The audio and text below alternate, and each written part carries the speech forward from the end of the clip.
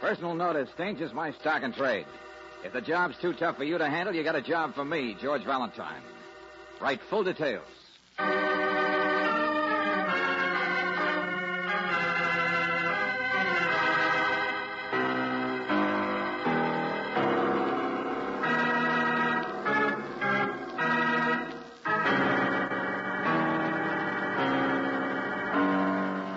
Standard Oil Company of California, on behalf of independent Chevron gas stations and standard stations throughout the West, invites you to Let George Do It.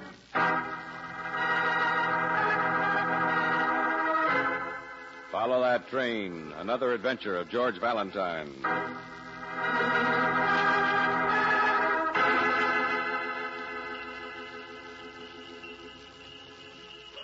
Dear Mr. Valentine, I need your help. There are some things that I want most desperately. Well, what I want is the following. A green electric train with a real whistle and a blue and yellow observation car, a jump-up turtle that snaps at you, an atomic rocket gun M1 non-automatic, a yo-yo, and a pair of skates. Signed, Santa Claus.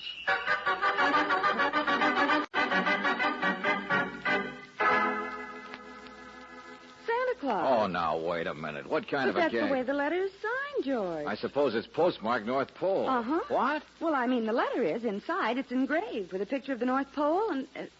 Uh-oh. In small print, it says, Local Branch Office, Gumpert's Department Store.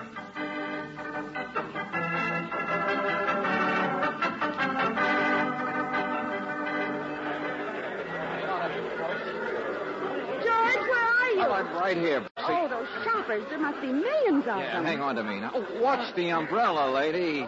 Oh, come on. Let's get out of here, Angel. It was nothing but a gag, the whole thing. Letter from Santa Claus.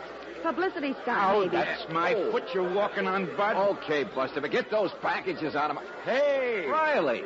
Well, hello, Miss Brooks. Merry Christmas. Why are you here, Lieutenant, buying stockings for your wife? Handkerchiefs this year. No, it's the policeman's charity down at the orphanage. Say, you coming? Yeah, I guess so. Oh, some of the stuff turned over to us was broken. Got to get a new motor on this thing, see? You mean people give toys for charity that aren't any good? Well, I grant you this item was, well, you see, me and some of the boys were playing with it down at the office, and it broke. Hey, wait a minute. Electric train motor, isn't it? Yeah, and it's got the slickest blue and yellow observation car you ever saw. It's still on my desk. Sergeant Del Valle is fixing a wheel. Yeah, let me see the rest of that package. Huh? This Hey, wait a minute, stuff all you missed comes the together, wrappings. How should I Hey, know? who sent it? Oh, it's just a box of new presents, that's all. Somebody just dumped it off at headquarters. It's nice stuff. George, the electric train. Huh? Jump-up thing that's dressed like a turtle. Yeah. What? Atomic rocket gun, yo-yo, and a pair of skates. Yes, Angel, exactly the present Santa Claus wants. Exactly the things in the letter.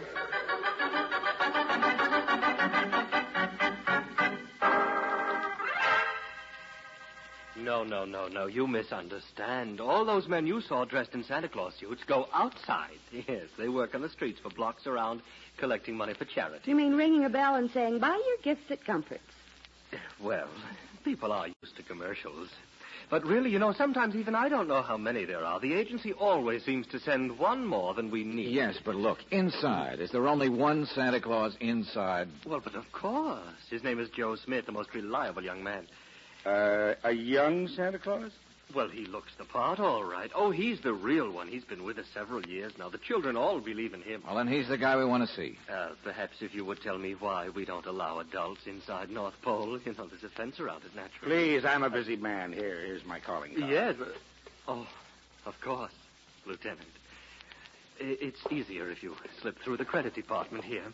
This side door. Watch your step. That's supposed to be an ice floor. All right. I'll get the answer to this for you, Valentine. There's nothing to it. I'll just open the... What the... All right, girl. Come on. Oh, North Pole. We couldn't get in there today. Well, I guess maybe we'd better shut the door. Valentine, maybe we got to forget. Riley, let me have that package, will you? Huh? And you, what does this Joe Smith eat his lunch? Why, he eats at home, I believe. Uh-huh. And his address is 17 West Federal. That's near here. It's one of the side streets. Okay, thanks. Valentine, wait a minute. Those presents are for... Riley, what would you do if you got a letter from Santa Claus? Well, I'll grant you I'm still curious myself, but... Okay, you can have your electric train after lunch. Huh? Now, maybe this is crazy, but I don't want anybody disappointed at Christmas time. Especially St. Nick.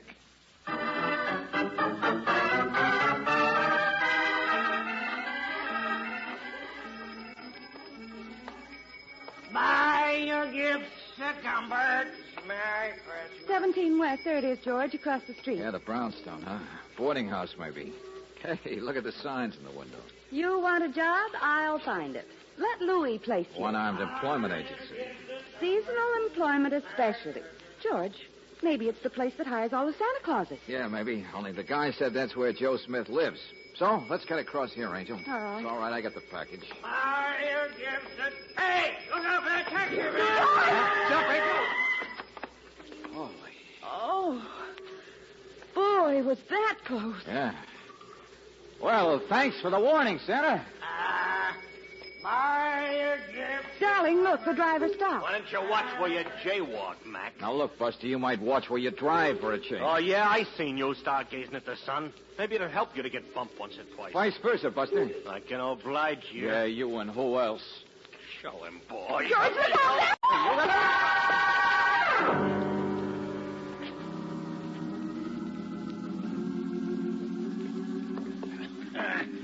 Bad enough a man should be a Samaritan. He shouldn't strain his heart doing it. No, Hilda. His feet on the couch, not under him. Yes, Mr. Louis. He might break his leg. You want he should sue us? No, Mr. Louis. Oh, my back. Yeah, there we are. Oh. Men my age carrying bums off Hey. the street. Hey, where am I? It's Mr. Louis' house, sir. Louis' house? I'm the cook, Hilda, and I saw you lying out on the street. Louis' and... house. Oh, the employment agency. It won't do you any good to sue us. Well, this is where Joe Smith lives, isn't it? Oh, no, sir, no. Joe Smith lives. That does it. I break my back like a Samaritan for instance. Joe Smith is my boyfriend, that's all, sir. I mean, he lives in a cheap little hotel, but this is a better address. Lives here. That's all I need. A worthless bum. Every time I turn my back, he's eating my meals. Every time I go out, he's sneaking in. Okay. You don't like your cook's boyfriend. Skip it. Hey, I was carrying a package. A package? Now he thinks we're stealing. What package? And wait a minute. Where is she? Where's Miss Brooks? Who? The girl. The girl who was with me out there on the street when some guys jumped us. Where is she? You pick up a bum, what happens? How should we know? Here's a guy on the street, Hilda says. He's all alone. What girl?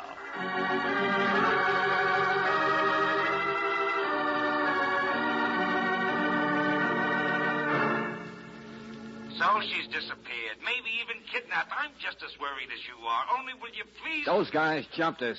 She's not maybe kidnapped, Riley. I've got every man on the force searching for her. What else can I do?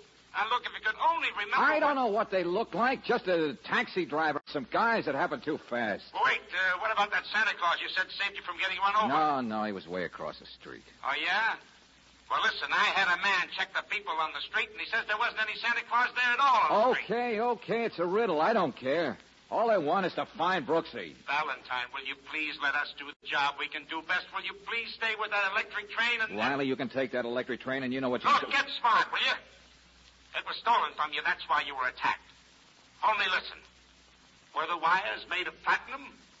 Was there a crown jewel in the headlights smuggled dope on the yo-yo? No. Me and the boys took every one of those toys apart down here at the office. They were just toys, that's all. Toys worth no more than $50. Okay, well, you figure it. Okay, Riley. Gee, Mr. Valentine, I know how you feel. Me and Joe love each other so much, only we can't get married. He only works part-time, driving fruit trucks in the summer and being Santa in the winter. Mr. Louis won't pay me enough to support both of us. It's no fun being apart. Hilda, let's talk about something else. The only times I see him is when the boss is out. But gee, if a person thought you would never see the other person again. Hilda, would you please answer the door? That might be Joe. Coast clear, honey? Uh-huh. Oh, Hilda, baby, Merry Christmas. Joe, show your whiskers. All right. Break it up. I'm George Valentine. Well, how are you, Mr. Valentine? Say, isn't this a swell day, though? Yeah, sure. Now, you're the one who wrote me that letter. Why? Huh? Why did you write it? Santa Claus wants presents. What's the gag? Why those special toys you listed? Oh, it's no gag. They were stolen. Stolen? From the North Pole, yesterday. Go on. Well, it all started yesterday, Mr. Valentine. A guy I used to know once bumped into me on my way to work. Mo Dickerson. He asked me could he take my place today as Santa Claus and wear my stuff. What, Joe? No, take it easy, honey. Of course, I said no. I thought it was just a rib. Until last night, I saw some of my toys were missing. And then I get a phone call saying unless I let Mo do what he asked, those toys wouldn't be returned. What's so important about that? Well, if they weren't returned, I'd be in trouble. I'm responsible. Nobody's allowed in the North Pole except me and the kids. Not even store help. No, I'd be in trouble. Uh-huh. It was Mo's way of pressuring you into doing what he wanted. Only I wonder why he wanted to play Santa. And, Joe, if people can't get in there, how did he steal the toys? Gosh, I don't know. I don't know any of those things.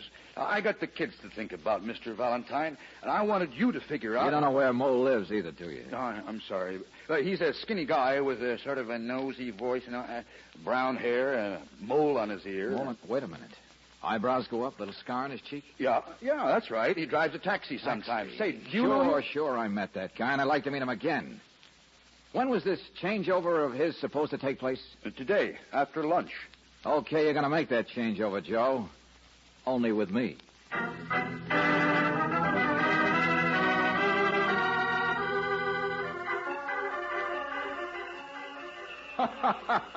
Well, of course, little girl. The dolly will do everything your baby sister does. Don't you worry. Yeah. Oh, brother. How many kids are there in this town? All right, Sonny. All right. You're next. Don't push there. Well, now, there's a fine little fella. Up on my knee. That's it. Now, let's see. You wrote me a letter up at the real North Pole. I remember that. But you know how those elves can mix up a man's desk. I brought you one. Hey, what's that, Sonny? You'll have to speak louder so Santa can hear what you... A letter. I brought it. Here. Hey, let's see your face, kid. Oh, no, you don't. You got your mail. So long, sucker. Hey, wait a minute. Well, I'll be a midget. Dear Santa Claus, you still got your chance to play ball, but open your mouth 1 inch wider and you'll find yourself stuffed up a chimney with a stocking around your neck.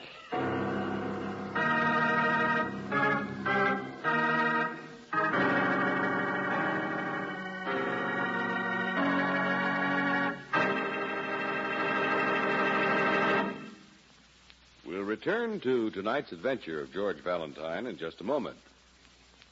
Christmas shopping is usually a happy and exciting affair. But when you have to do a lot of heavy traffic driving all over town, it can get a little rough on your nerves. Rough on your car, too. That is, if you have the wrong kind of gasoline. For perfect traffic performance, just try Chevron Supreme gasoline. It's a premium quality gasoline that gives your car a fast start every time. No delays, no extra strain on your car's battery.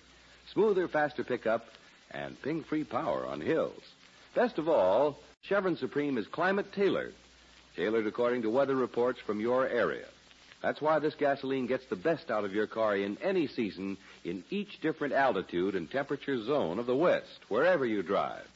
In fact, you can't buy a better gasoline for today's high-compression engines. So why not try a tank full of Chevron Supreme tomorrow? Ask for it at standard stations and at independent Chevron gas stations, where they say and mean we take better care of your car.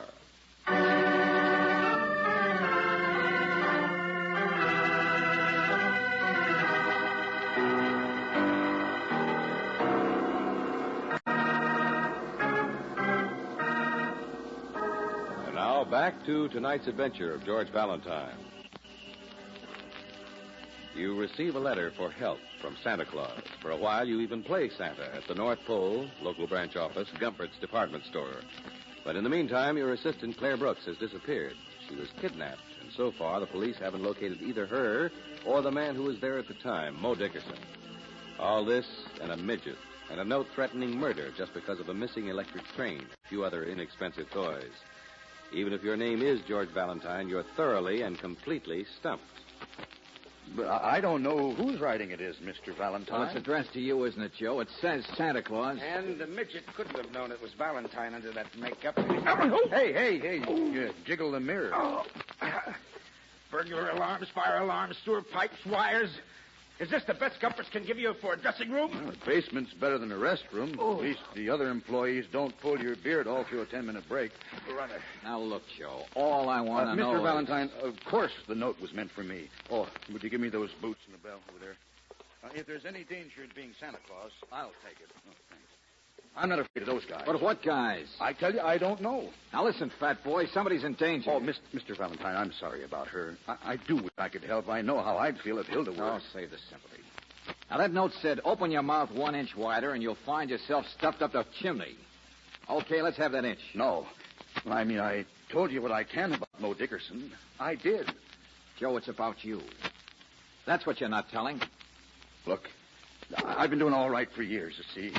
It's only happened once, and it was a mistake. I'm honest. I drive trucks, and it's hard to get jobs sometimes, but I like kids, and I'm in love with a girl. I'm making a life for myself.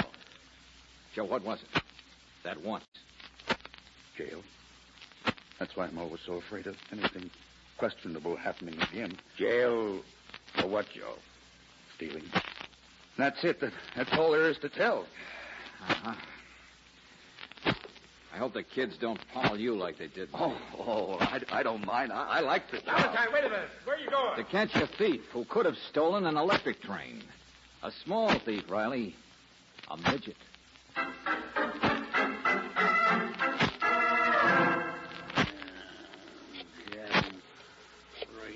The trick jobs, Louie. If you can't be very many of them in town, they ought to... Tall guys for a water ski in Florida. You miss... who is employment? Now, here, listen. Want a paycheck, so get over here. No. What's what? He's in a... Take the next. Main 8409. The kid who gave me the note. And he must be up at the North Pole yesterday. Tell me who he is, then he can put the rest of the boys. Yeah. It's a job for a radio announcer. Hey, results. Somebody at the door. Something I got a commission. Come on, what? It's all right, small fry. Don't wait. Yes, dear. Brooksy. I want you to meet the most but you are charming. My name is Felton. Look, Angel, you were kidding the sidewalk. When it came to, you weren't there. Now... Married man, Mr. Valentine. No. George, no. I took the electric train. And the next thing I knew, I was wondering... And there she was, Mr. Valentine. She'd fainted. Naturally. George, he even took me to the emergency hospital. See my bandage? Oh, it's under my hat. Mr. Felton, you and who else revived her? Tom and Jerry? I beg your pardon. My darling, once a year, a little nutmeg won't hurt anybody. Oh, George. Hey, come on, Angel. You should have stayed in that hospital. Hilda, where are you? Oh, here I am, Mr. Valentine. She can lie down on my bed. I'll take her. Oh, you poor thing. I'll go with you. Oh, great. Well, I guess I ought to be grateful to you, Wolf. Yeah. I'm sorry you were so alarmed. So were the police. Oh, dear. And me, a married man. Mr. Valentine, perhaps if there's no further way I could be of assistance... No, hold it. Hey, is this the place phoned about a... Hello, sucker. Let go of me. Put me down, you big boy. Lay it on. Mo! Oh, good heavens. Hey, What's Mo! going on? What's Mo! this? What is this all about? Mr. Felton, here's your chance to make up. Hold this half pint. Well, now, Hey, really, put me down. What's the matter? Wait me. Well, Mo, welcome to the party. Mr. Valentine, really? Oh, stop kicking me, will you? Yeah, things happen pretty fast, Mr. Felton. I guess you can put the little man down now. He's not going anyplace. What's the meaning of all this? What is it? Shoplifting, I figure. The big guy here used the little guy to try and pressure a Santa Claus. Wanted to borrow a red suit for the afternoon so he could get into Gumpert's unnoticed and fill his stomach full of mink coats or something, I suppose. Yes. Only what I don't... Yes, really, Mr. Valentine, that scarcely makes sense. Then I suppose neither will this. Hey, boy. Nice going, boss. Thank you, Wiggly. Thank you.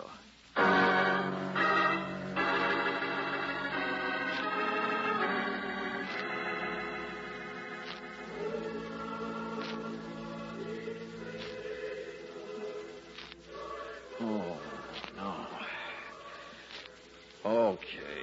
Okay, so I am a sucker. What are you going to do about it, Mr. Felton? Yes, and why do you need me? I should be cooking supper or be upstairs in Miss Brooks. Oh, stop sniveling, Hilda. They're not going to hurt us. Bombs, that's all. Of course, no one will be hurt. No, we don't hurt people. Ha ha. Ha. Quite a convention you got on your hands, Felton. 7:53, boss. Plenty of time, Mo. Relax, Wiggly. Listen to the music. Yeah, you're a big wheel, Felton. That's where I went wrong, figuring it was just shoplifting, isn't it? Just shoplifting would scarcely make sense with all the effort you guys put out over that electric train. I assumed you'd come to your senses, Valentine. Naturally, I had to detain you. I could fix it so he loses those senses again, boss. Don't be so anxious, Mo. But you did want to play Santa Claus. And you keep watching the clock. Something's slated for tonight, isn't it? Sure, that's it. At closing time, the guy playing Santa Claus will go down to the basement to take off his makeup. He'll be there late. And the burglar alarm wires are down there. Boss, he talks too much. Why, your gifts at Comfort's. That place must take in close to $100,000 a day this time of year and can't bank till next morning. Well, you've got a big organization, all right. The man inside the basement blocks the alarm system. The rest of the team goes to work. It's robbery. Big-time organized robbery. I know it. Bums, that's all they are. Oh, shut up, Louie. You're in it yourself. What's that? Yeah, you guys sit around acting like you don't know each other. Well, who hires people? Who knew about that basement dressing room? And why do you think I wanted you to phone Midgets today? It was to see if the right midget would take orders from you, Louie, and he did. He came running. And the crackpot way you and Felton picked Miss Brooks and me up after Mo and the boys slugged us. Mr. Louie, no. Oh, no, Mr. Louie, Shall no. I kick him in the shins for you, boss? Turn that blasted radio off. Mo, you and Wiggly run down to Fred's garage. Pick up a car. Get back here fast. Sure, Louie. Yeah, Louie. Now, cool off, Louie. You've got a bad heart. There's no need. Louie, Smooey, shut up.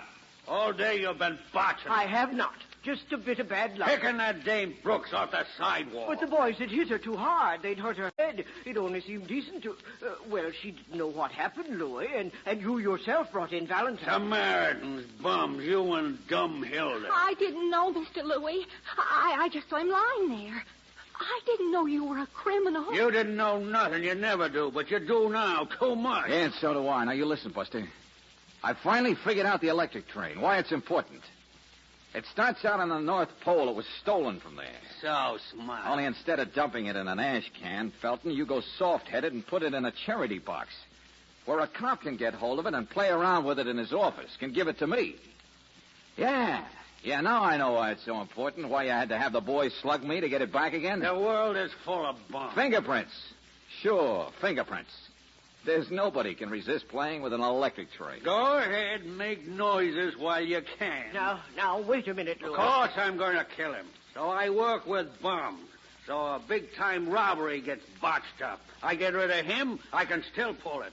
So I ain't got the burglar alarms fixed. I can still There's a blue and yellow observation car, Buster. What? You've got that electric train back, all right, but there's a blue and yellow observation car still on my friend Lieutenant Riley's desk. I've already told him to check it. Every big baby in your gang has probably had his mitts on it. Well, a complete fingerprint roundup is going to make your robbery a little risky, isn't it? It might even make killing me a little risky, too. He's right, Louie. They'd know who to look for afterwards. You see? It's not practical anymore for us. Shut up, you sissy. What? You botched it up, Samaritan. Playing with toys, turning soft. All of a sudden afraid to take a bum for a ride. Oh, I am not a sissy. But for gosh sakes, don't you realize... well, it's Christmas. Yeah, and that's Riley. You might as well face it, Louie. You'll have to buy your gifts at Comfort's. Get away from that phone, Valentine. Hilda, stop twisting that handkerchief and answer it. Yes, sir. My prints ain't on file, Valentine, and they ain't on no toys either.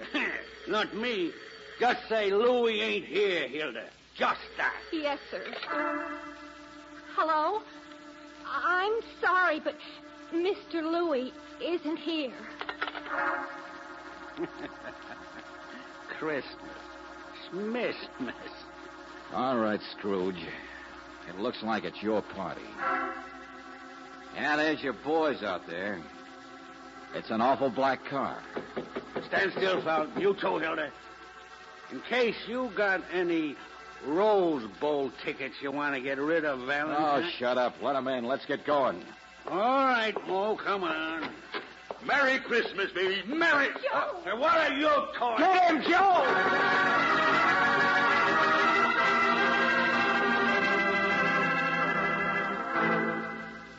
Gee, Mr. Valentine, you knew all the time it would be me on that telephone. Boy, I came tearing. Well, the only times I can see her are when she tells me that old bum Louie isn't there. Oh, it's lucky that other Santa Claus told me to phone the minute I got off work.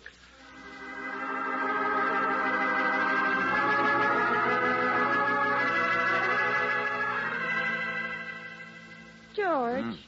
George, at least you'll admit it was lucky that Joe should telephone the minute he got off work at 8 o'clock. Well, I hope that was Joe on the phone. That's why I tried to keep Louie mad. Keep him from looking out the window to see who was really coming. Oh. But what about that other time when the Santa Claus practically saved our lives? When that taxi almost ran us down. Yeah, the one who warned us. Lieutenant Riley said there wasn't a Santa Claus on that street. Uh-huh. And in the store, who suggested Joe telephone? There isn't any other Santa Claus inside the store. It's only outside. George, who was it? Well, what's the matter with you, Angel? Don't you believe in Santa Claus?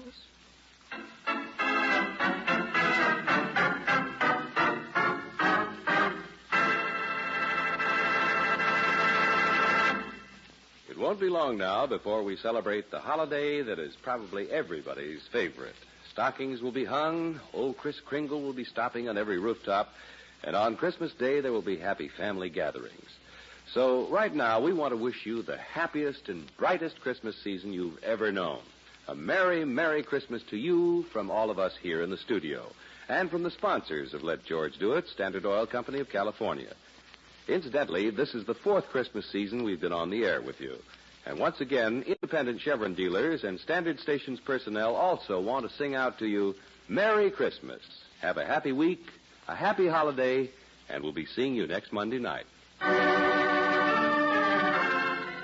Tonight's adventure of George Valentine has been brought to you by Standard Oil Company of California on behalf of independent Chevron gas stations and Standard stations throughout the West. Robert Bailey is starred as George. Let George Do It is written by David Victor and Jackson Gillis. Virginia Gregg appeared as Brooksy, Wally Mayer as Lieutenant Riley. Larry Dobkin was heard as the executive, John Daner as Joe, Herb Butterfield as Louie, Virginia Eiler as Hilda, Junius Matthews as Felton, and Tony Morris as the Midget. The music was composed and presented by Eddie Dunstetter. Your announcer, John Heaston. Listen again next week, same time, same station, to Let George Do It. This is the Mutual Don Lee Broadcasting System.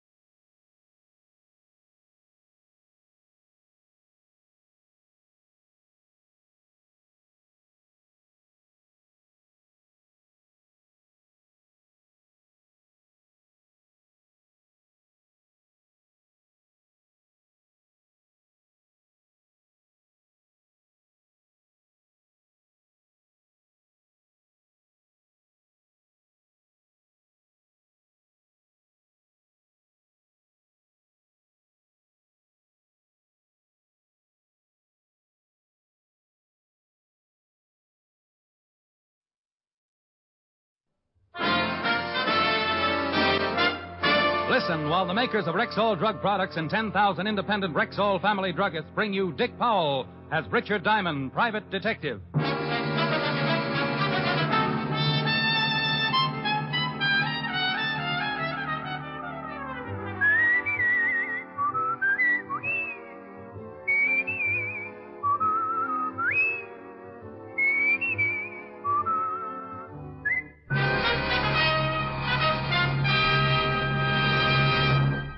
good evening. This is Bill Foreman, speaking to you for the 10,000 independent druggists who have made the word Rexall part of their own store names. They've done that because they recommend and sell the 2,000 or more drug products made by the Rexall Drug Company. This month, Rexall family druggists are introducing 10 great new products direct from the famous Rexall laboratories. One of them is Rexall Multivitamin Formula V10. Here's a really pleasant-tasting, really easy-to-take liquid that supplies twice the minimum daily requirement of vitamin B1, 5 times the requirement for iron, plus the minimum daily requirement of vitamins A, D, and B2, plus red crystalline vitamin B12. Rexall Formula V10 aids in the formation of hemoglobin, stimulates appetite, and is especially good for convalescents. Remember and ask for it by this name, Rexall Formula V10 at Rexall drugstores everywhere. Good health to all from Rexall. Now your Rexall family druggist brings you a transcribed half hour with Richard Diamond, private detective, starring Dick Powell.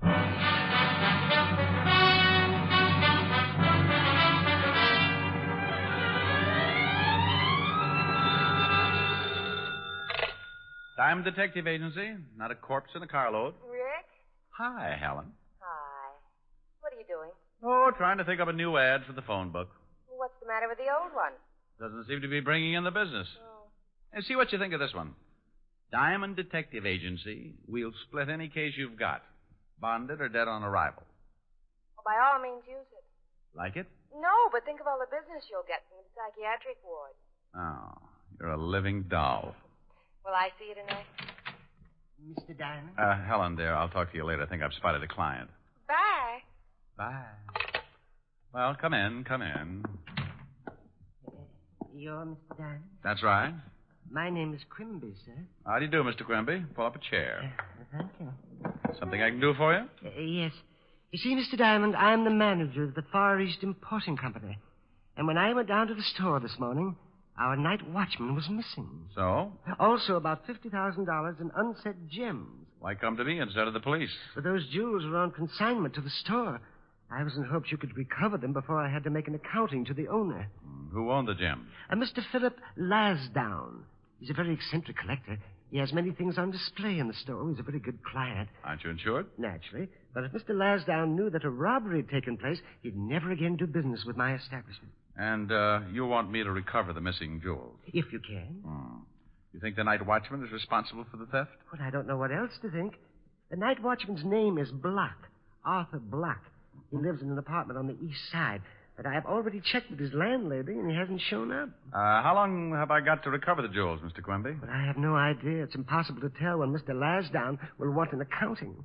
Well, I charge $100 a day in expenses. Oh, yes. Well, 100 be enough for now. Well, if you have nothing to do for the next few minutes, I'd be more than happy to grovel at your feet. I beg your pardon? Now, I want the night watchman's address, also the address of your shop. Then you go back to the shop and wait to hear from me. Quimby gave me what I wanted, then minced happily out of my office. I locked up, grabbed a cab for the east side of town, and 20 minutes later I was talking to the missing night watchman's landlady. Sure, honey. Arthur Block lives here. You're the second one to come asking for him this morning. He killed somebody or something? Is he in? No, he ain't been in since yesterday evening before he left for work. Can I take a look at his room? Well, I don't know, Blue Eyes. It's against the rules. Oh, my goodness, I dropped a $5 bill. My goodness, so you did. Don't hurt your back bending over, honey. I'll get it. All right. Little rheumatism, but anything for a fin. Say, you got any more loose ones around? I'll show you every room in a joint. Just the one where Block lives. Right down here. You ain't no cop, honey. Shamus? Yep. Figured. Right in here. There you are, handsome. Thank you, Mother. Mother! When you're done, stop back at my room and have a beer. I never touch anything stronger than opium. Never anything stronger than opium. Mother!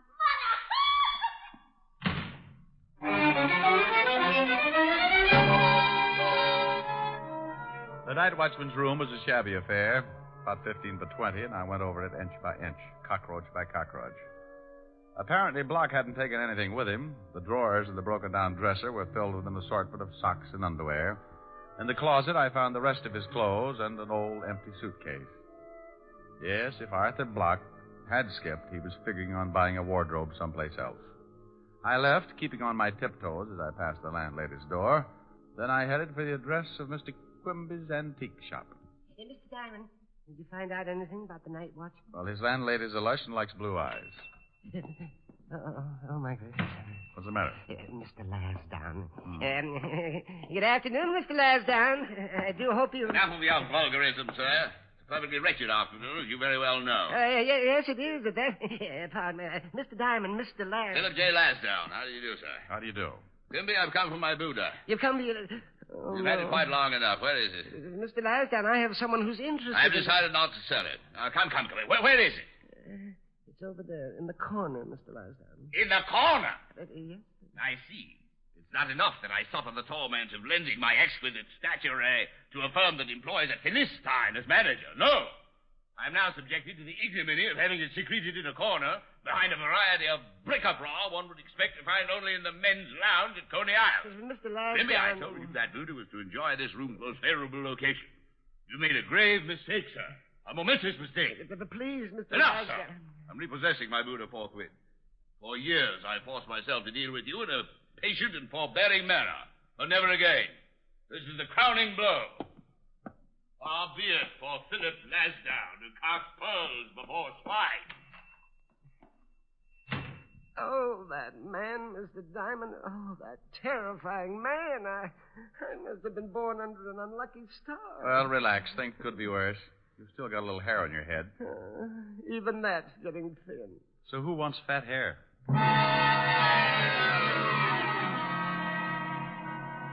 I left Quimby wringing the cold sweat out of his hands and took a cab over to the 5th Precinct Police Headquarters. When I walked in, the clock above Lieutenant Levinson's desk said 12 noon, and Lieutenant Levinson said... Oh, no. What's the matter, Fatty? Did I remind you of your lost youth? No, a lost cause. Well, you might as well face it, Walter. You hate me because I have an athletic waistline. Ha, ha, ha. Eureka. At last, a 3-syllable word. I knew you could do it, Otis. I'm going to let you do me a favor. Yeah? Mm-hmm. I want you to check with the morgue and all hospitals and jails for an Arthur Block, lately employed as the night watchman of the Far East Importing Company. Oh. Well, I'll check, but not because you told me to. Then why? Because I'm stupid. I guess I told him. What's all this about, Rick? That's a missing night watchman and $50,000 in jewels, Walt. But you can't stick your nose in it yet. Nobody's dead. I've got a sergeant who could make a liar out of you. What do you know about a guy named Philip J. Lasdown? Never heard of him. Shove me that phone, will you? Yeah. Thanks.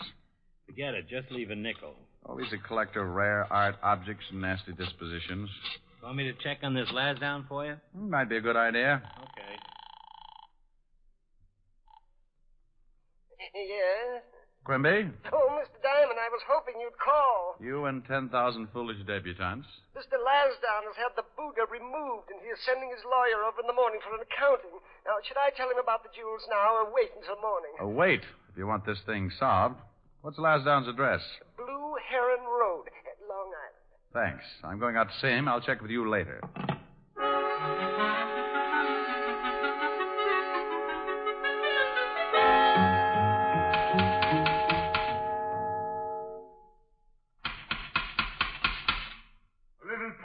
Please.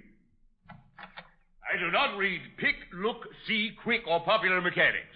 I refuse to endorse a petition, and as far as a free excursion to the Bahamas with all expenses paid, I couldn't be less interested. Now, if you'd be so kind as to remove your person from my property. I'm warning you, sir. Look, Your Highness, remember me? I met you this afternoon at the Far East Importing Company. I remember you. Good day. Young man, if you do not remove your foot from my door, I may resort to violence. You will kindly remove your foot? By all means, as soon as you answer a few questions. Who are you, sir? I mean, what's your occupation? I am a private detective. How earthly. Well, what do you want? How many things do you have on consignment in the Far East Importing Company? Oh, good grief. What kind of a question is that? The first of several. I have many things on consignment there. Anything of extreme value? What are you getting at? Just curious. Yes, disgustingly so. Of course, there are many things of extreme value. Approximately $50,000 in rare gems, a dozen priceless antiques. As a matter of fact, that Buddha which you saw this morning, my most priceless possession. Aside from being very old, the eyes are two perfect pigeon blood rubies. Now, is there anything else? I'm sure your foot must be going to sleep. Did you ever know or meet a man named Arthur Block? Never. He was the night watchman at the shop. The night watchman. So our conversation's at an end. I find your reference to my association with the night watchman the lowest form of discord. Now, good day. Gesundheit to you.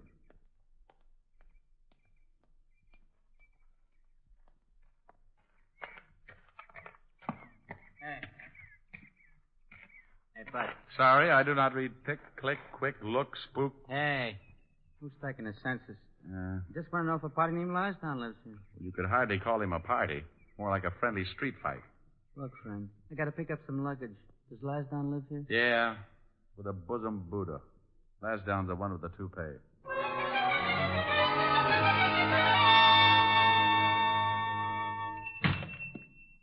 Oh, Mr. Diamond, I was just closing up shop. Have you found out anything? Well, not much. Tell me something, Quimby. Where do you keep those jewels? Away in the safe. Did the night watchman have the combination? Yes, in case of fire. There were also some perishables in with the gems. Did he know much about the rest of the merchandise in the store? Yes, of course. He had a list and made inventory every night. Did he know Lansdowne's Buddha had ruby eyes? But I don't know. Well, how'd you find out? Lansdowne told me. If the night watchman knew about those rubies, I wonder why he didn't pry them out and take them along. I never thought of that. Have you touched that safe? Yes, when I opened it and discovered the loss. Well, don't do it again. It may have some of the night watchman's fingerprints on it somewhere. Tell me, did you know Lansdowne was planning on leaving town? Leaving town? No, I didn't. Well, I'm not sure that he is, but I've got a hunch. Are you going home after you lock up? Yes. Well, give me your phone number. I'm going down to the precinct and may want to reach you later.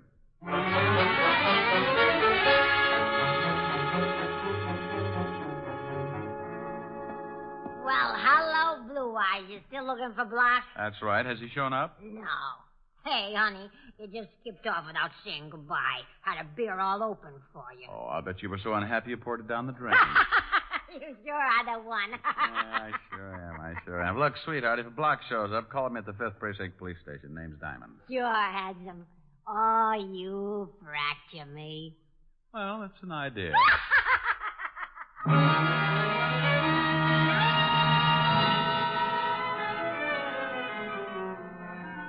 I couldn't find nothing on that missing night watchman, Shamus. Well, thanks anyway, Otis. In appreciation, I may send you a large can of Red Heart, liver flavor. Oh, go chase your tail around the block. Otis.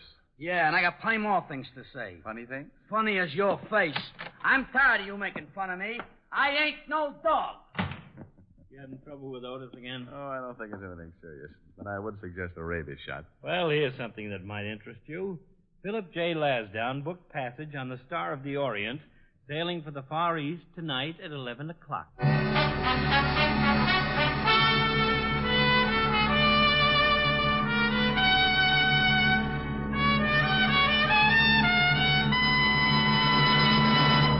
Famous beauty expert Ann Delafield says that women are tired of endless jars and bottles that cost so much time and money.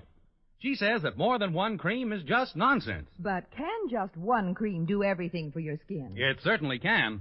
That is, if it's Ann Delafield's all-purpose deep cream. Here's a cleansing cream, face cream, night cream, eye and throat cream. All creams in one. A special blend of all the fine, rich, natural oils so necessary and good for care of your skin. Sounds wonderful. Did Ann Delafield have makeup, too? Yes, indeed. She's designed a whole new, no-nonsense cosmetic line just for you modern women. There are vitamins for true beauty from within. Fine powder with built-in foundation. Everything you need for looking your loveliest. All this must be pretty expensive. But you're wrong. You'll find that the Ann Delafield Cosmetics give you most for your cosmetic dollar and save you so much time as well. So look for them today at Rexall drugstores everywhere. And now back to tonight's adventure with Richard Diamond, Private Detective, starring Dick Powell.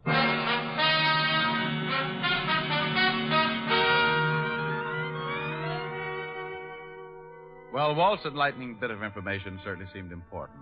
So I sat down to try and figure out exactly what I had to date. My client, Quimby, had come into my office and hired me to locate a missing night watchman named Arthur Block because $50,000 in gems had been pilfered from Quimby's shop.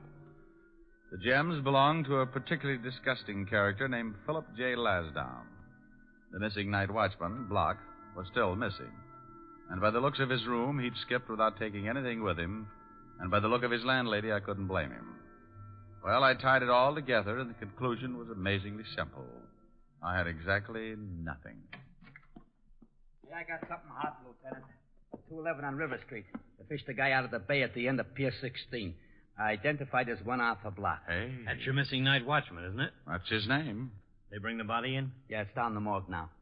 Get Quimby down there for identification. Here's his phone number. Does Block have any family or anything? I don't know, but you might check with his landlady. She can get you an identification, too. Otis, get this Quimby and the landlady. Take them down to the morgue. We're going up to see Verdier in ballistics. Right.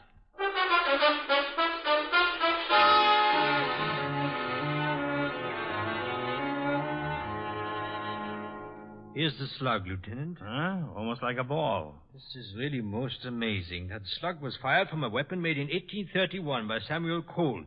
He patented it in Europe in 1835 and in the U.S. in 1836. What did the gun look like? Well, it was the forerunner of the Colt 44. A single barrel with a revolving breech carried 5 slugs. During the Fieschi Revolution in France in 1834, Fieschi had a rifle made like it. Tried to assassinate Louis Philippe. Lieutenant. Well, what is it, you mallet-head? Call just came over the hot shot. That guy, Philip Lasdown, said someone had busted into his house and tried to rob him. He said he chased the guy off, but he was screaming for protection. Come on, Walt. I think we'd better go over there.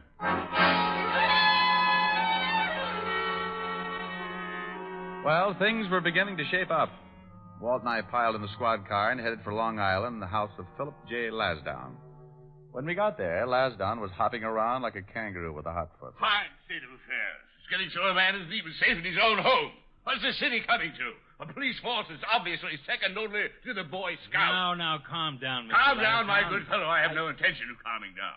How would you enjoy walking into your own living room and there, slinking around in the dark, a pathological fiend intent on robbing you of your most priceless possession? What was he after? My Buddha. The object of your particularly uncouth interrogation of this afternoon, Mr. Diamond. By the way, where were you 40 minutes ago? Oh, relax. Did you get a look at this guy? The lights were out. Well, did he take you, Buddha? He most certainly did not. But had I not walked in at the precise moment, he would probably be carrying his piggyback through the middle of Times Square. And your observing police force would undoubtedly stop traffic for him. That's the Buddha right over there, Walt. Keep your hands off it. Now, look, Lassie, you called the police. The police are here, so relax before someone puts their foot in that big mouth. Well, really? Yeah, really. You're getting ready to leave town, aren't you? I don't see that that's any concern of yours, Lieutenant. Well, Buster, in case you don't know it, you're the number 1 suspect in a killing. I beg your pardon? Do you own any antique guns? Guns? Sir, I do not collect weapons of any sort. I demand to know what you mean when you say I am suspected of a killing. The night watchman at Quimby's antique shop was shot to death and dumped in the river. The night watchman again. I told Mr. Diamond once that my association with the night watchman was as ridiculous as General MacArthur sending Stalin a charm bracelet. Nothing's been touched on the Buddha? Nothing. I assume that the thief knew the value of the ruby eyes. Has there been any publicity about the Buddha? Some. Walt, come here. You excuse us a second, Mr. Lasdown? You couldn't make it a year, could you? Charming fellow. Yeah. Look, Walt. In some way, the night watchman, the missing gems, Lasdown, and his Buddha are all mixed up together. Okay, so what? We haven't even got the murder weapon. Well, if the night watchman did swipe the jewels out of the safe, then someone probably killed him for them. Yeah, that figures. If he was planning on stealing them, wouldn't he be all ready to skip town? Sure. Well, he hadn't packed a thing. His apartment hadn't been touched. Oh, well, that's not much. Okay. If someone wanted to get that Buddha, why not break in the store? Because it's easier to break into a house out on Long Island. The Buddha was just moved this afternoon. Who knew Lasdown took it? Yeah. And if the potential thief is mixed up with the original jewel theft, why didn't he grab the rubies in the store? I never thought of that. No. I think he wanted that Buddha for something else. Oh, Lasdown. What do you want? Is there anything else about that Buddha besides the eyes? I told you once it's a very rare piece. Yeah, aside from that. Could anyone hide something in it? Hide something? Why, yes, of course. It's hollow. The whole back swings open. Wealthy families used to place their valuable possessions inside the Buddha for protection. Show us. Certainly. There you are. You see, the space inside is quite... Good grief. Don't touch it. Isn't that a gun? Certainly is, and there may be fingerprints on it.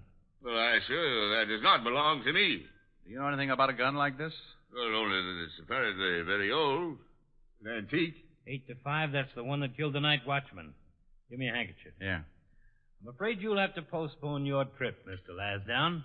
I've already purchased my ticket. Have you any idea why the night watchman was killed last night? Not whatsoever. All of those uncut gems you had consigned to Quimby were stolen. What? That's right. Well, why wasn't I notified? Because Mr. Quimby thought I could recover them before you found out. That Shylock, that deceitful little pipsqueak. After all the business I've given him. Come on, Walt. I shall personally take extreme delight in exposing him as a discredit to his profession. Come on.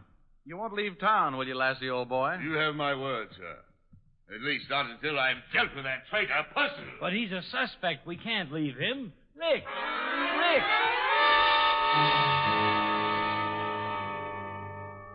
With Walt protesting all the way, we climbed in the squad car and pulled it down the street to wait. In about 2 minutes flat, Lasdown came streaming out of the house, piled into his own car, and took off for the city with us right behind. A half an hour later, we watched him go into a building on the east side, and we followed.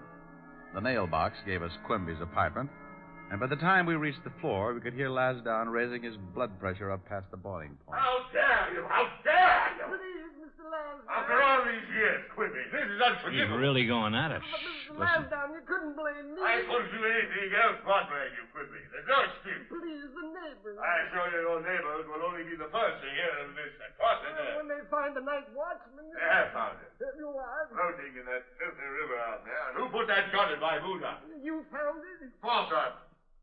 You knew it was there. That does it. No, Wait. I don't know anything about it. Liar! Why did you think I found it? The police discovered it. The police? Yes. They believe it's the same gun that killed. Quimby, you didn't. What's going on? I don't know. We'd better get in it. Quimby, no. We'd sure better. No, don't shoot! Stop it, Quimby! No. You all right, Rick? Yeah, I'm all right.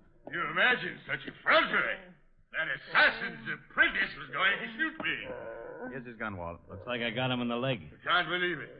I, Philip J. Lasdown, being subjected to such distasteful melodrama. I'll call an ambulance. I haven't viewed such a spectacle since I was 8 and a half. Sitting in the balcony of the Savannah Opera House, watching a third-class road company chase Little Eva across the ice. I can imagine, Lassie. Now, let's have a look at Quimby. Come on, Quimby. Better tell me about it. You killed the night watchman with that antique gun. Yes, I kept the gun in my desk at the office. I was taking the jewels from the safe to make it look like robbery when Block came on duty. He was early, and he surprised me. Shot him and hid the gun in the Buddha. That's why you were so shocked when Lasdown came and got it today. Yes, when you told me he was leaving town, I feared he would take the Buddha with him and discover the gun inside. It was you who broke into my house this evening. Yes, Mr. Lasdown. The wagon's on the way.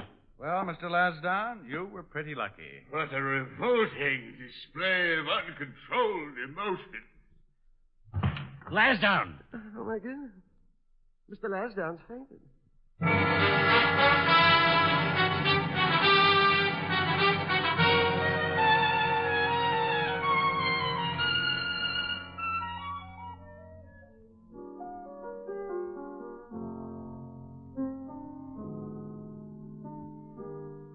Why were you so late, Rick? Oh, I got mixed up with a screwy one. I was going to leave the station earlier, but Otis got to discussing Freud with a very learned gentleman named Lasdown. Otis was discussing Freud. Mm-hmm. It's true. Couldn't tear myself away. Seems, according to Otis, that this year Freud plays second base for Brooklyn. Then we got around to Kenzie and discovered he was batting .200. Oh, I don't believe it. Neither did I. But Otis explained he'd been in the slump all season. You and your friends. I hate to mention it, but you qualify in that league. Oh, but you love me. I do not. I just breathe hard from an irritated sinus condition. Well, use the condition and sing me a song. Okay. What are you going to sing? I don't think it's any of your business. Oh, that's a nice song. How does it go? Well, you pick one. All right. Let's see. No. I like... New York in June. How about you? That's cute. I like a Gershwin tune. How about you? I love it. I love a fireside when a storm is due. I like potato chips, moonlight motor trips. How about you? I'm mad about good books, can't get my fill. And Doug MacArthur's looks give me a thrill. Holding hands in a movie show when all the lights are low may not be new, but I like it. How about you? I like it. You like me? Well, Come here. Oh, well, do you? I don't think it's any of your business.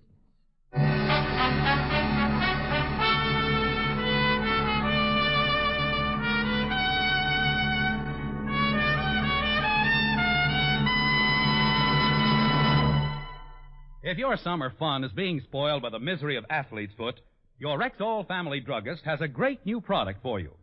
It's Aerosol Fungi Rex, a greaseless, stainless spray-on relief that's easy, quick, and clean. Fingertip-controlled spray eliminates messy application, gives positive coverage to the entire infected area, and all the burning, itching, and discomfort of athlete's foot are quickly relieved. Ask for Aerosol Fungi Rex. That's Fungi-REX. Aerosol Fungi Rex at Rexall drugstores everywhere. Good health to all from Rexall.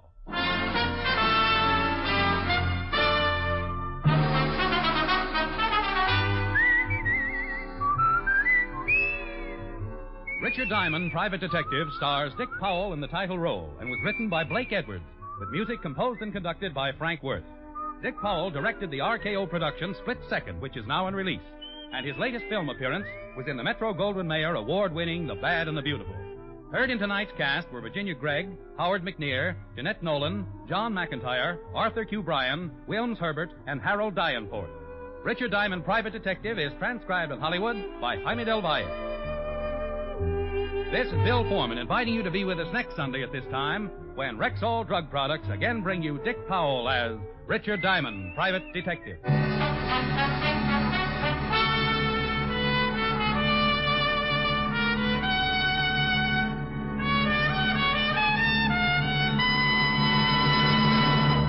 Now get new and better relief from acid upset stomach.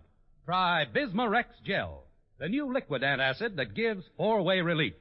Bismarex Gel contains aluminum hydroxide for the plus benefits of absorbing and neutralizing excess stomach acid and leaving a protective covering. Ask for Bismarex Gel, Bisma-REXGEL, Bismarex Gel at Rexall drugstores everywhere.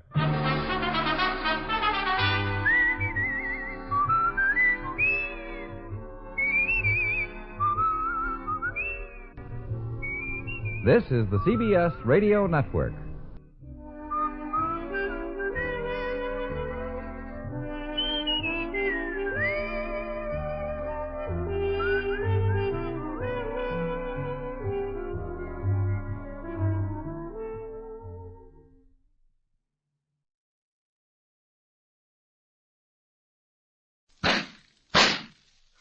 Scare you? Huh? Well, I'm sorry, ladies and gentlemen, but I had no other way of attracting your attention. You're about to listen to the opening program of a new series, Three of a Kind. My name is John Brown, and I function on this program as the announcer, an office which I find slightly distasteful, since it's easily the least spectacular of my many talents. I say that unblushingly, because in the next 30 minutes, you'll hear all sorts of strange admissions, confessions rarely heard outside the confines of the psychiatrist's consultation chamber. Interesting, isn't it? Oh, you don't have to chase the little ones away from the radio. We propose to treat only the comic aspects of the psyche. However, if we should, by some remote possibility, touch upon one of your own private little quirks, you have my word of honor, it is completely intentional. The author, that is Phil Rapp, who writes and produces this diversion, has a profound respect and a deep admiration for the psychiatric profession. and begs forgiveness if any impression is created other than good-natured fun. Now, in a few moments, you'll witness the modus operandi of our principals. A small group of happy charlatans who are currently posing as reputable psychiatrists in their endless search for what is known as a soft buck. Suppose I let Police Lieutenant Wright of the Metropolitan Bunco Squad give you a little more detailed information. Come in, Lieutenant Wright. Attention all precincts west of Denver. Wanted for grand larceny, embezzlement, forgery, and barratry. Whatever that is. Number 1, Hanley Stafford, alias Mooseface, alias the Doctor, medium height, athletic build, early 40s, brown wavy hair, mustache, and eyes. Medical education, license revoked for conduct unbecoming a doctor. Peeping Tom affair. Hold. Number 2, Ilka Chase, very attractive, age uncertain. Poses as author, lecturer, actress, and trained nurse. Wanted for fraud, shoplifting, cousinage, and barratry. Please hold. Number 3, Bert Lahr, alias the Savage. Country boy, born in brick farmhouse and built like one. Description of face, impossible. Sending pictures. Wanted for assault, pedophagy, coggery, and mopery. Hold for barratry if he'll hold still. These 3 suspects operate as a group and are recently involved in a national lottery swindle, believed to be somewhere in California, engaged in pseudo-medical racket. That is all. Well, that gives you a rough idea of what you may expect, ladies and gentlemen. However, Lieutenant Wright neglected to state that the group is accompanied by Dr. Wilbur Hatch, who is in turn accompanied by his orchestra, purely for therapeutic purposes, as I understand it. If we open the doors to the clinic, perhaps we can get a line on what they mean by that.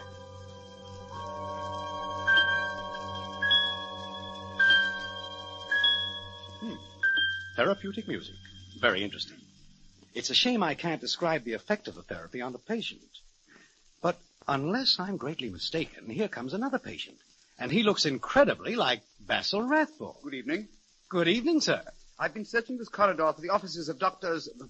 Stafford, Chase, and Lahr? That's it. The psychiatrists. Can't imagine why their names don't appear on... Oh, they occupy the suite right ahead of you, sir. The nameplates were removed this morning. Little misunderstanding about billing, I think. Oh, yes, of course. Are you a patient? Well, are you? I've been considering it.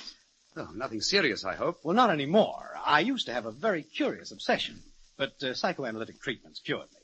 Imagined I was being pursued by a whole horde of Hessian midgets. Ugly little beggars in red suits? That's right. I think you could do with a few more treatments, old chap. Those midgets are still behind you.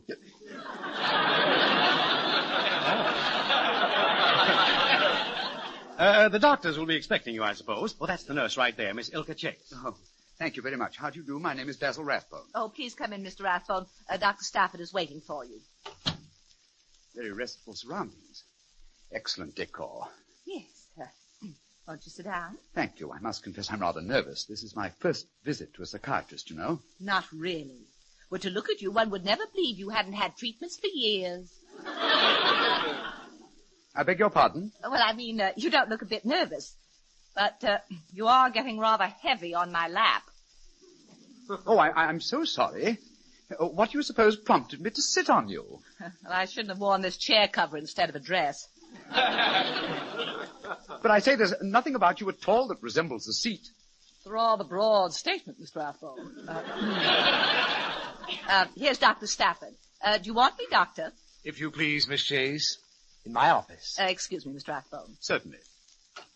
Who's the lean, hungry-looking individual out there? Basil Rathbone. Likes to sit on women's laps. Very pleasant disease. I just had a difficult patient. Thought I'd never get rid of him. What did he have? $200. I mean, what did you treat him for? $200. Did you separate him from his, neurosis? Painlessly. Fellow was just lazy. I told him to go home and tell his wife he was suffering from ergophobia. Prescribed a regime of healthful activities. Hop out of bed at the crack of dawn, take a brisk ice-cold bottle of beer, and hop back in bed again.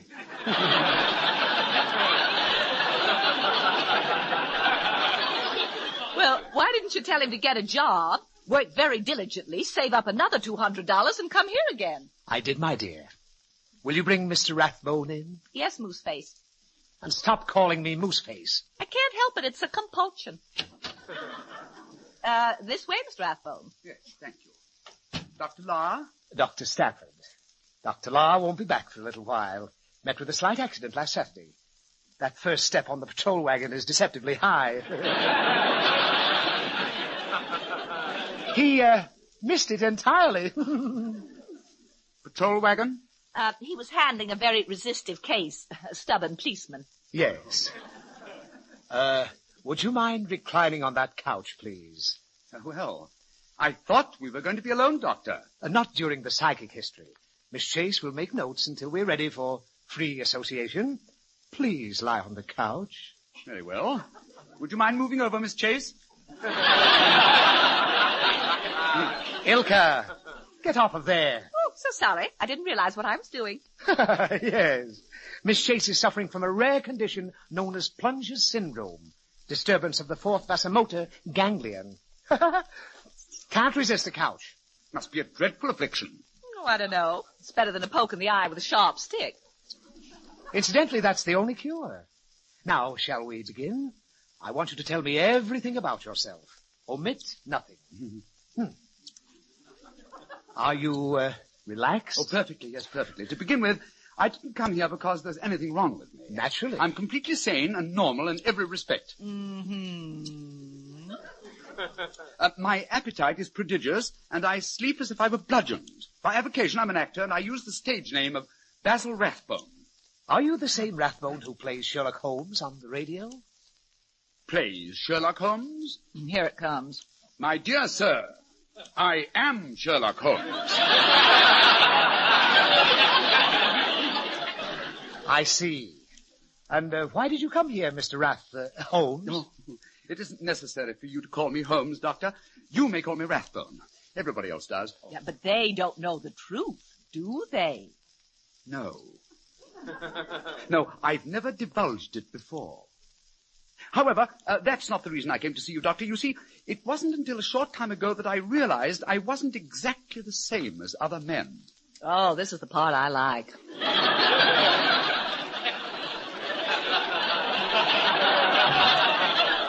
Notes, Miss Chase. Notes to you, Doctor. Continue, please, Mr. Rathbone. Well, everybody I know takes his earnings to the bank, deposits the money, and departs without giving the matter another thought. I, on the other hand, will have nothing whatever to do with banks. You, distrust them? Well, it isn't that. You keep your money under your mattress. Oh, I'd love to lie on it. Oh, she's, getting Plunger's syndrome again. Yes, well, I wouldn't dream of keeping my money under a mattress, really. Oh, why not? At least you'd have something to fall back on. The truth of the matter is, I feel an irresistible impulse to carry all my money with me. You have it on your person right now? Oh, yes. Yes. It's glued to my undershirt. Mr. Rathbone, this money glued to your undershirt, is it a large sum? Moderately. $10,000. In cash? $20 bills. Mr. Rathbone, how would you like to take a shower? Ilka, get away from there.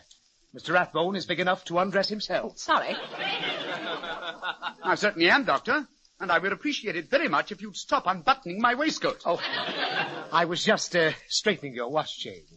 Of course, the tepid shower or crumbs lavage, as it's technically called, is definitely indicated in an obsession of your sort. We have a lovely shower. Yes, I wouldn't think of it. I detest shower baths, and besides, I like to have the money glued to my undershirt. Who does your laundry? You know, I take in washing on the side, flat dry only. Yes, that's very kind of you, Miss Chase, but I never have my undershirts laundered. But doesn't that bundle disturb your sleep at night? Oh, I take it with me to bed. I have a suit of pajamas made out of $100 bills. Oh, that's reasonable. Is there any particular reason you can't be without your money, Mr. Rathbone? Yes. Yes, there is. I get cold. Literally freeze to death without it. I see. You were born in England? Wales. Oh. I was a pit child at the coal mines, born at Pontypridd, grew up in Carnardathan, and spent my early manhood at Merthyr Tydfil. I was left an orphan at the age of 9. What did you do with it? He turned it over to the orphans' home, of course.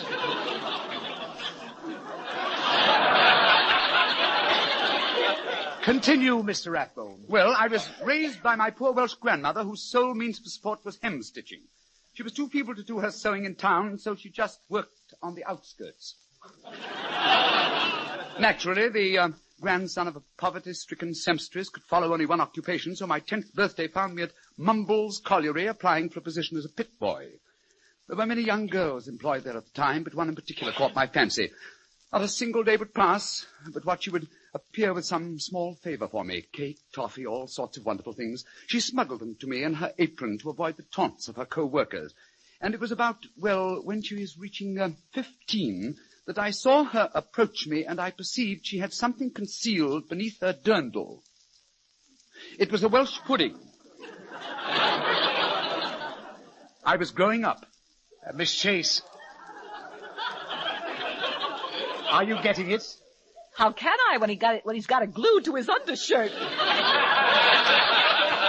I mean his story. I immediately fell in love with her, and as we rode together in the cage to the top of the mine shaft, I proposed marriage. We were locked in a lover's embrace as we reached the surface, and I was in complete oblivion until I heard the derisive laughter of the other girls. I was tremendously embarrassed when the loutish foreman strode over with fury written all over his face. So I remained with my eyes glued to the ground. He's got a glue complex. No wonder he got stuck on the girl. The jealous foreman berated me in front of everybody. As I cast malevolent glances at all those vulgar girls about me, he ordered me to take my pick and go below. What did you do? I chose a tall blonde, soon...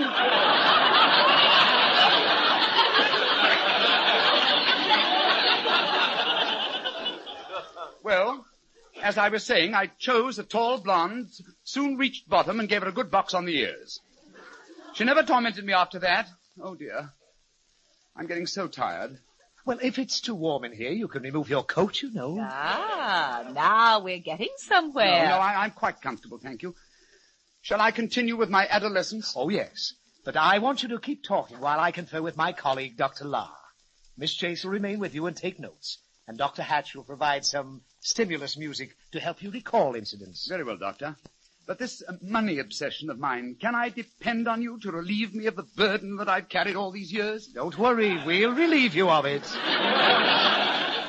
Maybe we'll get rid of your obsession, too. Play something stimulating, Dr. Hatch.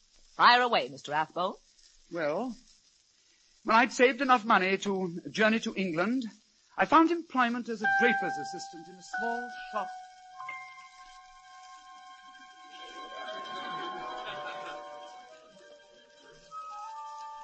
I beg your pardon.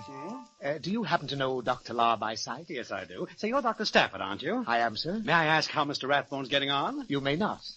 The doctor-patient relationship is inviolable, young man. How would you like me to tell everybody what's wrong with you? Oddly enough, there isn't anything wrong with me. I have the recipe for a normal, happy life, Doctor. Very interesting. I'm looking It's for a good Dr. wife and lots of children. Children are like precious jewels. I'm quite sure. A man's mind would crack without children. Yes. In the morning, the 6 of them dash in, and I'm refreshed by their lyrical laughter. Then at breakfast, the pleasure of their childish games. And when I come home at night, they begin to ply me with their endless questions. Then more questions, constant questions, nothing but questions. It's enough to drive a man nuts! When can you take my case, Doctor? You're incurable. Where's Dr. Lahr? Well, I saw him enter the telephone booth in the lobby a few minutes. The man's a footpad. If I wasn't an ethical member of the medical profession, I'd tear him from limb to limb. Dr. Lahr, control yourself. Come into the office quickly. Don't make a scene in the hall. That oaf? What a toad. An uncultured aborigine. Am I overplaying it? Settle down, Savage. What happened? We gotta move out of this building. It's the superintendent. I was in the telephone booth in the lobby, having a private conversation with a delightful young lady. Go on. A beautiful girl. An old friend whose acquaintance I was trying desperately to make. There I was in a public telephone booth, having a private conversation with her. I hadn't occupied the booth for more than 20 minutes. And the superintendent threw you out. He threw us both out. What a narrow-minded bigot. Did you see any patients? And I seen too many of them. Listen, Doc, I don't like working with those crackpots. They give me an inferiority complex. Who did you treat? I didn't treat any of them. We all went Dutch.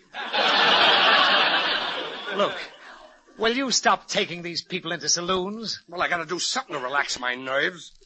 One guy thought he was covered with butterflies, and he was forever brushing them off. Well, that shouldn't bother you. I know, but he was brushing them on me.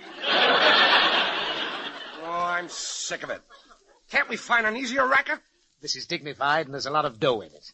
Besides, we've got a great patient in the other room. He gets cold if he hasn't got his money glued to his undershirt. Well, what are we waiting for? Let's play strip poker. We can't. We mustn't be crude. Before we can remove his wad, we have to probe his psyche, uncover his inhibitions, and expose his asteriognosis. I thought the dough was in his undershirt. It is. But he won't part with it until we convince him he won't freeze. Let me give him a massage while you give him a hot foot, huh? La, for a man whose intelligence quotient is in the minus division, you show occasional flashes of complete incoherence. Thank you, Doctor. Thank you. Think nothing of it. We'll handle this patient carefully, and only with psychiatric treatment. Possibly, he'll respond to the power of suggestion. Then I'll handle it. There's nobody more suggestive than I am. Come back here. Our patient definitely belongs to one of these personality types. Isolation, cycloid, or schizoid. He's certainly not a hyperphrenic. Of course not. What's that? A hyperphrenic type is a person entirely devoid of any brains. Well, what are you looking at me for? Just thinking. Dr. Stafford, I resent your sly innuendos. Just ignore them. I certainly shall. I can be just as ignorant as the next guy. Even more. I think we'll have to try hypnosis. Maybe he'll remove his undershirt when he's in an hypnotic state. Did you ever hypnotize anybody? Did I ever Did I ever... Is it hard? It should be very simple for you. If you can get him to stare at your face long enough, I'm positive it'll have some weakening effect on him. I agree. I had to give up shaving with a mirror on account of that. You don't shave with a mirror? No, I use a razor. What time does Pick and Pat go on? Well, I'll bring the patient in here, but be very careful. He's a cultured gentleman, an actor, Basil Rathbone. Basil? Hunted fox together in Injok. Well, get him in a receptive mood and then try hypnosis. It won't be necessary. I'll tell him you're British. It won't be necessary. Bring in the patient, Doctor. He'll be delighted to see my kisser. Oh, Miss Chase, will you please send Mr. Rathbone in here? Coming, Doctor. Well, bless my soul, Basil. It's good to see you, old chap. I'm afraid you have the advantage of me, sir. I say, you must remember me. We met at Lady Fishley's, Duchess of Mawkish Puddles. You'll have to forgive me, sir. I have a hideous memory for faces. But then you have a hideous face. Thank you. I should know you, I suppose. Mr. Rathbone, this is the eminent British psychiatrist, Dr. La. He wants to be alone with you. As you wish, Doctor. Now, see here. I want you to have absolute confidence in me. Courage. Courage. Stiff upper lip. Chin up. Chin up. Pucker. Ready. Splendid. You've heard of my work, I presume? Can't say that I have, Doctor. 20 years at Tehachapi Prison. Interested in the criminal insane. Tehachapi is a woman's institution. I'm interested in women, too. You're British, I take it? Welsh. Oh, yes, of course. Welsh. Dear old Cardiff. Aberystwyth. Laughing children returning from the Eisteddfod at Ninod, Epis. The family shanty and Brecknock Beacons. Ah, how clean was my alley.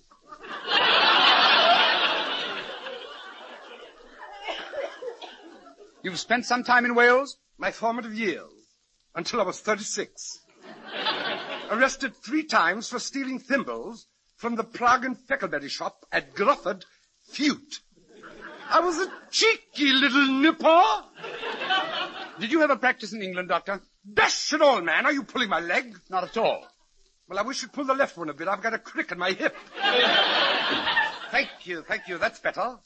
I had the widest practice in all England. London? Provinces.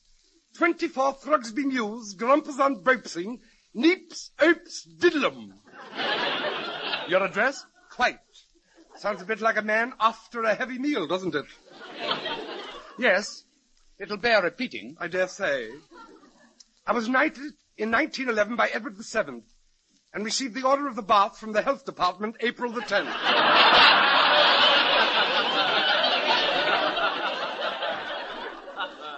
You should have taken it. Did you inherit any titles? Inherit titles? Dozens! Shooting box in Scotland? Box? Great! Aberdeen? Invergoosie. I'd love you to have a gander at Invergoosie. Outside the gleaming gloaming of Glasgow. Behind the dreary dumps of Dundee. The county seat of my grandfather. And you shot at your grandfather's seat? When he wasn't looking.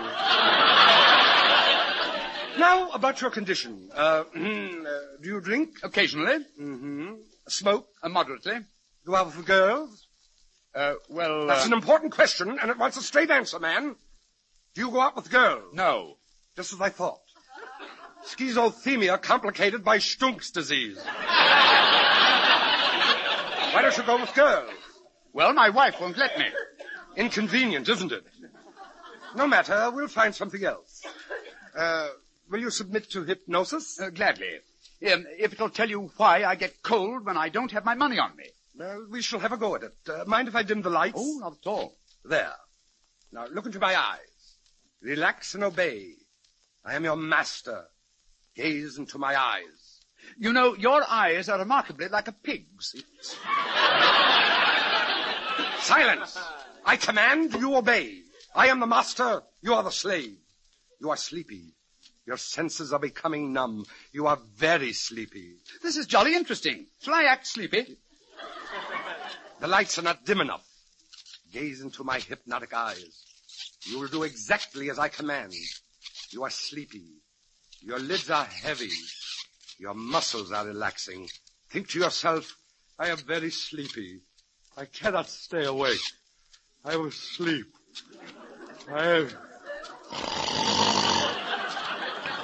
Look here, Doctor. Doctor, wake up. What time is it? You were trying to hypnotize me. You were doing very well, too, just before you fell asleep. All right, let's have another go at it. A little soft music might help. Relax, sleep. You are slowly yielding to my power. I wonder how Lars making out, Ilka. No good. Oh, don't be so pessimistic. I never heard of such a queer neurosis. Rathbone claims he gets physically cold when the money isn't on his person. They're coming out. Well, good day, Dr. Lyon. Thank you very much. Think nothing of it, Basil. Good day, Miss Chase. Goodbye, Dr. Stafford. Goodbye, Miss Rathbone. Ooh. Sort of chilly in here, isn't it? Chilly? I've never been so cold in my life.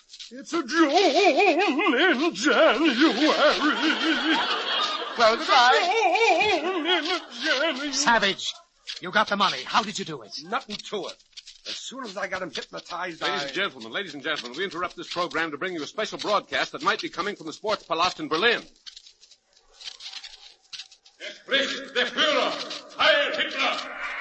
The German dictator is taking his place on the podium, and as you can hear, the applause is deafening. Hitler looks considerably older. His hair is graying, and his features are somewhat haggard. He still wears the army uniform he swore he would never remove until victory. A victory that looks now more hopeless than ever. The applause is dying. Hitler is about to speak.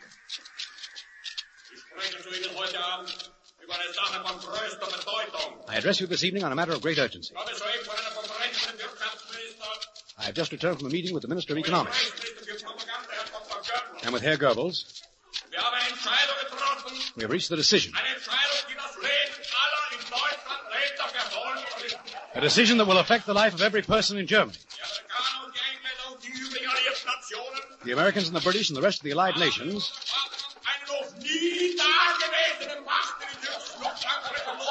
have turned loose what appears to be their greatest strength in the recent air raids over the fatherland.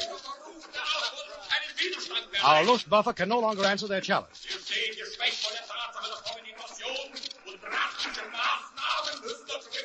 We are being weakened for the coming invasion, and drastic measures must be taken.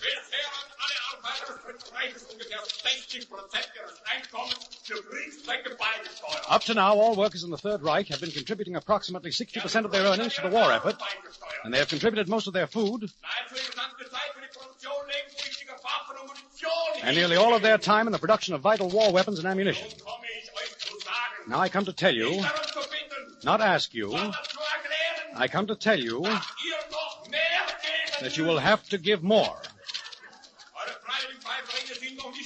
Your voluntary contributions have not been enough, even though we make no promise of return. From now on, each of you will turn over his wages to a central depot and receive an allotment on which to live. No receipts will be given, no bonds offered, and if your clothing is not warm, if your meals are lighter, if your children have to go without milk, you will suffer in silence. You will suffer in silence and be happy in the thought that you are aiding your country. Oh, why don't you stop that? Get off of that stand before I knock you off. He exploded. Ladies and gentlemen, that wasn't Hitler, and that speech didn't come from Berlin. But I can assure you that the German government would take such steps to get the money they need if they had to. We've reached a very bitter stage in this war. We're nearing the climax now. And while we're all certain of victory, there's no use taking chances just because we didn't buy all the bonds we might have. Get in that ring, folks. Buy bonds. And let it be a real Sunday punch.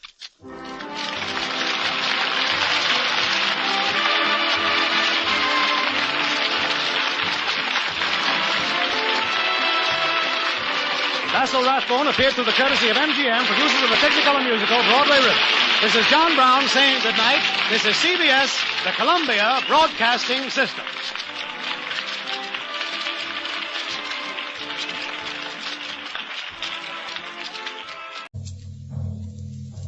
Violence. True stories of why crimes are committed. Presented in the hope that these factual cases will help you, the citizens, to understand the forces that motivate crime and to aid in its prevention.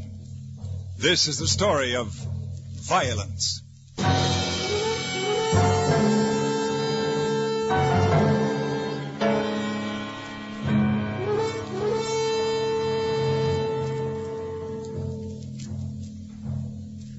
Practically every modern law enforcement agency today employs the services of a consultant whose job it is to discover the true motives behind the prisoner's act against society. One of these consultants is Dr. Richard Morley. This is his report on the case of Arthur Bowman, who committed murder.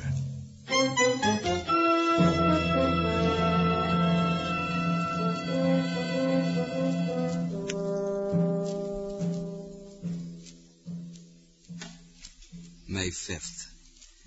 The district attorney presented to me details of the murder and subsequent confession by the prisoner, Arthur Bowman. It was a particularly brutal crime, strangulation and beating. The accused man was highly emotional during police questioning. He freely admitted to the crime but denied a motive. Bowman had no previous record, and neighbors testified to his excellent character. I had my first interview with the murderer that afternoon in the prison.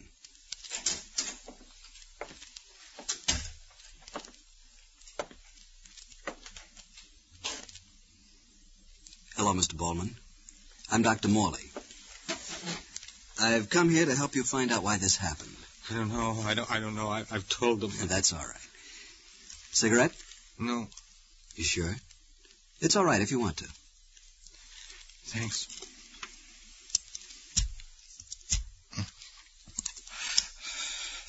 I'd like to ask you one or two things. I don't know. How old are you, Mr. Bowman? 44. I understand you have a couple of children. Yes. Boys?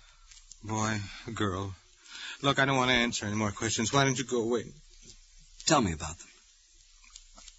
I love them. Sure I do. They're good kids. What's going to happen to them? I must have been crazy. I must... What about your wife? Were you happy before this happened? I don't know. I don't... Listen, you're a doctor. I know why you're here. Will you help me?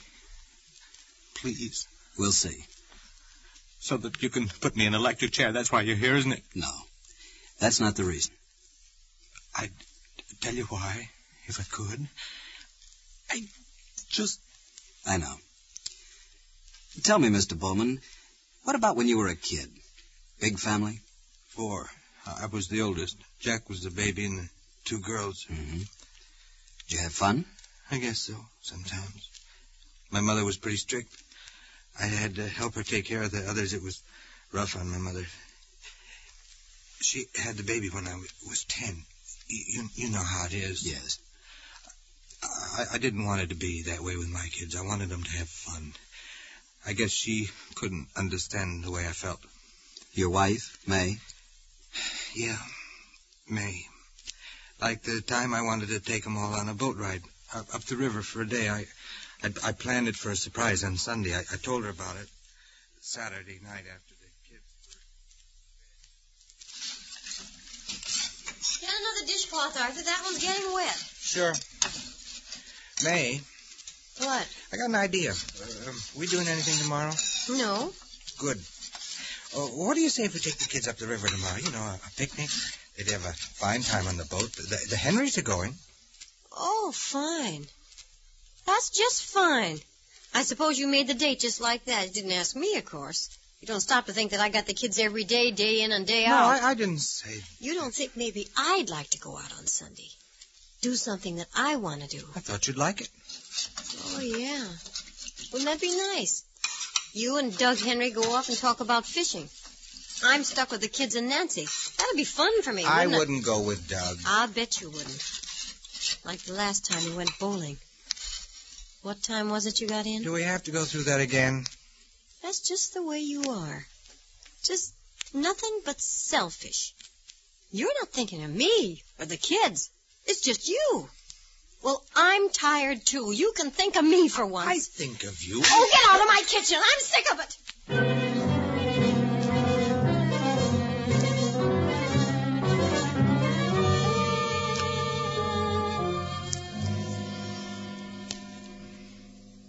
Did you go on the boat?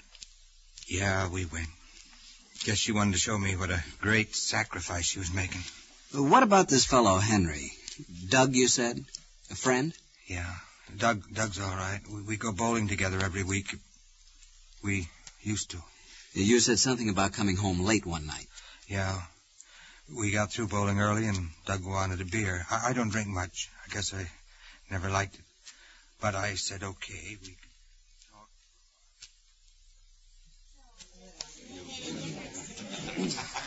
Everything all right, sir? Oh, everything's great, honey, great. Another beer for me and my friend. No more for me, Don't Doctor. listen to him, honey. He thinks he's getting old. 2 beers. Sure, right away. Artie, I saw you. Nice-looking kid, huh? Doug, do you have any fun at home? Huh? You know what I mean. How do you get along with Nancy? Boy, she gets along with me. That's the way it is in my house. She gets along with me or else. But do you have any fun? Sure we do. I'm Tom Rover, the fun-loving Rover boy. I guess it would be nice. Huh? Oh, I don't know. That beer's kind of strong, you know, and I'm not used to it. Makes a man of you. A couple of more and you don't feel any pain, you know what I mean?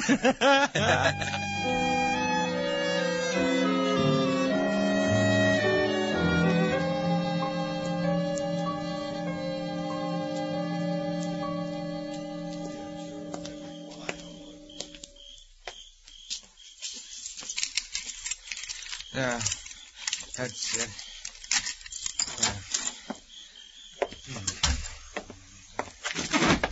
Oh. Shh. Hey. Oh. Hello, May.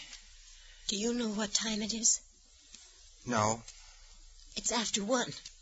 Nearly 2. Where have you been? With Doug. Gee, I didn't realize it was so late. You've been waiting up? You're drunk. Oh, I had a couple of beers with Doug, that's all. Doug? Sure, we got through bowling early. Did you? Oh, May, I'm sorry.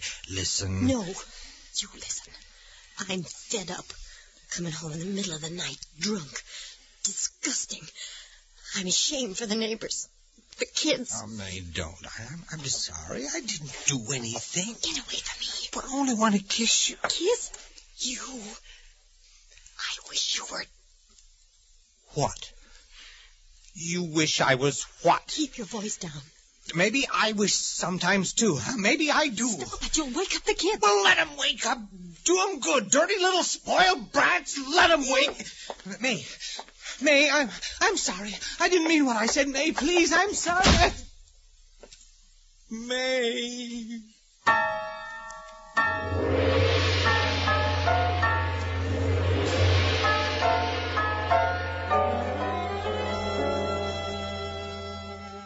That was the conclusion of the first questioning of Arthur Bowman.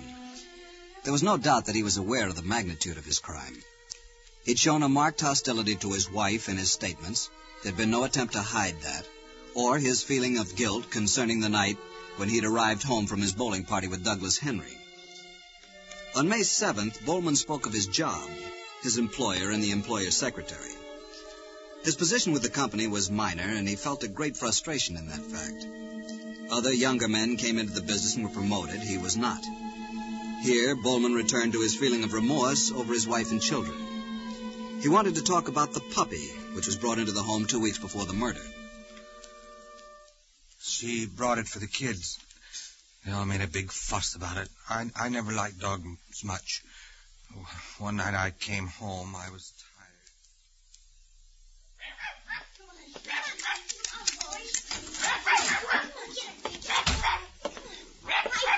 Hey, look at Pinky. He tied it under his chin. That's my fishing hat. Give me He didn't do anything, Paul. Why did you hit him? He didn't do anything. Come on, Pinky.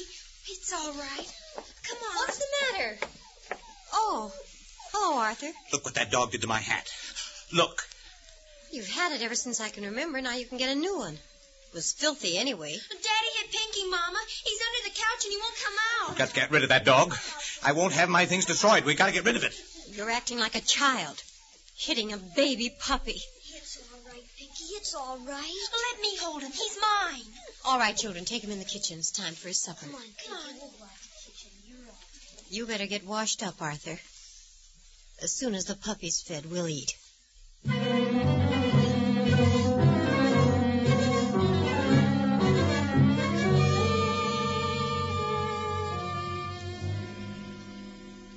Do you know why you didn't like the dog, Mr. Bowman?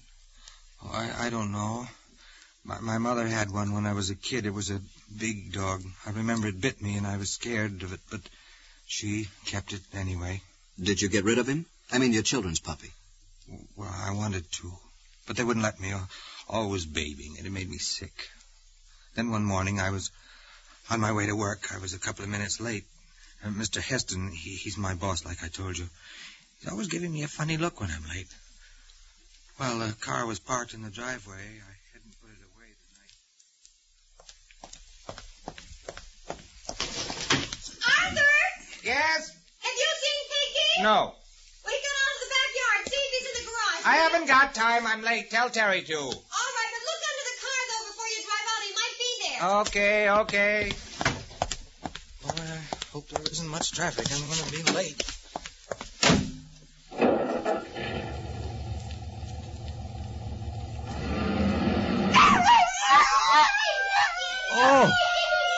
Oh, I forgot to look. I didn't look. I did it. I killed it.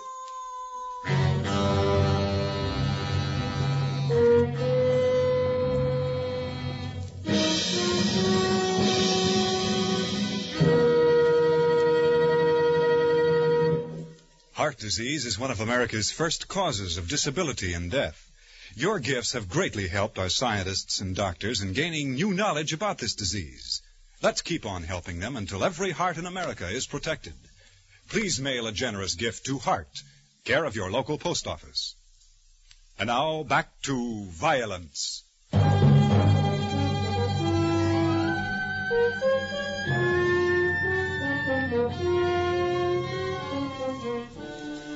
The motive behind Arthur Bowman's act of murder was becoming increasingly evident. The effect upon him by the domineering and strict mother was aggravated in later life by his unhappy and frustrated wife. The killing of the dog functioned only as a detonator. The total explosion was yet to come. On May the 9th, we held our fourth interview. I've been thinking about what we were talking of last time. The dog. Yes. Well, why didn't I look under the car when May told me to? I was late, but I didn't want to run over it. I never do a thing like that.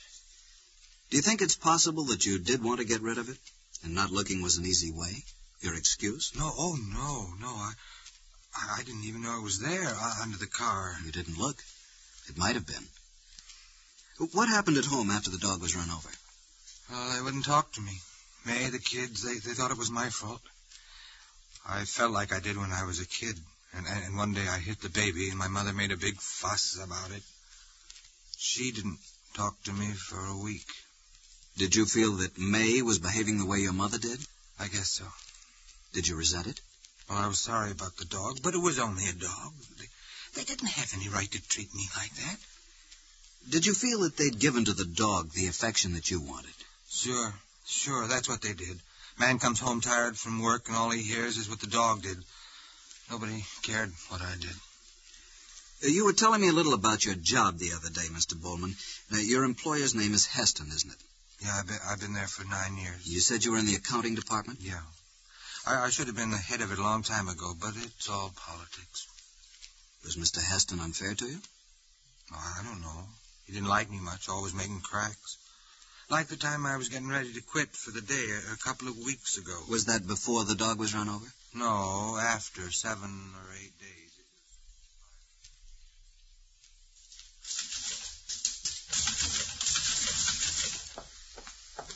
All through, Arthur? Just about. Boss wants to see you before you go. Oh? Take it easy, Arthur. I'll see you in the morning.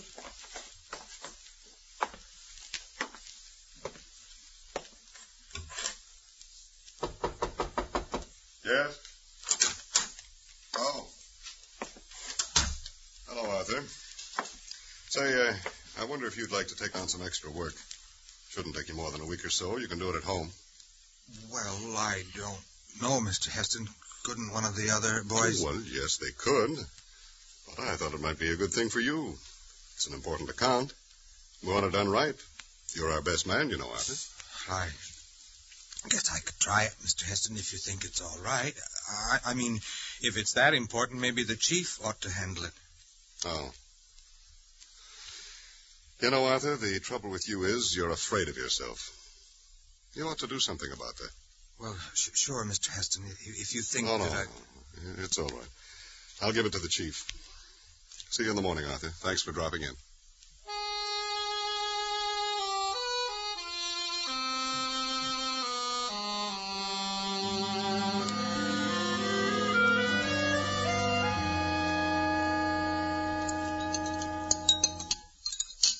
Can I have some more potatoes, Ma?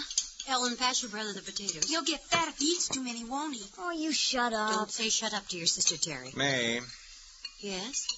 boss wanted me to do some extra work this week. Oh? You know what I told him? I said, no, Mr. Heston. That's what I said. Can you imagine? Now he's trying to get me to do everybody else's job as well. Not good enough for promotion. but Maybe good it'd have enough. been smart to take it. For what? I know Heston. He's waiting for me to make a mistake so he can ease me out. Well, I'm smart. I'm not making any mistakes. Oh, you're smart. All right. Get your hand out of the butter, Terry. Oh, yes, you're so smart. Everybody's wrong, and you're right.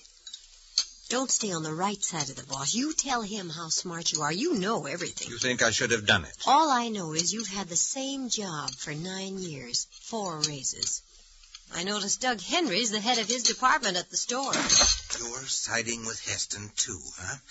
Everything I do stinks. Everything anybody else Don't you does. use that language in front of the children. Shut up! Shut up! You and that dog.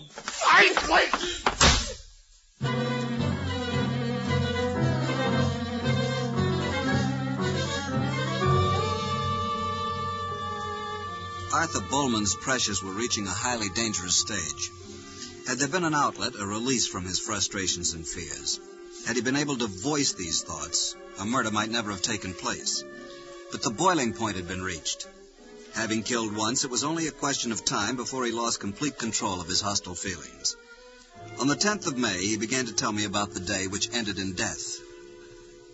I guess I didn't eat much for breakfast that morning. What were you thinking about when you left home to go to work? I don't know. Well, what was your attitude toward your wife, then? I mean, did you want to make up? No. No, I didn't. Had your children annoyed you that morning? Or the night before? They were siding with her. It was like with the dog, only maybe worse. I had a lot of work to do that afternoon.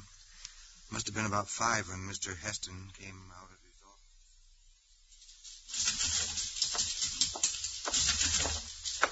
Arthur. Would you take a look at this for a minute? Well, sure, Mr. Heston. There seems to be a discrepancy in the figures for the Southern Metals April accounts. You took care of these, didn't you? Yes, sir. Well, they've been checked twice now, their boys and the chief. I'm afraid you made a slip. I'm sorry, Mr. Heston. No, it's all right.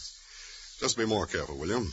We can't fool around with $50,000 that belongs to someone else, you know. I'm sorry, Mr. Heston. It won't happen again. Right, sure. It's okay.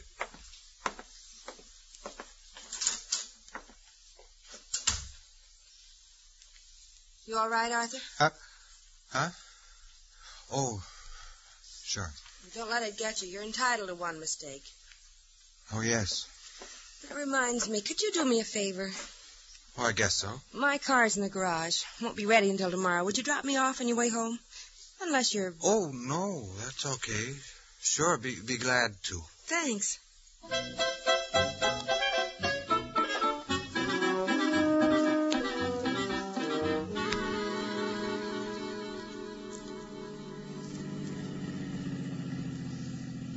Penny for your thoughts, Arthur. They're not worth it, really. You're not unhappy about Mr. Heston calling you down this afternoon, are you? No. He likes you. He does. The trouble with you, Arthur, is you don't let people like you, you know? I guess so. Listen, I want to talk to you. I've been meaning to for quite a while. There's a bar on the next block. I usually stop by for a drink on the way. I'll let you buy me a martini. How's that? Well... Come on, I won't tell your wife. You're safe with me. All right. I don't drink, though. Well, maybe a beer. Oh, I would have bet it was a beer. You can park in the back over there.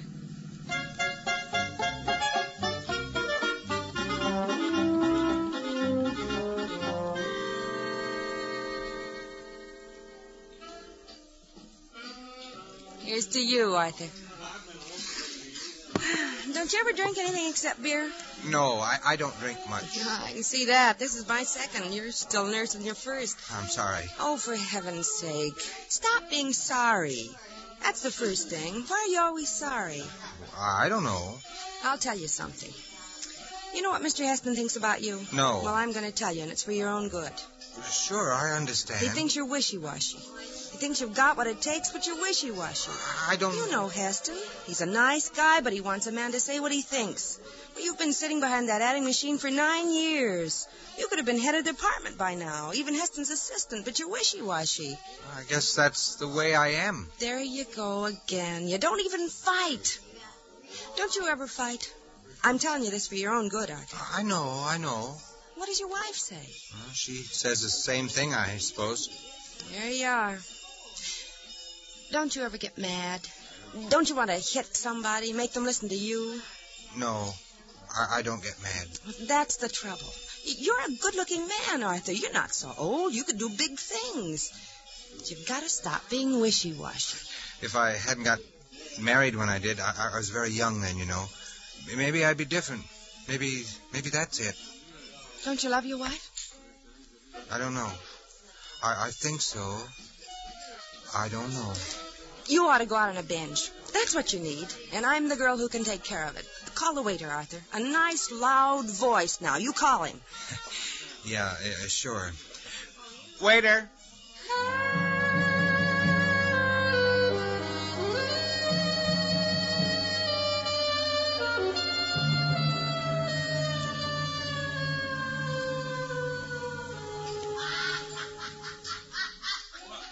I'm 33, Arthur.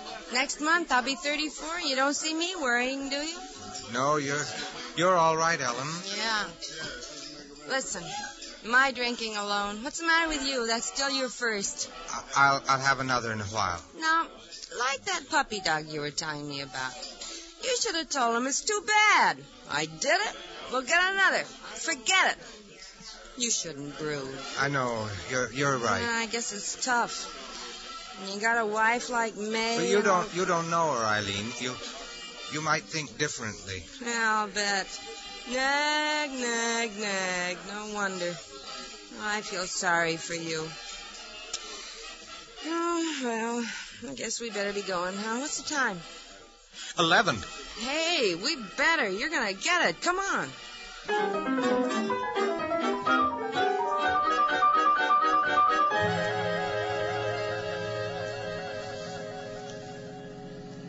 You turn right at the block after next. That's my street, Arthur. Yes. You mad because of the way I talked tonight? No. It's for your own good. I hate to see you sitting in the office like you do, a nice-looking fellow like you. It's all right. Listen, you can come up for a nightcap if you want. I haven't got any beer, but I'll be glad I'd like to, Eileen, but... Well, then, if you'd like to, come on up. Well... It's on the right, beyond the empty lot there. All right. You know, if I was a man, next time your wife made any kind of a crack, stand up for yourself. Tell her what you think. Oh, this is it, Arthur. Home, sweet home. You coming up? I don't think I'd better. Thanks, anyway. Arthur. Arthur. Oh, you kill me. You really do. You're even afraid of me. You're afraid of yourself. You're afraid of your wife. I know what's the matter with you. It's late, Eileen. You're I'd better... wishy-washy. That's what you are. Please don't say that anymore. Just a little thing like having a nightcap in a girl's apartment and you act like a scared kid. Oh, boy, what a husband you'd make. Please don't say anymore. Maybe I'm wrong about your wife.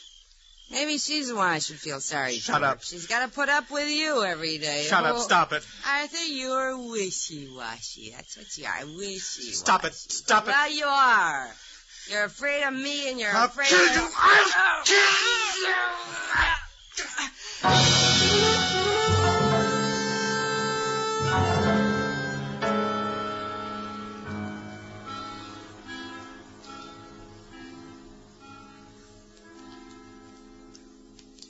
What did you do after that?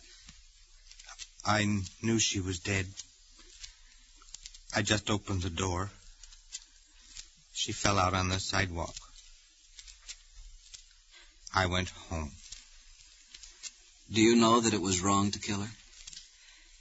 Yes. Yes, I know. How did you feel toward your wife, then? I was sorry, I guess. I mean, the trouble it's going to mean. But why, Doctor? Why did I kill? Why did I kill Eileen? Why?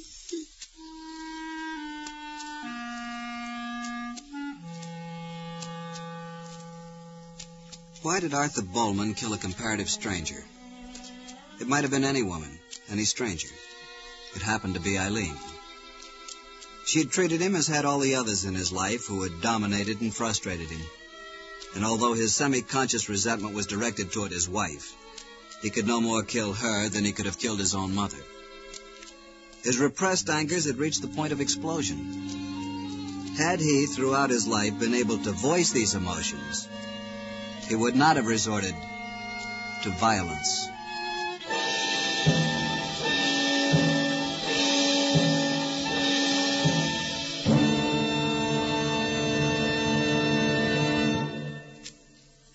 Arthur Bowman was brought to trial in August. More than 24 witnesses, including his employer, John Heston, appeared in his behalf. The defense based their case on the fact that the defendant was not conscious of the wrongful nature of the act at the time he committed the crime. In a moment, we will tell you the outcome of this case. Science is now undertaking one of the most intensive research programs in history as it battles the menace of cancer. To continue this vital research, we must all join the cancer crusade of the American Cancer Society. Strike back at cancer. Give generously to your unit of the American Cancer Society. Now for the outcome of the trial of Arthur Bowman. The attempt on the part of the defense to prove Bowman legally insane was unsuccessful, and the jury found him guilty. He was convicted of murder.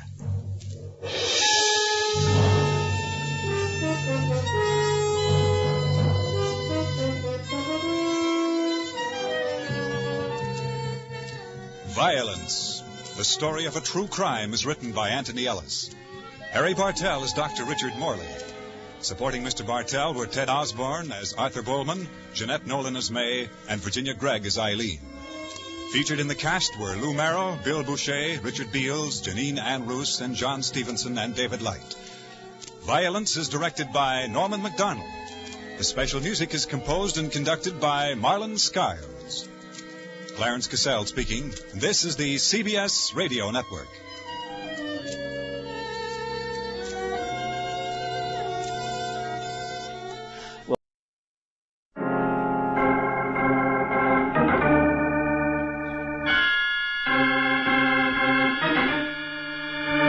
My name's Regan. I work for Anthony J. Lyon, Detective Bureau. They call me the Lion's Eye.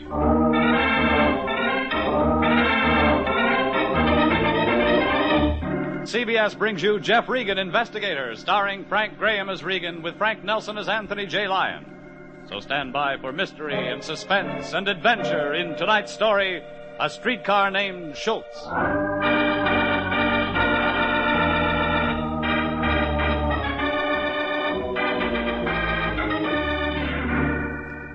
It was 2 out of 3 falls, 1 hour time limit. Me and a bunch of muscle-bound wrestlers and a scared blonde. You didn't have to be an expert to know the difference between a broken toenail and a stranglehold. It began in the office of my boss, Anthony J. Lyon. He'd called me in to meet a new client. Young guy, handsome, muscular, about 27 or 8, dressed in I did a take. He was dressed in a black cutaway coat, striped trousers, gray vest, and silk ascot. Without a program, you couldn't tell it from a wedding or a funeral. Jeffrey, come in. I want you to meet our new client, the Earl of Gardner. Hiya. How'd you do? Jeffrey, our client, the Earl, has quite a problem. Oh. Jilted at the church? No, of course not. This is serious, Jeffrey, very serious. The Earl is a famous wrestler. Surely you've heard of him. No television set. Yes. Well, perhaps I'll let the Earl tell you his own story. I think that would be advisable, gentlemen. Okay by me. Start from the top. Well, last evening, Mr. Regan, I was engaged in a match with a chap who called himself the Atomic Assassin. It was 2 out of 3 falls, 1 hour time limit. Naturally, I won. Naturally. Shortly after the completion of the match, the Atomic Assassin suffered a stomach disorder. I'm not certain of the technical name for it. Well, we can skip that. The Atomic Assassin is no longer with us. He retired? He's dead. It was in the papers. The police have discovered poison in a post-mortem completed only a few hours ago. They suspected me of murder. That part wasn't in the papers. We must help our client, Jeffrey. He's given us a retainer of $100. You understand, Jeffrey, our client is innocent. Oh, sure. Yes, go on. Well, the police are annoying me with their insinuations. The State Athletic Commission is being downright rude. I will not put up with this any longer. Do I make myself clear? We find out who killed the Atomic Assassin, and you sidestep a murder rap. Precisely. What do you know about the other guy? The assassinated Adam? Nothing. Oh, that's no help. Well, he's a crude fellow, ill-mannered, dubious family background. Look, you want a murder solved or a family history? Just a moment, sir. Jeffrey, our client... Drop the vaudeville, Earl. Murder isn't show business. Give me some facts, and fast. Okay, I tell you I don't know anything about it. Well, that's better. At least I don't have to cut the accent with a knife. $100 is a lot of money to me, Regan. I want answers, and I want them now. I don't like the smell of gas. Well, that's normal. Jeffrey, you are going to help the Earl. Yeah, I'll help him. But just one thing, Fatso. Yes, Jeffrey? He's the wrestler. He takes the falls.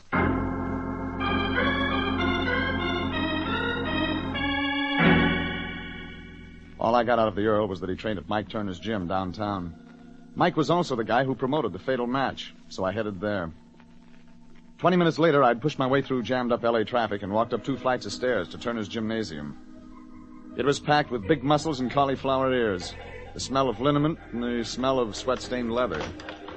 Somewhere behind the massive biceps, a little man came toward me. He was mopping his brow, trying to shake off the heat of the clammy room. Hiya, want to work out? Looking for Mike. For why? For reasons? Whose reasons? My reasons. Okay, so I'm Mike. The name's Regan. Lion Detective Bureau. The lights are. Yeah. You promoted the match last night? What match? The Earl of Gardner versus the Atomic Assassin. Oh, that match. What can you give me on it? What did I get? Trouble. Please, Regan, let a guy live and forget, huh? What about the assassin? Truck driver. I picked him up, named Jay Morley. No family, nothing. Just a guy. Enemies? No. Nobody knew him around here. He just started in the business a month ago.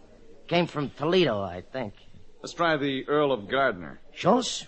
Oh, that's different. Meaning what? Enemies. Enemies all over the place. Nobody likes him, but nobody. His name's Schultz? Yeah, Stanley Schultz. I gave him the title Earl of Gardner. Good, huh? He kind of fit. He used to be an actor. Then a streetcar conductor. He needed the dough, so I picked him up. He draws a crowd. 2 guys wrestle, one of them turns up dead. It's too simple. There's more somewhere. Yeah, there's always more. Listen, maybe a workout will help you, huh? I'll get you some trucks. Some other time. Okay. Take a look around, Regan. The joint is yours. I got work to do. Big match coming up tonight. The little man walked off, mopping his brow. I decided to take his advice, look around. I watched a barrel-chested guy in black tights grapple with a heavy bearded character in a turban, both practicing groans. Near the wall, a big guy, big even in that place, stood raising and lowering a 200-pound barbell. I walked over. His big arms flexed as the black weights went up and down, but his breathing was easy. There was something about the guy you couldn't help notice. His hair. It hung down his back almost to his trunks, in 2 long braids.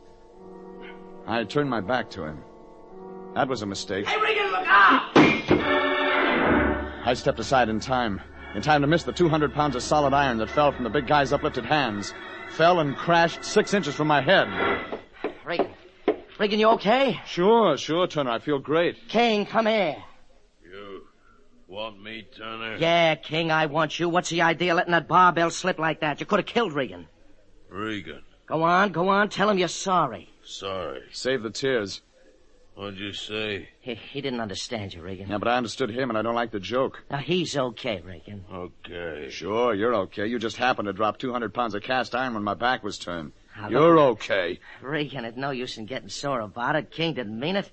Now, go on, King. Get back to work. Work? Yeah. That's good. He's just a big, dumb stoop, Regan. He didn't mean nothing. What's his name? Harry Walsh. He calls himself King Cobra. He fixes up those braids when he goes into the ring. They look like snakes. He draws a crowd. Yeah, so would my funeral, Turner. Only the gate receipts wouldn't do me any good. Well, no, it's no use being sore, Regan. The King's a little over-anxious, that's all. Got a big match tonight. Who with? The Earl of Gardner. What? I'll say that. That's right. You were asking about the Earl. Yeah, him and the King are set for the feature go tonight. Should be the match of the year. How'd you get that? Oh, didn't I tell you? They hate each other like poison. House is sold out. Should be nothing short of murder. Thanks. Thanks a lot, Turner. Maybe that's an idea.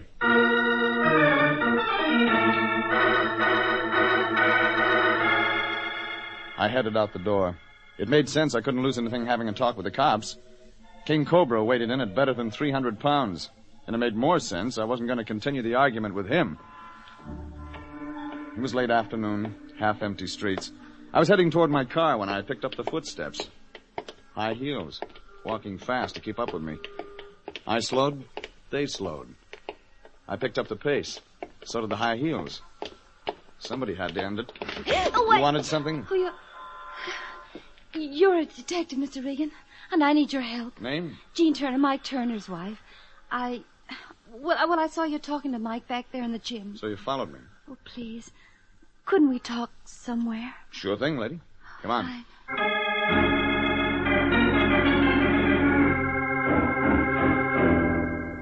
It was a combination bar and cafe.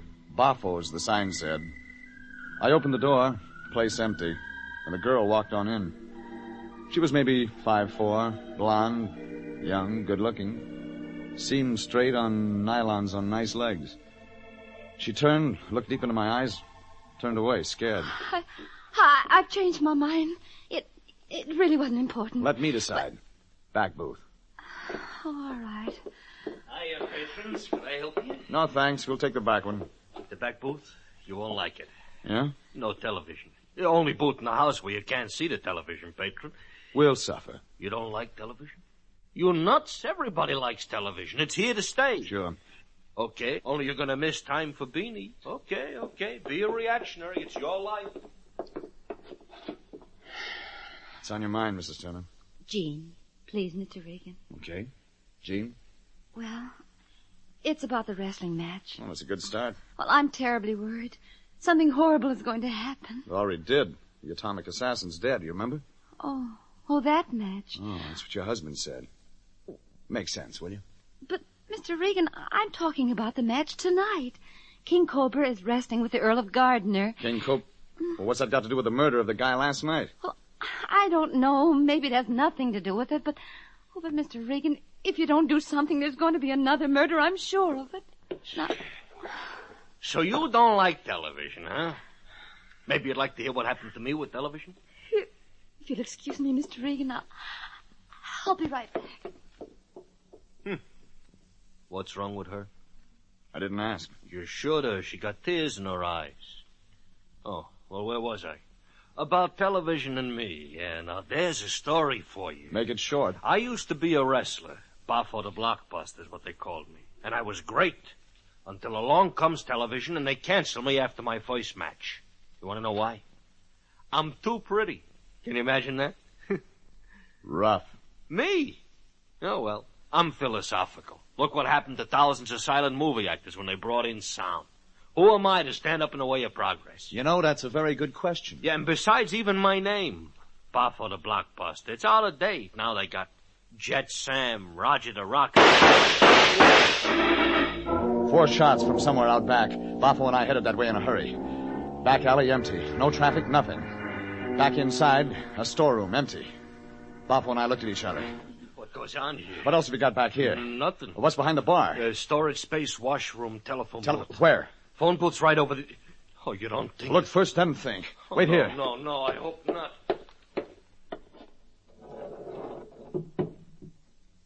Oh, no, that's not true. My place. Shut up. Jean Turner. 4 holes in her back. She was right, Buffo. There was going to be a murder. Hers.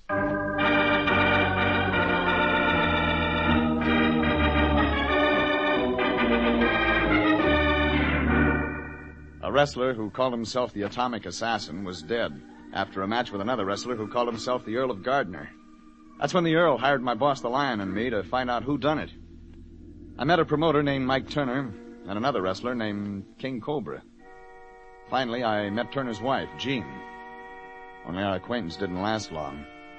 She wound up in a phone booth with a lot of slugs in her back.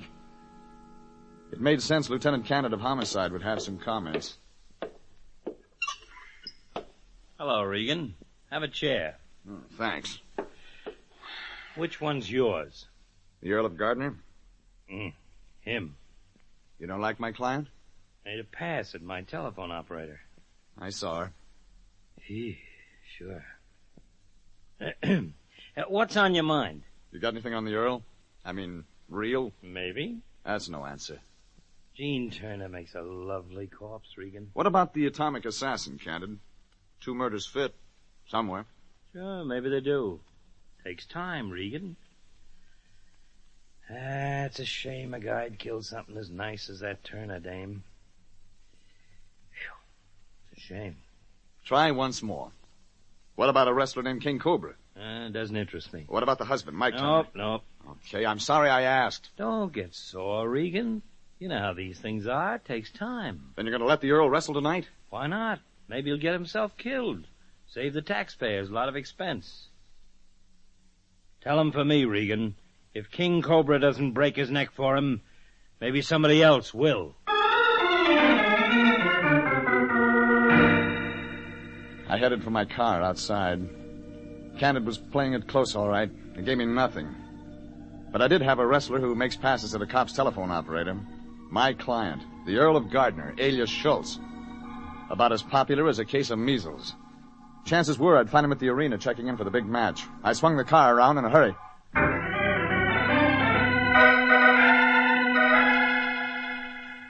I found him all right, stretched out on a table getting a massage. He didn't seem happy to see me. Oh, Mr. Regan, I presume. Questions, pretty boy? Something troubling you, Mr. Regan?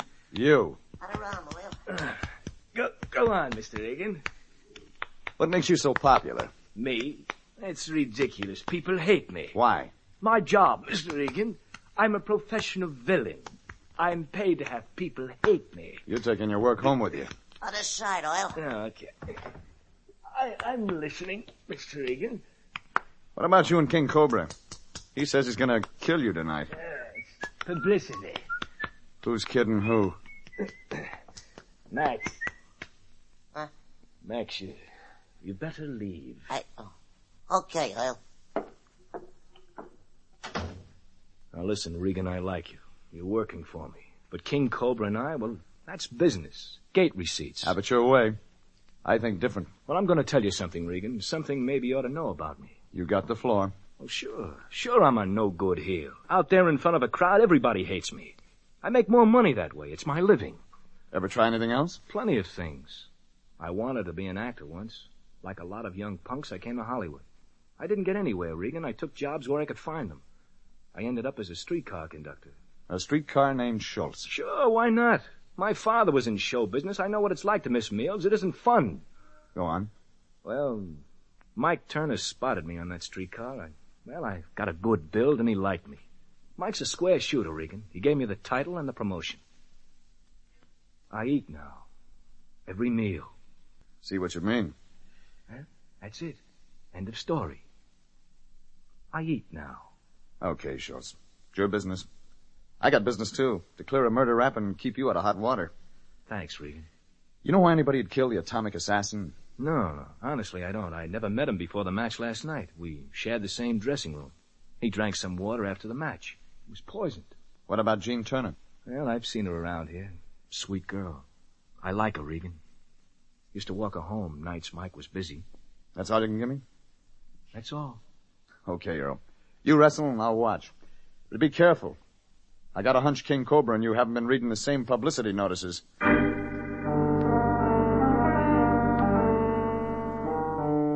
It was beginning to make sense now. The Earl of Gardner, professional villain, wrestles unknown, name of atomic assassin. The assassin dies, the Earl lives. No motives. Only if you switched it around, gave the Earl the poison, you got motives all right. Motives by the dozen. Things could add now. I put in a phone call to my boss, Anthony J. Lyon. Lyon Detective Bureau, Anthony J. Okay, it's me, Fatso. I got a job for you. Jeffrey, what's the rush? I need an answer, and I need it within the next hour. There's a wrestler around town named King Cobra. I know, and you want me to find out if he has a record. I'm ahead of you this time, Jeffrey. Yeah, check the police on that already. Lyon, I want to know if King Cobra's married. What? Find out where he lives. Run out there. Meet the wife, if he has one. Jeffrey, are you out of your mind? It's important. Our client wrestles King Cobra tonight. Yes, so I read in the... Oh, so that's your scheme, is it? Send me out on some wild goose chase while you enjoy the wrestling matches. Probably put it on the expense account, too. You guessed it, Fatso. Jeffrey, I'm sick and tired of having you pad your expense account. Not only do you include yourself, but tonight you'll probably take some lame brain numbskull along. Lyon, you're absolutely psychic. Psychic, schmichic, this has got to stop. What bum you dragging along this time? You, Fatso. You see, what? Well, I figured you'd like to see the matches, and that way we could both put it on the expense account. Jeffrey, what a brilliant idea. Positively brilliant. Yeah, and bring that information I need. King Cobra's wife. It's business, Fatso. Jeffrey, what insinuate? Never mind. Get busy. You may be the difference between just another wrestling match and murder.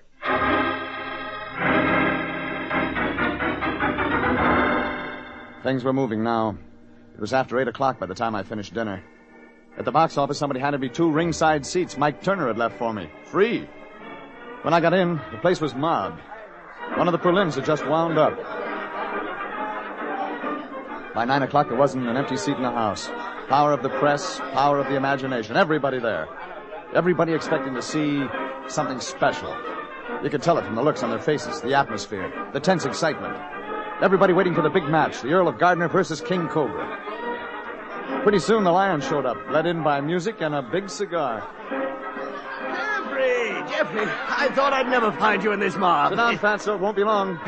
Ringside seats, eh? How much did this cost the company? Passes from Mike Turner. Passes? Oh, delightful. Think of the money we saved. Never mind that. What about King Cobra? Married? Oh, you should see her, Jeffrey. Cool green eyes, red hair, dimples, everything. Legs, lovely, lovely. That settles it. Jeffrey, what on earth are you driving at? The entry of that handsome, noble gladiator, that magnificent specimen of humanity, that glorious champion from Dover, England, that 14 stone 10, wearing white trunks with his family crest, His Highness the Earl of Gardner.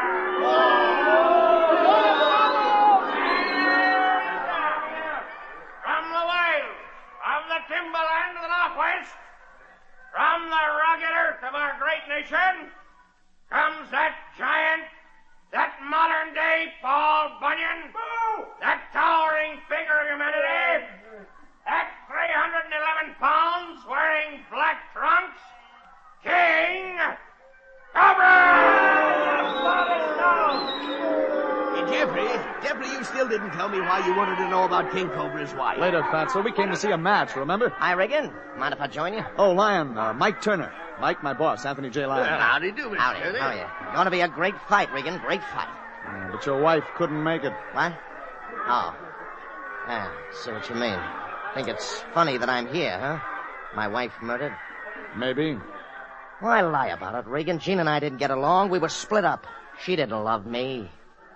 Let's watch the match. It was 3 falls, 1 hour time limit.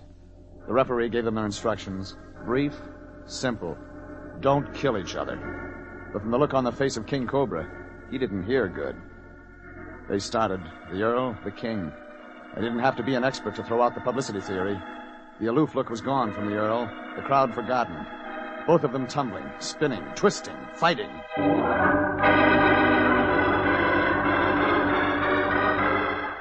10 minutes. First fall to the King.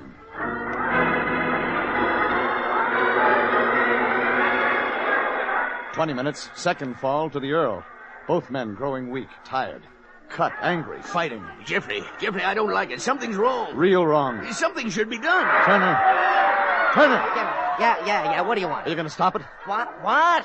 Stop the match? You're crazy. They mean business. Well, sure they do. They're good men. Great show they're putting on. That's no show, Turner. Huh? No show? You kidding? They're the greatest fakers in the world. They weren't faking. The crowd sensed it. The referee sensed it. Even the cops lining the aisles moved down a little closer to the ring. Everybody knowing what was happening. Nobody making a move. It was what the crowd came to see. Something special. 50 minutes gone, 10 to go. 2 beaten men, evenly matched. The Earl, lean, fast, clever. King Cobra, massive, powerful, slow. Nobody winning, both of them losing. The referee long since just another guy watching. The Lion on the edge of the seat. The crowd on its feet, screaming. Then it happened. 5 minutes to go. Mike Turner got up. He hurried to the referee. They pried them apart. Turner talked to King Cobra, and then to the Earl. 5 minutes left. Match even, 1 fall each. And it looked like it was over. The crowd didn't like it. Neither did the wrestlers. And then Mike Turner signaled them to go back into the ring. And that's when I decided to move. Jeffrey, come back here! Jeffrey! I got to the ring in a hurry. The police tried to stop me. The spectators tried to stop me. The referee tried to stop me, but I got there. I got there and grabbed King Cobra. What you doing? Give me that. I'll kill you for this. Give me what's in your hand, King. I'll kill you for... The police. All right, men. All right, grab him. Let go. I'll Let take me... the evidence, Regan. Sure. Here, Candid. Okay, Regan, clear out of here before you get yourself killed. The police will handle him. 20 policemen, Lieutenant Candid, King Cobra, and Jeff Regan left the ring. Alive. The cops led the interference, and we made our way to the dressing room. All right, King, let's have it. I do nothing. Nothing. Yet. Only a couple of minutes and... Nothing. What's the idea of stopping the match, Lieutenant? I want Regan arrested. He's got no right to stop a murder, Turner? Quiet, both of you. Regan was out of bounds, Turner. We can take care of that later. But I want an explanation as to where your wrestler got a small sack of prussic acid. Prussic? Poison, Turner. Chances are the same kind that killed the atomic assassin. King Cobra palmed it. I don't know nothing about it, see? If Cobra tried to pull a stunt like that, Cobra didn't pull anything, Turner. You gave him that poison sack when you went to his corner to talk to him. Yeah, that's why you interrupted the fight. That's nuts. That's right. Mike gave me sack. Okay, Turner. Talk. Look, you got nothing on me. You can't prove anything. You killed the atomic assassin, Turner, by mistake. He and Earl shared the same dressing room. You were after the Earl then, just like you were tonight. You got nothing. Nothing, do you hear? Just a bunch of lies. The Earl was a nice-looking guy, Turner. Women liked him. He used to be friendly with your wife, Jean. You drew some wrong conclusion about that. That's a lie. She and him were... Finish it, Turner. You killed Jean to keep her from telling what a jealous maniac you were. That would have been the real tip-off. You used the same stunt with King Cobra. Told him his wife was playing around with the Earl. Got him sore. Worked him up to a real anger. Almost got him to kill for you. That's right. Mike Turner told me that. Wait. He says my wife... King, shut up! Never mind, Turner. The police never let you out of their sight for a minute after your wife was shot. No. We got all we need on you. Regan just brought things to a boil. Oh, thanks, Candid. Thanks a lot.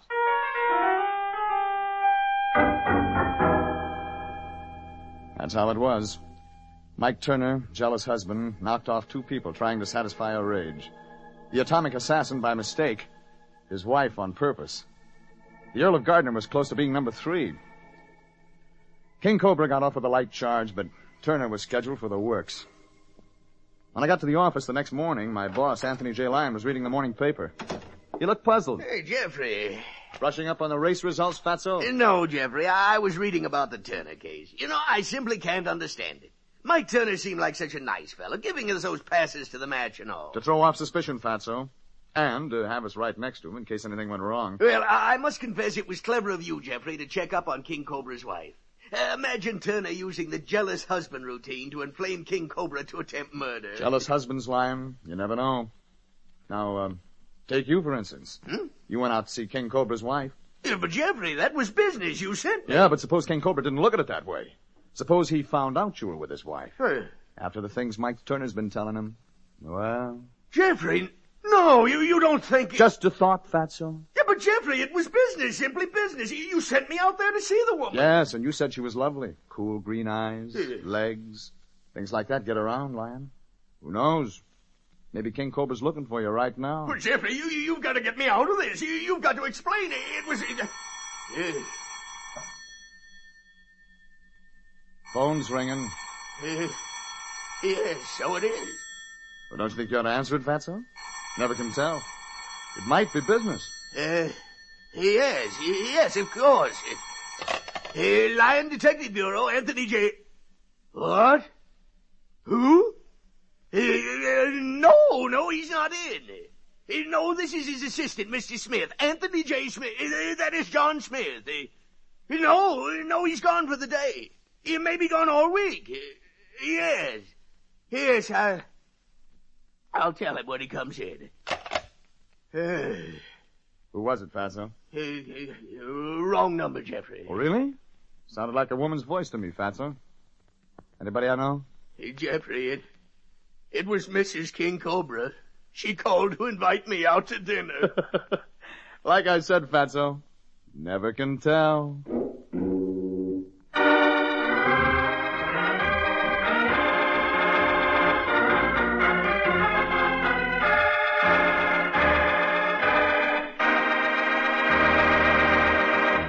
Jeff Regan, Investigator, is written by William Frug and William Fifield, produced and directed by Sterling Tracy, and stars Frank Graham as Regan with Frank Nelson as Anthony J. Lyon. Original music is by Dick Arant.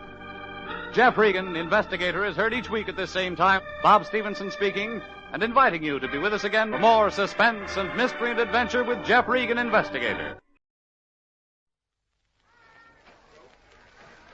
Get your tickets at the box office, please. Good evening, ladies and gentlemen. This is Bob Pollard greeting you from the foyer of our theater, which tonight is packed with an enthusiastic first-night audience streaming in to see this premiere performance. Just a few minutes to curtain time, so while we're waiting, let me tell you that every week we'll present your favorite stars of stage and radio. Every week, new personalities, every week a new story. And tonight, we bring you that outstanding actor of stage, screen, and radio, Mr. Peter Finch. Good evening, Peter. Hello, Bob, and good evening, ladies and gentlemen. Well, first, let me tell you how very glad we are, Peter, to have you with us for tonight's premiere performance. And I'm more than happy to be starring in this play, till the day I die. Incidentally, I believe that this play originally was performed over a national American network on one of the top programs called Suspense. That's correct, Bob. The American production starred Dane Clark, that excellent character actor who's making rapid strides in Hollywood. Talking of films, I believe you've taken part in a number of Australian productions. Yes, Bob, and I found it very interesting work. I think there's a great future in this country for films as well as the stage and radio. We have some very fine actors in Australia, and I think the standard of work is continually improving. Well, thanks for those words, Peter. Now, while you're preparing for the first act curtain, let's set the scene of tonight's play, Till the Day I Die.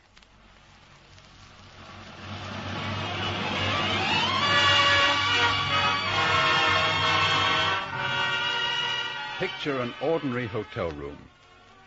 The breeze comes gently through a window, flapping at the blind. Below in the street, the traffic passes noisily by, unheeded by the young man who sits by the window, looking fixedly toward the sky. He stubs his cigarette into an already crammed ashtray. His gaunt face is drawn, his mind reeling with 1,000 confused thoughts. I practically worn a track on linoleum. I just used up my last cigarette. I was as jumpy as a 2-year-old at a barrier trial. Partly it was because you always feel that way after a job. And partly it was the idea of staying cooped up in that freehole when I had enough money now to buy a good-sized hotel. But mostly it was Pat. She and I were washed up, even if she didn't know it. When you're washed up with a woman, almost anything they say will get on your nerves. But when it's the kind of nagging she was doing, it's enough to qualify you for a canvas corset. It's the future I'm worried about, Frankie. What's the matter with the future? Doesn't look like you'll ever be on the dole. I don't mean that. I mean our future, yours and mine. Well, stop worrying about it. But I can't. You didn't have to do it, Frankie. What do you mean I didn't have to do it? We're walking out of a place with that bag crammed full of notes, and all of a sudden that fellow steps around a corner and throws a light in my face. But you didn't have to kill him. No. But I should have given him his taxi fare to police headquarters. Don't you understand? He'd have given our description to the police. And a good description is all those cops need. Because sooner or later, sweetheart, they'll get you. I can't understand it, Frankie.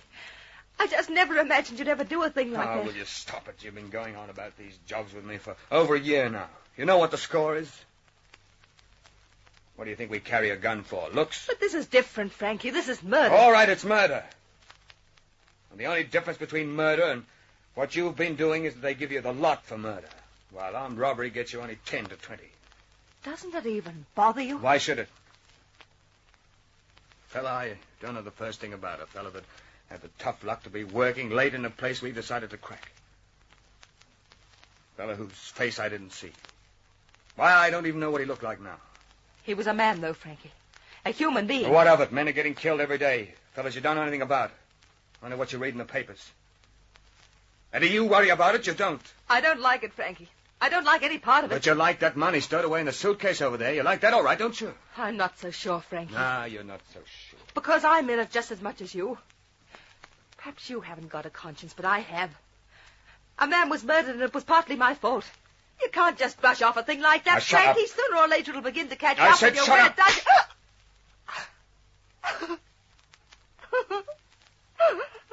Now forget about it, will you?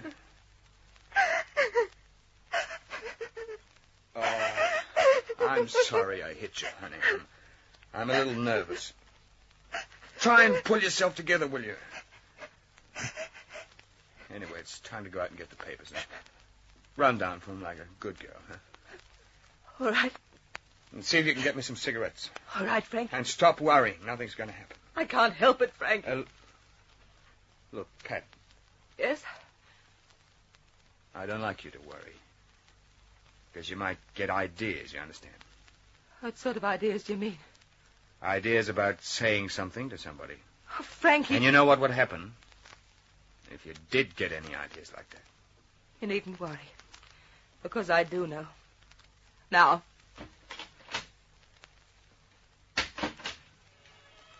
I went over to the window and watched her go down the steps to the street. And then start for the corner.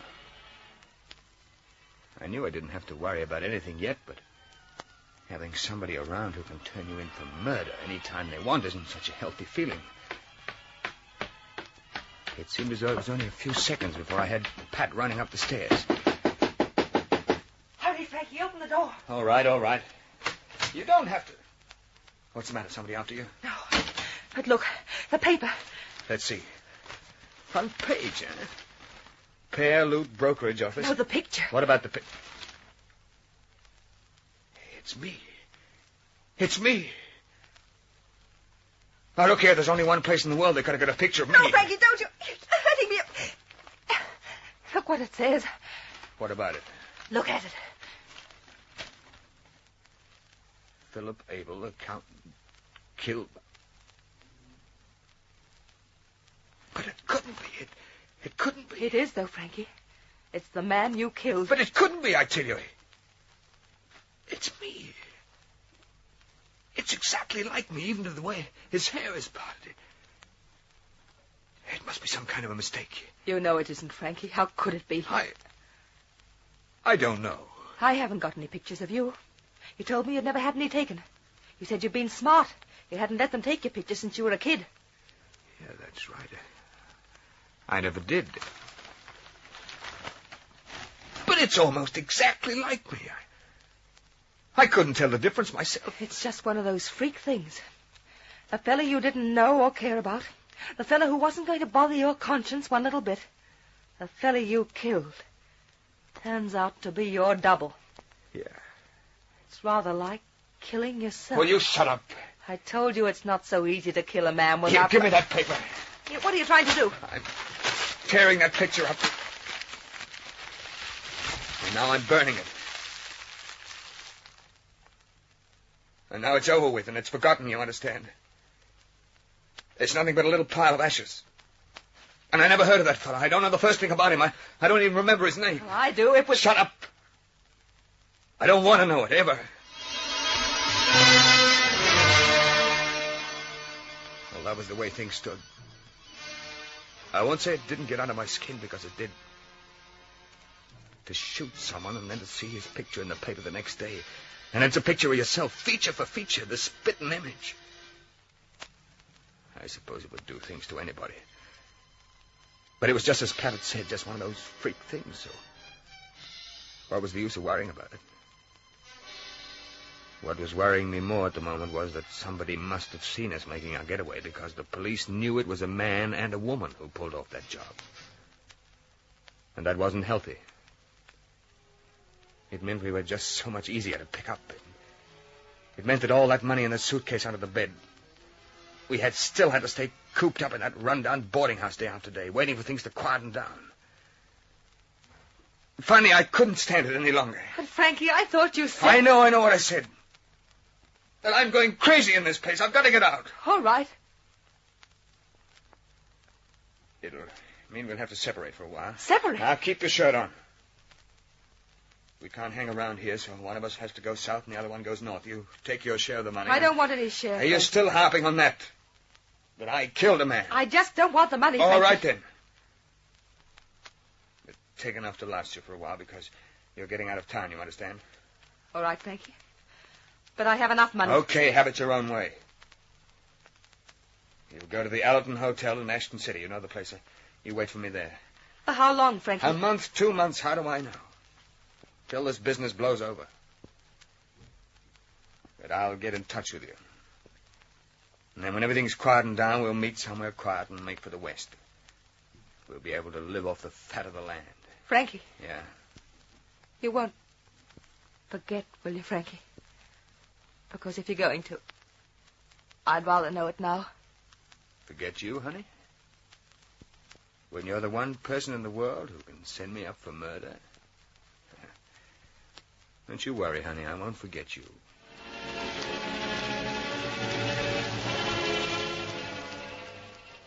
I walked with Pat to a taxi rank a couple of blocks from where the room was and said goodbye to her there. And then I went into a department store and bought a couple of shirts, shoes, and the rest of the trimmings and stuffed everything into a brand new bag and hopped in a bus that'd take me to Central Station. I wasn't doing anything or thinking anything.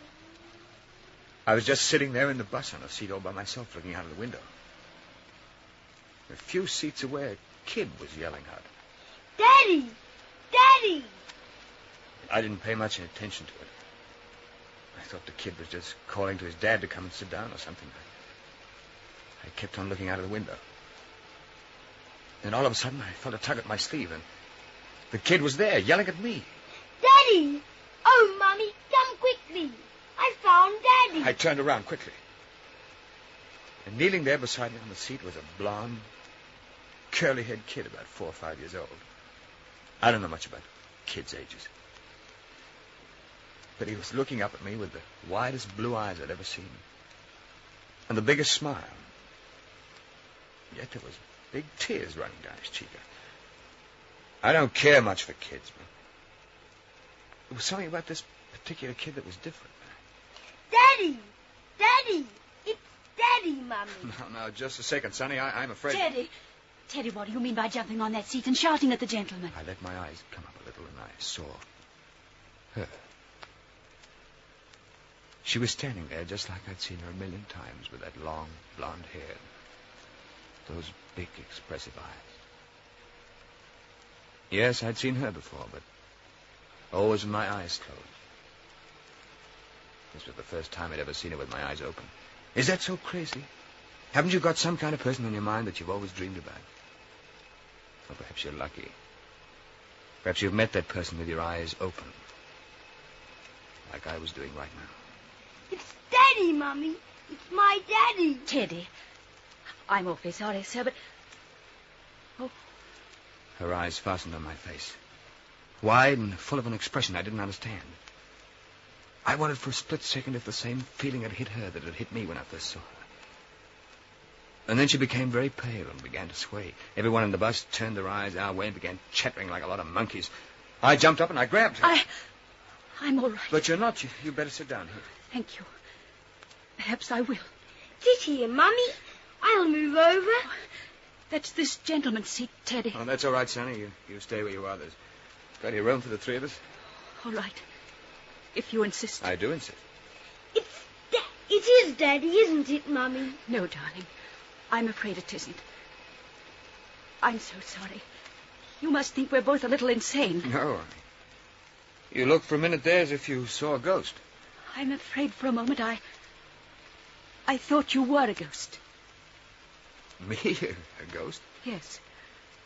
I know it sounds perfectly ridiculous, but for a moment there I thought you were my husband. Oh. Now I understand why your little boy called me Daddy. Yes. It's almost uncanny. But he was the image of you. The very image. The image of me? Yes. Only, you see, he's dead. Oh. Teddy hasn't quite become used to the idea yet. That's why he mistook you for his daddy. Philip was killed only about a week ago. About a week ago? Yes. Perhaps you read about it in the newspapers. Philip Abel. Killed by a hoodlum who was robbing the brokerage office where he worked.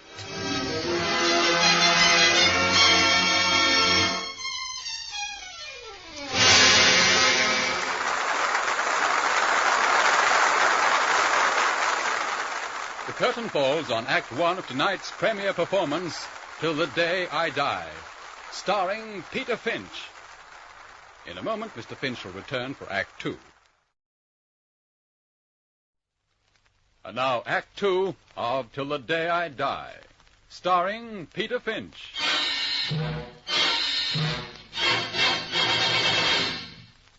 There was a terrible knot inside my stomach as I looked up at that girl. I tried to speak, but the words got lost somewhere in my throat. I looked down at the kid with the blonde, curly hair, the nicest kid I'd ever seen in my life. And I was the rat that had killed his father. And I kept thinking, this kid is what my kid would have looked like. I had to get a grip on myself. It was a coincidence, just a coincidence. I happened to get on the same bus with the wife of the fellow I'd shot. How was I supposed to know he had a beautiful wife and a curly-haired kid when I shot him? To me, he was just someone who stood in my way. As I said, it was a coincidence. And anyway, I was getting off the bus at the end of the line, catching the train for up north, and that would be that. They rode almost as far as Central Station, and we sat there and talked about a lot of different things. It wasn't hard to talk to her so much. And that kid. And then finally they were getting up to leave, and then the kid reached up and did something no kid had ever done to me before. He kissed me. When you come back here, Mr. Kane, I'd like you to come out and see us. Yes? We live at Elmswood, 27 Thompson Street. You can't miss it. Catch the bus at this intersection. I remember that. Goodbye, Mr. Daddy. Goodbye, son.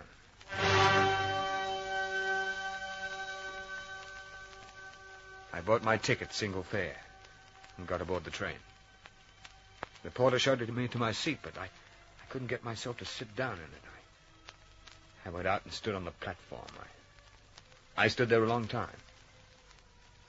I tried not to think about her. I tried not to remember her face and the kid's face with all those tears, but it wasn't any good. They were everything I wanted in my life. A home and a kid and the right girl. Why not? If she'd married Abel, she'd marry me, wouldn't she? Wasn't I the very image of him? Didn't she say that herself? Didn't the kid even call me Daddy? Why not? Boss! Boss! Porter. Yes, sir? Get my bag. But we're getting ready Get to... my bag off this train. Yes, sir.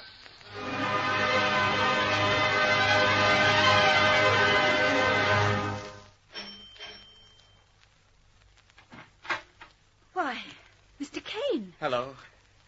It's Mr. Daddy. Hello, Teddy. Hello, Mr. Daddy. Why, I thought you'd be on the train by this time. Oh, there was a message waiting for me when I got to the station. It told me that the business deal I was going to have been called off, so there wasn't any need for me to go. And then I remembered your invitation. Well, I certainly never expected it to be filled so soon. Oh, if it's too soon, I'll go. Oh, don't be silly. Come in, please. Gee, I'm glad you're really home, Mr. Daddy.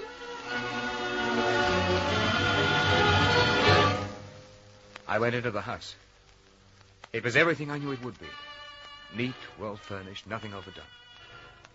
Just a real solid home. We went into the living room, and there in a big silver frame on the baby grand piano was the same picture that had appeared in the newspaper. The picture of him. That's Philip. He does look like you, doesn't he? Yes, he does quite a lot. You can hardly blame Teddy very much, can you? Or me? No, I suppose I can't.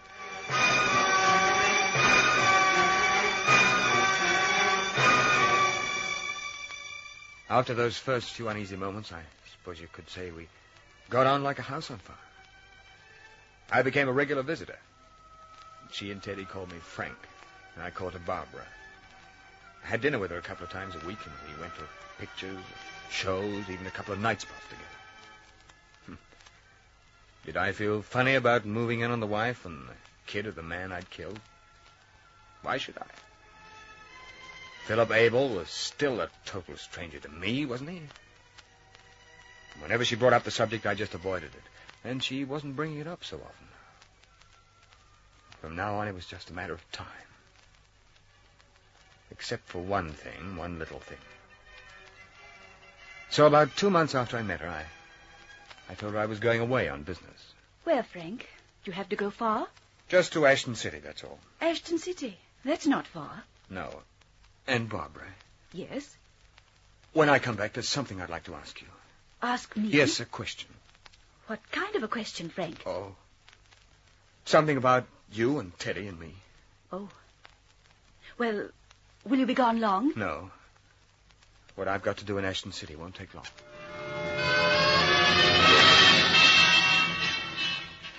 I knew the Allerton Hotel in Ashton City like I knew the inside of my hat. I knew how to get inside without being seen and how to get out without being seen. So I just went on up to her room. Who is it? Just an old friend. Frankie! Hello, honey. Oh, Frankie. Here, break it down, honey. Aren't you going to let me in? Oh, of course. Come on in. Oh, Frankie, I thought perhaps you would. But I did, didn't I? Yes, you did. Oh, gee, you look great. Relaxed, happy. Yes, I am happy. What have you been doing with yourself, Pat? Oh, just waiting. Well, I suppose we'd better get it over with. Get what over with? I'm afraid I've got some bad news for you, Pat. Bad news? Yeah. I'm going to have to kill you. Kill me? But why? What have I done? Nothing yet. Then... I met a girl. All right, take her. But this is different. She's the wife. Was the wife of a fellow named Philip Abel. Philip Abel? That's the man you killed. You see, Pat, that's the trouble. You've got too good a memory. But I wouldn't talk, Frankie. You know I wouldn't talk. That's a chance I can't take, Pat. Because from now I'm not taking any chances. From now on, I'm going to be happy. Happy? How could a thing like you be happy? A cold-blooded butcher like you.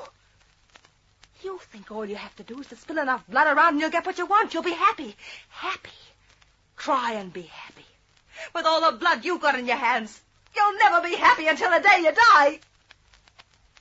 Finished? Yes. Go ahead. Kill me. Kill me.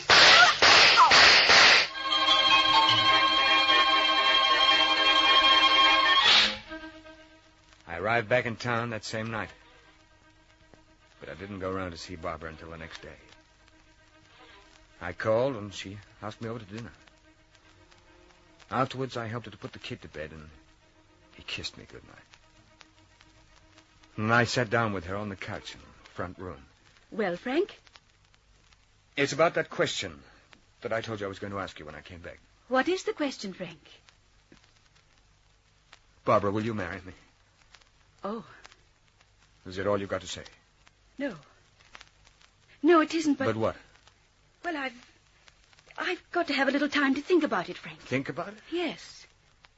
But you must have known that I was going to ask you. Yes, I suppose I did, but it's still a pretty serious question to answer just like that, Frank. Is it that you don't love me enough to marry me? Is that it? It's not just a question of myself, Frank. What is it, then? It's Teddy. Teddy? Why, he and I are great pals. I know, but things are easy, simple for a child. I'm the one who has to think about his future. I can take care of his future. I know you can, financially. I believe that. But... Well, what other way is there? That's what I sometimes wonder if you know, Frank. You see, you're a little different from other men I've known. You're from a rougher mold, a little harder. That can be changed. Yes, I think it can. But I want to be sure first, Frank. I want to be sure that Teddy's father, his second father, is not only just a successful man, but that he's a good man. Like his first father? Yes. And what did he have that I don't have? Since you ask, he had a lot of struggle in his life. Struggle? He was a successful public accountant when he died. But it hadn't been easy for him. He'd had to work and struggle for it. He was an orphan. He'd been adopted, you see. His real name was Regan. Regan? Yes. His real parents were killed in an accident when he was less than Teddy's age. They lived on a farm. Outside a town called Moncton. Yes, do you know the place? And then he was adopted by a family called Abel. He didn't even remember it himself. He was too small. But they told him. Frank. Frank, where are you going? Frank!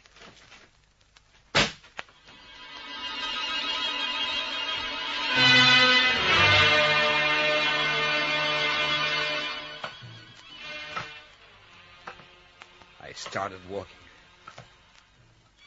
I tried to put it out of my mind, like I had everything else. But it was no good. It grew and grew until my head was bursting with it. Until it was the only thing in the whole world, the thing that she'd told me. And so when I got back to my room, I knew what I was going to have to do. And I sat down to write this. To tell her. Before I do it. It wasn't just what I'd done. It wasn't realizing that a man with another man's blood on his hands can't be a fit husband to that man's wife. It was what she had told me. A kid named Regan. A farm outside of Moncton. And I remembered. I knew now why I looked like Philip Abel. Because I had been a kid named Regan, living on a farm outside of Moncton. I had been adopted by a family named Kane. And I'd grown up in boys' homes mostly. And lived to shoot and kill a man named Philip Abel, who was my twin. Who was my own blood brother. The gun is by my hand. Pat said I'd never be happy till the day I died. And she was kind of right at that.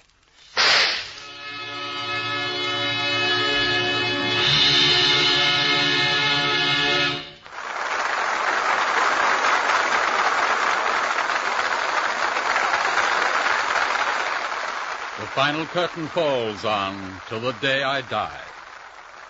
In a moment, I'll return and list for you tonight's cast. Tonight's play, Till the Day I Die, was written by William Spear, was directed by Reg Johnston with the following cast. Teddy, Nicky Yardley. Barbara, Irene Hopper. Pat, Lyndall Barber. While as Frank Kane, you heard our star, Peter Finch. Thanks a lot, Peter. As Frank Kane, you deserved the fate which overtook you. I certainly did. But as Peter Finch, the actor, well, I think you deserve congratulations for a very fine performance. Well, since we're tossing compliments around, I'd like to say tonight's show has been great fun. And I'm looking forward to seeing you all again shortly. Well, we'll be most certainly looking forward to your next visit, Peter.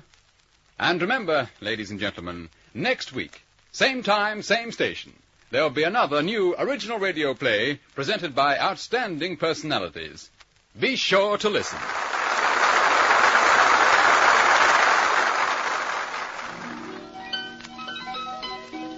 This is a Grace Gibson radio production.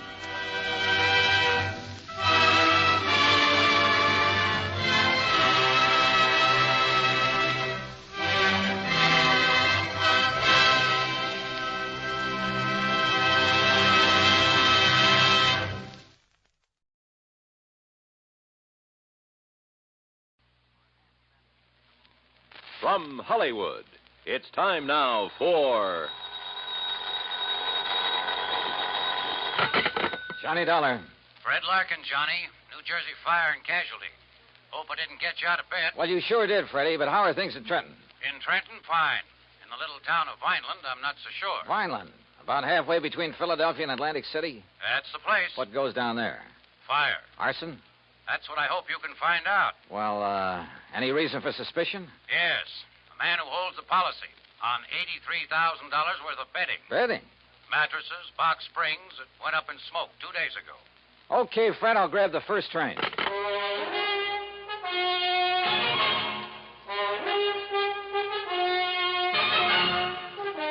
Bob Bailey in the exciting adventures of the man with the action-packed expense account, America's fabulous freelance insurance investigator. Yours truly, Johnny Dollar. And now, Act One of Yours Truly, Johnny Dollar.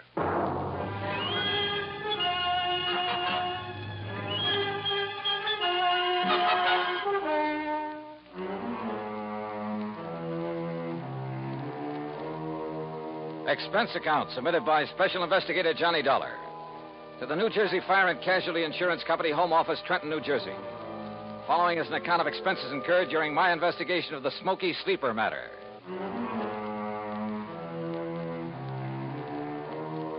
Expense account item 1, 1075, fare and incidentals, Hartford to Trenton. Item 2, 80 cents taxi to Fred Larkin's office on West State Street. He lost no time in getting right to the point. That's right. $83,000 total loss. Well, who's filed the claim, Fred? Name is Ben Murray, sole owner and manager of Ben Murr Furniture Sales in Philadelphia. Sort of a small chain scattered around all over the city. I thought you said the loss was in Vineland. It was. That's where he had a big warehouse. Well, if his stores are in Philly... He claims it's cheaper than maintaining a big warehouse in the city. Also, apparently, it's close to a couple of sources of supply. He's been a good account, Johnny. We've made a lot of money on his policies. Well, it sounds like you've issued him quite a few. Well, we have. You see, in addition to the usual coverage on his stores, we've issued him a lot of short-termers on warehouse contents from time to time. I don't quite see what you mean. His whole business is based on special sales. Pre-inventory, going out of business, distressed merchandise, fire and water damage sales, summer, winter, spring, and fall sales. Anything you can think of. No kidding. Periodically, he loads up his Vineland warehouse with stuff he's accumulated for the next big sale, and we insure it. This time it was $83,000 worth of box springs and mattresses. Wow, that's a lot of betting for just one sale. Don't worry. He'd have got rid of it. His salesmen are the sharpest bunch you ever saw. Too sharp, if you ask me. Almost like a bunch of con men. You know what switching means in the retail trade? Isn't that when they advertise a well-known item at a very low price? That's it. Then when you try to buy it, they just happen to have sold the last one. That's it. But by that time, they've got you in the store where they can use the high-pressure pitch to sell you some inferior item at an even higher price, and on a no-return basis. Yeah, by the time the customer gets wise, it's too late. Exactly. I suspect they're not above using the label switch, too. You know, have some local manufacturer make up a cheap item, then put a nationally recognized label on it, or a pretty good copy. My, what nice clients you have, Freddie. Well, what can we do, Johnny? As long as we don't catch them red-handed in something that directly affects us. Well, you don't need to write any more policies. The company says different, at least until such a time as they try to pull something on us, or we find proof of such doings. I see. Oh, where'll I find this Ben Murray? Either at his main office in Philadelphia or down in Vineland, looking over what's left in the shell of that warehouse. On what exactly does Murray base the amount of his claim? Face value of the policy, which in turn was based on the cost of the goods to him. Huh? You mean you used the figures he gave you? Hardly. We got the figures from the actual bill sent him by the manufacturer. Well, I wondered. I don't blame you. No, Johnny, that $83,000 is exactly what the mattresses and box springs cost him. It was a special order from one manufacturer, made up especially for one big sale. Can your secretary check on Murray's whereabouts for me? Sure. All right, then let me use your phone. I may be able to save us all a lot of time, labor, and soap.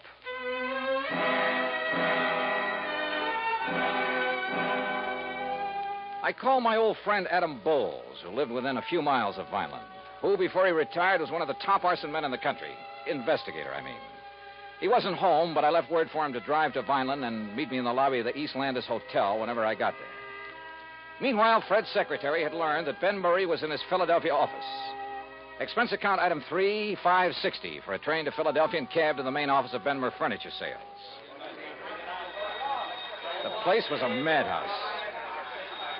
Okay, Dollar, go ahead in. It's that first office on the right. Thanks. And listen. Oh, wait a minute.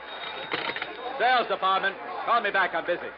Listen, Dollar, if you can get a word in edgewise with Ben, ask him where's the contracts for that West Philadelphia deal, will you? Oh, sure. Sales department. Yeah? I'll turn a hose on some of that stuff and call it a flood sale. Something like that. Makes the picture in that advertisement look good, see? Put a lot of stuff around. Pictures on the wall, rug on the floor, stuff like that. Yeah, make the suckers think they're getting a 25-piece dining room suite, not just a table, 4 chairs, and 20 crummy dishes. Dollar, sit down. Thanks. Yeah, make it look like they'll be getting everything they see in the ad. Yeah.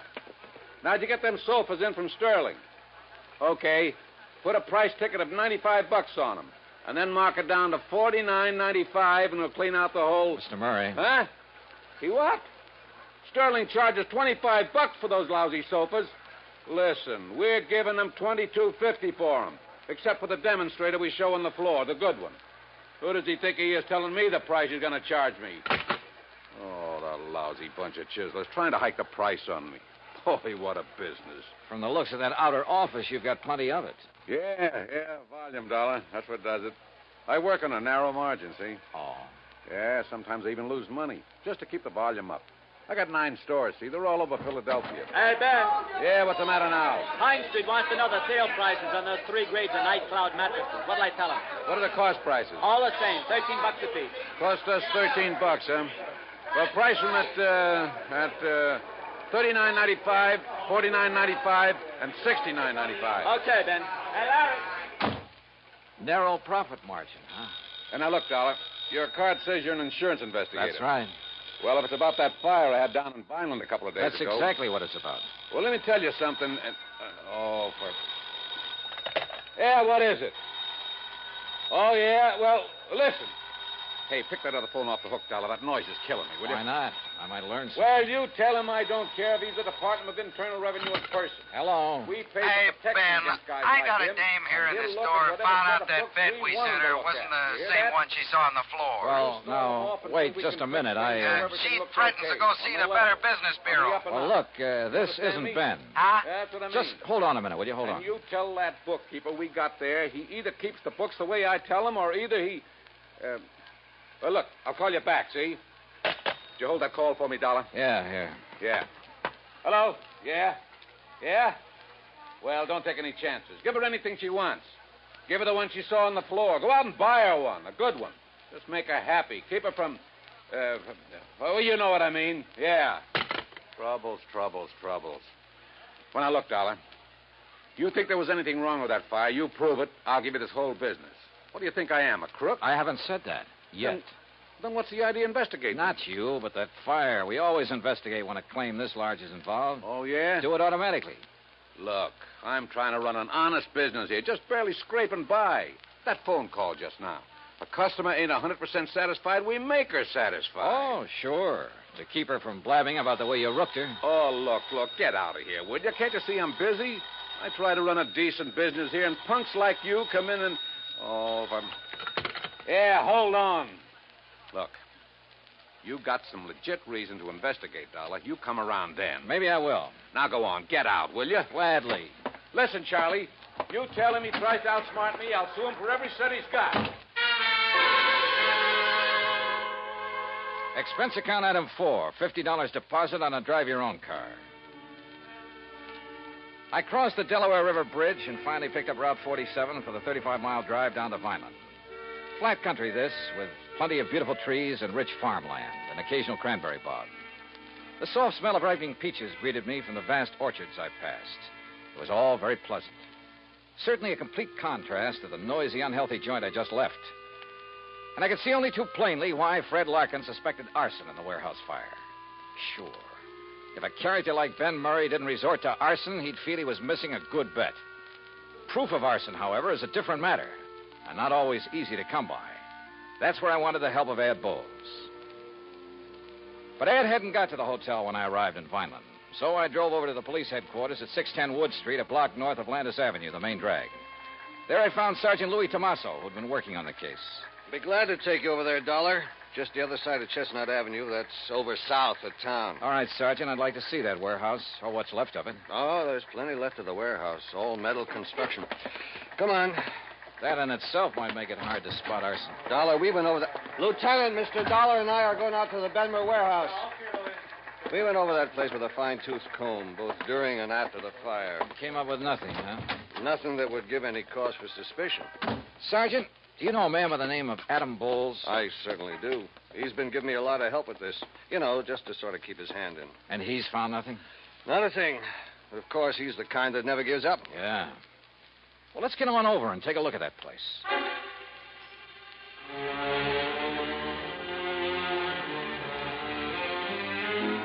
It was obvious that the whole contents of that warehouse was damaged beyond repair. And apparently the big steel building had been packed to the roof. I looked over some of the damaged mattresses very carefully, sometimes with the aid of my pocket knife, and I learned some rather interesting things. Things that showed the best possible reasons for wanting to burn up a lot of merchandise like this. Wow. Well, have you seen enough, Mr. Dollar? Yeah, I guess so. But I still want to talk to Adam Bowles. So let's go on back to Wait town. a minute. Looks like Ad pulling up in that car there. Huh? Oh, so it is. Hey, Ed. What? Johnny! Yeah, well, hiya. Sergeant, don't tell me you sent for a half-wit like Dollar. Just a minute now, Stinky. Why, the greenest rookie on the force would get further. Ed, than... I'll brain you. You two know each other. You kidding? Johnny, how are you, baby? Great, just great. You got my message, huh? Yeah, but I hereby inform you that, as usual, you got here too late. Oh, is that so? When I found out you were coming, I decided I'd better get to work, if only to show you up. So I did, and I found out who started the fire. Well, I've got a pretty good suspicion myself. Who did it, Ad? Poor old Jerry Cumber. Who? Jerry? The old town ne'er-do-well? Yep, that poor, foolish old wino. Wow. How'd it happen? Oh, he was just wandering around that night, as he often does, with a bottle to keep him company. Found the back door of the warehouse open, thought he'd take a little nap, or rather sleep it off. He certainly had his choice of nice soft beds. Yeah, so he went to sleep with a lighted cigarette in his fingers. And there you have it. And the funny thing, Sergeant. Yeah? Only charge you can really hold the old bum on is being drunk and disorderly. And, of course, trespass. What? Well, you look it up. You'll see I'm right. As for you, Johnny, you can just go on back to your company and tell them to pay the claim. Oh, that's so? Yes, sir. Case is closed. At least for you. That's where you're wrong. Huh? After a couple of things I heard at the Benmer office, plus a couple of things I've seen here, Adam, I think this case is just starting for me.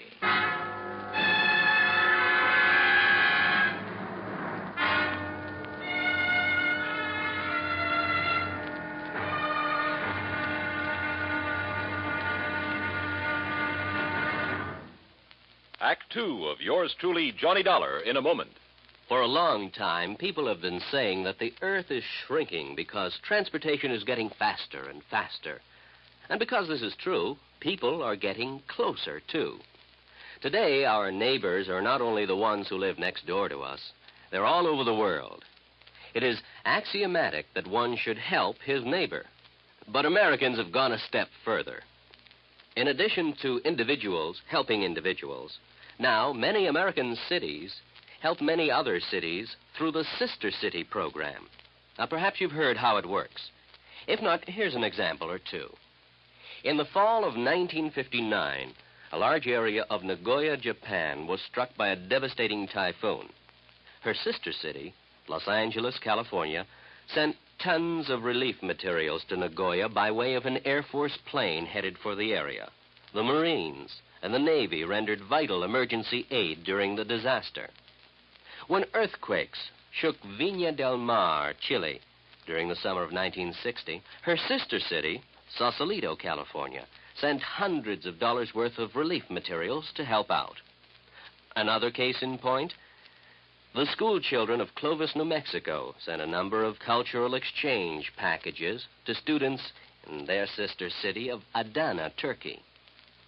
There are hundreds of such examples, because there are hundreds of sister cities. By using this means of diplomacy, friendship and understanding have increased throughout the world and paved the way for permanent freedom, the right of all men everywhere.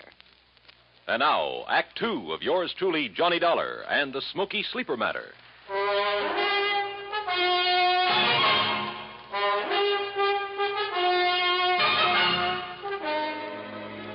From the looks of things, the case was practically over. The fire at the warehouse full of box springs and inner-spring mattresses had been accidental.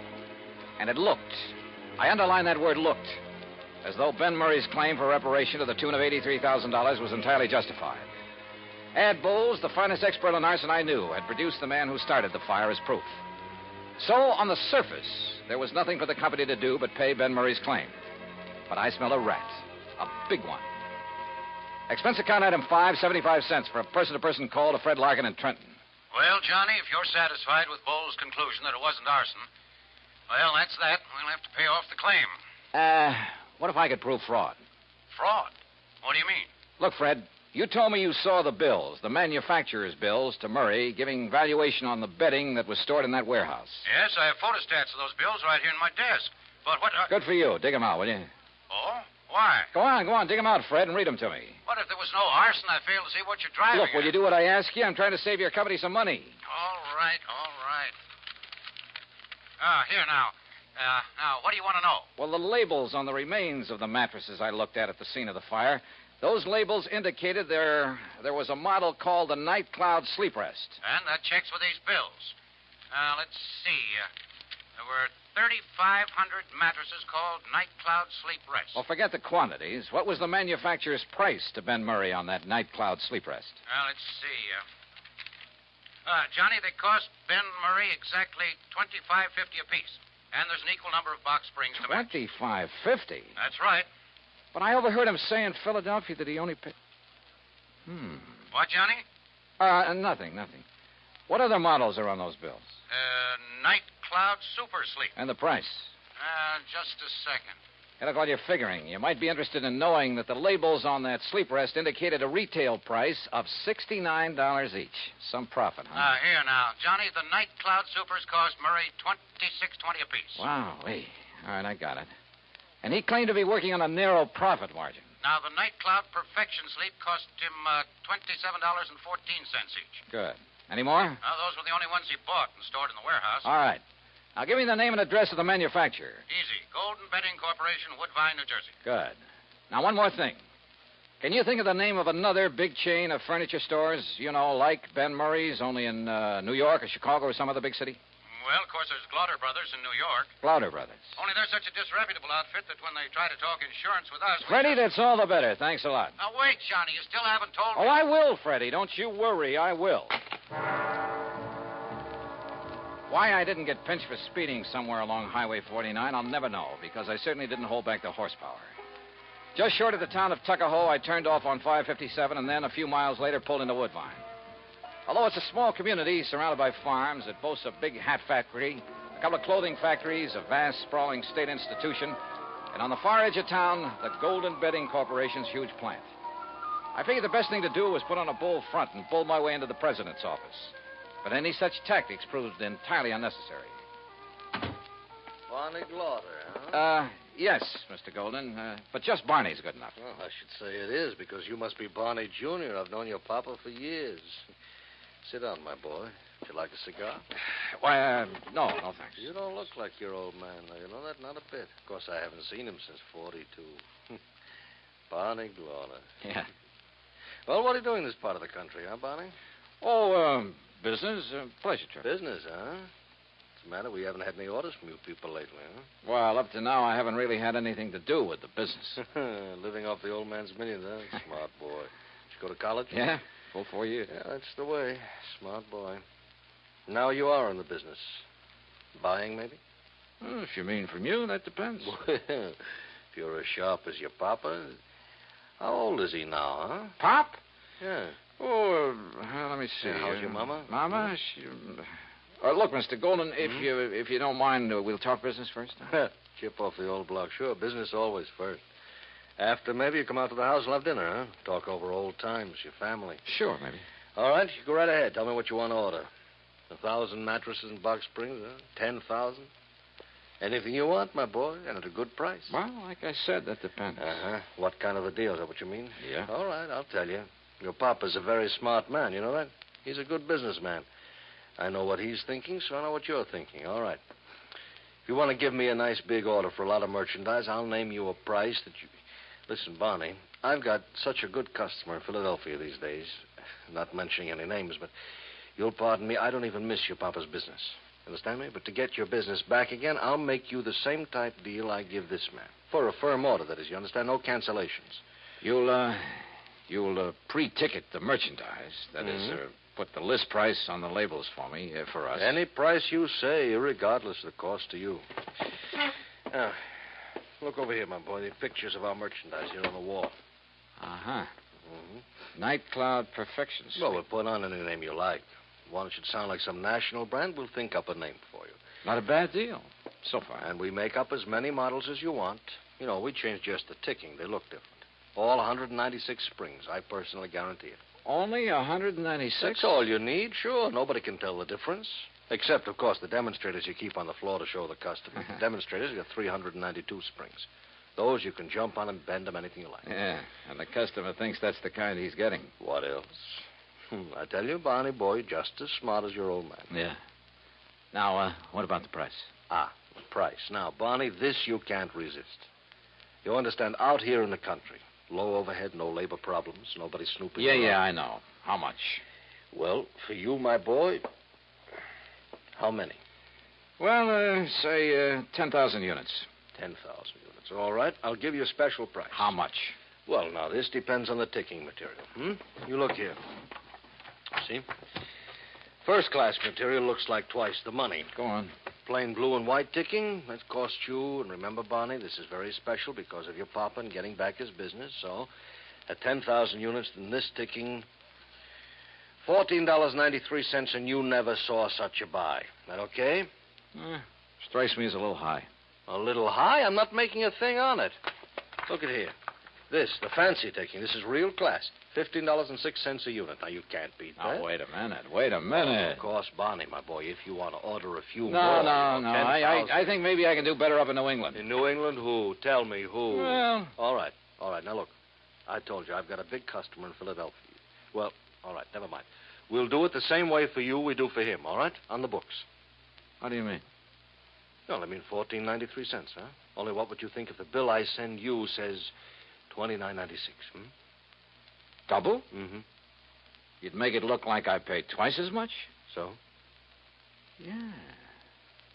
Yeah. For tax purposes, I'd only be showing about half the profit I was actually making. Smart boy, Barney. Or suppose I insured the stuff for the amount your bills showed, and something happened to it. Well, that's right, sure. However you want. Excuse me. Hello.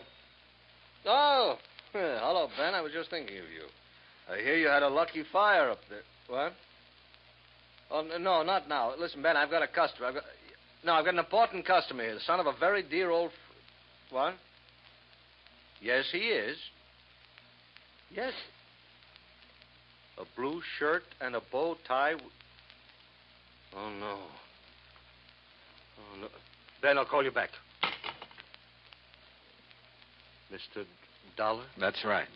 Johnny Dollar. In person, Mr. From the Golden. insurance... Oh, no. Too bad Ben Murray's call interrupted our conversation. Oh, what have I said? National firms you've been practically stealing listen from. To me, Dollar, will you please listen a minute? Yeah, go ahead. Business has been good. I've made a lot of money. Oh, now, wait a minute. Maybe you could use a little bit. You know, we'll call it the commission, huh? Say $10,000. In cash, it wouldn't show. Golden, I wouldn't even spit on that kind of money. Oh, I could maybe persuade you. You couldn't persuade me to have any part of it. Brother, you've had it coming for a long, long time. And believe me, I'm going to see that you get it. Understand? Yes, Dollar, you make it... I understand. I understand you, too. You dirty crook. You faker. You liar. You cheating, dirty, conniving, chiseling liar. You ruined me, you hear? You ruined me. Yes, Fred? I'm afraid that your nice client, Ben Murray, based his insurance claim on a lot of values that didn't exist. On the hiked-up prices. Hiked up to cheat you and the income tax boys. And if that is an outright fraud, I'll eat my shirt. So you can just forget about paying that claim or any part of it. And I hope that you and the company will take whatever legal steps are necessary to put these guys out of business. Expense account total, including incidentals and the trip back to Hartford, $130.49. And cheap at half the price. Yours truly, Johnny Dollar.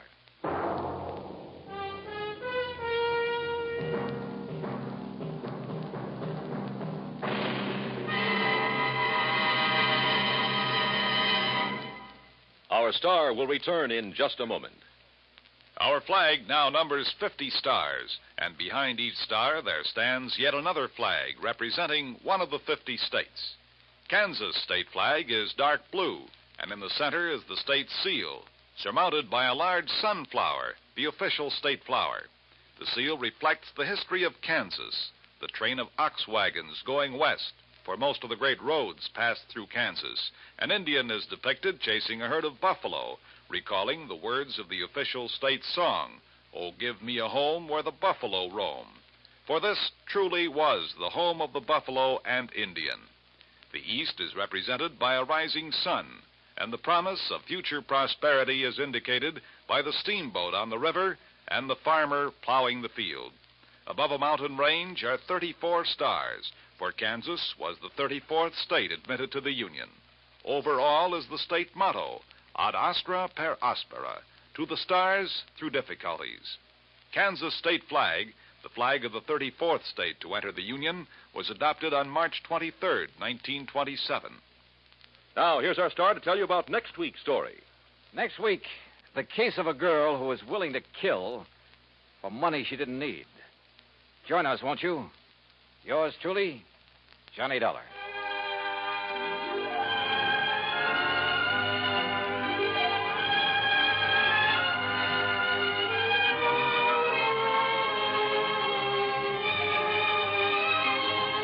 Yours truly, Johnny Dollar, starring Bob Bailey, originates in Hollywood. It is produced and directed by Jack Johnstone, who also wrote tonight's story.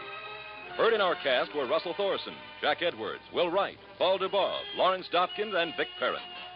Be sure to join us next week, same time and station, for another exciting story of yours truly, Johnny Dollar.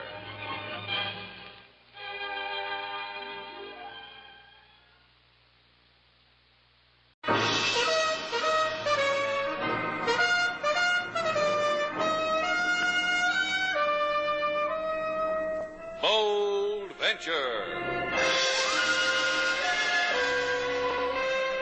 Adventure, intrigue, mystery, romance, starring Humphrey Bogart and Lauren Bacall. Together in the sultry setting of tropical Havana and the mysterious islands of the Caribbean. Bold Venture.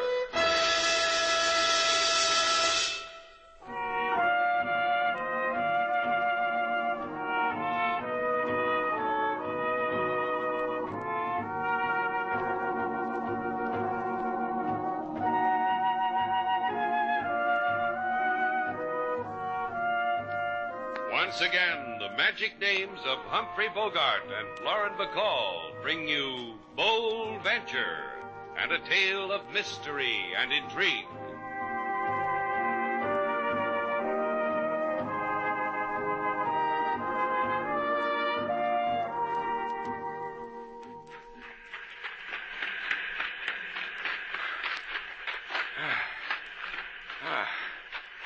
That's enough, Sailor. I can't run any further. Okay, we'll rest a while. Then we'll go in for a dip. I know. Well, let's just wade this morning, you know. Get used to the feel of the ocean. Tomorrow we'll swim. What happened to this big exercise binge of yours? This morning you were going to start the new life. Run, swim, push-ups, deep knee bends. Oh, I must have been out of my mind. Come on, let's do a deep knee bend. Hands on hips, place. 1. Oh, help me up, Slate. Okay, Eagle One. Give me your hand. Now, let's get back to the hotel and have some breakfast before I... Shannon, it's about you! I wonder what she wants. I can't imagine. When I said goodnight to her last night, she said everything was fine. That ours was her favorite hotel. That she and her husband were... She just told me you were on the beach. You're going to say I'm foolish, but I just don't know what to think. Well, what's the trouble? I can't find my husband. Well, maybe Mr. Anderson just took a stroll before breakfast. I wouldn't worry about that. But he didn't come back to the hotel last night. Mrs. Anderson? Yes. Last night when I saw you in the lobby, you said you were going to your room and wait for him. You mean he hasn't come back since then? Yes, I fell asleep over a book. I just woke up and his bed wasn't slept in. What frightens me is he left with a good deal of money. You see, he was going to buy me a gift. It's our 20th anniversary, you know. We've never been out of California before, and... Now, just take it easy, Mrs. Anderson. How much is a good deal of money your husband had with him? Well, I don't know exactly. More than 1,000, I know. Do you think anything could have happened to him? With that much money in his pocket? In Havana? Come on, sailor. Let's look for a man.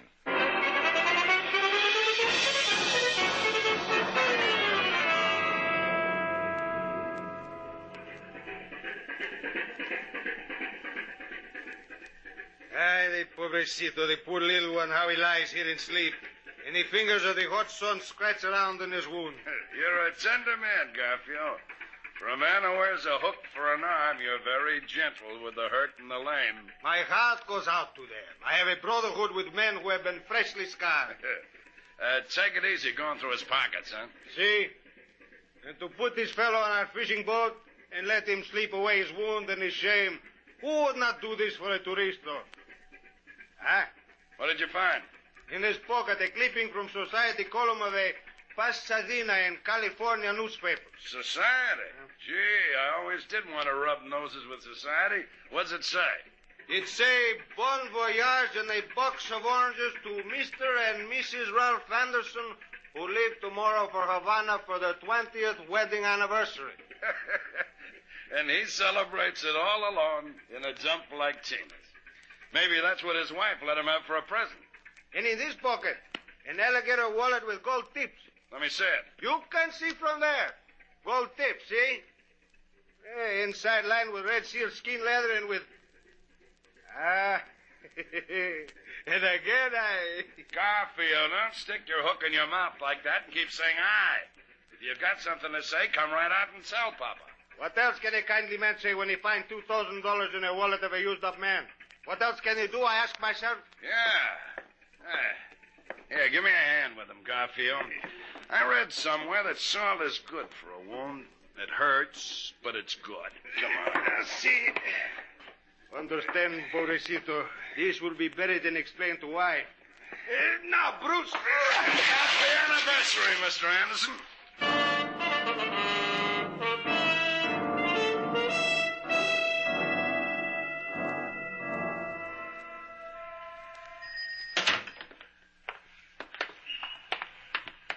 That's the last shop in the Vedado, sailor. Mr. Anderson wasn't in there looking for presents for his wife either. Well, let's try another section of the city. You know, I've got a sneaking suspicion. Like what? A man comes to Havana. He's never seen anything like it. His wife gives him a night off, and he's got over $1,000 in his pocket. You know how Havana throbs at night. Mambo rhythms out of every doorway. Mr. Anderson might have walked through one just for a look-see. I won't even concede a look-see, Slate. Mr. Anderson was a very... Hey, there's King Moses in our Jeep. Hi, King. Looking for us? All over Havana. Now, what's on your mind? I've been asking around at the cab depots for Mr. Anderson, as you said I should. What did you find out? Guillot, the one who drives the green taxicab with the yellow fenders, think he picked up Mr. Anderson in front of hotel. Where'd he take him? Guillot said first his fare wished to shop. Then the fare heard music from the player's Tina's parakeet and tapped Guillot on the shoulder. Tina's parakeet? That's a dive in the barrio. Yeah. How do you like your Mr. Anderson now, sailor?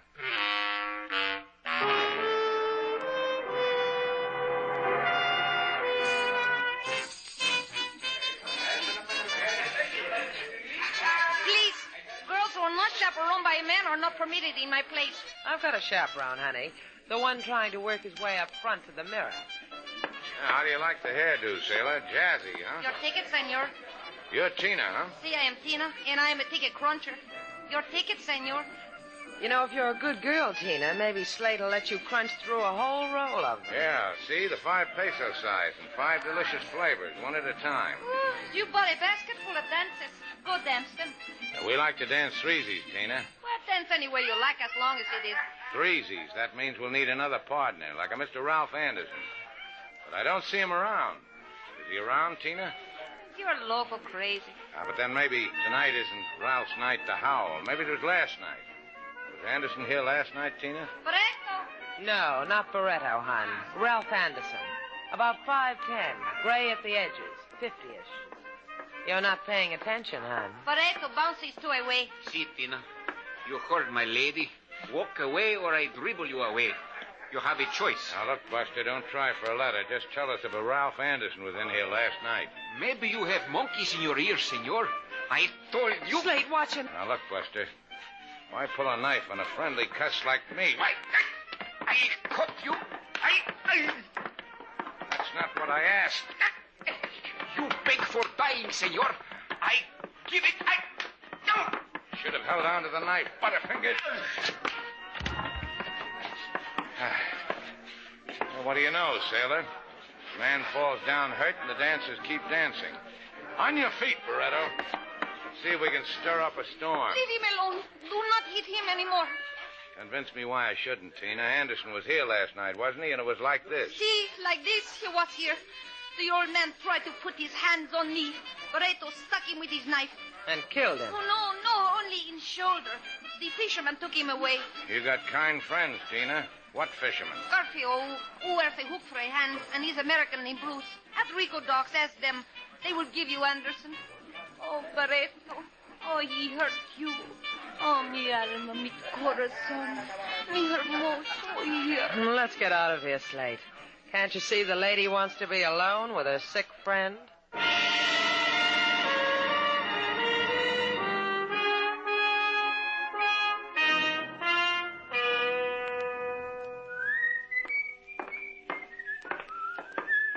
Hi there, you in the boat. Hey. Yeah? Your name Bruce or Garfio? Bruce, you want to talk? Come aboard. All right. Come on, sailor. I'm just fixing this net. But it'll wait. What do you got on your mind? Nice little boat you got here. It's a living. You the one who's got something on your mind, lady, or the mister? The both of us. We're looking for a man. I haven't brought one up yet. Just fish. A middle-aged man. A tourist. Just fish. Rumor has it when you're not fishing, you while away the empty hours in a joint called Tina's Parakeet. Sure. It's cheap, and it's got a chuckle to it. Sometimes pain. Like what happened to the tourist, a man named Ralph Anderson. Who said? Tina. She ought to keep her mouth shut. She didn't. She mentioned your name. And a man named Garfio, who wears a hook. Yeah, Anderson was kicking up his heels last night. In the middle of a kick, he caught a knife in his shoulder. Garfio and me got him out of there before the cops showed. It supplements the price of fish. You know, pocket money. Why didn't you take him home? His wife was waiting for him. Because his wife was waiting for him, sis. He wasn't stuck bad, but he needed time to make up a story. Where'd he take all this time? Well, we took him. Well, we gave him iodine and gauze and a fatherly talk. Little lean-to a couple of 100 yards south of the Maximo Monument on the bay. Can you take us there? You'll find it. I got to finish this net. So long. You better get back to the hotel, sailor, and see if you can comfort Mrs. Anderson. I'll find that lean-to. Let's go.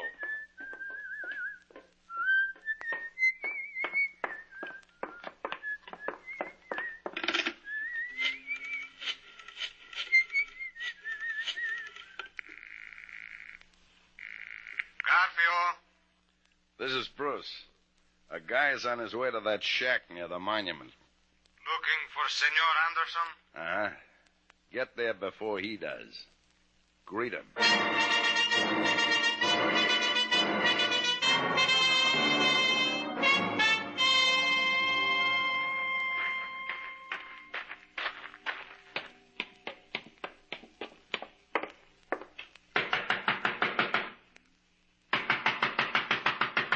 Open up, Anderson. It'll be okay. We'll make up a good story for your girl. You could have some Lulu's I use. Come on, open up. Let's not get squeamish about one night out in 20 years. That's the boy. Hey, where? Welcome to my lean-to, senor. Hey, what? I'm clumsy, senor. My hook did not kill with one stroke. This will take away my clutch. Hold it, Garfio. Let go, man. Let go. Why tell the hook on him? He got the message. But the man is in pain. I only He want wanted Anderson, didn't he? Let's give him to Anderson. See. Pick him up, Bruce Mai. Now he will sleep in the ocean sea, and nothing will wake him.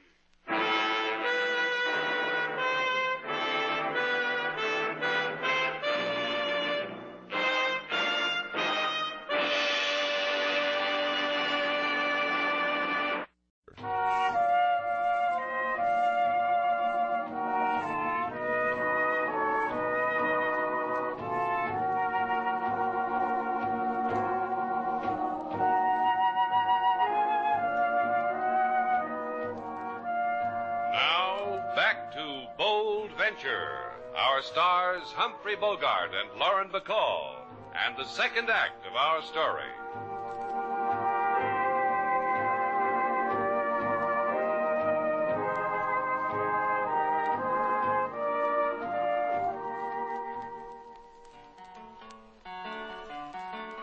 When a man is married and has a bride for 20 years right by his side, the etiquette is to be not tardy. Come right home, kiss the Mrs. Hardy. Upon occasion, it happens every season, a man gets sidetracked, pick your own reason. Then there rises the old situation, Mrs. weeps in great agitation. Weeps is right, and not with tears, King. That's the toughest kind of crying there is. Look at her, sitting over there and staring. And thinking the million worst things that could have happened. Don't knock it. It's a woman's privilege. King, give Mrs. Anderson anything she needs. I'm going out. For Mr. Slate? Who else would I go looking for?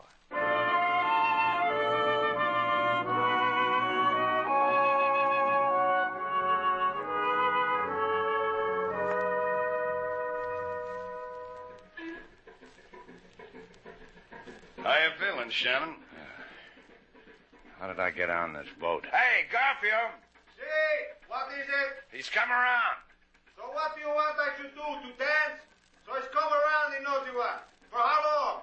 We dump him before we take the fish home. This is what happened to Anderson, isn't it? Uh-huh. Rolled him, got rich, fed him to the fishes, gave him to the ocean. Try rolling me. Maybe we can make a deal. I've heard tell of you, Shannon. In port. No dough Shannon, they call the man. I said we could make a deal. With money in it? Are there other kinds of deals? Hey, Garfield. What? Come here. Shannon wants to make a deal. And why shouldn't he want? Nearly dead men and lovers promise the moon with quick words. Look, I've got a boat. I could raise some money on that. Canoes are a drug on the market. I've seen this boat, Garfield. Twin-engine job, about 45 feet. Trim. Nice. I could get Mr. Val to raise some money on it. Bring it to you. Now, look, be reasonable, Garfield. Why not? You'll still have me, even if she can't raise the dough. And any time I wish, I could put this hook in you. So you could squirm and beg if this is a trick. You know what? I'd enjoy watching that.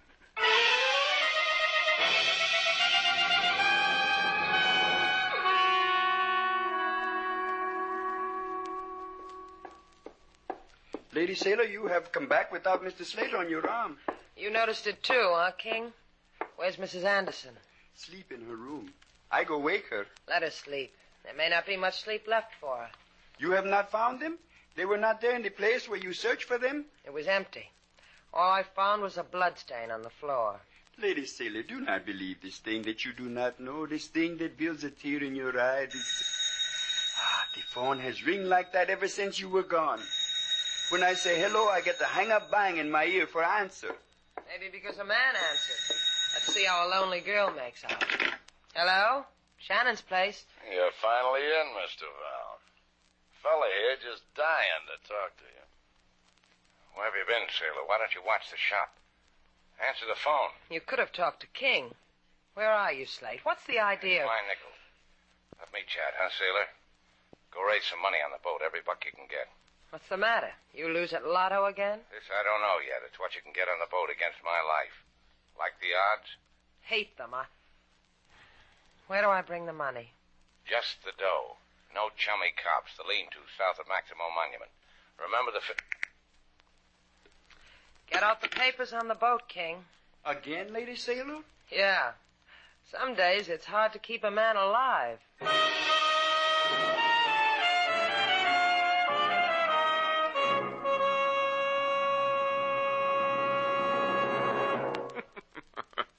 What have I always told you, Miss Duval? Such beautiful advice. Mr. Duval, I advise Mr. Shannon, save your money. Save your money. If you don't lend me something on the boat, Slate'll die. Oh, now you needn't be so melodramatic, Mr. Duval. I'm a sensitive man. A more modest, truthful approach could move me far more deeply. Melodrama embarrasses me. Gee, how's a girl to know about sensitive fellows like you? Crevy, I lied. Oh, that's better. Now, come now. What did you really want the money for this time? Well, Crevy, old boy, it's just that I've got a chance to invest in an oil well. Comes a time in a girl's life she needs an oil well. Oil? Where? They told me not to tell. They said, let's keep it among ourselves. Huh, girlie? Ah, and very shrewd, too. Well, my dear, seeing it's something as sensible as that, 5,000 is all we can manage. Now, if you'll sign here, please. There, now. See how rewarding it is to tell the truth? I'm so ashamed I could cry. Bye, Crevy.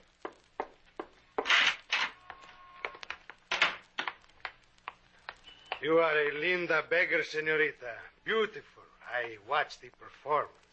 You ought to catch me on a matinee. Hey, you're wearing a... Si, a hook. My name, Garfio, means hook. That is why you come with me. So my name will not spill blood on our proud streets.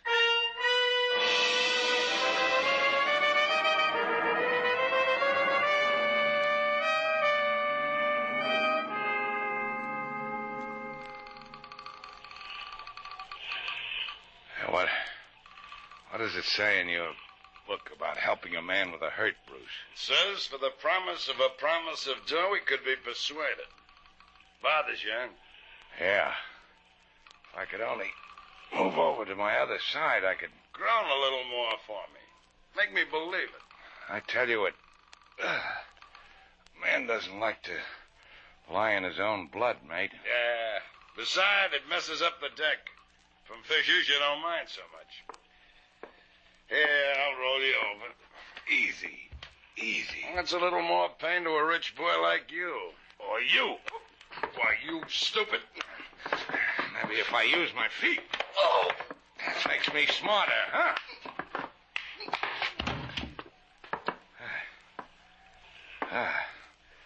Now all I gotta do is drag you, baby. Throw you in the hole with the rest of the fish.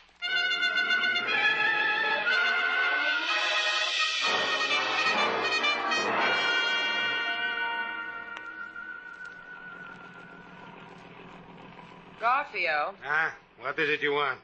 Just answer one question for me. I gave you the money. Why did you make me come out here with you? Is a manly question for which a manly answer. To get rid of you once and for all and forever. You and SLATE Shannon. Why kill us? You've got your money.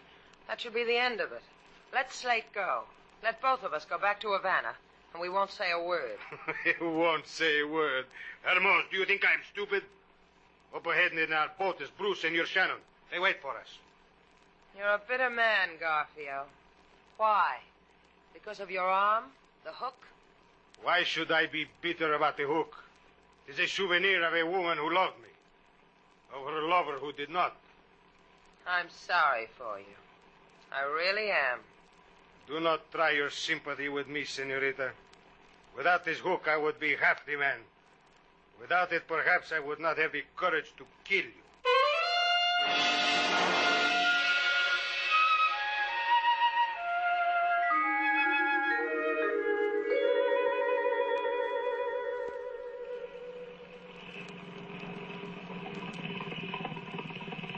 Ahoy, Bruce!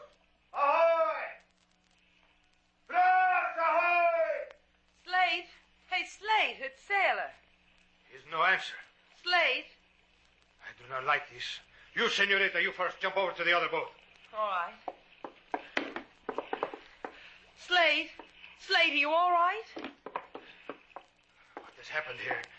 I left your Shannon lying there, right on this spot, with Bruce standing over him. Bruce! Stop playing games with me! What are you trying to do, Bruce? Are you going to...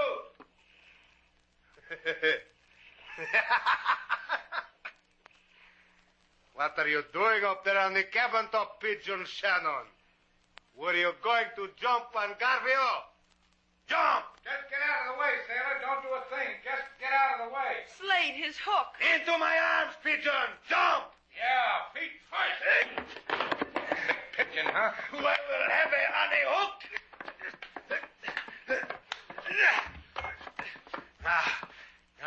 Is this a pretty picture? I sit on your chest and feed you my hook like this. So my pigeon ducked his head. Bueno, we will try again. What's the matter, Garfield? Dug your hook too deep in the wood? Can't get it out. Let's roll over, shall we? I will get it out. I will... Sailor. I was a coward, Slate. I turned my back. Couldn't watch. I'm hurt, sailor. Help me. Throw your good arm around me. I'll take you home.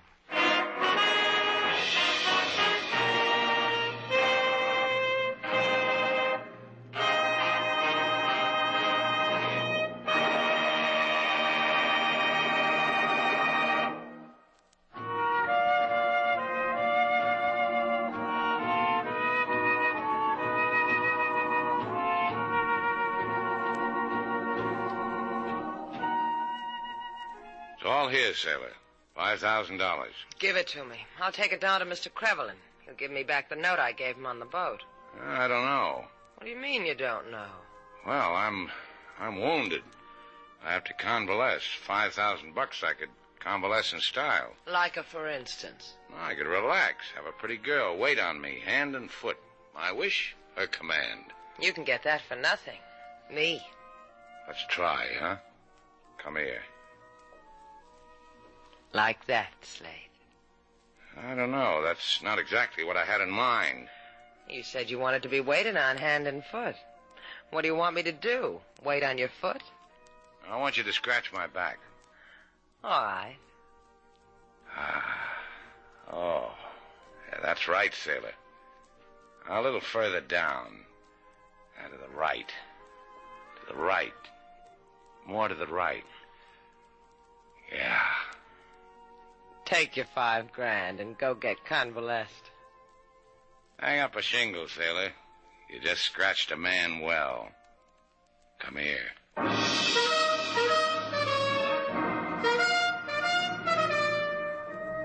And so our two stars, Humphrey Bogart and Lauren Bacall, have brought to a close our latest bold venture story.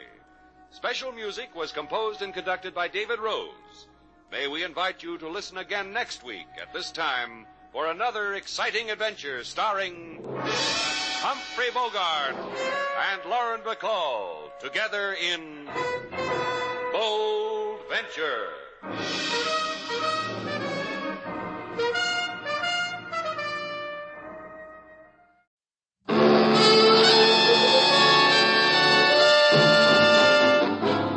Dangerous Assignment, starring Brian Donlevy as Steve Mitchell.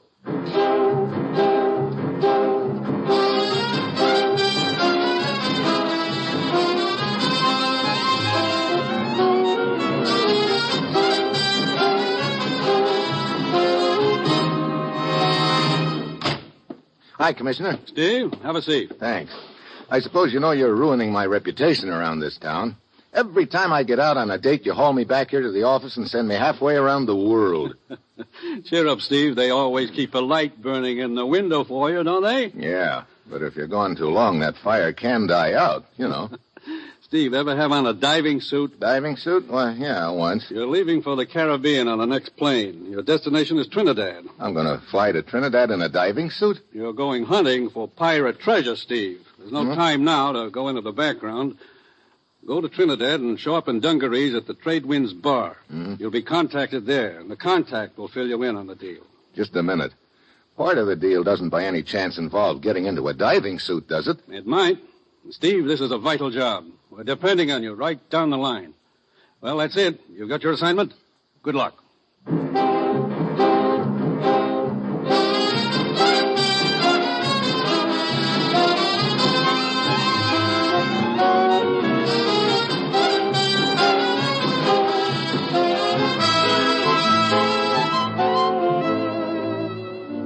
In a moment, tonight's story of Dangerous Assignment, starring Brian Donlevy as Steve Mitchell, colorful, two-fisted government agent. But first, a message from the Ford dealers of America. The 1950 Ford has everyone talking. Here is what Mr. R.L. Bell of Georgia, one of more than 410,000 enthusiastic owners, said about his 50 Ford. I've had my new Ford Club Coupe for 6 weeks and have driven it 6,700 miles. This operation was over all types of roads and under varying weather conditions, from Key West to the Great Smokies. It holds the road better than any car I've ever driven. And in 19 years of traveling, I've owned 8 makes of cars. For my money, it has more comfort than any low-price car on the market. My car is equipped with overdrive, and up to now, my gasoline mileage average has been 21 3/10 miles per gallon. Yes, Ford owners everywhere are finding out about the economy of the great new Ford. They're saving real money now because of Ford's low price. And they'll be saving real money for years to come because of Ford's low operating and maintenance cost. But see for yourself.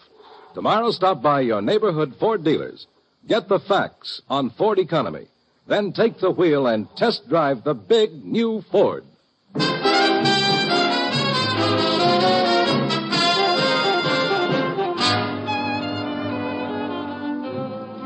Well, this assignment tops them all.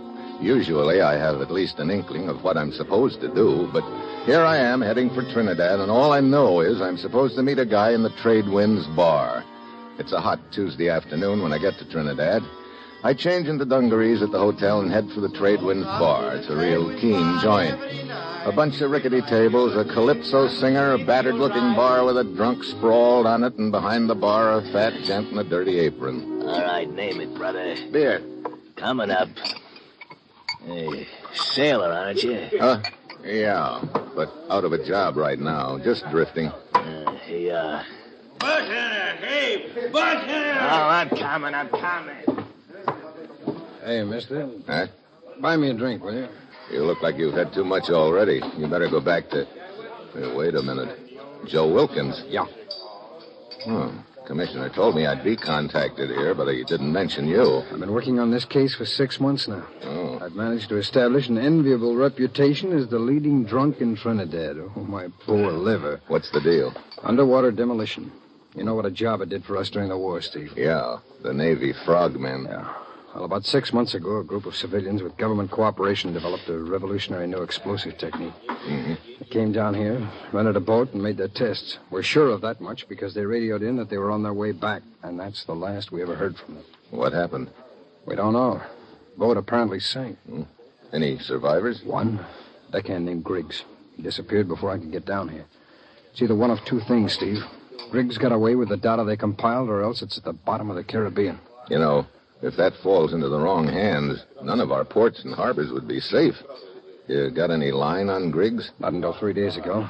And Griggs popped up here in Trinidad looking real prosperous, throwing dough around. Well, maybe he sold the plan. I don't think so, Steve. He started outfitting a treasure hunting expedition. His outfit is shoving off tomorrow on a little boat called the Sea Witch. I've been trying to get a job on it. Hey, you could be walking into a lot of trouble. Steve, see that babe over there in the corner table alone? Yeah. What about her? That's Griggs' girlfriend. I can't get any information from her. I think she likes the more of your size. Okay. I'll give it a try. See you later.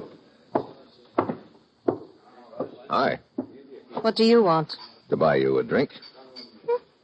Why not? Matter of fact, I'll buy you 2 drinks. And then what? Then we quit drinking. I'll be broke. Oh? Having it tough, huh? Yeah. It's pretty hard for a diver to get a job these days. A diver? Oh, why don't you get lost? What's the matter? Don't you like divers? Oh, sure, but they're never around. I know. I go with a guy who is a diver. Griggs. Oh. Hey, maybe this friend of yours, Griggs, could get me a job. I don't think so. It's some kind of a treasure hunting business. Teresa, button your lip. Hello, Griggs. Who's this joker? A guy who is kind enough to buy me a drink. Shove off, bud. Now, don't you think that's up to Teresa? You heard me. Get lost. Oh, sit down, Griggs, and quit showing your muscles. And, mister, maybe you'd better sort of. Okay, sure. Well, see you around. Maybe we can have that drink some other time. Yeah? There won't be any other time. You keep your eyes to yourself after this and don't get any out. How did you make out, Steve? Not so hot. The boyfriend showed up too soon. Yeah. Well, I sure wish we could get some. What's the matter? A little gent who just came in, the one in the white suit. Yeah, what about him? His name's Jeremiah. You'll hear all about him in a second. Byron's tuning up right now. Lord Byron? Yeah, that's the calypso singer over there. Listen.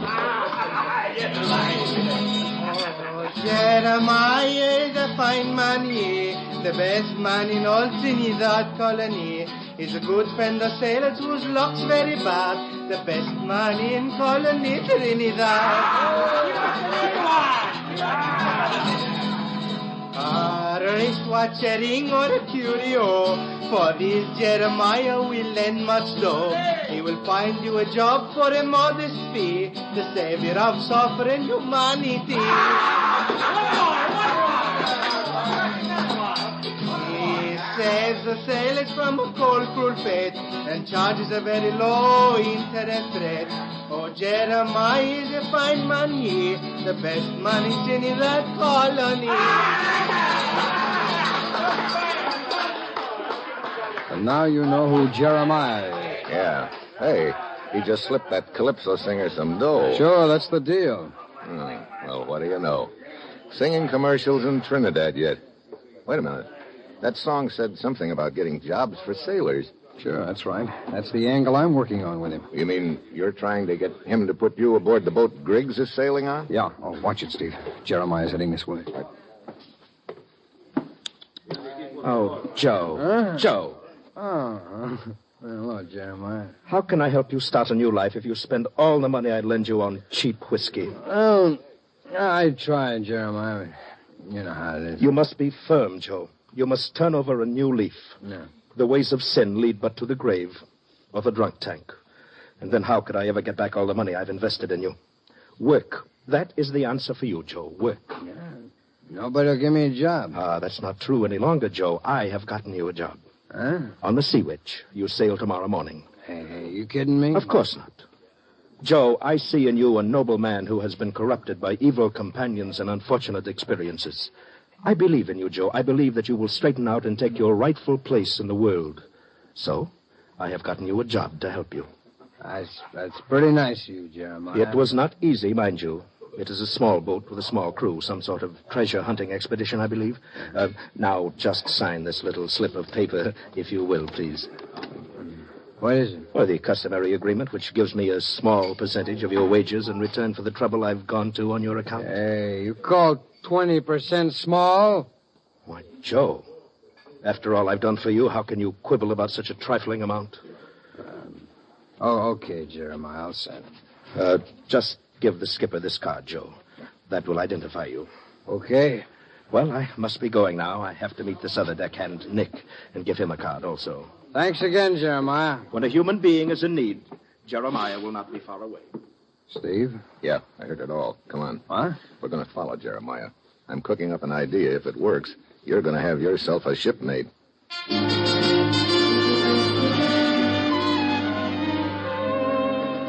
We follow Jeremiah to his office near the waterfront. We wait down the street. Pretty soon, the sailor goes into the office. He's walking like he had quite a few drinks under his belt. In a few minutes, he comes out again, and he's putting one of Jeremiah's cards in his pocket. Come on, Joe. Here he comes. Start walking. Hey. Sorry. Why don't you look out where you're going? Same to you, bud. Now, break it up. It was just an accident. Hey, didn't you just come out of Jeremiah's office? Yeah, what's it to you? Oh, I was just wondering if he was there. I got to find out some more stuff from him about this boat I'm shoving off on tomorrow morning. Oh, the Sea Witch? Yeah, why?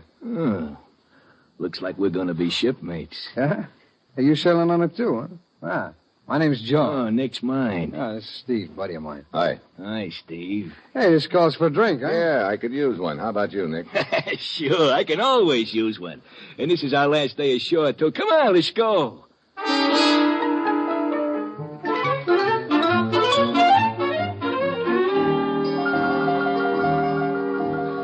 2 hours and 5 bars later, Joe and I managed to find out that Nick hasn't ever seen the skipper of the Sea Witch.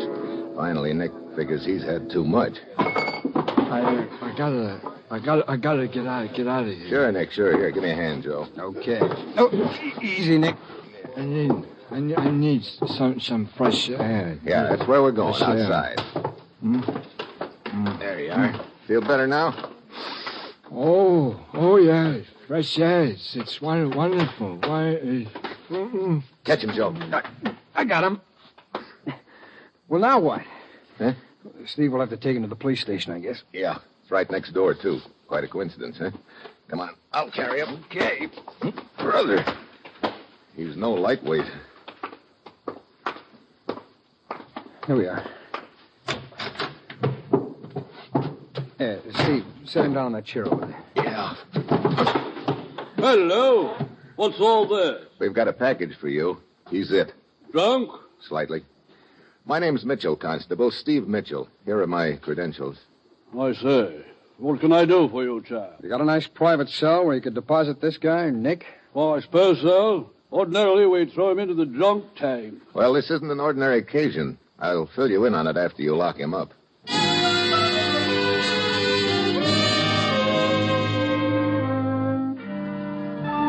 I get Jeremiah's card off Nick. Then I make a deal with the constable. He puts Nick in a private cell and me in the drunk tank. And from now on, he's to call me Nick. Joe sends a message to the skipper that Nick is locked up. Then I roost there the rest of the night, watching a few assorted cases of DTs. Morning finally comes, and with it comes a visitor. All right, now. Look alive, chums. Which one of you is Nick? I am. On your feet, then. Here's someone to pick you up. Who are you? The skipper. We'll see your card. Here it is. Come on. Good moving, Nick. Okay, let's go.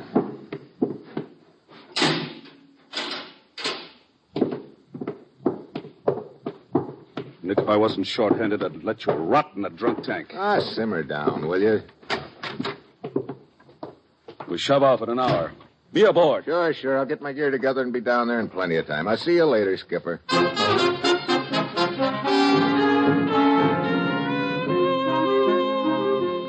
I start down the street in one direction, the skipper goes in another. I wait until I'm out of his sight, then I double back and head for Joe's rooming house. I turn a corner just in time to see the skipper going inside. But the skipper isn't even supposed to know Joe, let alone where he lives. That means just one thing. There's been a leak. I shift into high, but just as I get to the door, I head for the rickety stairs, but a door opens above, and Joe staggers out into the hall. Steve!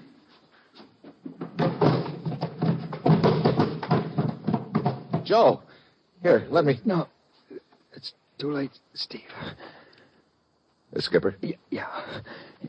He doesn't know about you, Steve. I told him I was working alone. Get aboard the Sea Witch, Steve. You're on your own.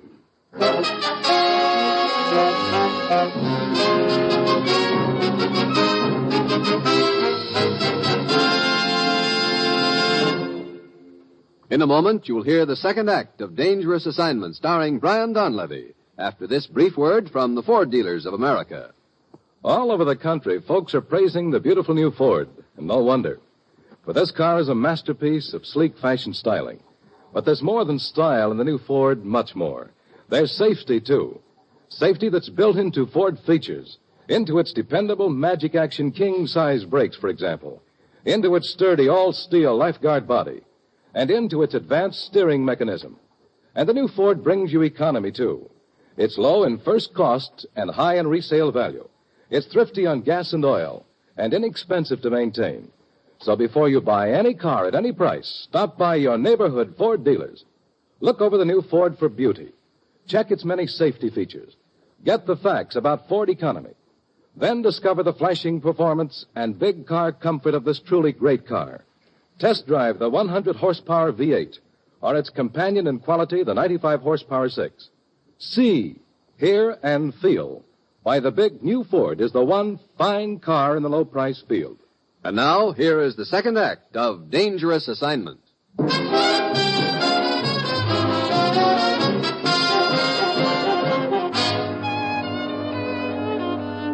Yeah, I'm really on my own now.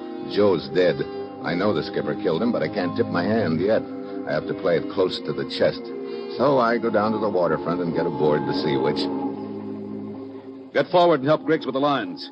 We're ready to shove off and we're short-handed. Some rum-dum named Joe didn't show up. Hey, just a minute. What's the matter, Griggs? You're the guy who was making a play for my girl at the Trade Winds bar yesterday. So what? So, what are you doing aboard? Same as you, Buster. I'm sailing on this tub. What? Look, Skipper, get this guy off. You look. I'm the skipper. I run this boat. Yeah? Well, don't forget I'm the only guy who knows where to take this boat. Griggs, you're getting paid for this job, same as I. The boss says this guy goes. Now, shut up! Sorry, Griggs. Okay.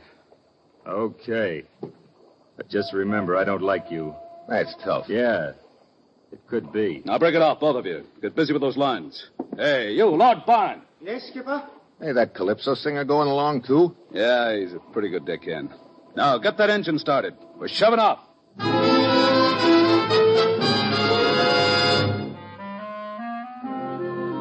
I watch the shoreline of Trinidad fade away, and I wonder if I'll ever see it again. Joe and I had figured we'd be 2 against 3 when the showdown came, but now it looks like it's 1 against 3. I can't figure out where Lord Byron, the Calypso singer, stands in the deal, so the 3rd day out, I'm on deck when I hear him singing. Oh, the sea which we sail on the Carib Sea, the hunt buried treasure for you and me. If we don't find the treasure, then the hunt is done. Lord Byron don't care, 'cause he still have fun. You sound like you don't care whether we find this treasure or not. Oh, many people seek treasure, Nick. Few of them ever find it. But it's fun looking. Hey, did you ever sail with Griggs or the skipper before? No. You know, I have a theory that you can trust a happy man.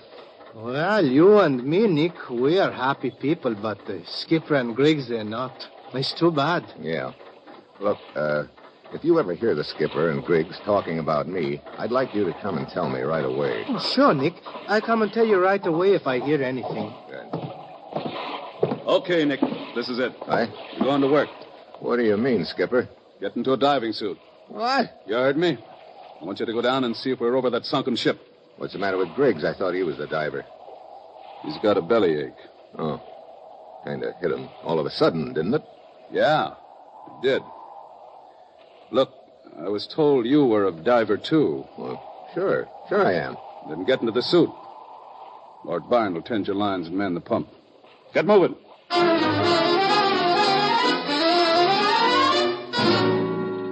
I don't like it. It smells like trouble all of a sudden, but there's nothing I can do. I get into the diving suit. They fasten the helmet over my head, and Lord Byron helps me over the side.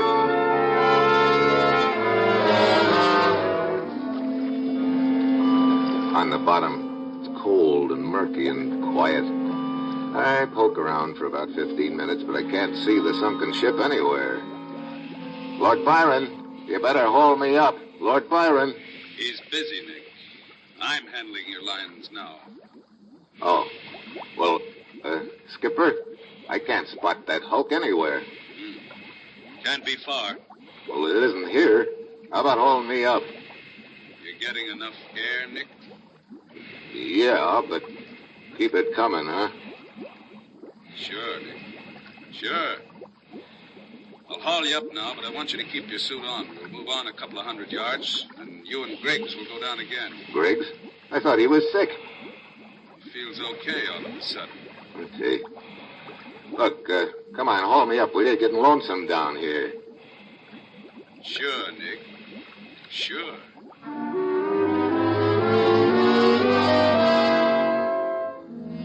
I'm sweating plenty inside that suit on the way to the surface. For a couple of grim seconds, when the skipper was asking me about my air supply, I figured he was onto me and playing cat and mouse. Yeah, it was good to get that fishbowl off of my head. Yeah, I thought I was in trouble then, but if I could have seen what was happening at the Trinidad jail, I'd have known how much trouble I really was in. Good morning, Constable. Oh, Jeremiah. Down here to save a few souls this morning? I am making my usual visit to offer my services to any unfortunate sailors who may have fallen in with evil companions, yes. Well, the crop we've got in the tank this morning don't seem to have much of value on them. My good man, you do not seem to realize that pawning articles is but a minor thing with me. My larger aim is to serve humanity. Of course. Clumsy of me to forget, Jeremiah. Well, you know where the drunk tank is. Help yourself. Thank you. Jeremiah. Who called me? Jeremiah, over here. Why, Nick. Nick, you're supposed to be out on the Sea Witch. Two guys got me drunk and hauled me in here. Who were they? One of them's name was Joe. The other I don't remember. Joe was taken care of before the Sea Witch sailed. Do you still have my card? No, it was gone when I came to. I see. This friend of Joe's must have taken your place, Nick. I will get a message to the Sea Witch at once.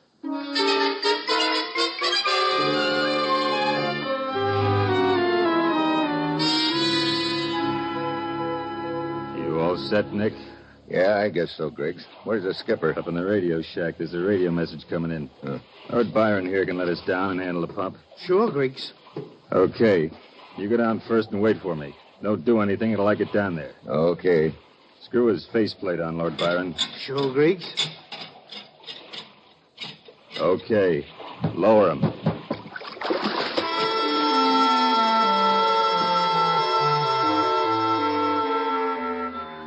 This time we've got the right location. I land right on the sunken ship. It's lying on its side. Griggs comes down after me and drops into a hole in the side of the ship. In a minute, he crawls out with a waterproof container. The underwater demolition data we're both after. Then he stiffens and seems to be listening to something.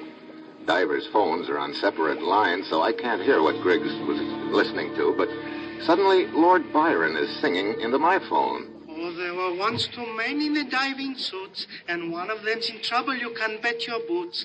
The bad man is holding a knife very tight. The good man had better begin to fight.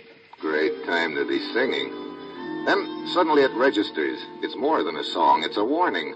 I turn around just in time to see Griggs bringing his knife through the water toward my diving suit. From then on, it's like a slow-motion movie.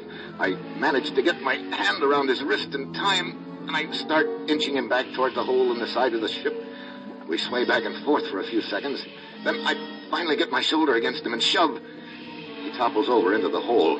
There's slack in his cable. I take a turn around the beam. Then I fish my own knife out of my belt and cut his phone line. Lord Byron, haul me up. He's a little unconscious right now, Nick. Whatever your name is. Huh?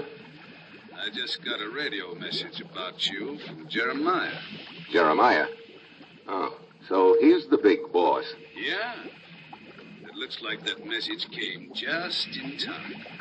With you on the bottom, and me on the surface. I got news for you, brother. You're not coming up.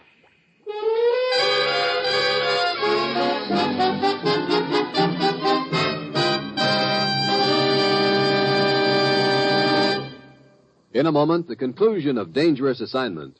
Now, a brief message from the Ford dealers of America. Owners everywhere are raving about their 1950 Fords. Here is what Mr. Clyde McNeely of Illinois, one of more than 410,000 new Ford owners, has to say about his 50 Ford. Being a metal plater, I naturally am interested in machinery and metals. I've realized for many years that Ford had a real power plant under the hood. Now that I own a 1950 Ford, I'm sold on it, particularly because of the engine and also because I like its style. It surprises me that the 100-horsepower V8 engine is so quiet. In fact, the mechanical features of the 1950 Ford are outstanding. Its power and quietness, the way it rides, the ease of handling, and its economy. Yes, ask any Ford owner how he feels about his big new Ford, and he'll tell you it's tops for performance and for comfort. But prove it for yourself. Drop into your neighborhood Ford dealers and test drive this great car. You'll be amazed when you discover how little it costs to buy, to run, and to maintain. Do it tomorrow. Test drive the big new 1950 Ford.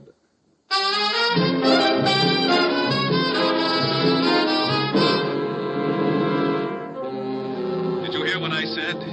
Yeah, I heard it. But if I'm not coming up, neither is Griggs. What did you do to him? He's out of commission right now. No wonder he can't talk to me. Well, you won't be talking much longer either, Nick. I'm turning off your air. Now, look. So long, sucker. Wait a minute. If you turn off my air, I've still got time to open this container and scatter these papers you're after. You'll never get them. Yeah, you're just bluffing, Nick. According to Griggs, those papers are sealed in there too tight for you to do anything about in a diving suit. I'm going to haul Griggs up and leave you there. Yeah? Well, just tell me one thing, Skipper. Yeah, what is it? You weren't on deck when Lord Byron lowered us. How do you know which liner is which? How do you know which one of us you're going to haul up? Not good enough, Nick. I know which phone I'm talking to you on, and I can see which line it's connected to. Maybe I had Lord Byron switch the phone lines when he let us down. Not a chance. Like I said before. So long, sucker. I played my last card, and he trumped it. I stand there with a sick feeling in my middle as I watch Griggs' line tighten with a jerk, and suddenly I know there's only one thing more I can do. Well, so you did switch phone lines on me, huh? Thanks for the tip, Nick. I knew if I jerked your line hard enough, I could get a grunt out of you. Now I'm sure which line to haul up. It had worked. Griggs' line slackens, and the skipper starts hauling me up. Halfway to the surface, he turns off the air. That's good. There'll be less air in my suit, and I can move my arms better. I let my body go limp and slump my head down below the faceplate in the helmet like I'm unconscious. I surface. The skipper holds me up on deck and unscrews the faceplate. Okay, Griggs. You'll be all right. You guessed wrong. Nick! Yeah, come on, Skipper. Let's bump heads. Oh. Nick, you okay? I tried to warn you. Yeah. That warning came just in time. Thanks, Lord Byron. When I get out of this suit, I'll untie you, and we'll haul up Griggs and head for Trinidad. And Jeremiah. Untie you? Jeremiah? You know, Nick, this almost sounds like a calypso song. Huh? Oh, yeah. Well, then, I might as well finish it. How's that thing go? Oh, Jeremiah was a fine man, he, until he sent his bad boys out to sea. They got all fouled up down near the equator. Now Stephen Lord Byron bring back the demolition dater. How's that? Nick, in the future, I had better sing the calypso. Yeah, maybe you had better.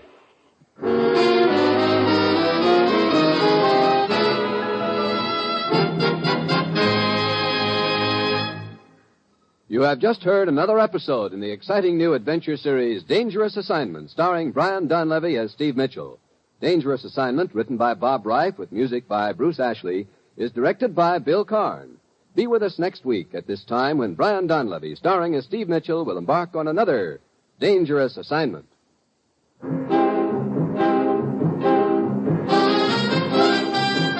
Tomorrow, be sure to hear Bob Hope and Fibber McGee on NBC.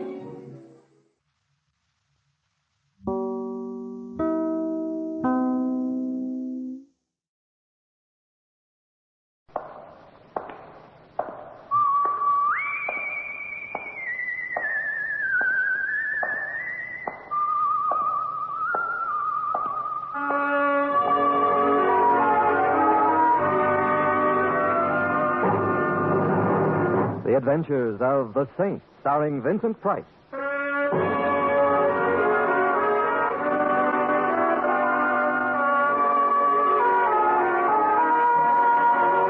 Saint, based on characters created by Leslie Charter, and known to millions from books, magazines, and motion pictures. The Robin Hood of modern crime now comes transcribed to radio, starring Hollywood's brilliant and talented actor Vincent Price as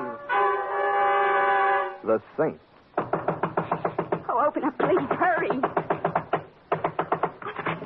Well, to what do I owe this? Close the door. I've been followed. Naturally, you're a blonde. I assure you, the men who followed me weren't interested in the color of my hair. Don't tell me they were chasing you for your money. No, dear, not my money, my life. Well, it's good to be here, finally. I've come a long way to see you, Simon. Oh, well, if I'd known you were coming, No, you didn't expect me? You're as unexpected as Yankee bean soup on a menu in Moscow, but infinitely more welcome. You weren't contacted? You didn't speak to Maxim? The only Maxime I know happens to be a restaurant in Paris. Oh, they intercepted him. And we were so sure he wasn't even known to them. That his cover was... We'll have to proceed on our own, Simon. We can do it. Of course we can do it. But what? What particular type of melodrama are we playing? I'd better tell you the whole story, everything. You have the Sultan's ear, Scheherazade. Or what is your name? Claire. Claire. Oh, sit down, Claire. Thank you. I've just come back from Mexico City. He was there. He's changed in the last 5 years, Simon. You'd never recognize him. It must have been plastic surgery. He doesn't look... I see. And now I know everything? Did you hear something? What sort of something? Outside the door. I thought I heard a footstep. Simon, the blinds. Pull down the blinds. How stupid of me not to have done it immediately. Yeah. Why are you staring out the window? Is someone... Is one of them a little man in a badly fitting suit? At least 2 sizes too large for him and a large floppy hat? He's there? Yeah, he's there. And the other one, the large one? And he's there, all of him. Oh, come away from the window, Simon. You needn't bother pulling the other blind down now. Who are they, Claire? Which wild Halloween are those two types left over from? How many more of them are there? How many more? Hundreds, Simon, perhaps thousands. We'll never know exactly. We must go, Simon, at once. Shouldn't we have a little explaining before we do any going? There isn't time. Those two down there will be coming up soon, and when they do... You must trust me, Simon, you must. Come on, Claire.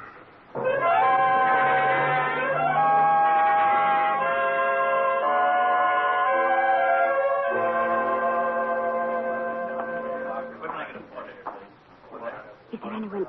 Do you think we were followed, Simon? Is there anyone behind us? Look, in Grand Central Station, there are always people behind you. Tell me, are we meeting a train or taking one? Train? What makes you think we're taking a train, Simon? Well, I should have warned you. Every now and then I get a little irrational. Like thinking the reason we're here in a railroad terminal has something to do with a train. Did I say something to frighten Kiss me. Huh? Quick, hold me tight and kiss me as if you meant it. As if I meant it. You mean there's another way? So that's why we came here. We must do this more often. No, don't talk. I'm your sweetheart. I'm going away. Kiss me again. Coax me. Please, this is no time to joke. He's watching us. Kiss me. Well, I'll force myself. Phew, Simon Templar, you dog, you. He's gone. I must remember to do something very nice for him sometime. And now, sweetheart, what do... And now, sweetheart, we really do say goodbye. We what? We say goodbye. Well, come now. Don't look so bewildered. Oh, but sweetheart... Goodbye, Simon. And thanks for the use of the hall.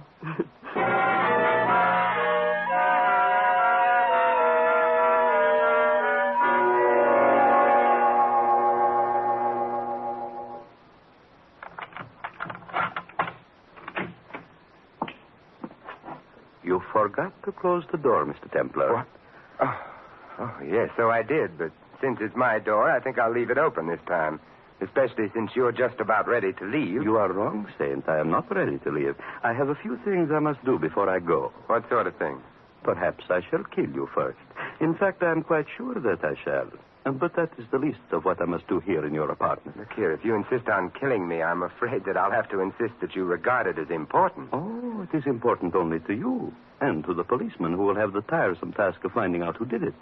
You will shut the door, please, Saint. I will shut the door. As for your new friend, Saint, the matter of your death will be to them merely a temporary inconvenience. And for me, the matter of my death will be, I'm afraid, a rather permanent inconvenience. Well, so I'm to be killed by a Luger, I see. So glad it isn't one of the cheaper guns. Ah, how splendidly you whistle as you pass the graveyard. It is too bad, too bad. You could have been so useful to us. Us? You mean there are more at home like you? There are more. Perhaps there are not as many as there should be, but we make up for our numerical deficiency by knowing that right is on our side. It should be a great comfort to me as I lie in my coffin to know that I wasn't murdered by bad men, but by good men. It is a great pity you did not think along those lines before, Templar. Before? Before what? Before you decided to join them instead of us. It is almost midnight. I hope we shall not have to wait very much longer. We are waiting for someone? A messenger with a package for you. A package? How nice. Aren't you just dying to know what's in it? Hardly, since I am the one who sent it to you. When the boy arrives, Templar, you will go and accept the package. Oh, I will, huh? Indeed you will, and I shall be right behind you. And so will this Luger. Needless to say, my friend, any attempt to seek help from the messenger will result in not only your execution, but the boy's as well. You play dirty poker, don't you? Who are you? Oh, it does not matter who I am. Well, it does to me. I always like to know who I'm being murdered by. Oh, I am called Maxime. Maxime? So you're Maxime? You have heard of me? Oh, but of course. She learned about me in Mexico City. I despise people who are abnormally inquisitive, just as you must. But by she, I suppose you mean Claire? Ah, that is what she calls herself now, eh? Claire. She is very beautiful, is she not? When I saw you kissing in the railroad station before, I almost envied you until I realized that you would soon be dead. What is it, Saint? No more whistling past the graveyard? I was just thinking. So you were the one we put on the little performance for in the railroad station, eh? Performance, eh? And until you saw Claire and me together, you imagined for some reason or other that I was at bat for your team. Oh, please, Saint, do not waste the last moments of your life in resorting to childish ruses. I think prayer is much more fitting to the occasion. Don't you see, Maxine? Claire's reason for getting me to the railroad station was to make you think that she and I were on the same side. Yes, of course. And she was the one who knew that my train was due at that time, eh? Not you, she. I was supposed to know when you were to arrive? You received my letter, did you not? You must have. I received your answer. Oh, please, Saint, please stop clutching at straws. I am going to kill you. It is inevitable. You die as soon as I regain the package. Oh, yes, the package. It was fortunate that I had the good sense to send it ahead to you when the train stopped in Philadelphia, was it not? I should have been dead by now if I had not done so. You know, Maxime, I find myself in a very unusual position. Oh, I quite agree. It isn't every day that one gets killed. I meant it's unusual because if I weren't going to die by means of that efficient-looking little Luger of yours, I think I'd probably drop dead from a case of acute curiosity. Just what... The messenger? My death knell, eh? Ask not for whom the bell tolls. It tolls for thee. Who is it? Messenger. Package for Template. Do not open the door all the way. Act natural, perfectly natural. I will be right behind you. Remember, I shoot both you and the boy. Come on. You're going to open up a ranger. I want to go home. Coming, Henry. It's about time, and my name ain't Henry. It's Morris. Oh, mine's Simon. But in a few minutes, someone is going to change it to mine. What's the matter? What'd you jump like that for? Something jab into your back? Jabbed into my back? No. It's an old family affliction, spasms of the Calabasas. You must let me tell you about it. It always comes on not me. You don't tell about it. Tell your doctor. I got to get home and get some sleep. I'm pitching tomorrow. Pitching? Say, are you a pitcher? I'll say I am. I'm the best pitcher we got. Maybe you heard of our team, the Brooklyn Beavers? The Brooklyn Beavers? Of course I've heard of them. Yeah? Where? Where? Why? Well, everybody's heard of the Brooklyn Beavers, especially an old Yankee pitcher like me. I'm warning you, Sam. You pitch for the Yankees? Gee. Hey, look, maybe you can help me with something. Get rid of him, Saint, or I'll kill him. Gee, another spasm of the Calahoosas, huh? Still bad the things that happened to former pitchers. Yeah. Hey, look, mister, can you show me how to develop a good wind-up? Wind-up? You want me to show you how I used to wind up for a pitch? Gee, would you? Why, sure. Now, first you put this foot, the left one, out about 2 feet. 2 feet, uh-huh. Next, clasp the ball in both hands and raise your arms up over your head toward the back. As far back as they'll go. Like this? That's right. You're getting it. Then using all the strength in your legs, all the strength, now you suddenly kick back. Hey, what's that? Hey, what's that noise in there?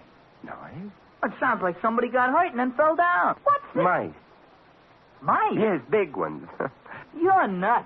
And furthermore, you never pitched for no Yankees. You don't think so? I know so. I never seen such a lousy wind-up. Here's your package. And you can just forget about the tip, buddy. Thanks. The things some people tell you. And for what? Only so they can impress you.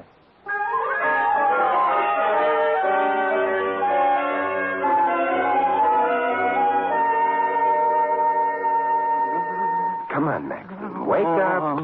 Come now. It's time to be alive again. Here, now. Sip some of this. There. That's... Hey, wait a minute. That's Napoleon brandy. If you spill it, Napoleon and I will never forgive you. That is enough. You don't feel very well, do you, Max? Is that any kind of a look now to throw at a man who's just been feeding you Napoleon brandy? Go on, Templar. You hold the gun now. Get it over with. You mean shoot you? Oh, I wouldn't dream of shooting you, Max. Why, I'd be lonesome without you. Besides, I can't tell you how much I've been looking forward to an inch-by-inch travelogue based on your trip to Mexico. No, you will get nothing from me, Sam. Go ahead, shoot. I will not be the first man to die for something he believed in. Thank you, Nathan Hale. Oh, I am in pain. Oh, yes, I know, and you must try to forgive me. But after all, what's a little kick in the pit of the stomach between friends? Tomorrow, perhaps you'll be kicking me in the stomach. Oh, water.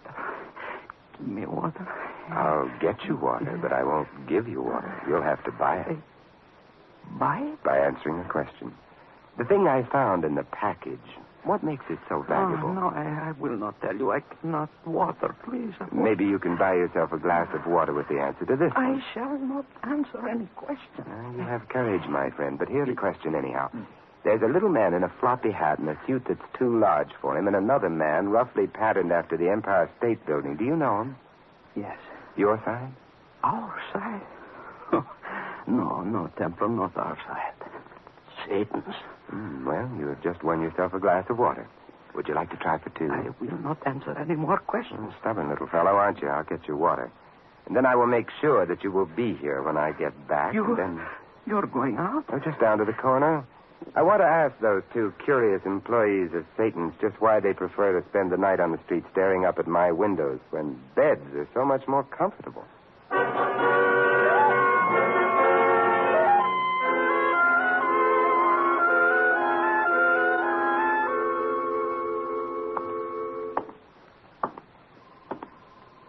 Excuse me. Yeah. What is it you wish? May I trouble you for a light? Why, yes, certainly. My dear fellow, your cigarette is already lit. It is? You mean I've been smoking all this time and didn't eat... How mild can a cigarette be? You're gone now. No more talk. That's amazing. This is the first time in all these years I've ever heard the Empire State Building speak. And just what are you doing so far from 34th Street? Ran out on your foundation, You're gone now. Or I hurt. Ali. Gentlemen is just trying to have fun, Ali. Ali? Didn't I read something recently about you and Rita Hayworth? You're gone now. You must forgive my friend, sir. He's very sensitive. Oh, and very inhospitable. Now, if you were visiting me in my home, or haven't you acquired squatter's rights to this stretch of sidewalk yet, I do not understand. Then I will be blunt. Exactly what about my windows is so fascinating to you and this Near Eastern gargantua that you make a career out of observing them? I'm afraid you are mistaken, sir. My friend and I arrived at this particular place only a moment ago. We were standing here merely to breathe fresh air, not to watch anyone's windows. I make him to go now, Victor. He's good. It's quite all right, Ali. Gentleman is just making talk. That's right, Ali. I'm just making talk. As I was telling a friend of mine before, a fellow named Maxime, who recently returned from Mexico City, I said, Max, this thing you brought back from Mexico with you seems so absolutely worthless. But it must actually be very valuable since so many people are willing to commit murder for it. And Max just... He's good. I blocked out this man, Victor. I think I see you give signal. Is the right thing I do? Exactly right, my dear Ali, exactly. And now if you will be so kind as to carry him to the car. I have a feeling the leader would like to have a talk with this man who calls himself the Saint.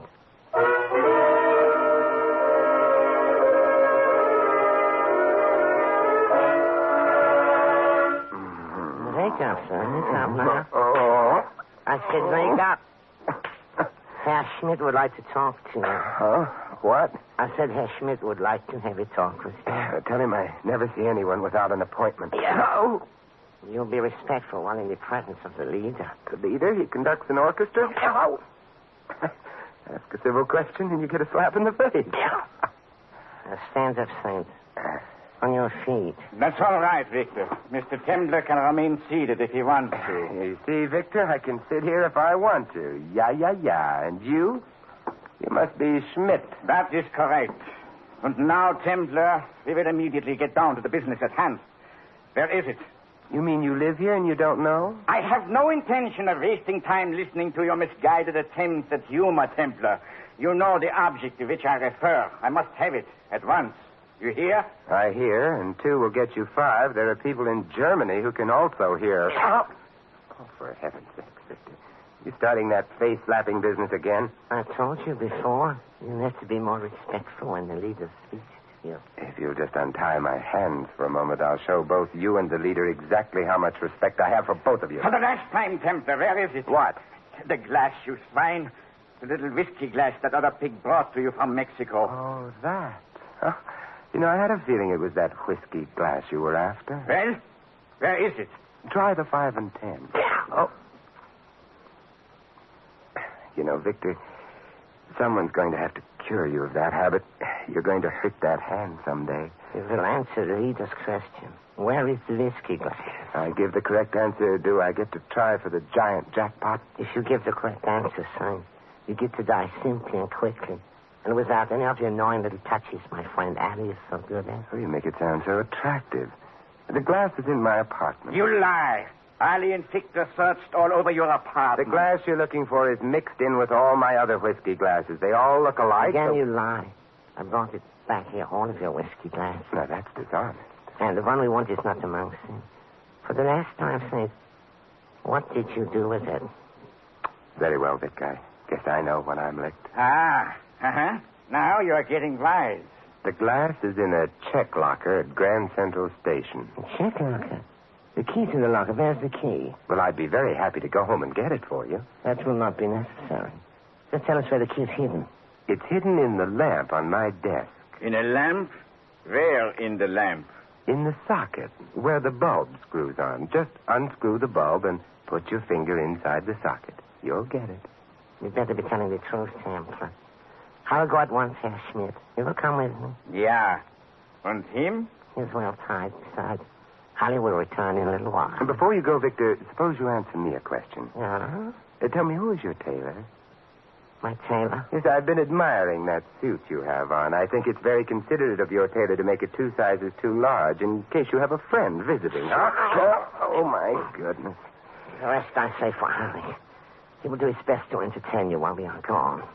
He will do tricks for you. Oh, how nice. All sorts of tricks with hot irons and lighted matches. And you will see. Let us go, Herr Fuhrer. After you, mein Herr. After you.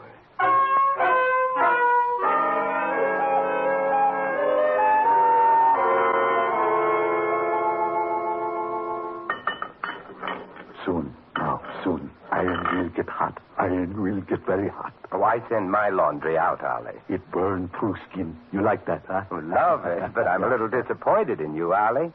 Your friend Victor claimed that you had some fresh and original ideas. That hot iron stuff goes back to the Middle Ages, which is where I wouldn't mind going back to right now. I know business. Best torture man in the whole world. You? You know better one. Sure. Who? Me. You torture man? The best. I no believe. You mean to say you've never heard of Terrible Templar? The trouble with you is you just haven't been attending the annual Torturers' Convention. Would you mind turning your head the other way next time you say Pa? That's the kind of torture I don't deserve. I not believe you no torture treat. Ollie, you just ignorant, that's all. Why, my butterfly twist is famous everywhere torture is practiced. Won first prize at the Iowa State Fair. Iron soon be hot now. Then I show you. Hot irons, high school stuff. Tell me, how many lighted matches can you put under a fingernail? 3 under each nail. 3? Only 3? You do better. How many you put? 14. 14 under one fingernail. Yes, sirree. I no believe. You big shot. Liar. So I'm a liar, huh? I suppose now you want me to prove. Yeah, you prove. You show me. Untie my hands from behind this chair and I'll show you. 14 matches. Big show of liar. There. You untie from chair. Now, you show me. With the greatest of pleasure. I'm sorry I broke the chair on your head, Ollie. I was getting sort of fond of that chair.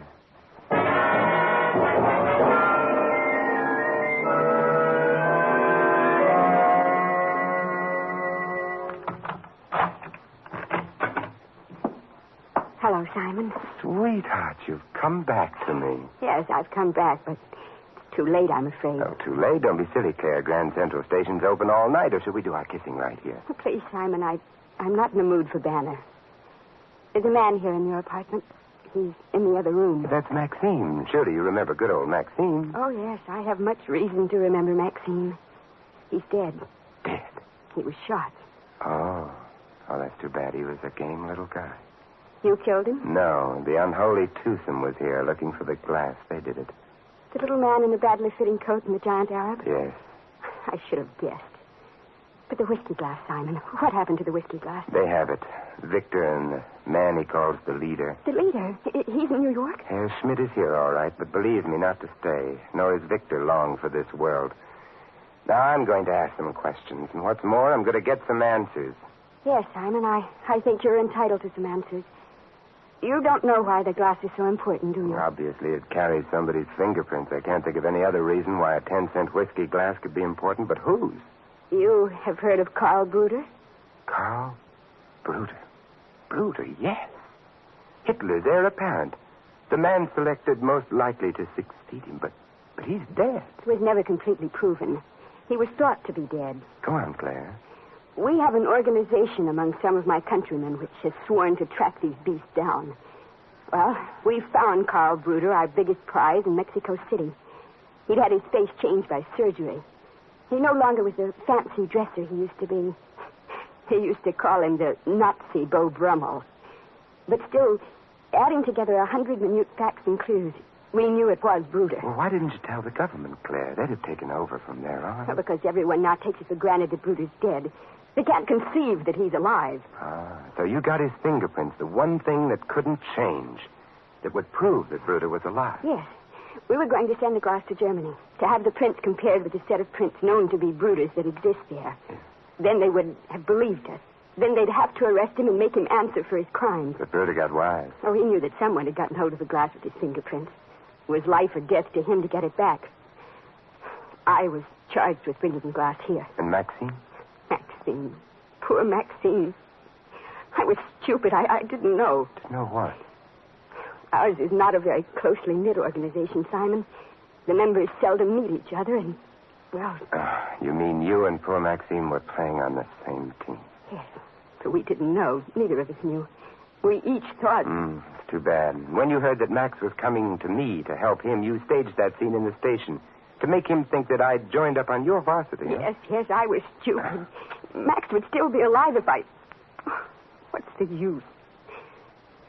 It isn't Maxine's life that bothers me so much now. It's losing the glass. That is the unforgivable part of it. Now Bruder will get away. Well, you bet he doesn't. A long evening in Grand Central Station?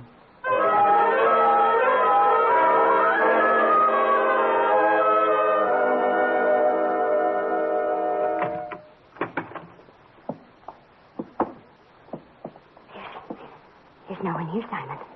Not even a light burning. No, and I was sure they'd be... Welcome back, Mr. Templar. How good of you to return. Yes, Templar. How good of you to return.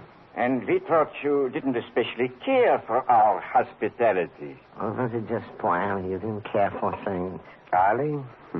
Torture man second class. What he doesn't know about our modern and improved methods would fill a morgue. I see you have brought a guest, Templar.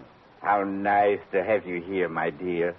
Simon, I'm frightened. Frightened? You mustn't be frightened just because I'm holding a gun, my dear. Dying from a bullet is rather pleasant compared with some other ways.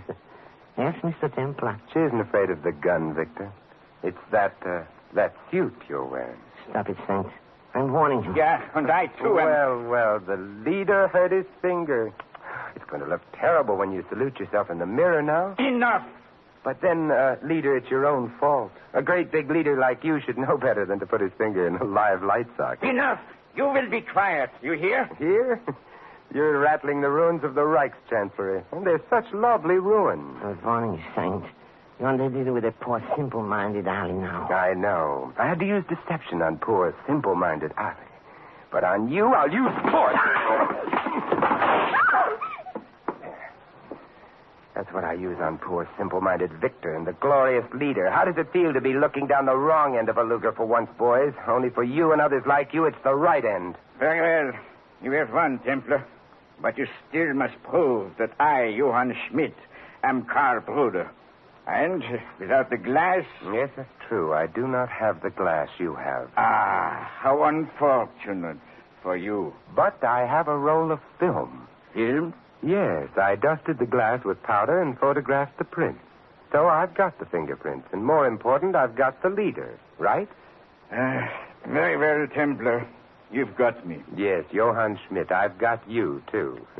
But it's Bruder who's the star attraction in my show. But I am Bruder. You're Bruder, huh? And you think Johann Schmidt, the German equivalent of John Smith, is the ideal alias for a wanted man? It was an easy name. It was... And the hotshot Führer lets little Victor precede him from a room. Oh, come. If you were the leader, loudmouth, the Dictators' Union would have you up on charges for that one. But he is the leader. He's Bruder, I swear it. Sure, and Claire and I are Hansel and Gretel. You're Karl Bruder, little man.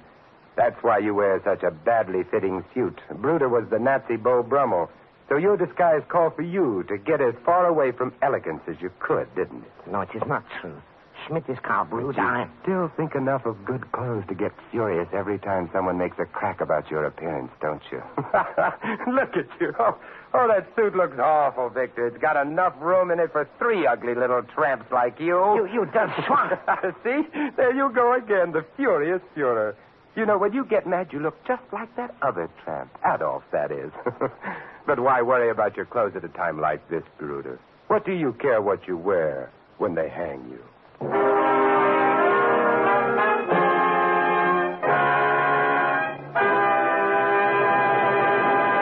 You've been listening to another transcribed adventure of the Saint, the Robin Hood of modern crime. Now here's our star, Vincent Price. Ladies and gentlemen, in tonight's cast, you heard Sammy Hill, Lou Merrill, Gil Stratton Jr., Charlie Lung, Ed Max, and Ted Von Elf.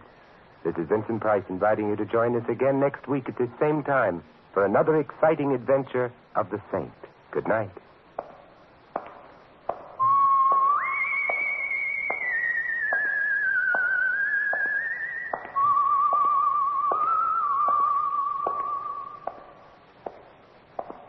Next, Sam Spade on NBC.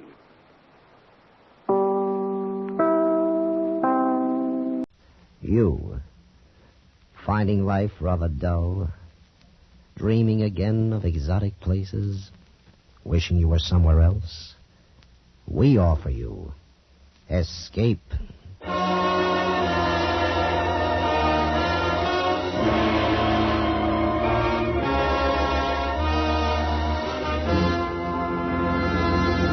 Escape with us now to Mexico City and the story of a man caught up in a terrifying web of murderous intrigue, as Patrick Quentin tells it in his exciting story, The Follower.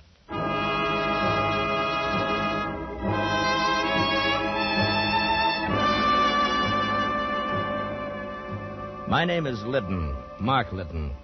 I'm a petroleum engineer just back from 3 months in Venezuela. I hadn't cabled my wife that I was coming home to New York because I wanted to surprise her. We'd only been married 2 weeks, Ellie and I, before I went on the trip, and well, I was crazy to get back to her.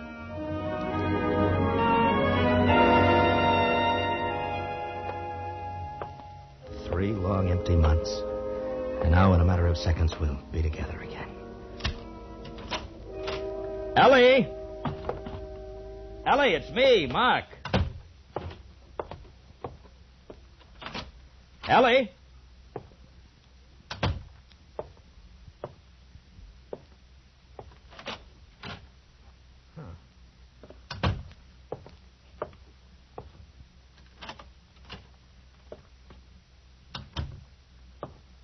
Ellie, are you here?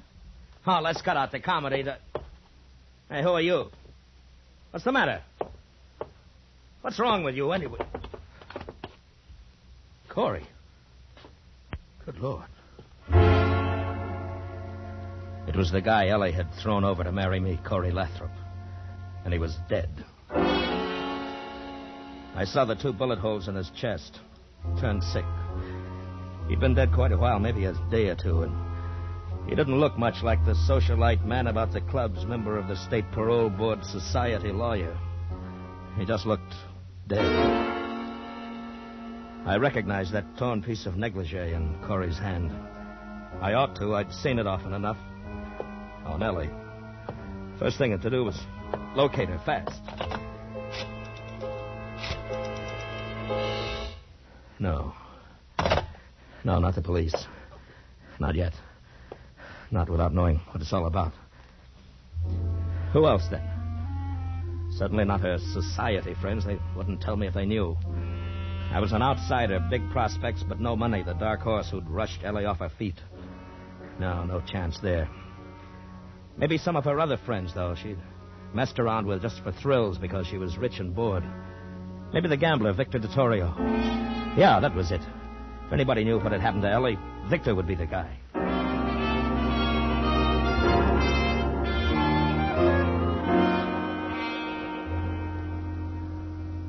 Really beat the odds, Mr. Lytton.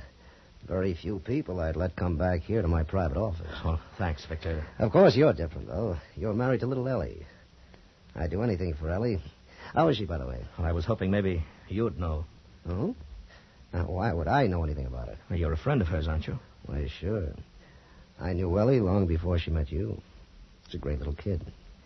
Too much money for her own good, but still. You know where she is, Victor? No, I don't.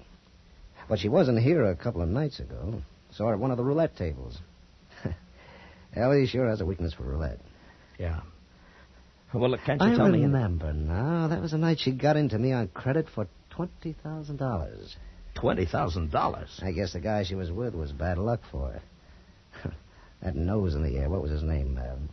Lathrop? Corey Lathrop. Lathrop?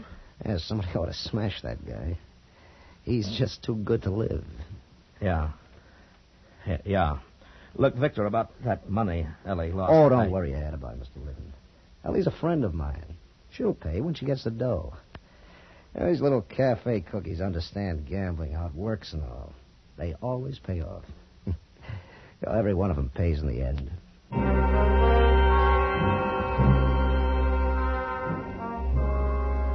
Back at the apartment again, I sat in the den, smoking one cigarette after another. Tried to think it out. Started to get dark, and I still sat there, not knowing where to turn. Stopped cold.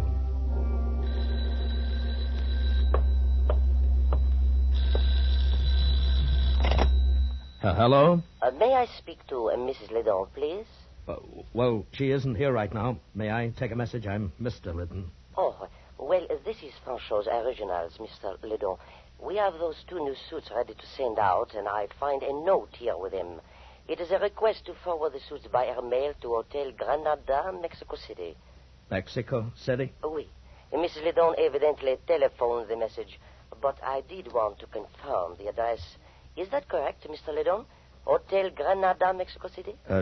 Yes, that's right. She flew down there for a few days. Ah, nice. I do hope she enjoys her trip. Well, I'm sure she will.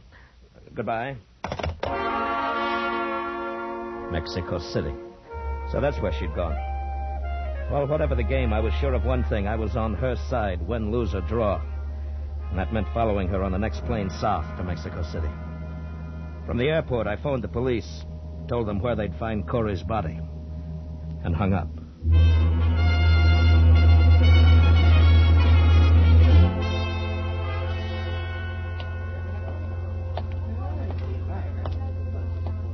I beg your pardon. Is the desk clerk around? Pues sí, senor. I am the desk clerk. Can I help you, senor? Yes, I believe my wife is registered here, Mrs. Mark Liddon. Liddon? That is not a very common name, senor. No, I guess it isn't. Well?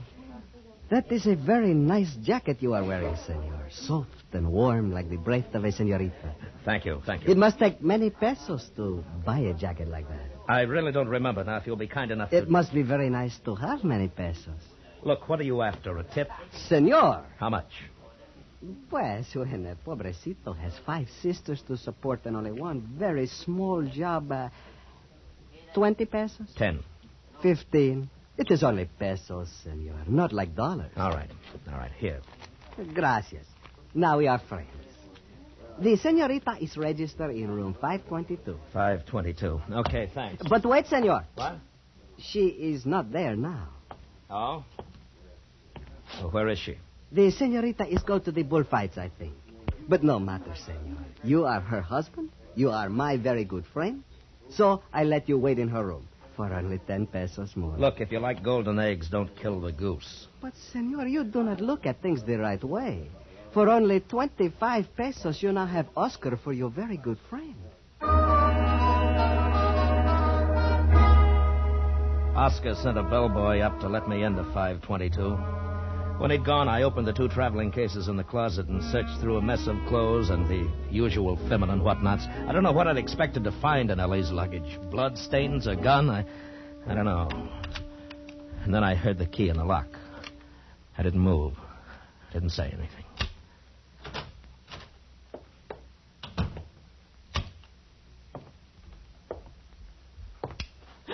Ellie, baby, who the devil are you? I could ask the same question, and with a lot more reason, too. Will you get out now, or shall I call the manager? Now, look, there must be some mistake here. There certainly is. This is room 522, and my wife's clothes are in those bags You've there. been going through my things? Your things.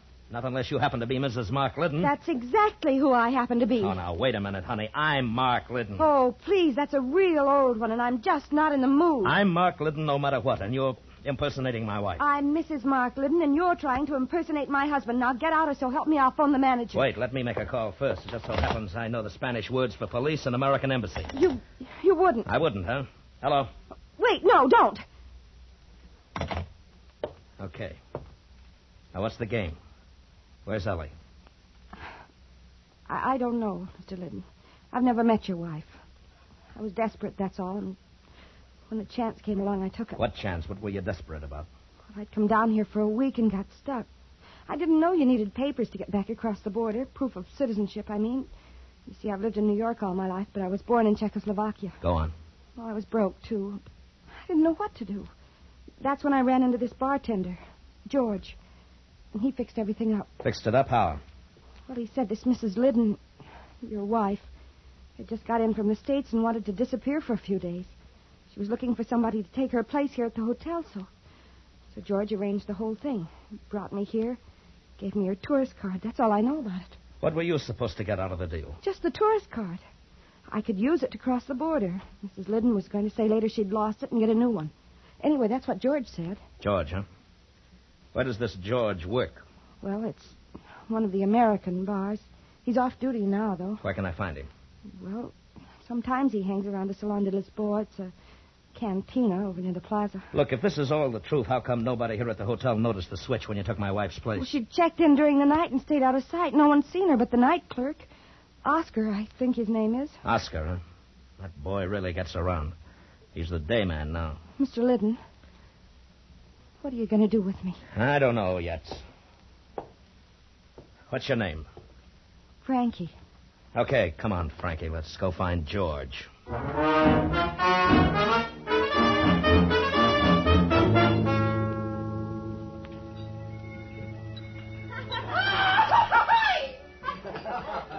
There he is, Mr. Liddon. He just came in. Oh, the short blonde guy. Looks like a Benham rooster. Yes. George! Over here, George! Cocky and tough. I know the type. George, we've been waiting here for you. Huh? I was beginning to think maybe you'd been called back to work at the bar. No, I'm off duty. This is Mr. Liddon, George. Mr. Mark Liddon from New York. Oh. Okay if I sit down? Sure, George. That's the idea. Hey. I suppose you're looking for your wife. That's right. Where is she? You've been away somewhere, haven't you? Out of the States. Yeah.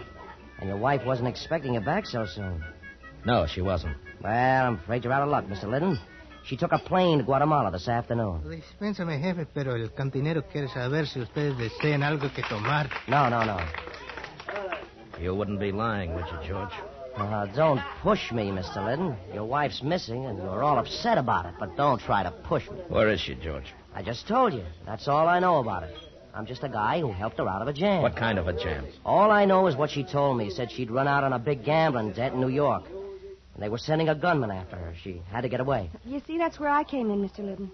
She wanted someone to take her place here, cover up her trail. How did she get out of Mexico when you got her tourist card? She had a passport with her. She didn't need the card.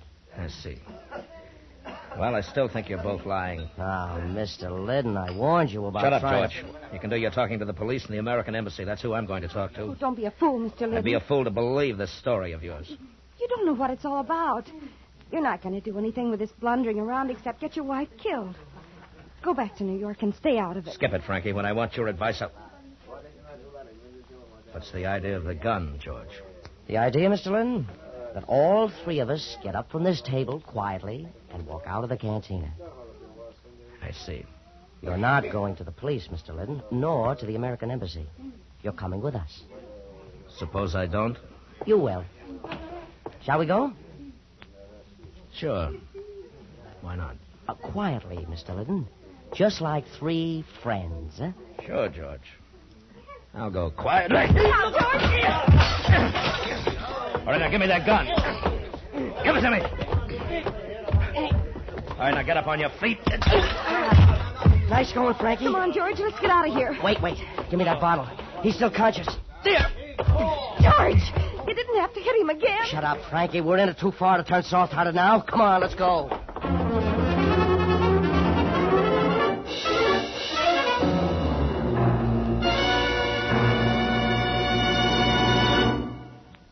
Escape, under the direction of Norman MacDonald, returns in just a moment.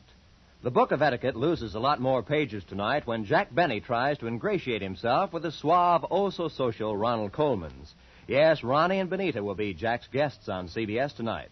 And on the Charlie McCarthy Edgar Bergen Comedy Hour, Charlie will try to enlist in the Air Force and end up as a skywriter advertising pumpernickel bread.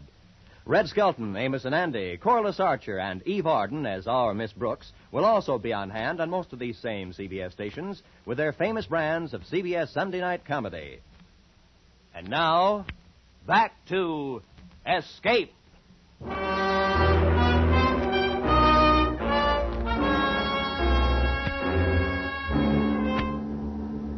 When I came to a half hour later, Frankie and George were gone. The only lead to Ellie I had, gone. And I left the canteen and flagged a taxi. In the whole picture, there was only one man who might be able to help me now. I headed for the Hotel Granada and Oscar.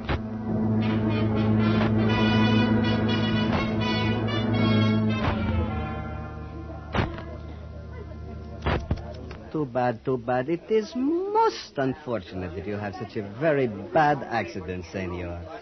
You should come to me. I would have tell you. This Salon de Lisboa is not a good place for tourists. Oscar, you're a chiseler, a liar, and a crook. Senor, that is a very bad way for friends to talk to each other. You'd sell out your own mother for 10 pesos. You are what they call a very cynic man, senor. I would never do such a thing. Not for 10 pesos. Why didn't you tell me there was another woman living here posing as my wife? But you are her husband, senor. And one must be very careful with husbands. Oscar, I've played along with you as far as I'm going to. I think it's time you talked the whole thing over with the police. The police? Senor, now you are not speaking like a friend. And just when I was going to tell you about something for free. Tell me about what? About the lady who is pretend to be your wife. She has come here while you are gone. What? She reads a telegram which she's come for Mrs. Liddon. Then she has checked out of the hotel. I didn't think she had the nerve to come back here. Maybe you like to know what the telegram is said, huh? It was not sealed so tight. Of course I'd like to know what the All right. How much? 200 pesos. For free, huh? Okay. Here's 150, and that's all you get. Gracias, amigo. The telegram say, plans changed. Go to Hotel Casa Miranda, Acapulco. Acapulco? Who was it signed by? It was only the one name, Victor.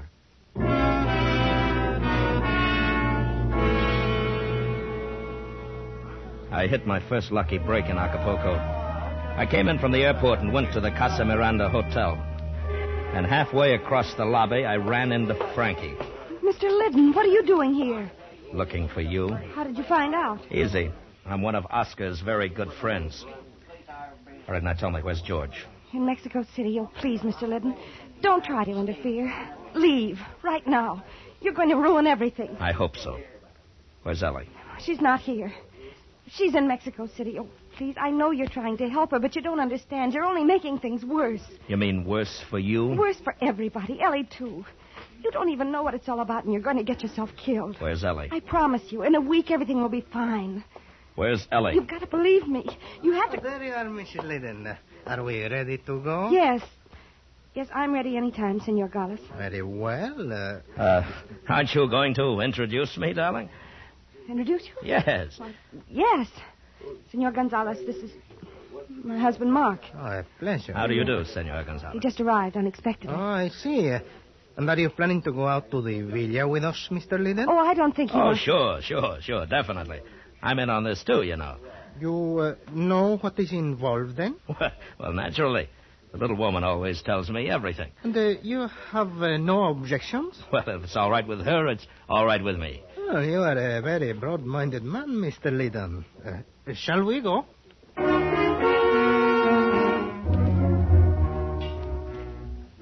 Senor Gonzalez made a brief phone call at the hotel desk, then we got into a black chauffeur-driven limousine.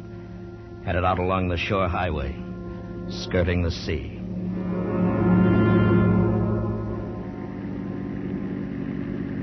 About 3 miles out of town, we turned into a private roadway, stopped in front of a large Spanish villa. I regret the necessity of asking you to wait here on the veranda for a few minutes, Mr. Liddon. But I believe it is better that you don't come down to the boathouse with us. Right. Sure, that's fine. Just make yourself comfortable, Mr. Liddon. This shouldn't take long. All right.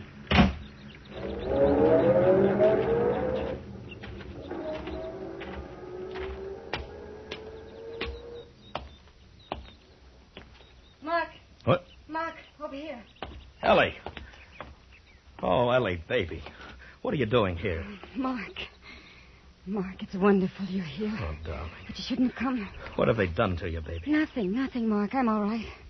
But you're not, darling. They'll kill you. You've got to get out of here. We'll both get out. We've got time. Frankie and Gonzalez have gone on down to the boathouse. Yes, I know. You know? Yes, Gonzalez phoned from town.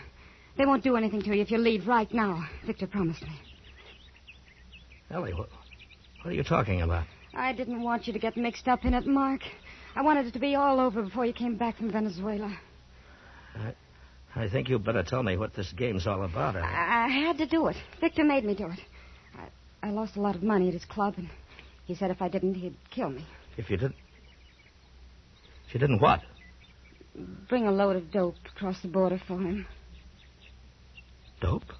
That's another one of his rackets, along with gambling. He gets it down here from Gonzalez.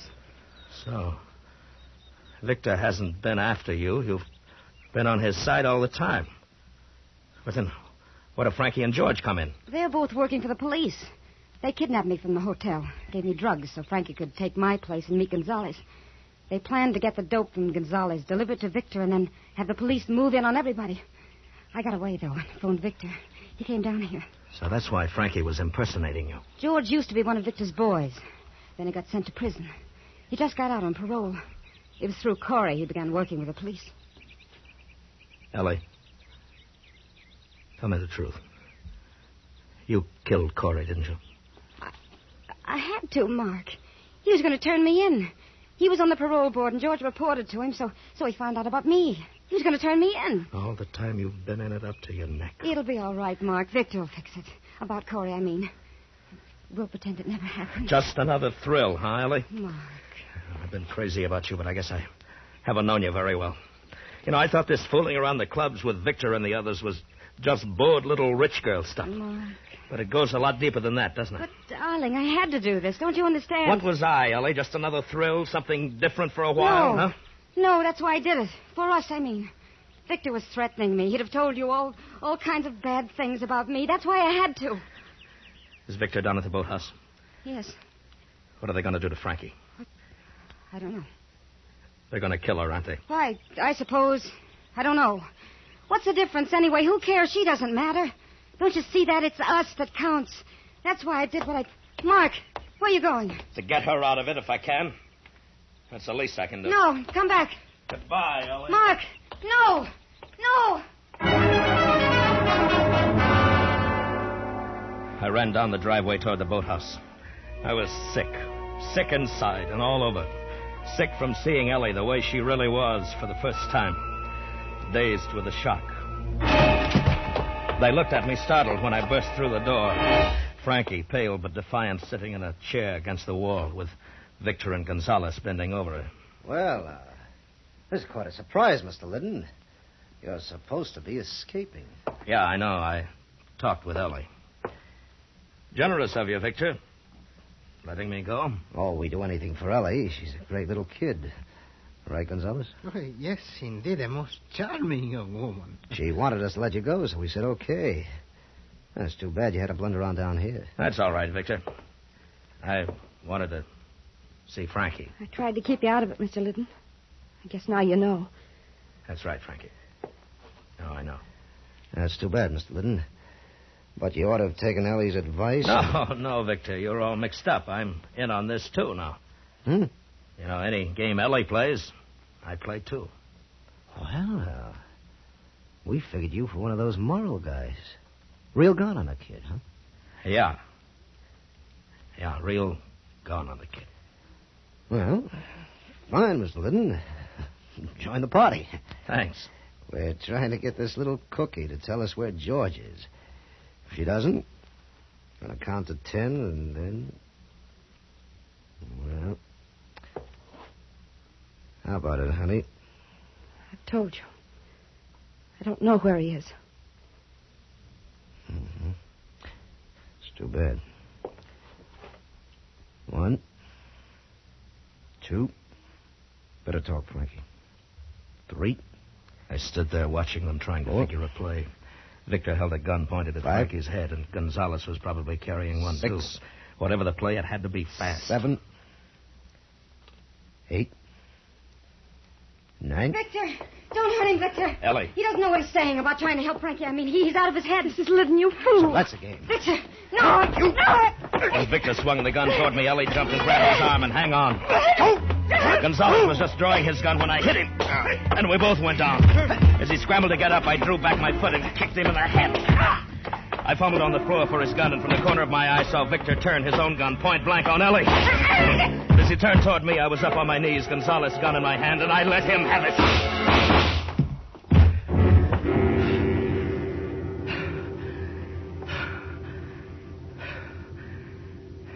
Are you all right, Mr. Liddon? Yes, Frankie. I'm all right. Mike. Yeah, baby. Mike. It would have worked out all right. No, it would. Sure, Ellie. Of course it would, Ellie. Oh, we'd better get her to a doctor, Mr. Liddon. I wanted it to. Please believe me. I've done bad things, Mark, but I could have changed. With you. Sure, honey. I know. Mark, I can go up to the house and phone for a doctor. No, Frankie. She doesn't need a doctor. She's dead.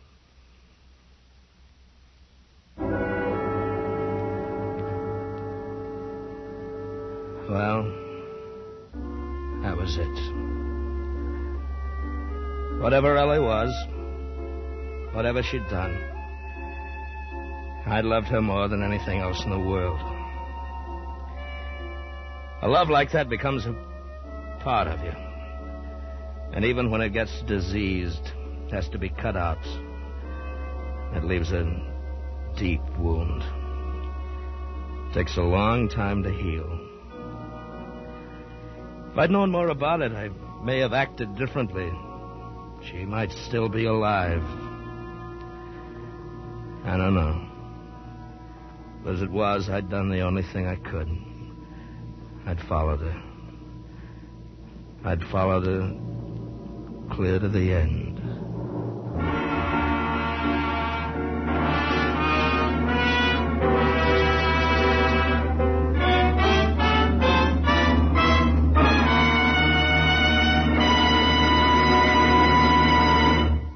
Under the direction of Norman MacDonald, Escape has brought you The Follower by Patrick Quentin, especially adapted for Escape by Les Crutchfield.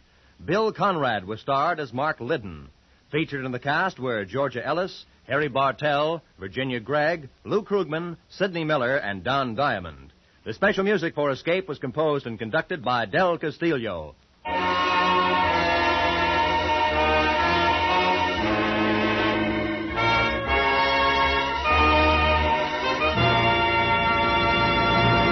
In just a moment, we're going to ask you to stay tuned for Bill Goodwin and $1 a Minute. But that reminds us that starting next Sunday, $1 a Minute will move back a half hour and be heard on most of these same CBS stations at this time. That is, the time you've been listening to Escape today. The new addition to the CBS Sunday afternoon lineup next Sunday will be Rate Your Mate, the comedy quiz starring Joey Adams. So now, stay tuned for Bill Goodwin and $1 a Minute, which follows immediately on most of these same CBS stations today and will be heard a half hour earlier next Sunday. This is Roy Rowan speaking.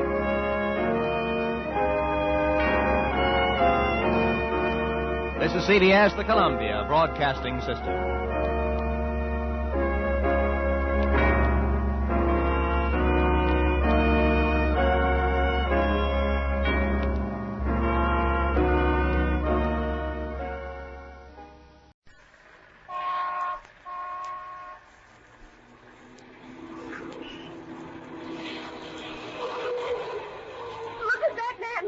Boy, he's heading for trouble. Taxi! Taxi! Over here! Yes, sir. Where to? Follow that man!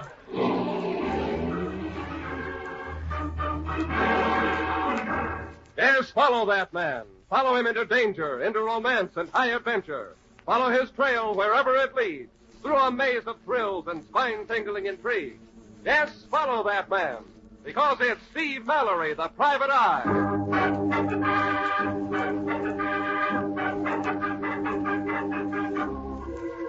And here he is, Steve Mallory, in tonight's adventure for your product, The Trail of the Terrified Temptress.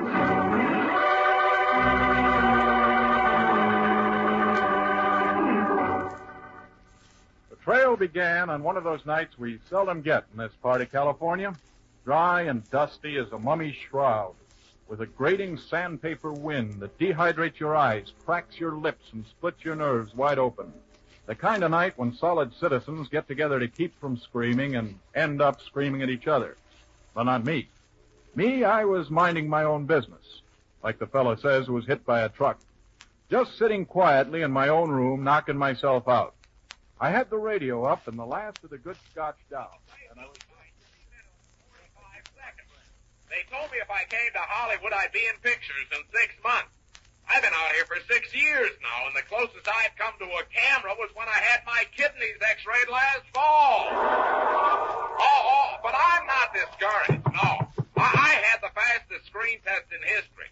They called me at 7, shot the test at 8, ran the test at 9, and at 10 o'clock I was back on my good humor wagon. But I want to tell you, some of these California drivers they have out here are the ones who really look Walk out. through it or wait till I open it.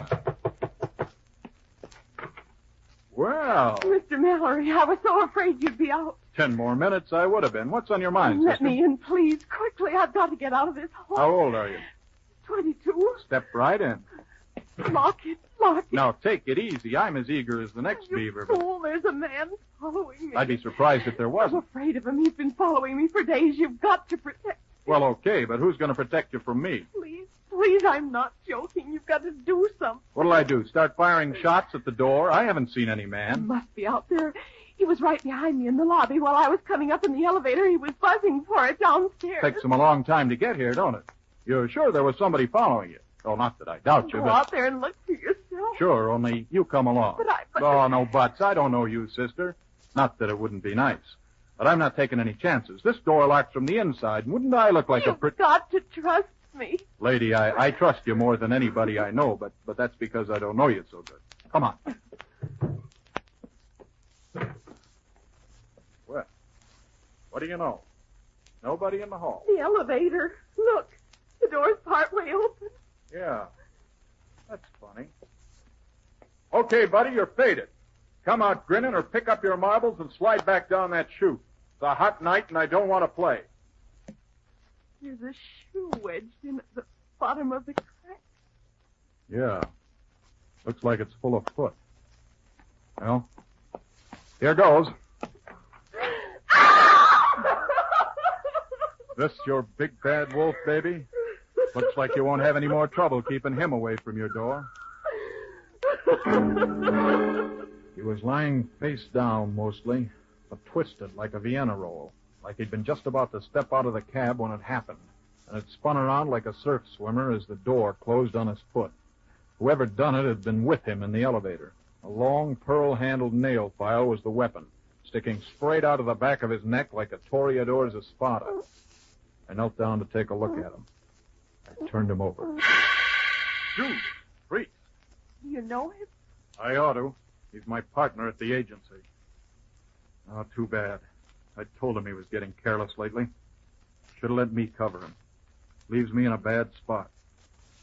But I'll promise you one thing, Harry. I'll get the dirty rat. Here, sister. Step in here. Give me a hand. Let's get his body out in the hall. Okay.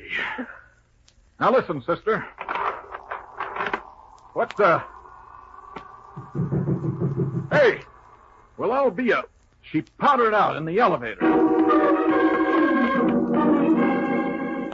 I beat it down the corkscrew steps like I was on fire, but when I hit the lobby, she was gone, and I couldn't find her on the busy street outside. She'd vanished like an ice cube in boiling water. I got hold of the hotel, Dick, and we beat it back up to my floor, the 11th. You guessed it. Harry's body was gone, too. Yeah, there was a little blood, but the hideous corpus was gone like vaudeville.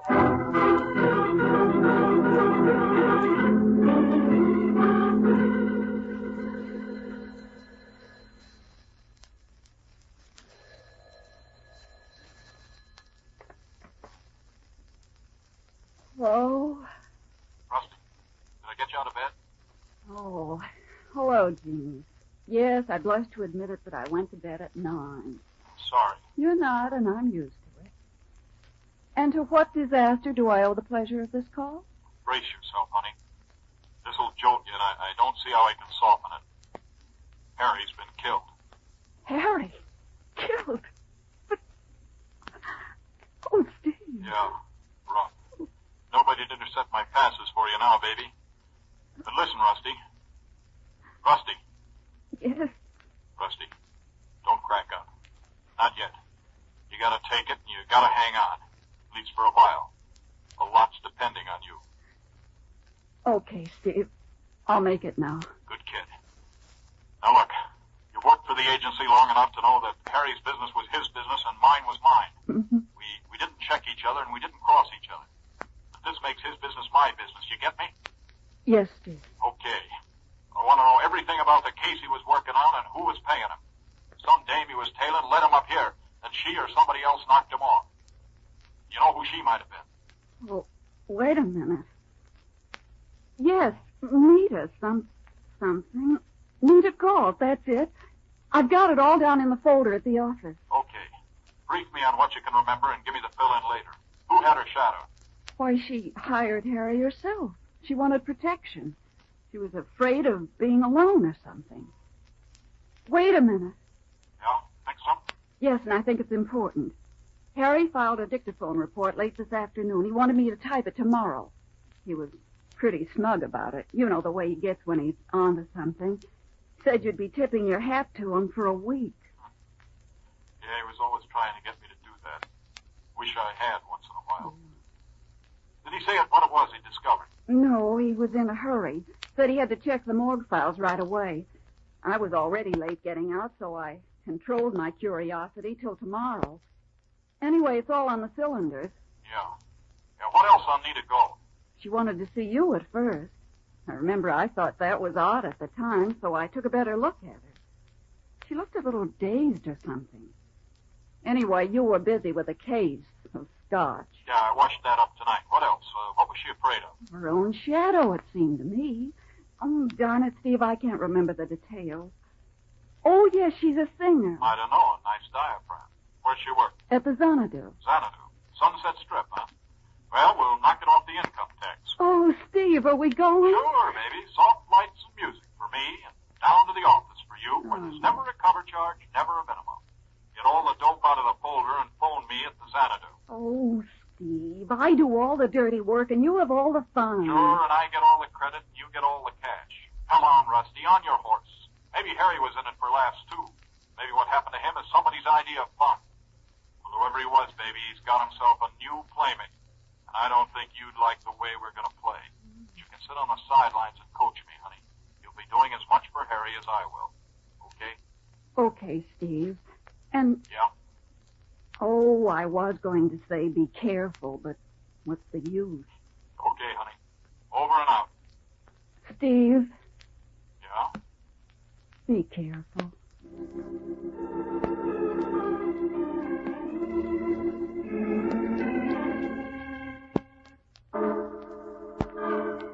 Outside, the dry wind was beating the city like a rug. The gutters were gargling dust, and the hills above the Sunset Strip were huddling together like scared chicken thieves in the dark. The Xanadu was a beautiful club, in the same cheap way as most of the women who filled it. I mean, it had started as one fool's dream. It switched ownership a dozen times and always cost somebody dough. But while the old framework sagged under a dozen faceliftings, its surface was all fresh paint and glitter, and a sound of gaiety bubbled out of it like the hep chatter of an aging bobby soxer. It was run by Manny Borden. As far as I knew, it was run on the level. But when you balance a ledger on Manny's honesty, always leave room in the margin for correction. Manny Borden saw me coming in. He always liked me. Like a wife likes cigar ashes on the rug. Well, well. Steve Mallory. And I thought the 2-bit cover charge would keep out the riff-raff. Hello, Borden. That's a funny opening line. Is all your dialogue that good? The whole act is good, Mallory. But you can't get in it, so get out. Yeah, you get funnier all the time. But I can't wait for the topper. Where's the dame? We don't serve dames. You got to bring your own. What dame? Don't act stupid. Nita Galt, your canary. Where is she? Listen, Seamus. Where she is where you ain't going to be. I got a package deal on that, and I deal you out. So like I said, you should pardon the expression, blow. You listen, Manny. I haven't got time to play footy with you. You tell me where she is, or I'll ram your minimum down your throat. I think she killed my partner. Oh, too bad. He was only a step up from you, but I'd have taken odds you'd get it first. First or last, Borden, I want that dame. Lots of guys have made the same mistake. Try looking. I'll tell you when you're getting warm. Now, that's real helpful, pal.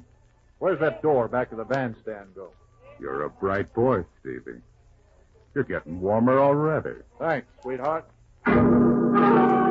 I wrestled through the dancers on the floor like a stag at a sophomore hop, while 2 big guys in evening dress ran a photo finish for second to the door. They were right behind me as I opened it and helped me through with a gun in my bag. We went down a short flight of steps into an alley outside.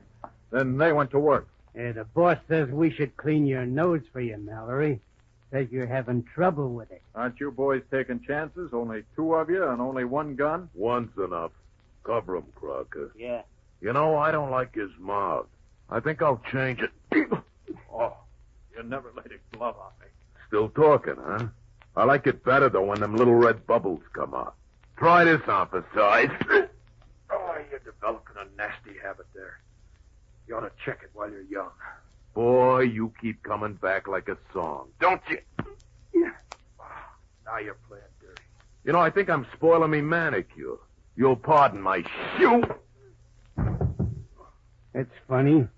Ain't got so much to say for himself now, has he? No. I thought he'd never run out of funny cracks. Too bad. I was just beginning to get a kick out of it.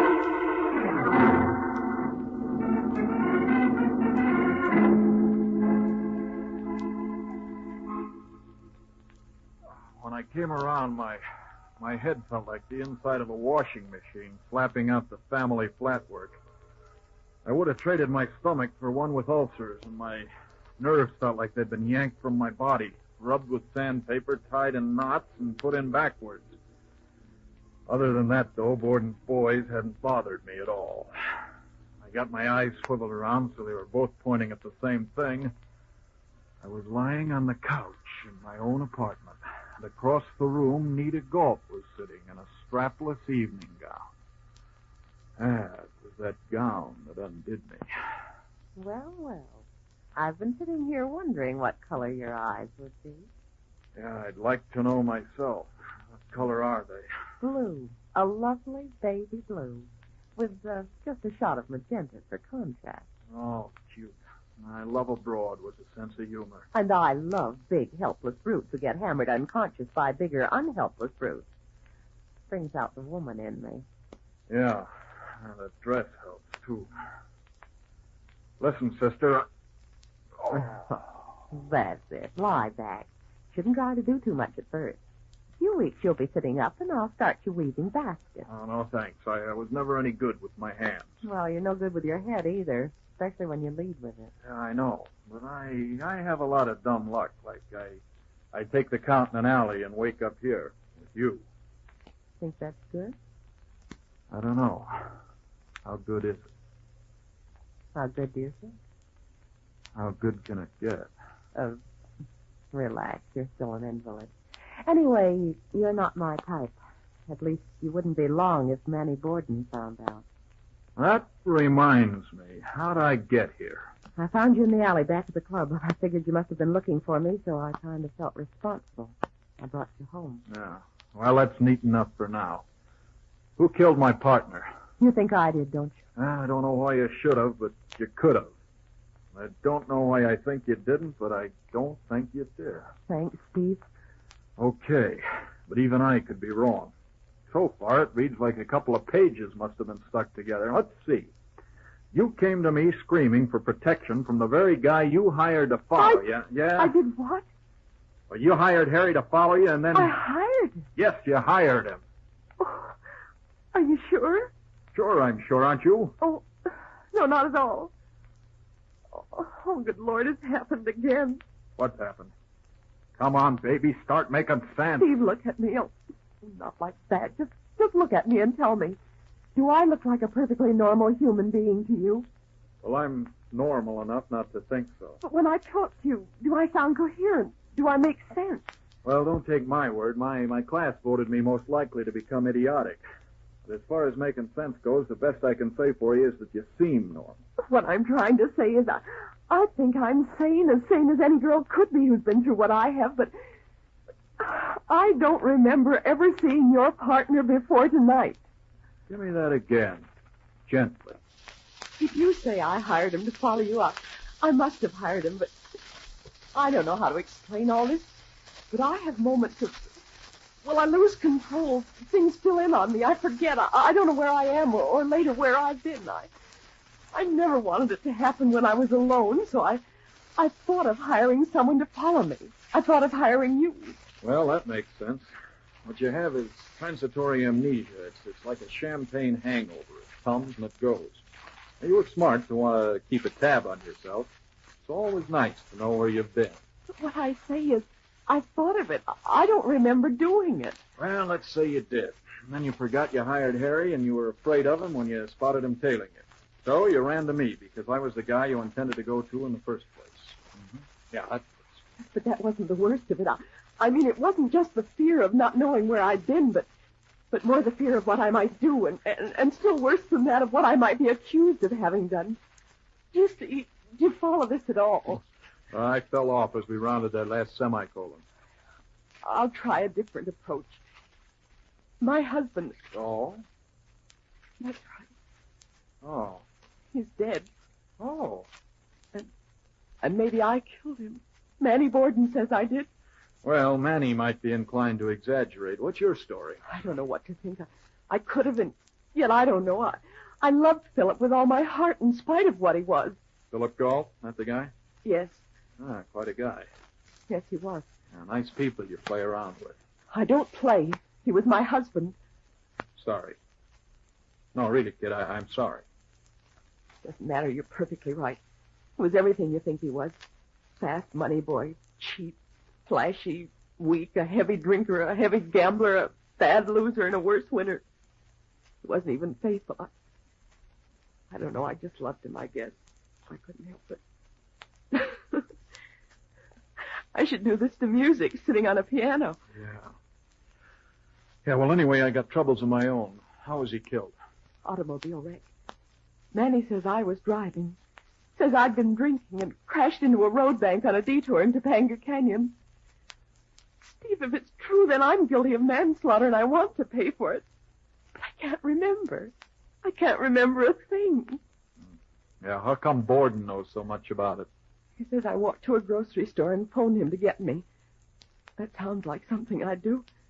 Says he picked me up and brought me home. And the boys got the car off the road and took Philip's body away. What boys? Crocker and Jenks. Oh, those boys.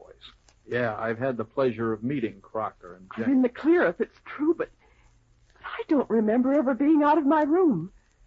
When I came out of the fog, my clothes were torn, I was covered with blood, and I reeked of liquor.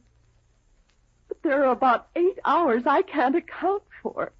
Whose car were you supposed to be driving? Mine. That is, my husband's. I mean, it was registered in his name. But you paid for it. Oh, yes. Where is it now? Have you seen it? Yes. It's a horrible mess. Manny has it hidden in one of his garages. He has a lodge in Topanga. That must have been where we were going. I don't know. So, Manny did his good deed. Hushed it up and kept you out of it. To the police, that'd make him an accomplice. More guilty than you are. What's it make him to you? Scoutmaster? What do you mean? Ah, quit stalling. He did it because he wanted something. He never did anything any other way. He has a way of getting what he wants. You didn't go for him, so now he's playing heavy hangs over thy head with this manslaughter rap. And you're the forfeit. Am I right? It's all right. You scare me. Yeah. Sometimes I scare myself. Especially when I can't figure out how any of this has anything to do with Harry's death. I owe you an apology for running out on you the way I did. I was panicking. Oh, yeah, you had a right to be. If they ever started grilling you and you cracked out with that transitory amnesia stuff, you'd be cooked, especially if they tumbled onto this manslaughter caper. That's the big joker. That and why anybody was mad at Harry. Now, I got a lot of good back fence gossip here, but nothing that ties up with him. That's all I care about. Is that all you care about? I thought I wasn't your type. You'd be somebody's type. But not yours. No, not mine. Well, forget it. You forget things, so forget it. All right. While you're forgetting, forget I kissed you. But you didn't. Oh. Oh.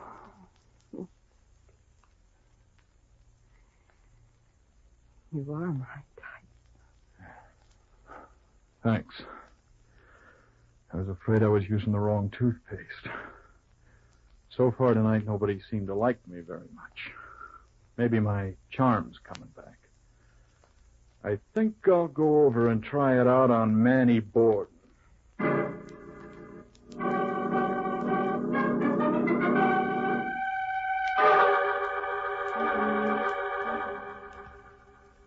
Well, they say a crook always returns to the scene of a crime. So does a cop. It was a crime the way Manny Borden's boys had mussed me up, but I was willing to forgive and forget.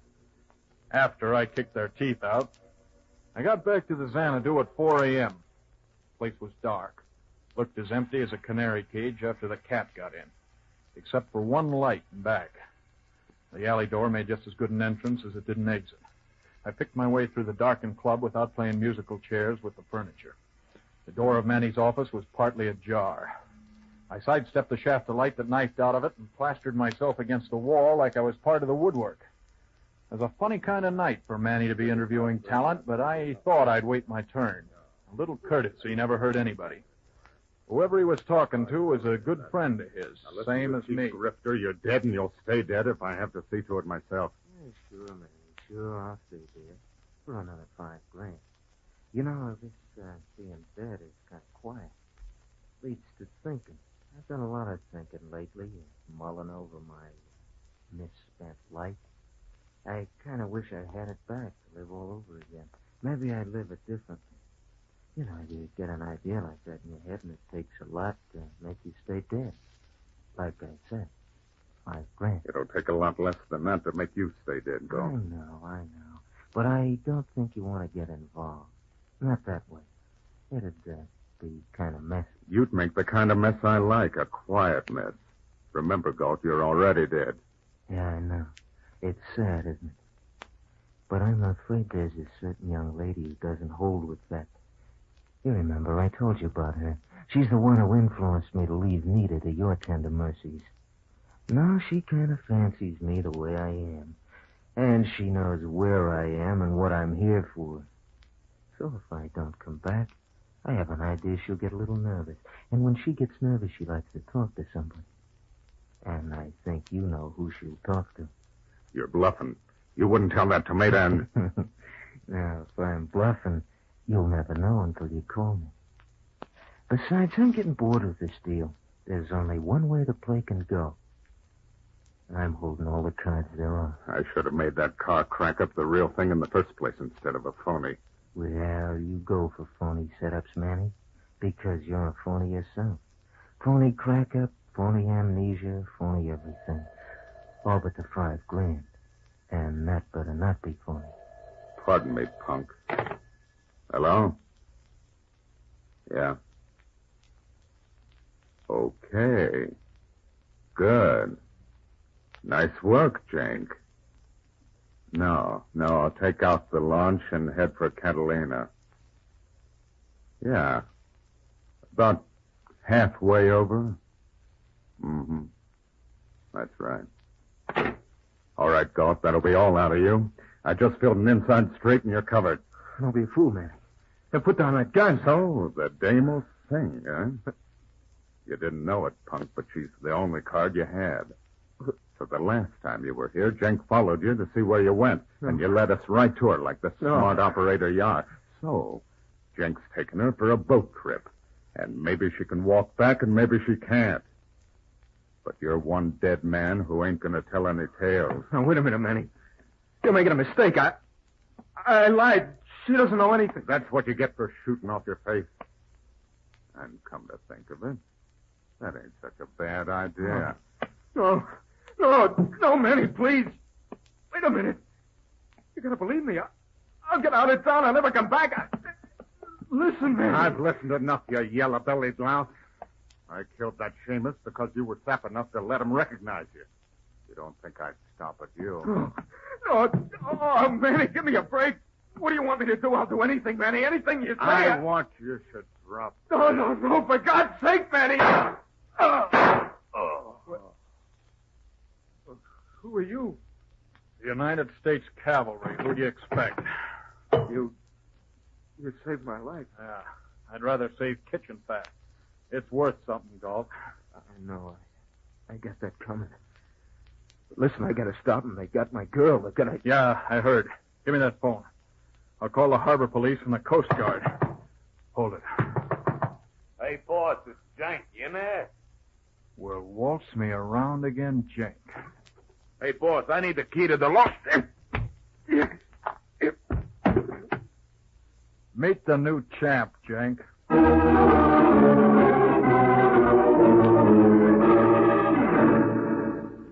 Well, there was a little more excitement after that. I had to get the drop on Crocker, Borden's other handyman. Well, that turned out to be easy. He was in the back of the car trying to keep Galt's woman from kicking out a window. Well, I didn't dirty my hands on him. I let Galt do that. She was his woman. It was a nice fight while it lasted, but when Galt went down for the fourth time, I kind of influenced the decision with the butt of my gun. I turned the whole mess over to the local gendarmes. Jenk, Crocker, Galt, the dame, and what was left, the Manny Borden. Made a nice package, but no profit to the agency. Borden had been feeding Nita Galt a drug that made her lose her memory for short periods of time. Yeah, they have things like that. And then the rat killed my partner, Harry, because Harry spotted Philip Galt alive. Poor old Harry. We found his body on the roof of my building. The killer dragged it up there when I went after Nita. Planned to dispose of it later. Good boy. Knew his act of habeas corpus. I got to bed about 10 the next morning and was just about to sleep when... Oh, no, not again. Steve, where have you been? I've been trying to get hold of you all night. Oh. I have that information you wanted. Oh, great. Yes, this will stun you. Harry was following Nita Galt because she was subject to spells. Yeah, that's fine. Write me a letter, will you? What's the matter? Don't you want to hear this? Harry had seen her husband coming out of the Xanadu, only he... Sure. Some other time. I am trying to sleep. Well, that's a fine attitude, I must say. I spend the night knocking myself out doing your work for you, and now you tell me... Rusty, honey, I love you dearly. I appreciate everything you've done, but do me one more favor, will you? Yes? Go out and read the newspaper. All right. What page? Oh, Rusty. Well, I guess you know what you're doing. Yeah, I think I do. I'm going to sleep. Steve Mallory. Well, wouldn't that curdle you? Going to sleep at a time like this.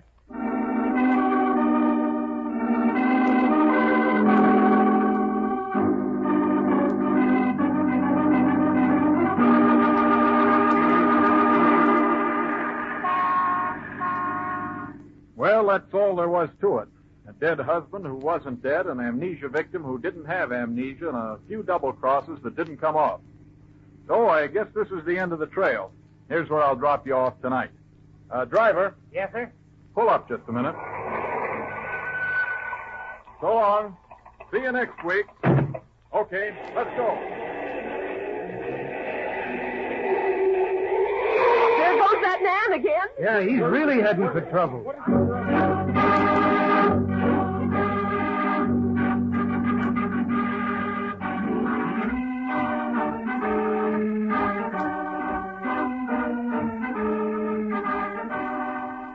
Yes, Mallory's off in a cloud of dust, speeding off in pursuit of new adventures. So follow that man.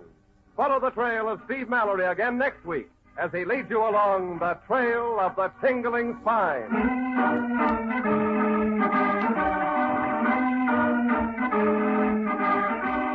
The Private Eye is written for radio by Doug Hayes, who plays the part of Steve Mallory.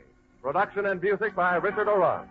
Nita Gaunt was played by Monty Marget. The part of Rusty was played by Rosemary Kelly. Stanley Waxman was Manny Borden. Philip Gaunt was played by Tom Holland. Buddy Gray was Crocker, and Paul Frees was Jake. This is James Matthews speaking.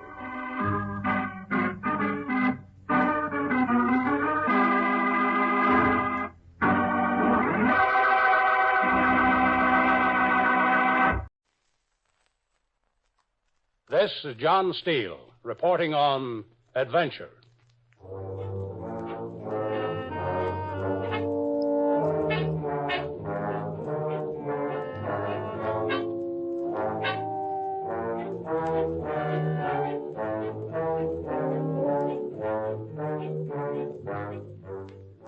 I don't know how it is with women, but a man's lucky if he has 2 or 3 fellas he can really call his friends. Especially a guy like me, moving around the way I do. So when I got the letter telling me Mike wanted me to come at once, I didn't ask why, when, or how come. Bartown, the letter said. All I wanted to know was how to get there. At the library, I looked Bartown up. Bartown, population unlisted. I had to look hard, a fly speck on the map. North central Canada, north of Great Slave Lake. No roads, no trains, only one way in by planes, private planes. Bartown. So I started counting my money and looking for a charter plane with a pilot willing to take me. I call this transcribed yarn Junk Mine.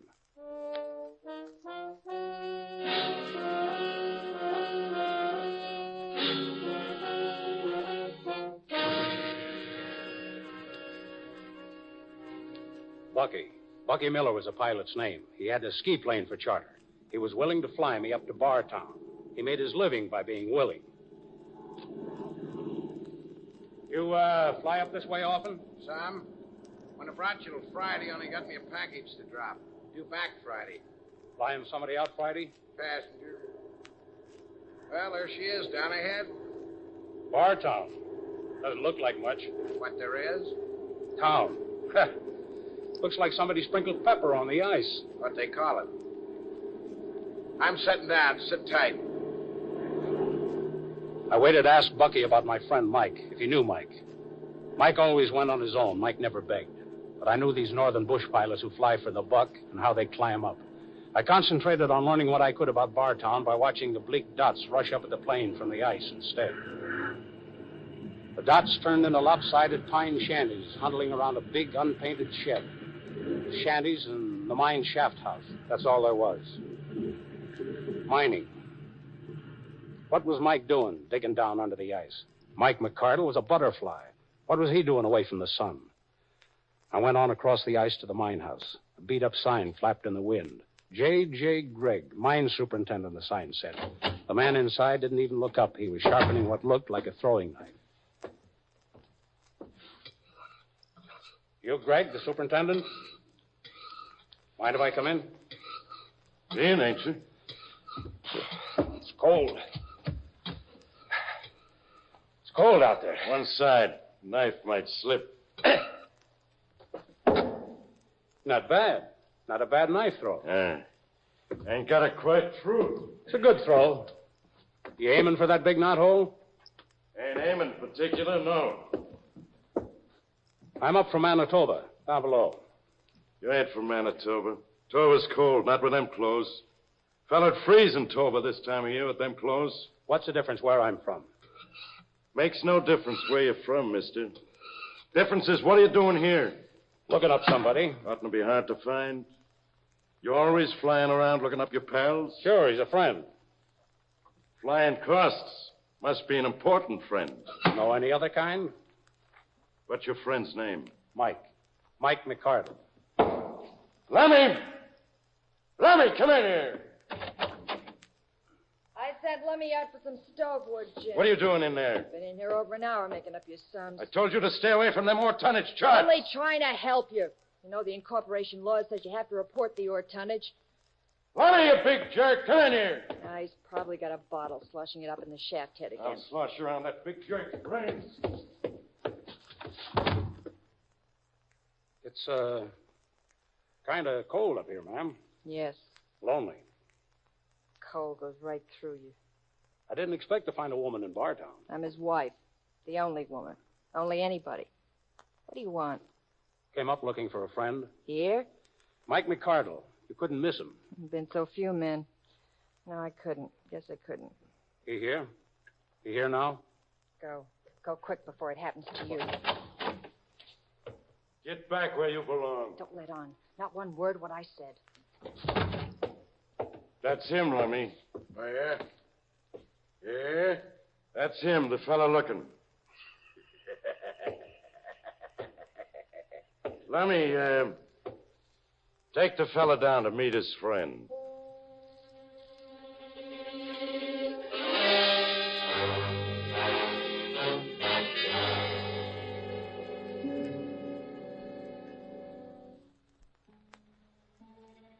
They kept their eyes on me. Jim Gregg, the super, and the human ox he called Lummy. They kept their eyes on me all the way down to the shaft head of the old mine.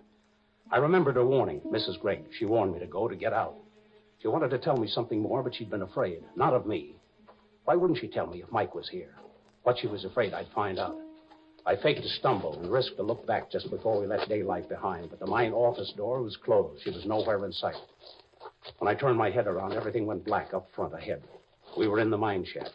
I had to play it careful. These were rough boys.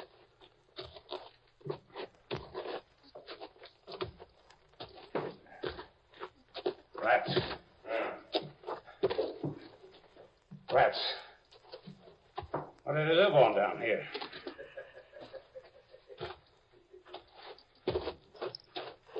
Old. Shaft, old style cut. Shaft's old. Expert. Real expert. Sure you're taking me to see Mike? Keep walking. What's Mike doing down here? Still asking questions, eh? No harm. Any harm asking? Just want to know what Mike's doing. Lummy, this fella Steele. He's a big one for asking questions. Like you say, boss, big on questions. Yeah, big guy on the end of a shovel and pick. What do you mean? Lummy, hand him a pick. I didn't come here for a job. You got one. Yeah. You pick. Work across from Mike. Mike, come down here. You got a helper, Mike. What for? I said you got a helper. New man, his name is Steele. He says he's your friend. He's going to help you, Mike. Have a good day. Hello, Mike. Your friend. What's the matter, Mike? Don't you know him? Got no friends. Flew all the way up here to help you, Mike. That ain't no way to treat a friend. Don't want no helper. Don't want nothing from you. You shut up. Super boss. Boss talk. You shut up. Let go. Lay off of you.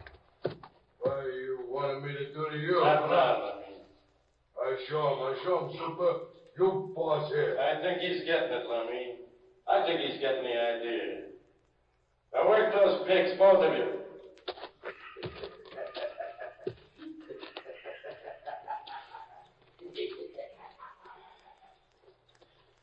Around. Always around. Waiting to jump a man down. Mike, it's me. Two-legged rats. What's the matter with you? Me, John. I got your letter. I came right up. Huh? Helper, huh? Rats. All rats. You expect me to believe you can bring a man to help me? Two-legged rats. All around.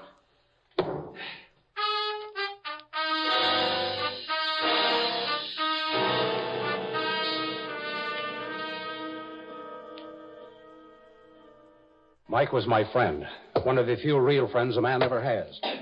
Only now he was swinging his pick and looking wild at me, crazy wild, watching me as if he'd never seen me before, watching how I hefted the pick, how I brought it down into the rock, I wanted to stop to ask him what was wrong, what he was doing down here, and why he hadn't recognized me, but I couldn't stop.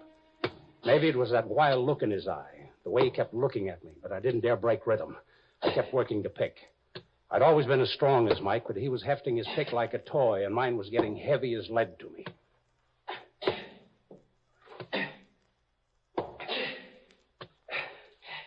Knock off. Knock off. You're okay. Thanks. Swing fine. Right along with me. You're all right. Just discovered it, huh? How long you going to keep this dumb act up? You know me. Not many of them can swing along with old Mike. Maybe, mister, or had you tabbed all wrong? What do you mean, mister? Mike at STEELE, me. That's got topside. You don't want no one to help me. The super, Greg? You don't trust him? Mike, are you all right? Sure nothing's happened to you? You ever see a mine with only one man digging? No. How come you're here? What's this all about? You're no miner. You gotta keep digging. Grab your pick. Huh? Back there in the shack. Now, don't look. Lummy, the watchdog. Lummy sneaking back close listening. That's why I've been acting funny. Oh, yeah. Start digging, Johnny. Sure, I know you. Nothing the matter with me. Only Lummy's a killer. I'll talk later.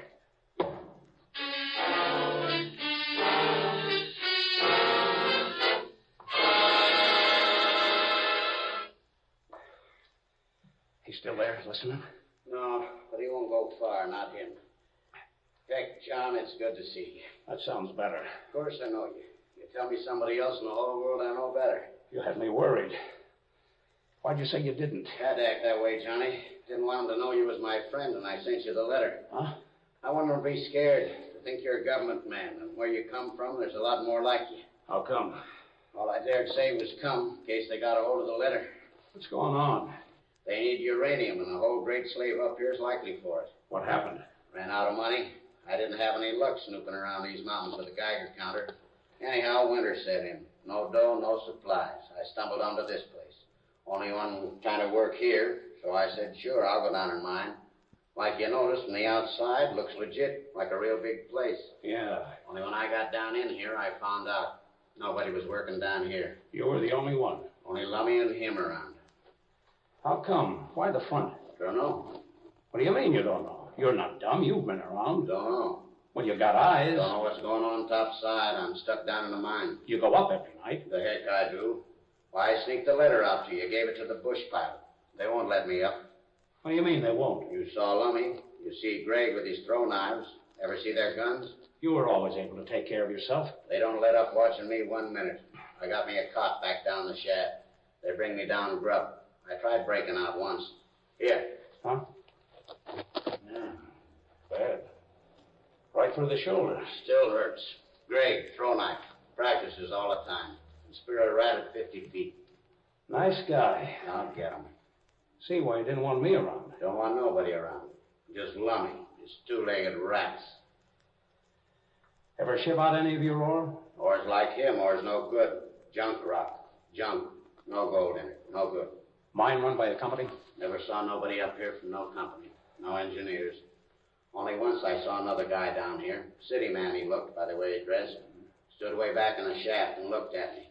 Think I heard Greg call him Fred. Must be a company incorporated back at it somewhere. Don't know. Don't know why any company would want a no-good mine like that. No legitimate company. Huh? This gold ore, think it assays uranium? Ore? Ore's played out. I've got a new way to extract uranium from gold ore residues. You learn about that prospecting. Uranium? Guess? Yeah. Guess it might smelt down or trace? Trace might be enough. See what you mean? Bait.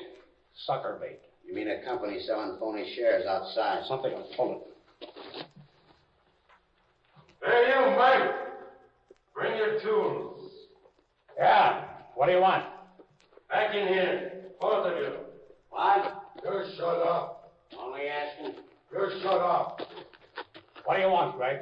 In there. The old branch, she's a man trap. The bottom's caved in. She's fallen 10 feet. In there. Shoring's half caved in. What makes you think we're going to squeeze in there? Get in. What makes you think we're going to dig anywhere? Watch it. I see it. Yeah. Knife. Talks big, waving a knife. I got a real truth. Just for you. Don't give him an excuse, John. Into that passageway, squeeze in. Start moving, Lummy. Come on, you. You came here, mister. Nobody asked you. Only one thing I'm going to do in mine. You're going to do it. Deep. Give him a flying start, Lummy. You can snoop around all you want. Mike, watch it!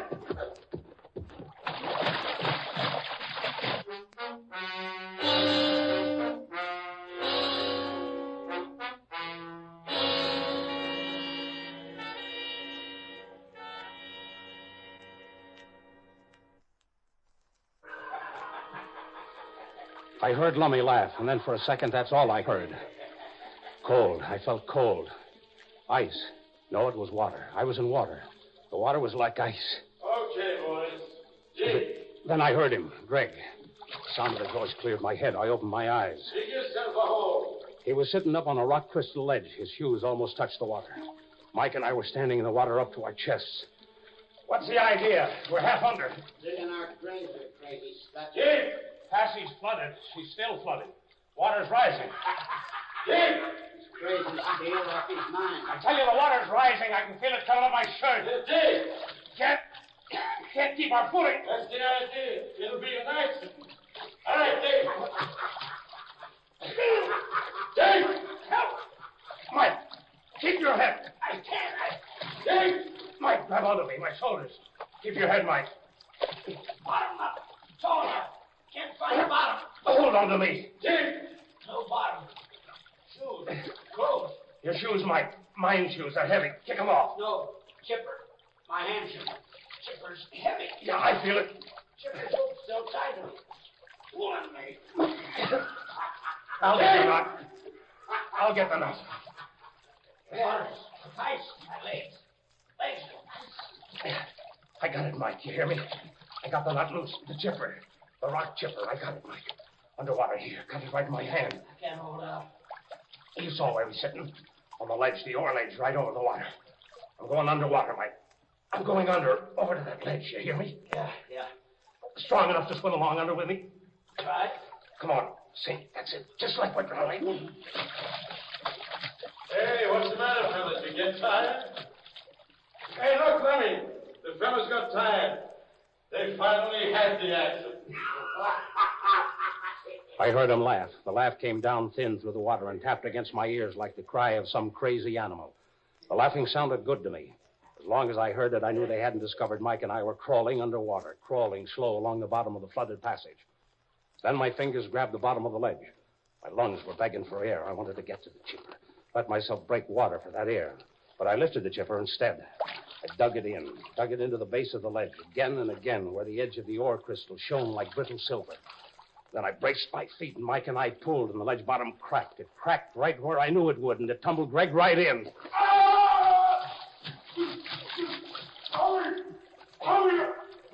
Get him, Mike. Get me out. I'm coming, boys. I'll take the others. Get him, Mike. I'll get the no good Scott. I'll fix him, Super. Let me be Jack. I'm falling. No, man, Mike! Fuck, go down under! The rope's falling in!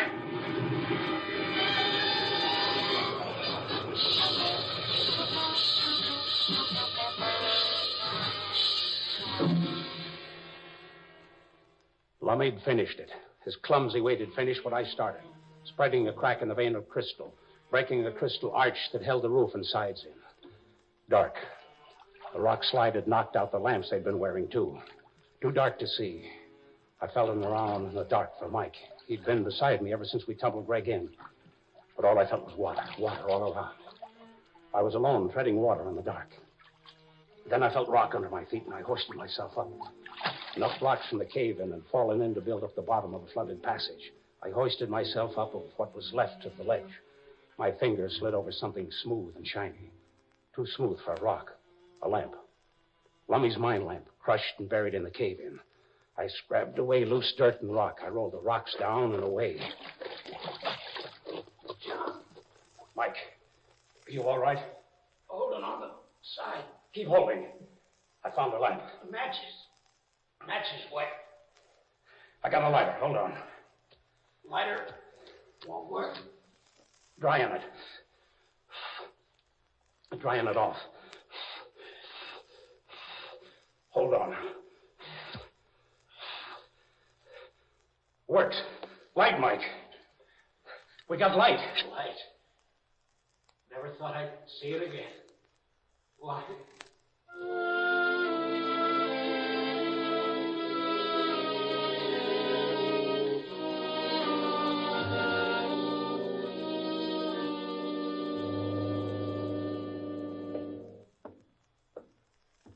Gone. She's gone, Steele. You sure you're all right? Tell you she's gone. Looked all over, all through the mine house, the living quarters. Gone. Not a sign. I guess we can't tell her about Lummy and her husband. Just like rats. Drowned like rats. What you find in Greg's mine books? I'm finished looking. Find anything? Enough to prove Greg was running a swindle. Uh-huh. Like you thought. Phony stock swindle. Don't know how many he made suckers selling them phony mine stock. He must have been ready to blow with the loot. Must have figured me as some kind of a government man. Up here to check on him, huh? My coming made him suspicious. Especially the act you put on, not knowing me. Man who's crooked's always got to be suspicious. The only thing bothers me. Yeah? The loot. All that money he made in the swindle. No trace of it. Not a dime. Looked for that, too. Not a dime. Money gone, Mrs. Gregg gone. Now I wonder, or am I getting unreasonable suspicious, too? Figures. You going in after her? You going to hang around for the fun? Fun? 2 dead uns floating down there in the mine. Someone's going to miss them. Going to want to know how come. Maybe ask a lot of questions about them. Maybe now about the mine. Lummy got his from a falling rock. What they call accidental. I saw him take the rock slide when he fell in. But Greg was near you. What happened to Greg? Greg. No good. Was scut. Just plain never no good. Rocks didn't fall near him. You were close to him. Greg, he get killed accidentally, too? Yeah. You were near him in the water, in the dark. You're no killer, Mike. But you had the chance. You hated him. It ain't no good to hate a man like I hated him. You kill him, Mike? Hate. Funny thing. No, I didn't kill him. He was yelling, screaming in the dark. I could hear him yelling, screaming something awful. Funny thing, hearing him, hearing everything falling in. Something happened like it was cured. Funny thing. Then I didn't hate him. Didn't hate him no more then. Hey, who's flying? I've been waiting out by my plane an hour. Looking for a passenger, Bucky? I got an order for a Friday pickup. Told you that when I brought you in. To pick up Mrs. Gregg? Flew her out this morning. She laid out the emergency stop signal in the snow. Oh, then she wasn't the passenger you were supposed to pick up today. Told you she'd put out the special signal in the snow. Got nothing to do with this pickup. Got an order for this pickup last week. Where'd you fly her? Up the line. Where up the line? Up to Four Rivers to wait for the regular airline. Airliner? Where? You'll have to ask her, mister. And I got an order and I'm wasting gas. Who's flying? You want to stay, Mike? No, I don't want to stay. But I got no place to go. You got no reason to hang around here. I believe you about Greg. Come on. We'll catch that regular airline.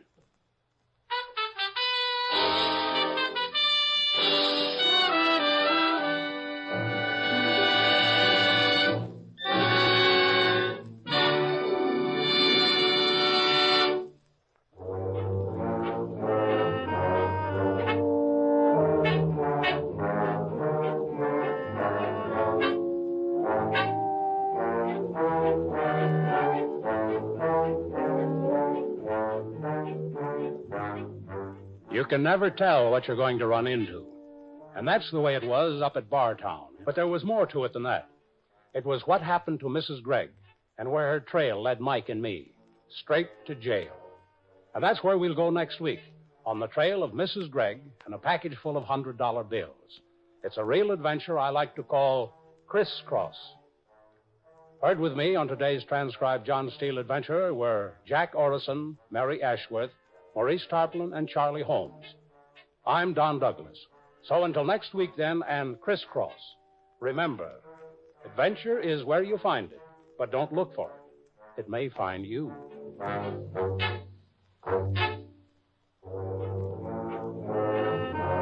Remember to be with us next week for another episode in the series John Steele, Adventurer. Remember, a country is known by its people. What people think of your country depends on you. This is the United States Armed Forces Radio and Television Service.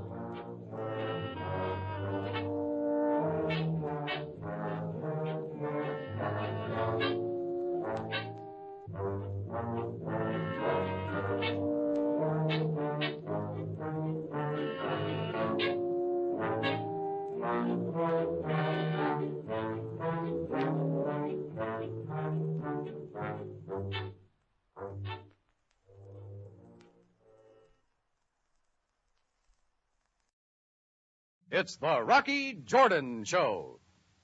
I'm Rocky Jordan.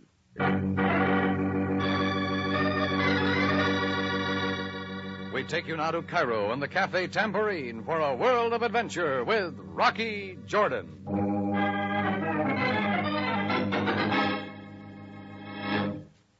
This fellow asked me to go for a ride with him out on the desert and pick up a couple of items. I figured I'd go along just for my health. The gun he held in my back was loaded. The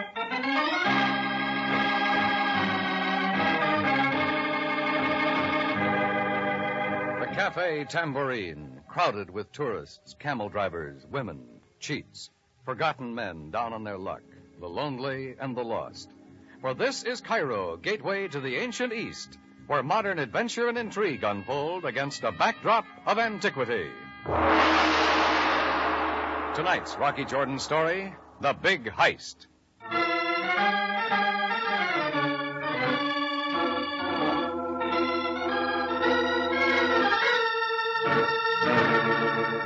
It all started on the afternoon I took a walk to the British Embassy office. One of my customers the night before had lost his passport at the Tambourine. I was going to turn it over to the consul and have him deliver it to the owner.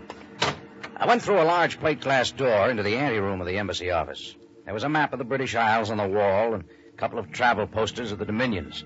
A big mahogany desk stood in the middle of the floor right next to a full wastepaper basket. Behind the desk sat a British brunette with a French haircut. She was the consul's secretary. You could tell she was real efficient by the way she was spreading red polish on her fingernails. Yes, may I help you? My name is Jordan. I run the Cafe Tambourine. One of your nationals left his passport in my place last night. Oh? Here it is. You'll see to it that he gets it? Oh, yes, of course. Just toss it on that pile, will you? My fingernails are still wet. Yeah, sure. Thank you so much, Mr. Jordan. I'm sure whomever it was who lost his passport appreciates your returning it very much. Excuse me a moment, Miss... Buckley. Helen Buckley. I couldn't help seeing that telegram lying there on your desk. Oh? It says it's from McLean. Could that be Freddie McLean from London? Why, yes. Flew with the RAF, flies British transport now? Same one. Oh, we're old friends. We always get together every time he makes Cairo. I see he's coming in. Yes, the telegram says keep Thursday night open. You saw it. Say, I don't like to break in on anything, but how about you and I meeting him at the airport together, have supper on me, rehash old times a bit, and then, well, you two can carry on from there. Well... Just a suggestion. You can skip it. No, I suppose it's all right. Might even be fun. It's a date, Mr. Jordan. Make it Rocky. All right. Rocky. Thursday evening, then.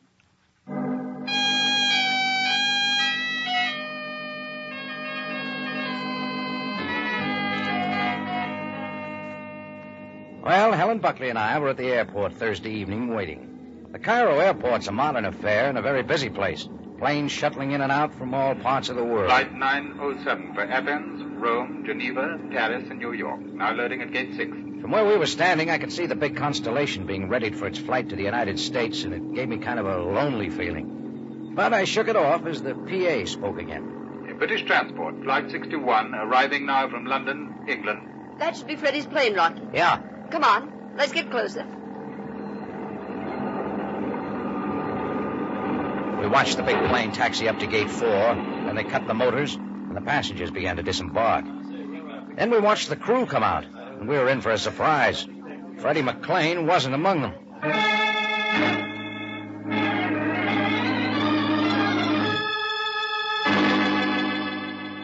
Well, we asked a few questions about him, but no one knew anything. We figured we might as well leave. That's when I spotted an armored car with a couple of guards parked off the side of the field. Alongside the armored car was a black limousine that looked real familiar. It was Captain Sam Sabaya's police car, and he was standing by it, nervously looking at his wristwatch. Sergeant Greco was there, too, and a couple of very British-looking gentlemen in street clothes. It was a cool evening, but they were all sweating. I got a funny notion that maybe they were waiting for the same one Helen and I were, so I decided to find out. Hi, Sam. Oh, Jordan. It looks like you're hard at work. Armored truck, guards, grim look. Yes, Jordan, I am hard at work. Waiting for something? Please, Jordan, I do not have time for conversation now. If you don't mind, I would appreciate it. Sorry, Sam. Just thought I'd say hello. Yes. Captain Sabaya, please. Yes, Abdullah. Mr. Bliss says there's no sense in waiting any longer. He wishes to return to the city. Yes, of course. Now, if you will excuse me, Jordan. Well, I guess we've both been disappointed, Sam. I was waiting for a friend who never showed. Indeed. Well, we shall talk of it another time. Now, name's Freddie McLean. He's a pilot. Who did you say? Freddie McLean. Interested? Are you here alone, Jordan? A young lady standing over there is with me. We were waiting together. You will be kind enough to get her, Jordan, then step into the rear seat of my limousine. Is that an order? Yes. Mr. Bliss of the British Intelligence Service and I have some questions to ask of you. Well, Helen and I moved into the back seat of Sam's car. Sam and Mr. Bliss, a thin, wiry, energetic man with a drawn face, sat in front and spoke over the back of their seat. Mr. Bliss carried the ball, and he wasn't soft. Mr. Jordan, Miss Buckley, Captain Sabaya tells me you're at the airport waiting for Freddie McLean. Yeah, that's right. What do you know of McLean? Oh, he's an old friend of mine. I knew him when he was flying in the RAF. He's flying British Transport now. And you were under the impression he was due at the Cairo airport tonight? That's right. How did you arrive at that impression? Hey, what's this all about? Is he coming in or isn't he? You will please answer Mr. Bliss's question, Jordan. Oh, Helen can tell you. I got a telegram from him. A telegram? Yes. What did it say? Not very much. Just keep Thursday evening open. I assumed from that he was flying in Thursday night. You have the telegram, Miss Buckley? Well, I don't know. I can look around the office, but I've probably thrown it away. She had it, though, Bliss. I saw it. I see. What happened? What's wrong? Why hasn't he come in? Captain Sabaya, you please take Mr. Jordan and Miss Buckley's addresses so I may question them later if necessary. Well, don't we get any explanation? No, I'm afraid not. Not only no explanation, Jordan, but a further order. You are to mention McLean's name to no one, nor are you to speak of what has occurred here. Is that clear? Yeah. Now you are free to go, but do not plan any trips out of the city without notifying us first. Something was up, something big. And whatever it was, it looked like Helen and I were right in the middle. Well, it was past supper time when we left Sam and Bliss, so we picked up a cab and headed for the house of Pompeii. But our appetites were someplace else, and we took it lightly. As we stepped out of the restaurant and started down the Sharia Muhammad Ali, going toward Helen's apartment house, I spotted a tan gabardine overcoat leaning against a telephone pole. It was draped around a heavy-set man with hanging jowls and black horn-rimmed glasses, and I knew we were being watched. I saw Helen to her apartment house safely, and then I turned my attention to the guy in the glasses. As I moved toward him, he moved in the opposite direction, and I had to pick up speed. He led me around the corner and down to the alley where he ducked in. I ducked in after him. The man in the gabardine overcoat was still running. I didn't notice the two guys standing against the wall till one of them got his foot in the way. It figured. Poor sense of balance. Go on, Maxie, help him up. Save it, I can handle it myself. Oh, no, Maxie wants to help you. Sure, Maxie wants to help you. Up, Jordan. Don't strain yourself. Nothing strains Maxie. He takes pills. Yeah, I take pills. You're a little out of your district, Jordan. Maybe. Tamborine's the other way. What you doing over here? Passing out handbills. Now, what kind of an answer is that? What kind of a question is it? What do you guys want? You were following a friend of ours. Was I? He doesn't like to be followed. Neither do I. What you like isn't the point, Jordan. Who is he, the guy with the glasses? That's a bad question, Jordan. Show him how bad that question was, Maxie. Sure. Maxie will show Oh, wait. You hurt, Jordan? Let him have his fun. I'll get my turn. You heard the man, Maxie. Have fun. Maxie, have fun. Okay, Maxie, okay. I can't stand the hilarity. Huh? Oh, yeah. From now on, Jordan, the only things you follow are blondes. Drape him over that garbage can, Maxie. He gets the point.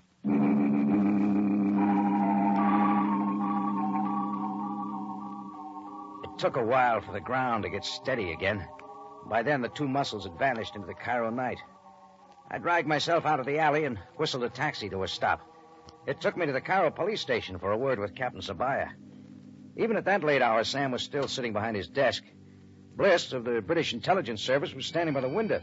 They both looked real worried, like goldfish in a shark pond. Jordan, what are you doing here this time of night? I got a complaint. What happened to you? Helen and I were being followed tonight. After I dropped her off, I tried for the tank man. I didn't get him, but two of his friends got me. I can give you a description of the big boy. Go on. 45 or so, heavy set, 5'10", I'd say, 200 pounds. Big jowls, black horn-rimmed glasses, and walks with a lean to the left. You could identify him if you saw him again, Mr. Jordan. A pleasure, Mr. Bliss. What about the two men in the alley, Jordan? That was too dark. All I can tell you is what their fists felt like. I shall have Sergeant Greco bring in some pictures from the Rogues Gallery. Perhaps you will be able to find a photograph of the man you followed. Yeah. Look, fellas, don't you think I've earned some answers? What's this all about? What's the mystery around McLean? Mr. Bliss, shall Jordan be told? You might as well tell him, Captain. He's in it now, whether he wants to be or not. Jordan, earlier today, a transport plane left the London airport carrying cargo. Its destination, the Cairo airport. If Freddie McLean was a pilot? Yes. But the flight was to be most secret. No one was to know of it. Why? Because of the nature of the cargo. The Federated Bank of London was sending $1 million in gold coin to its branch bank here in Cairo. Oh, I see. That's what the armored cars and guards were for. Unfortunately, there was a leak. Perhaps the telegram McLean sent to Helen Buckley. Perhaps something else. At any rate, there was a leak. The plane did not arrive at the Cairo airport. So that's big trouble. Communication with it was lost someplace over the desert. And so, Jordan, a huge cargo plane, Freddie McLean, and two other men, and $1 million in gold coin have all completely vanished.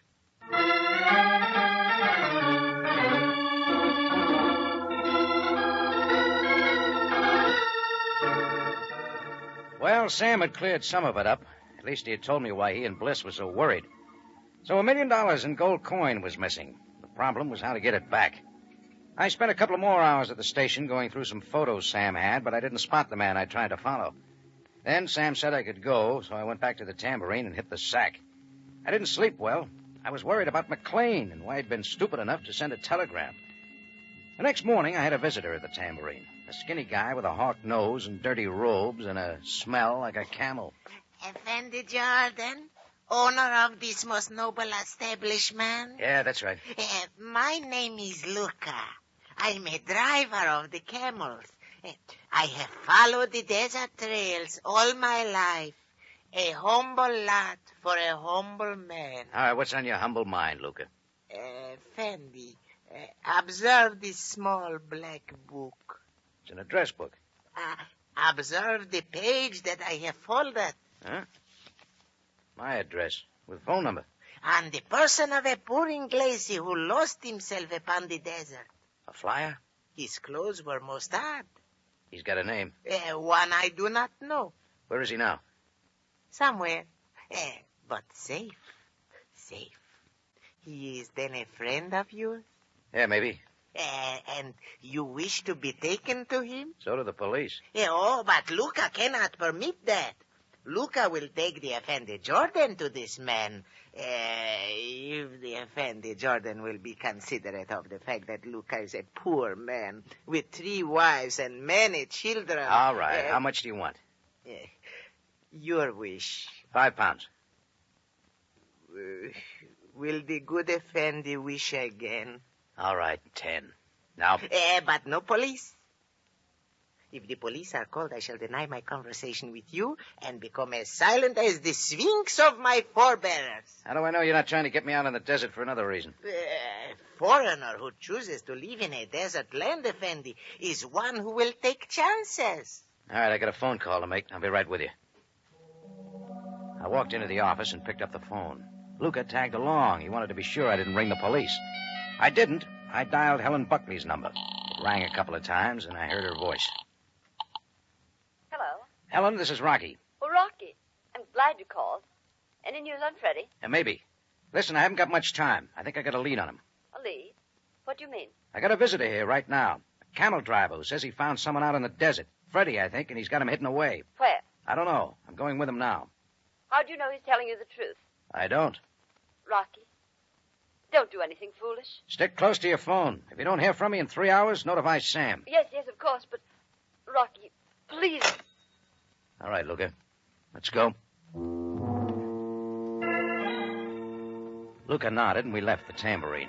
I drove to the outskirts of town, where Luca got old-fashioned. He had a couple of horses waiting. We switched, and soon we were riding over the sand. He led me over an obscure desert trail, over endless dunes of hot, still sand, then turned off the trail and wound me in so many circles I felt like a roulette wheel with a loose bearing. It was about an hour and a half after we left the tambourine that I saw a couple of solitary palm trees jutting up toward the sky. When we got closer, I saw a tent. That's where Luca was taking me, and a few minutes later we were reining our horses to a stop. You will find the Inglesi in the tent. I sure hope so. You coming in? I will wait outside. The Effendi will go into the tent alone. Well, okay. I took it this far. I guess I can take it the rest of the way. I walked to the tent and threw open the flap. The first thing I saw was a body draped on a blanket on the floor. It was dressed in aviator's clothes, and the mop of red hair told me it could have been Freddie McLean. But he was lying face down. I went over to him. It was Freddie McLean, all right. There was a bullet wound in his shoulder, and he was sleeping. I shook him gently and woke him. Huh? Rocky Jordan. The same. Where am I? In a camel driver's tent out in the desert. Well, how did you get here? That's a long story. How do you feel? Better. The last thing I remember, I was wandering around the desert. Yeah. Strong enough to ride a horse? Yes, I think so. Oh, how's your shoulder? As well as can be expected. We got to get into the city. A lot of people are wondering about you. Yes, I can imagine. Oh, I know about the gold coin you were flying for the bank. What happened? Well, I still don't believe it. Well, let's hear it. Look, we were flying without incident until we hit a stretch of the desert close to Cairo. Next thing I knew, there was a strange voice on my radio. It came from a fighter plane on my tail. Fighter plane? Yes, he had his guns on us. Well, we weren't carrying any guns. It was a secret flight. We didn't want to get any attention by loading up with guns. Anyway, the fighter plane made us cut our radio and then forced us into a landing on some isolated airstrip on the desert somewhere. That took a lot of planning. Yeah, I suppose they thought it was worth it. There was a lot of gold on my plane. What happened to your crew? Well, they're all dead. I got away somehow. I suppose the thieves didn't care much. They knew I'd caught a bullet, and I suppose they thought I'd die on the desert. You remember where that airstrip is? Yes, approximately. All right, let's get into town and tell Sabaya. Come on, I'll help you. No, please, do not! Jordan! Luca! Effendi, Jordan! Luca! He won't answer, Jordan. Maxie just separated him. Yeah, Maxie just separated him. You guys are pretty busy, aren't you? There's enough to do. Maxie threw a little sand over that camel driver and scattered the horses. Sure, Zaco. You know, McLean, we owe Jordan a vote of thanks. He was good enough to lead us right to you. All right, out of the tent. Climb in the back seat of the Jeep. What's the tour? Don't ask. You won't like it. Let's just say a friend of mine's real anxious to see the both of you. I bet he's nearsighted. And also rich. You know, he just picked up $1 million in gold someone left lying around in an old airplane. Well, he won't have it long. You'll lose it in taxes. My friend just won't report it as income. And anyone who tries to is going to get separated. Just like Luca.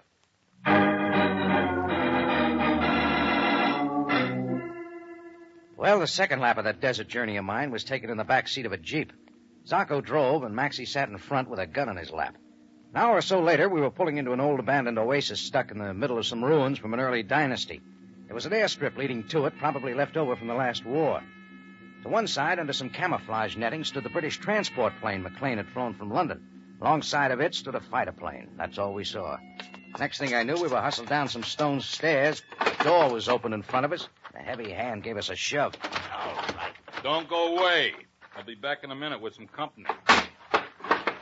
Yeah, that's that. How's your shoulder, Freddie? Oh, it's all right. Uh-oh. Put a bar across the door. I can't understand how they got wind of this thing. The whole thing was a secret. What we were flying, and especially when. You gave it away. Well, I did. That telegram you sent. Telegram? To Helen Buckley, saying keep Thursday night open. Anyone who saw it could figure out when you were coming in. I thought you had more sense than that. But, Rocky, I didn't send her a telegram. Huh? I didn't. I flew in the war. Look, I know how to keep a secret. Well, somebody sent it. There must have been a leak in London someplace. Like Sabaya said, the telegram was used as a signal. It was sent to her to tell what day you were flying. Zacco's boss probably kept an eye on telegrams going to Helen Buckley and picked up the right day that way. You think there's any way out of here? The only hope we got is Helen. I told her to notify Sam if I didn't get in touch with her in 3 hours. 3 hours are almost up. But they'd still have to find us. Yeah, that's right. Yeah, Zacco's back. With his boss, I guess. There they are. A joyful sight. Good afternoon, Mr. Jordan. Mr. McLean. We almost met once before, in an alley by Helen Buckley's place. Yes, almost. Did you do all the brain work on this? Most of it. It must have given you a headache. I had some notable assistants from Zacco and Maxie and a Confederate in London, and someone else in Cairo who the both of you know very well. Come in, Miss Buckley. Helen. Yes, Rocky. Well, I guess I had the telephone conversation with the wrong person. For us, it was the right person. Instead of notifying the police, I called Mr. Bannister. And this, Mr. Jordan, is the result. And it's all over. The gold is hidden in the ruins of this oasis. She'll be flown out of Egypt the moment you two are disposed of. Now, Zacco, my lad. Zacco, see what's going on? Yeah, I'll go take a look. Bannister, it's the police. They got Maxie. They're all around. Bannister, the police. Zacco sprawled out on the dirt floor, pretty dead. Helen stood looking at him, too stunned to move, but Bannister wasn't. He started up the stone steps looking for a place to run. I caught him on the top step and grabbed the back of his shirt collar. He spun around, tried to use his knee, but my fist was fast. That bounced him off the dirt wall, and I moved in to try again, but Sam Sabaya stepped up and stopped the fun. That will be sufficient, Jordan. Take Bannister away, Greco. And have him take Helen Buckley, too, Sam.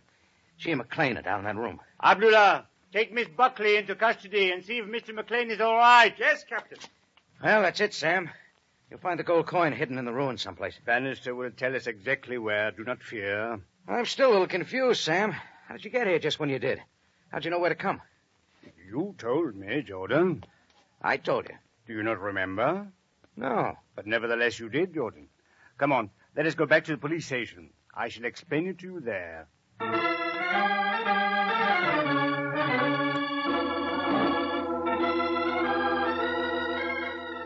Well, that was just about it. Sam left some of his men to gather up the gold coin, and the rest of us rode back into Cairo. Freddie McLean was taken to the hospital to have his shoulder dressed.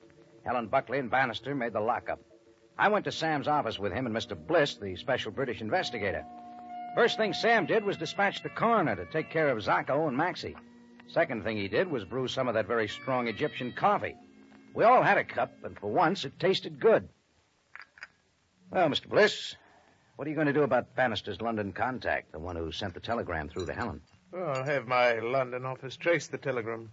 They'll find out who sent it and make the arrest. After that, I'll wire the London bank and tell them their $1 million in gold coin has been recovered. Oh, that shouldn't make them sore. Well, Sam, what about it? What about what, Jordan? I still want to know how you got to Bannister's hideout. Oh, as I said, Jordan, you told us how. A moment, please. Now listen. Hello. Helen, it's Rocky. Rocky, I'm glad you called. Any news on Freddie? Yeah, maybe. That's my conversation with Helen. I think I got a lead on him. A lead? What do you mean? I've got a visitor here right now. A camel driver who says he found someone out in the desert. Freddie, I think, and he's got him hidden away. Where? I don't know. I'm going with him now. How do you know he's... Well, Jordan, does that answer your question? You had my phone tapped and made a tape recording, huh? I'm afraid I'm responsible for that, Mr. Jordan. You see, I couldn't trust anyone. While you were here last night, I had my men set it up. After that, Jordan, it was just a matter of following you through the desert. Well, I'm sure not complaining. At any rate, Mr. Bliss has now learned something that I have known for a long, long time. Yeah, what's that, Sam? If one ever wishes to locate the source of trouble in Cairo, one should simply observe your movements very carefully.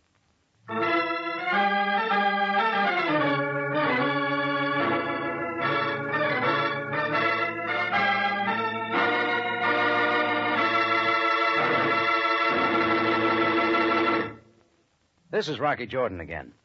Next week, I want to tell you about a hand that grabbed my coat lapel and pulled me into a room where I met the second man. He turned out to be a real sweet guy.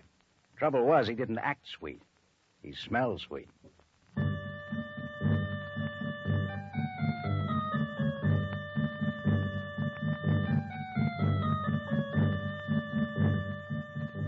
Rocky Jordan is a weekly presentation of the United States Armed Forces Radio and Television Service.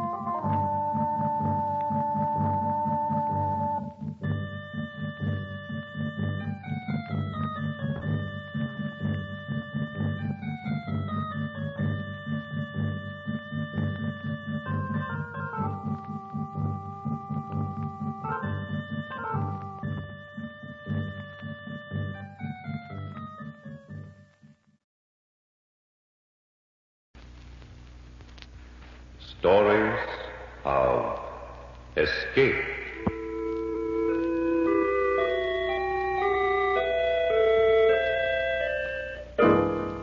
Escape.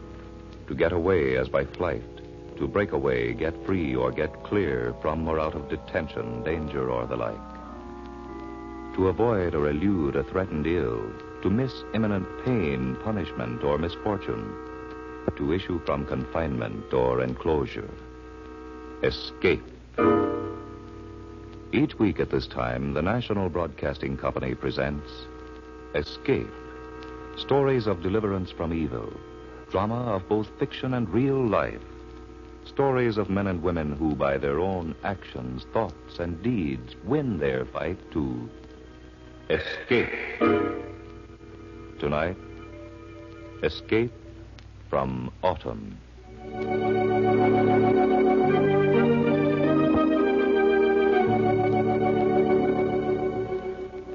The hills were alive with color. From every slope, tapestries of gold and amber, fiery red and waning greens were bathed in the reflected glory of the setting autumn sun. Old Hank Morton leaned on the sprawling pile of rounded rocks that had once formed a boundary line between his land and that of his neighbor, James Evans. The day was almost over, and the slanting rays of sunlight caught the gray and brown stubble on his face with their glistening light. Old Hank was thinking, and anyone could have told that he didn't much relish his late afternoon thoughts. Hank's face was a barometer for his mind. Today, he was worried.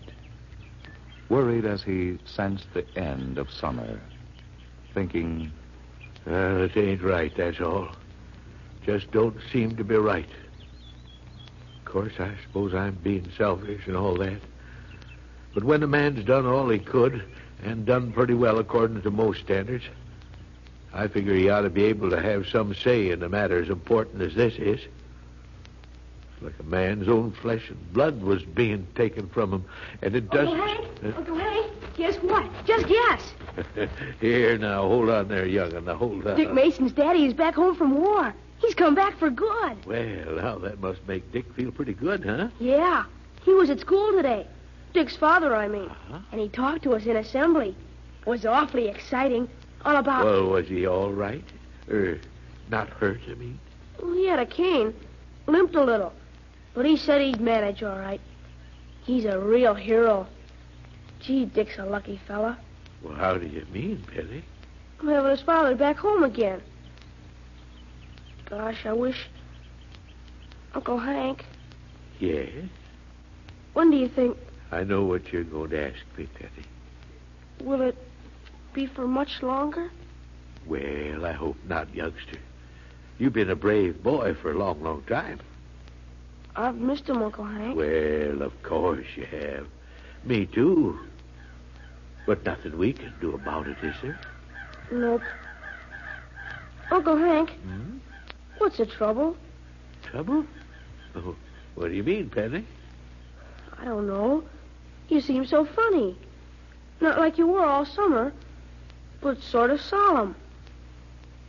Are you mad at me? Oh, heavens, no. Whatever gave you that idea, boy?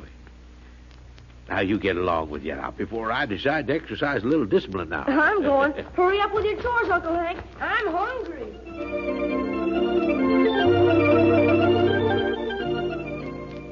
That night, there was much animated conversation. Penny's first day at school provided more than enough after-supper talk until bedtime came along. And Hank was careful to listen with more than his usual attentiveness, careful to laugh and be gay when the occasion demanded.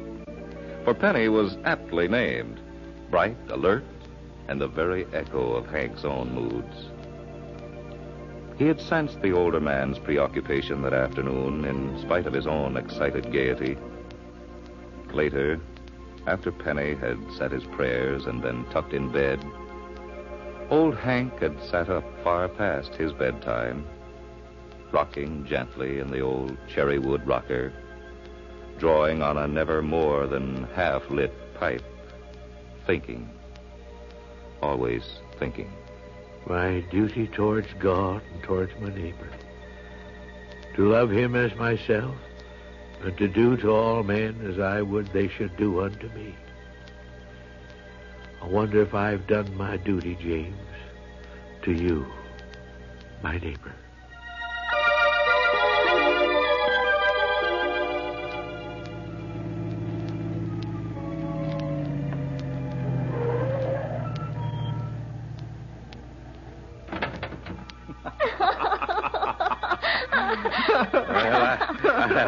I guess you're James and Ellen Evans, huh? Well, I'm your neighbor, Hank Morton. Oh, we're glad to meet you, sir. Yes. Here, now. None of that sure stuff. We're going to be neighbors, not distant acquaintances. Oh, well, sorry. I didn't mean to. You see, Hank, we're newlyweds. Yeah, I know you are. And I don't aim to butt in, neither. But I just had to say hello and welcome you to our hills. I'm a bachelor myself, but if there's anything you need or want, just ask me. I've lived all my life here, and I love it. And I want you folks to love your new home as much as I do. That's all. Thank you, Hank. I know we shall. And you're going to be our very first friend. Yes, sir. Or, I mean, Hank. And thanks for greeting us like this. It's swell.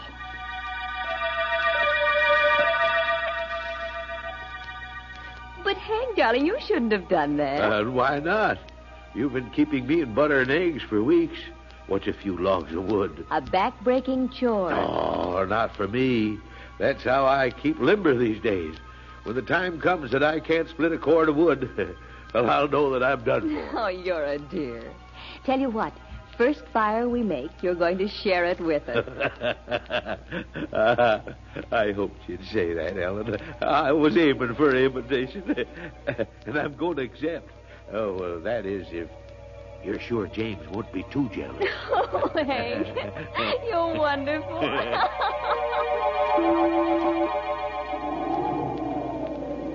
Looks like this is the real thing, Hank. Well, she's being a real fighter, James. I'd better see if I can't get a hold of Dr. Morse. Well, you'll do nothing of the sort. The wires are down in the count of the storm. I've already tried to reach him by phone. Oh. Well, then I'll have to go on. No, you'll stay here with Ellen. She needs you. I'll go into town and bring him out with me. But the roads are icy, Hank, and there may be drifts, what with all this wind. I know my way into town and out backwards, James. Now, you keep Ellen warm. Get some water on to boil, and I'll be back with Doc just as soon as possible. I don't know what to say, Hank, or how to thank you. Don't thank me yet. Just hope I get back in time. And James. Yeah? Tell Ellen I love her, too. Tell her to keep her chin up.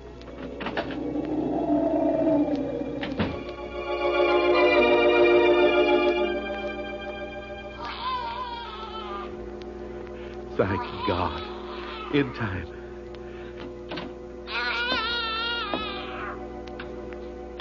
James,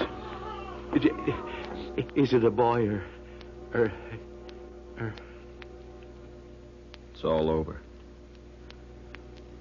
A boy. Here, sit down. You look as though you needed a doctor. A boy, huh? It's all over. A boy. And Ellen. James, is she all right? Is Ellen all right? It's all over. For Ellen. She's dead. Why, God? Tell me why. Slowly, Hank Morton tapped out his pipe, rose from the rocker, turned out the light, and carefully made his way to bed. He shivered as he quickly undressed in the chill autumn night. He was getting old, he reflected. If only he could stop thinking about James and Ellen, gone so soon, long before her time, and Penny, but mostly about James, his neighbor. Oh, sure, I could appeal it, of course, Hank, but I couldn't do that, not and stay honest with myself. Well, I know how you feel, yes. I wish I was a little younger, that's all. Oh, you did your share in the last scrap. Now, it's my turn now, and I don't mean to skip it. Well, you have to be true to yourself, James. If you believe in what you're going to do, go ahead and do it. But what about Penny? Well, if he were any older, I'd fight to stay home and bring him up right, but... Well, he's just a kid, and maybe this won't mean too much heartache now. Penny's got a lot of spring and bounce. Don't you worry about him, James. Besides... I wanted to talk to you about that, Hank. It doesn't seem right that you should be burdening yourself with bringing up a youngster while I'm in service. Oh, don't seem right, eh? And who could do it any better? Oh, whoa there. Now, I didn't mean Well, to... who's been teaching him to fish and heist to sail in the Sound? Who's been giving him little odds and ends of chores so that he can make himself useful around the place, huh? Well, I'm sorry, Hank. I'm not ungrateful. I only wanted you to know You send that boy to any relatives, and I'll... Oh, heck. I don't know what I'll do. Besides, maybe I'm being presumptuous, James, but I think Ellen would want him to grow up here, right at home, where he first saw daylight. You've made me very happy, Hank. I know what Ellen would have wanted. Now that I know you want it that way, too, that's how it'll be. Thank God for you, neighbor.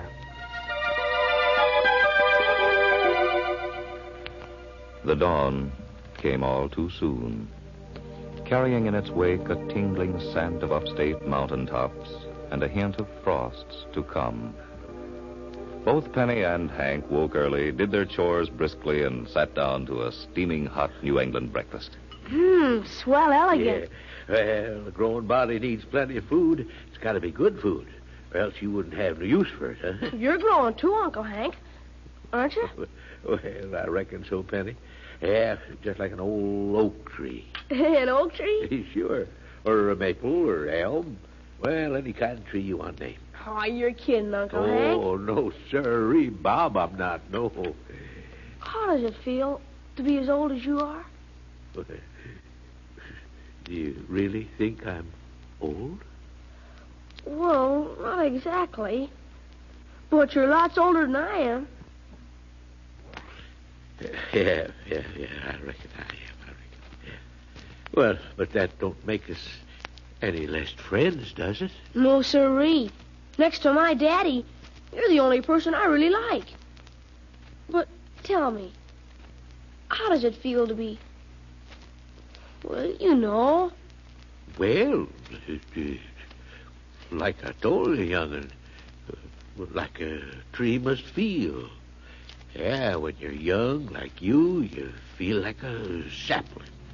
Your roots ain't so long, they don't go so deep into the soil. But they're deep enough so as you can get nourishment, all the things you need for living out of the soil. and you bend in the wind. And if you're not too careful, the hot sun or the cold frost will blight you and make you wither away before your time. That's how you feel when you're in the spring of life. Then comes summer. Your leaves fill out and they become a handsome green. A tree in summertime is something like your Daddy James, a grown man. Gosh, Uncle Hank. I never thought... Gee. Yeah, then comes autumn, Penny. Your roots are firm and deep, embedded and twisted in the earth. You still get life and nourishment, but the time comes when life is drained out of your veins. Sun grows cooler. The winds are chill. And even though your bark is thick and hard, you feel the change. But trees are pretty in autumn. Oh, yeah. You're right, Penny. Yes. There is a beauty that comes with age. Sort of a last-ditch fight that you put up before you know that old winter will get you. Makes a swell show for a while. And then... Yes, Uncle Hank? Then comes winter. Go on. Tell me what it feels like. No, I couldn't if I wanted to. I'm not that old. Besides, you're going to have to step brisk pace if you're intending to get to school before that old school bell rings. Go on now. Along with you. Go on.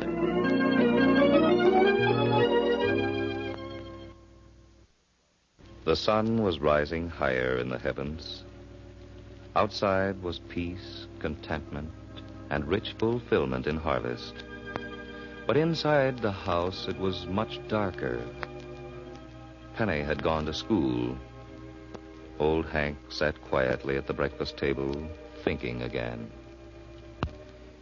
His gnarled fingers reached into one of the pockets of the tattered old vest, which he seldom went without. They clutched a crumpled piece of paper, well read, only a few days old, but so well memorized he could almost hear the words coming from James' lips.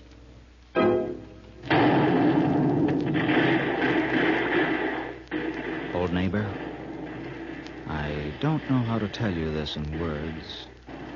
All the gratitude I've stored up for years just won't seem to flow into sentences and grammatical construction.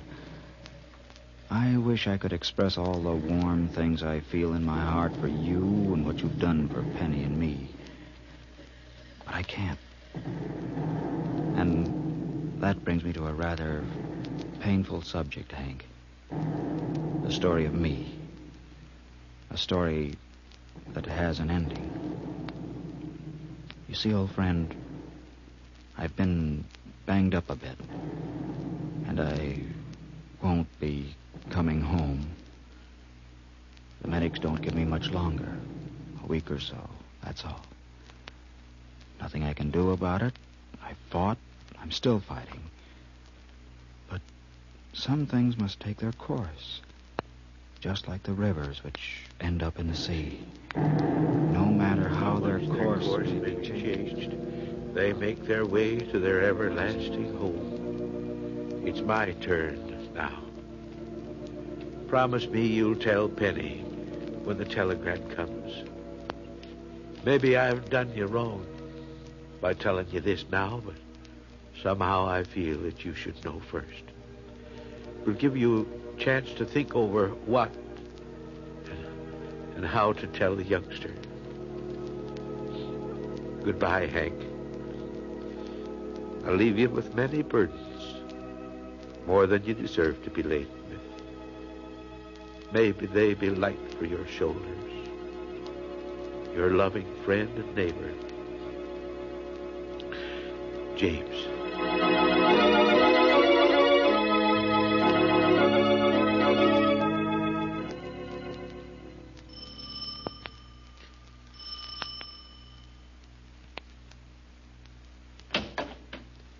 Huh? Oh. Hello, Elmer. Morning, Hank. Yeah, fine day. Fine autumn day, huh? Yep, couldn't be better. Oh, Hank, I've got a... You got a wire for me? Afraid I have. It came ringing out from town. So it's come at last. Too soon. Ain't you going to open it? Huh? Well, no, Elmer. Not yet a while, no. I know what it says. I'm sorry. Awful sorry, Hank. Yeah, me too. James was a fine man. You ain't going to tell the youngster for a while, are you? Not tell Penny? He's pretty young. You wouldn't want to hurt him more than necessary. Well, you're wrong about that, Elmer. I am going to tell him. But, Hank, it wouldn't be fair not to. Neither to James nor to Penny. You think it's wise, Hank? It's the only thing to do, Elmer. The thing is...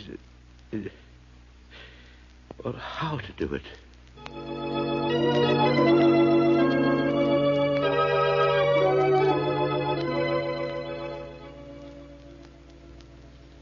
You're awful solemn again, Uncle Hank. Oh, am I, Penny? Yeah. Please. I wish there was something I could do to make you cheer up. Oh, there, now, I'm sorry, young'un. It's the coming of winter, I guess. Hey, that reminds me, too. Never did finish that story of mine about growing old like a tree, did I? Nope. Well, I guess I will now. Yeah. You see, Penny, there are times when my story don't hold good. You see, sometimes a man has more than one job to do here on Earth. Maybe 2 big jobs. He finishes one, and God says, that's enough. The man's done his share. Maybe the other job is left undone, but there's always someone else to tend to it as part of his old job. Sometimes, too, the forest gets, overcrowded. Some trees die so that others can reach the light, grow, live. That's the thing about winter, Penny. Sometimes it comes in a man's prime. I understand. Do you, boy? Are you sure? Yes, Uncle Hank. A telegram came today. What? Where from? Who sent it? Here, young. I haven't opened it. Maybe you'd better do it for me. All right. The War Department regrets... Oh, Uncle Hank. It's Daddy. James. He's gone. Yes, son, yes. You see, it's like I was telling you. Sometimes a man's job is done in his prime. Sometimes, when he goes, a little more light in the sun shines on those of us left behind. A little more life for us.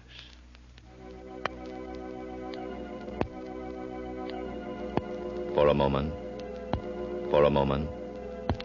nothing more was said. Then, Penny stood up, walked to the door, and went out into the autumn night. Old Hank made as if to follow him, and then thought better of it. A young man's grief is a solitary thing. There'd be time to share it and to forget it.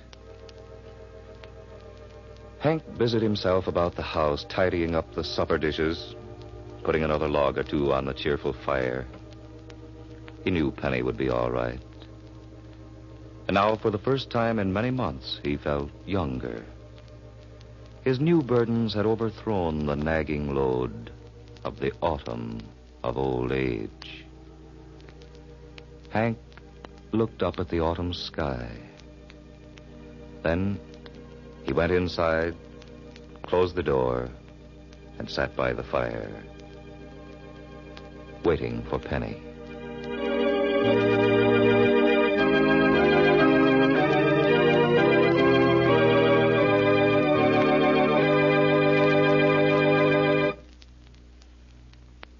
You have heard Escape from Autumn, written by Alan M. Fishburne and directed by Norman Felton.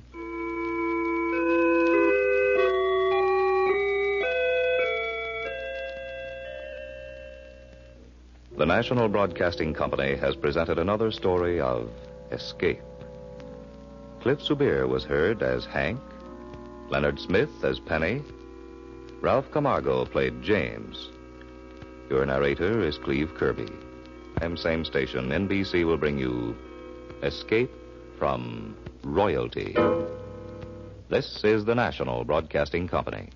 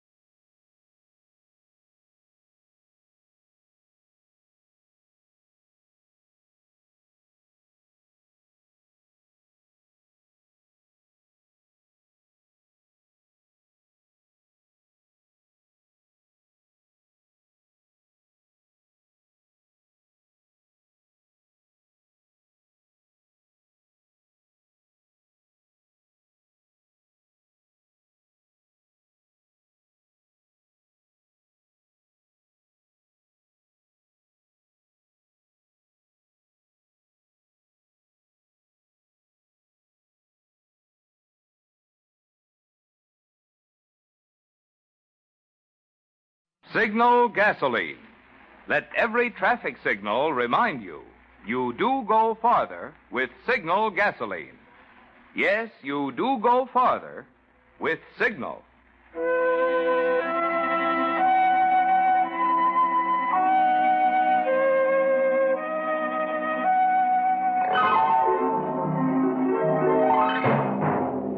The Signal Oil Company and your neighborhood Signal dealer bring you another curious story by The Whistler.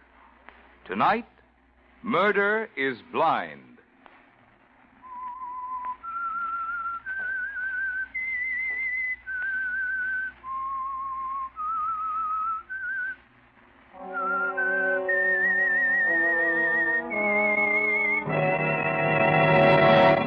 I am the Whistler, and I know many things, for I walk by night. I know many strange tales hidden in the hearts of men and women who have stepped into the shadows. Yes, I know the nameless terrors of which they dare not speak.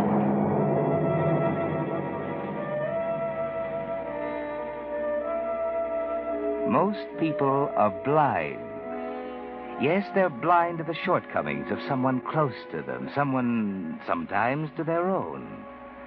That was the way with the three women who lived in the old Hopkins house on the hill. Three very different women, but all of them blind to the characters of the others. There was Lorna Hopkins, mistress of the house, warm, sincere Lorna, happy in her coming marriage to Gregory. There was Patsy Hopkins, Lorna's cousin, whose only happiness is in herself, her youth, her loveliness. And old Fräulein, the old German housekeeper who has been Patsy's governess, and who had found happiness in serving her with years of devotion. None of them really knew the others. All of them were a little blind. That is, until it happened. It started the night Patsy was helping Lorna with her hair. There. That's finished.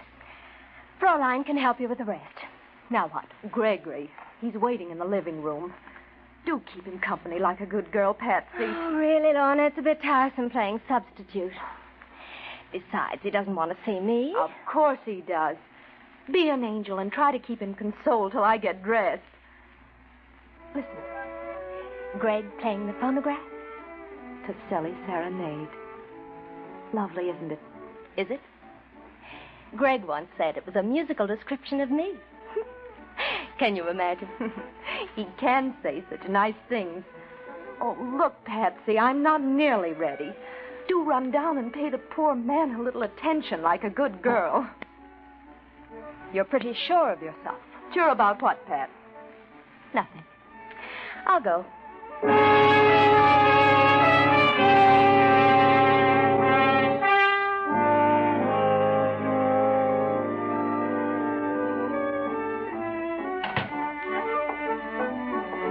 Hello, Patsy. Oh, don't get up, Greg. Lorna's still dressing. In the meantime, I'm supposed to entertain you. You always have. Thanks. You're leaving for New York soon, aren't you? Yeah, in a few days. Mother wants me to handle some of her affairs. I'll be back after a while. For Lorna? Of course. We expect to be married in Mother's home, you know. After that, the honeymoon. Someplace in the North Woods. Someplace where we can be together, far away from everybody. What a picture. How beautifully sentimental. Do you know, my dear, you're beginning to tire me dreadfully. I've suspected that before. What's the matter with us, Patsy? Is there something the matter? We used to get along together so well. Lately, we don't seem to understand each other at all. Shall we talk about something else? No. Something's come between us. Ever since I became engaged to Lorna. That has nothing to do with it. Well, of course not, but what is it, Pats? What's going on, anyway? Nothing, I tell you. Oh, for heaven's sake, stop that thing. Take that sickening record off. Well, sure, Pats. I always thought you liked it. Turn it off! Greg. Yes? I want you to do something for me. Sure. Anything. I want you to go back to New York. Well, but I am, Pats. I'm leaving toward the end of the month. I mean now. Today. Today? Yes. Well, what's the matter, Patsy? Don't you even like me anymore? Like you? Oh, why, you fool, I love you. What? From the first day we met. Haven't you seen it? This is incredible. You can't mean this. I never meant anything more in my life. I know I'm shameless, Greg, but I can't help it. Greg. What about Lorna? Oh, Lorna will never make you happy, never. She's good and sweet and kind, but goodness and sweetness can be tiresome. Yes, and kindness, too. I know Lorna, Greg, and I know you. In a year, you'd grow to hate her. Please, Pets, please, you mustn't say these things. But it's true. I've got to say these things. Don't you see, my darling, I'm thinking of your happiness. Yes, and Lorna's, too. And you? And of mine. I have the right to think of mine, haven't I, Greg? We needn't hurt Lorna too much. You'd go away, go back to New York, and after a while, 6 months, I'd come to you. And, Lorna? She would have forgiven me? When she saw we were happy, what else could she do? Oh, Patsy, I'm trying hard to believe that you can't mean all this. Oh, but I do. I love you, Greg. I love you so much that you must know it, feel it. Then I'm sorry for you. I can't tell you how sorry. It's Lorna. There can't be anyone else. There never will be. Oh, but you don't love her. You can't love her. You love me. You do. I know you do. Oh, Greg, my darling. Stop it. Do you think for a minute I'd give up Lorna for you? Oh, Greg. She doesn't deserve this kind of deal from you, Patsy. She's taken you into our home. For years she's cared for you like a sister. What? Oh, it's cheap. Oh, don't, please. Put your arms around me. Greg, I'm right. I know I'm right.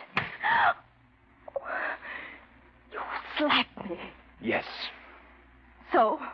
Now listen, Patsy. You listen to me. Yes? This is important. Remember it. Yes? You'll never marry Lorna. Do you understand? No? If I can't have you, she'll not have you. Will you please tell your cousin I'm waiting for her?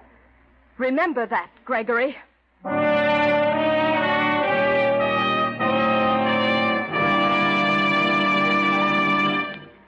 Conundrums. We've all played the old game in which someone describes a thing and you guess what it is. For example, someone says, "It's round, it's black, and it has big yellow letters on it, spelling something that helps your car go farther." Well, of course, you Whistler fans know that's Signal's yellow and black circle sign, which identifies the friendly Signal gasoline dealers who bring you this program. And friends, in today's game of trying to make rationed gasoline go farther, remembering that Signal sign is your surest way to win most miles per gas stamp. You see, in keeping with its 14-year tradition of quality, Signal Oil Company is still bringing you the very finest gasoline that can be marketed under wartime conditions. And the famous Signal formula still places the emphasis on mileage. So to stretch those gas stamps, try Signal in your car. Prove for yourself that it's not just a slogan, it's a fact. You do go farther with Signal gasoline. And now, back to the Whistler.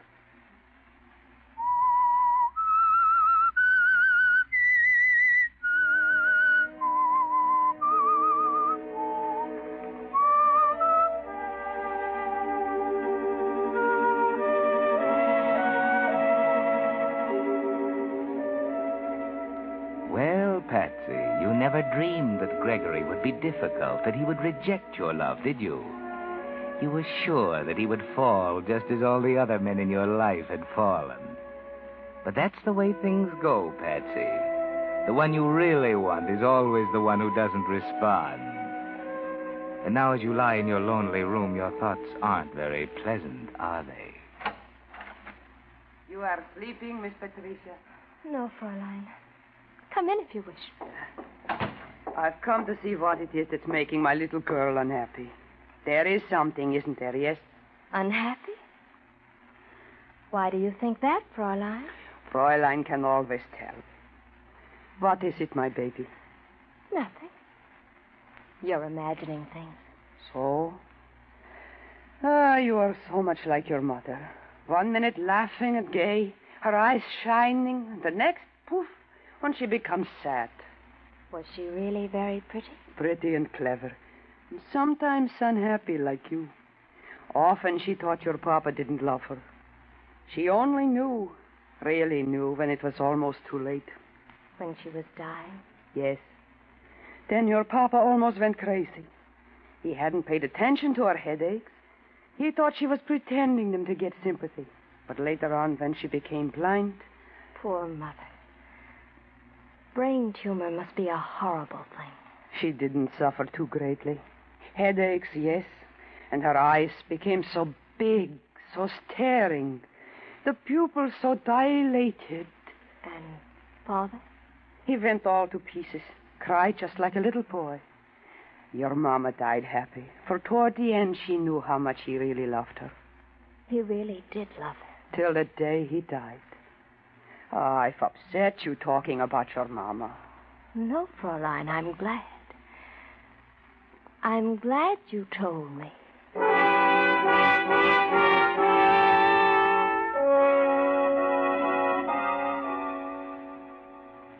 What's in your mind now, Patsy? Why do you leave your bed, go to the dressing table, and stare deeply, searchingly into its mirror? Your eyes slowly widen, and you shudder a little bit. After a while, you return to your bed, and your eyes hold a curious, furtive expression, as though, Patsy, you were hiding a guilty secret. And in the days that follow... I've kept you waiting, haven't I, Greg? I'm sorry, really. Oh, forget it. Anything the matter? Nothing serious. I've been upstairs comforting Patsy. Patsy? Poor girl, she's having such a headache. I know, Greg. That's why I called you. I'd counted on seeing you, too. But Patsy has a splitting headache. We'll make it tomorrow, shall we? It's Patsy again, Greg. I'm sorry. I'll call you later.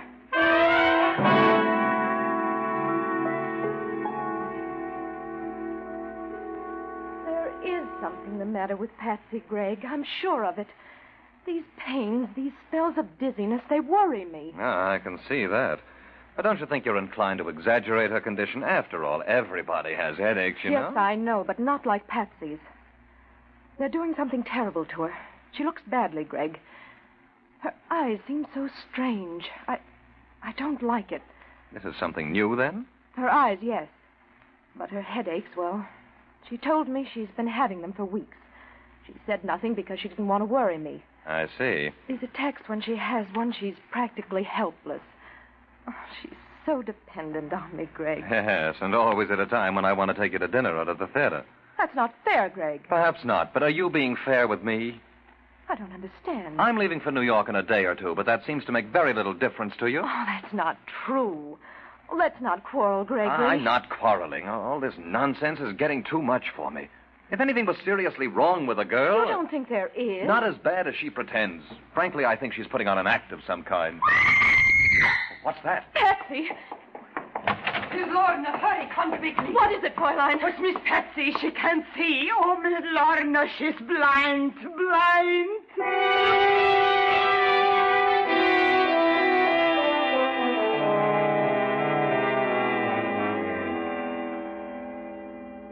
And now, Gregory, you're ashamed and remorseful, aren't you? You'd give anything to recall yesterday's words spoken so bitterly to Lorna. Those scornful phrases doubting the sincerity of Patsy's illness.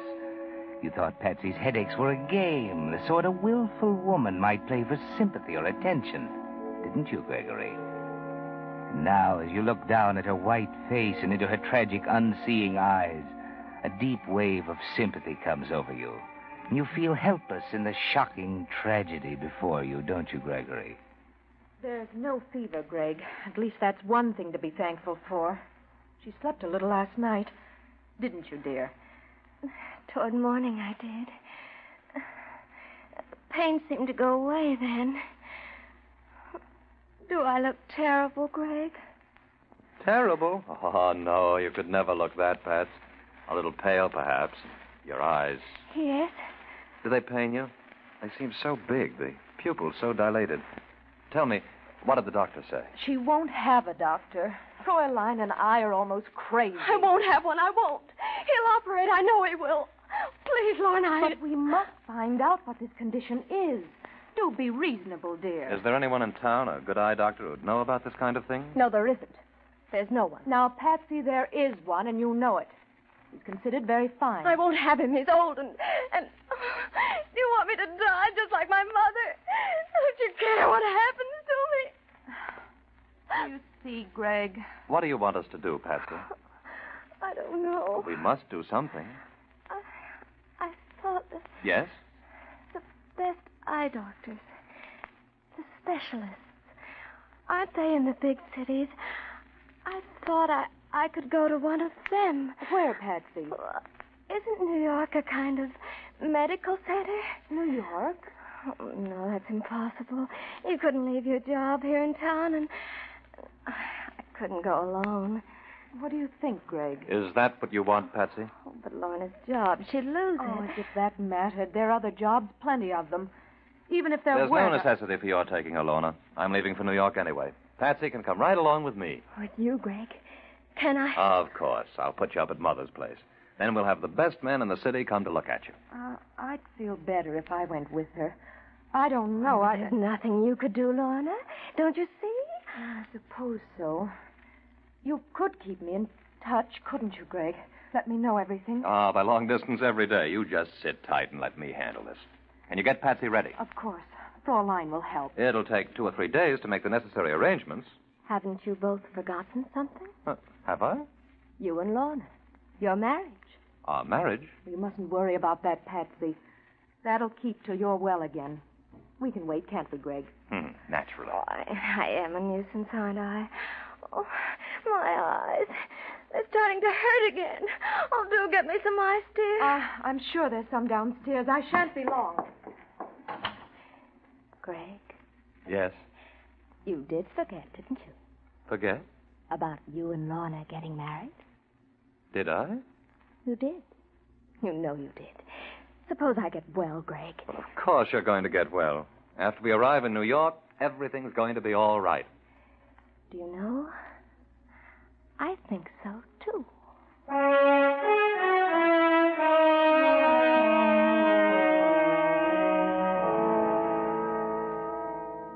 Well, Greg, perhaps you're being a little blind, too. You've forgotten Patsy's warning, haven't you? And her helplessness is a rebuke to your conscience, isn't it, Gregory? For you remember, in spite of Lorna's warnings, your indifference to Patsy's repeated headaches. And you know that if this girl dies, nothing can ever be quite the same for you and Lorna. It's imperative that Patsy regain her health not only for her own sake, but for the sake of your marriage as well. And now, after a day spent in making traveling arrangements, you return to the house with Lorna. We're home early, Lorna. Yes, I know. It's nearly 7. Patsy doesn't expect us back for a couple of hours yet. Must be very quiet. Think she's sleeping? I hope so. She promised me she'd try. After a while, I'll go up and peek in at her. Oh, dear, I would forget. I meant to bring Fräulein something from the corner drugstore. Oh, want me to go for you? No, I'll go. I know what she wants. You stay here. I'll only be a few minutes. Mind turning out the lights? Just leave that small one on over by the phonograph. That'll be enough. I'm going to sit over here in the dark and relax. All right? Fine. Hurry back.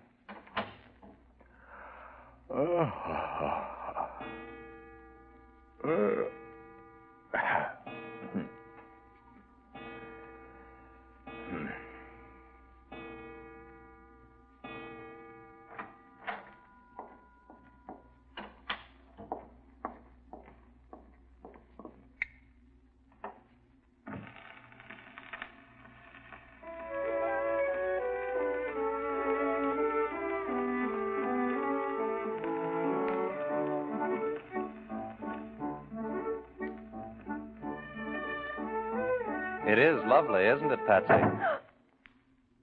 Play it through. It's a bit late to stop now. Greg, Yes, gullible Greg. Simple, trusting Gregory. I didn't expect You to see me? Of course you didn't, my dear. It's all very obvious. Shall I leave you with your serenade? Well, this record, I knew where it was. I know where everything is. I've lived here so long. Of course. Oh, it's not what you think, Greg. I don't have to see to find my way around. Stop it, Patsy. Oh, listen to me, Greg. You're not blind. You never were. Well? What are you going to do? That's better.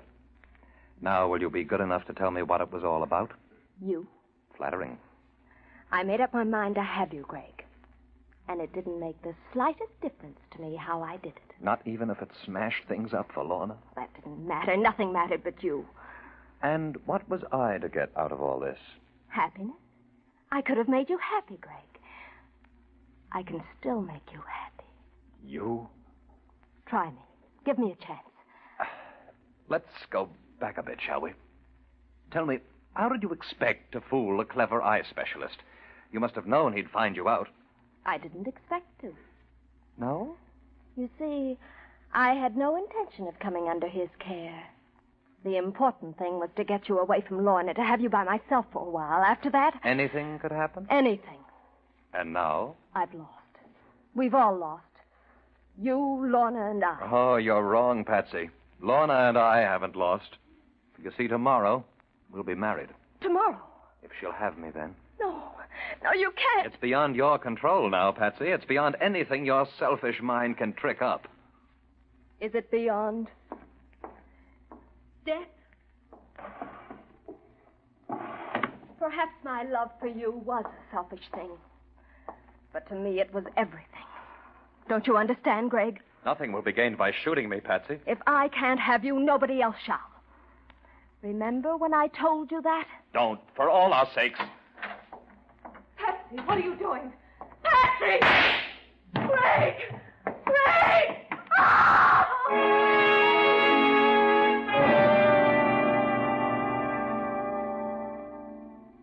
Yes, Patsy, you did it.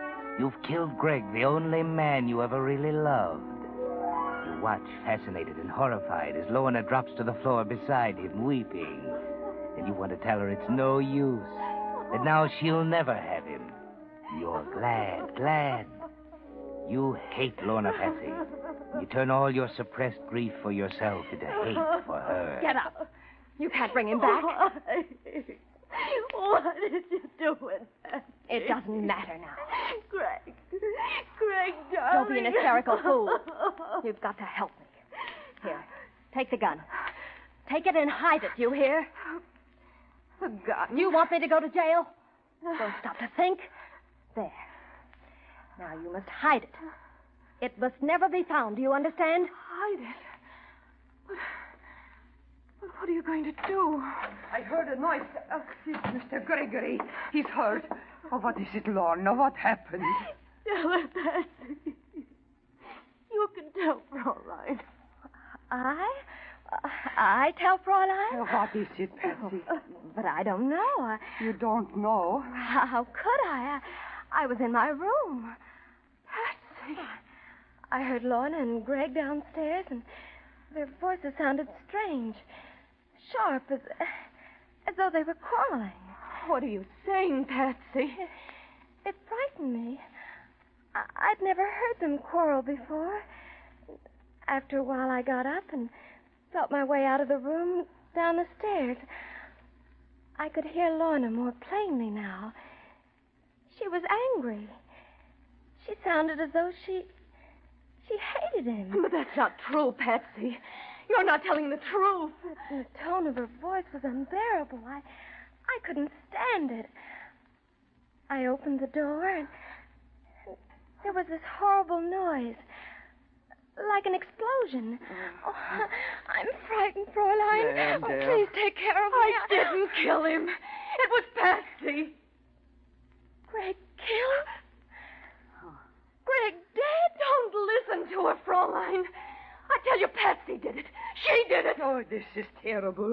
You believe me, don't you, Fraulein? But why should Patsy do this horrible thing? What reason could she have? I don't know. She's blind, Lorna. We both know that. She couldn't have seen to do this. I didn't know it. Then why have you a gun in your hand? Shouldn't we call the police, Fräulein?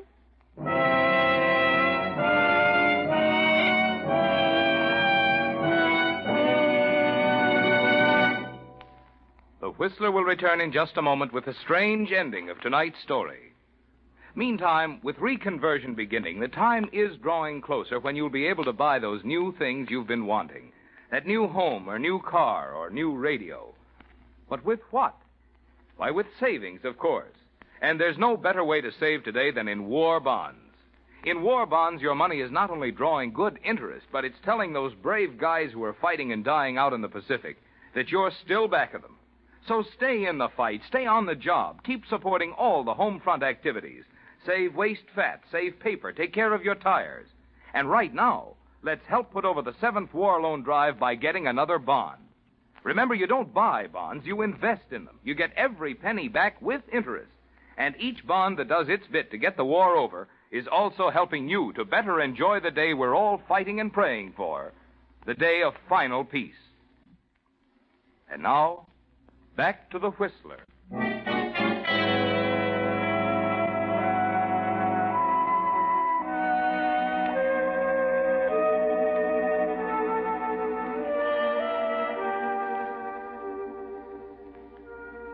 Well, Patsy, you won, haven't you? Not only have you killed Greg, but you're having your revenge on Lorna for taking him away from you. She's going to jail for murder, isn't she, Patsy? The police are here now. The detective is questioning Lorna, looking at the body. But there's something you didn't count on, Patsy. You were blind to someone else's character. Fräulein. She stood by you all these years. But murder is something else. And suddenly you see her come back into the room and walk over to the detective. And she's holding something in her hand that freezes you with horror. Fräulein! Yes, Miss Patsy, I found it. I saw it hidden in your dresser a few days ago. I thought it was strange then, but now I know. What? What is it, Fräulein? Yeah, what is it you're talking about, miss? This. No, Fräulein, no! Wait a minute. I thought you couldn't see. So did we all. But this little bottle proves how she fooled us. It's belladonna to make her pupils dilate, to make her look blind. Hey, stop! Come back here! Fräulein, stop her! Patsy, stop! Fräulein, what's she doing? She's running out there. Wait, Miss Lorna, the detective is after her. But she's running right out of the street. Oh, my... Look, Fräulein, that car! Patsy, look out, Patsy! Oh, Fräulein. Himmel, she didn't even see it. The belladonna in her eyes. She didn't even see the car.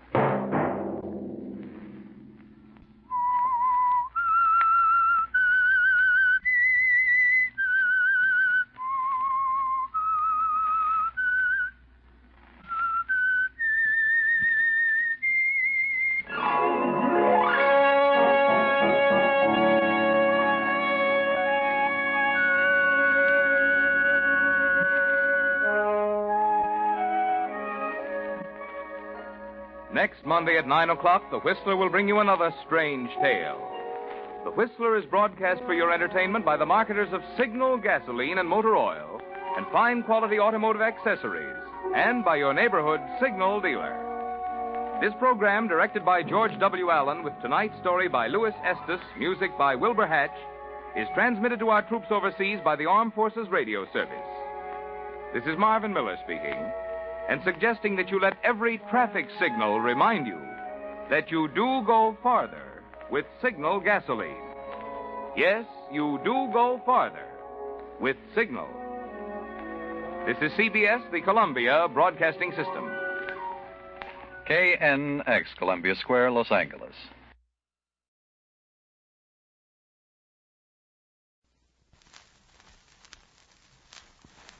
This was Dynamite. This story of a girl named Maya who looked like Ava Gardner in Oriental makeup. This story of Macau on the South China coast, with a flourishing trade in opium, gambling, and hatchets for local hatchetmen. This story behind the screaming headlines of the day. This is O'Shea.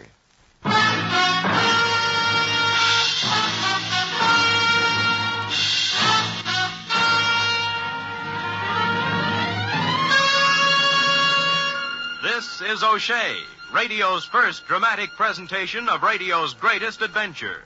On-the-spot coverage of news in the making. Each week, a new adventure from some colorful corner of the world. With Brandon O'Shea, overseas radio correspondent extraordinary. Tonight, we take you to Hong Kong. Come in, Brandon O'Shea in Hong Kong.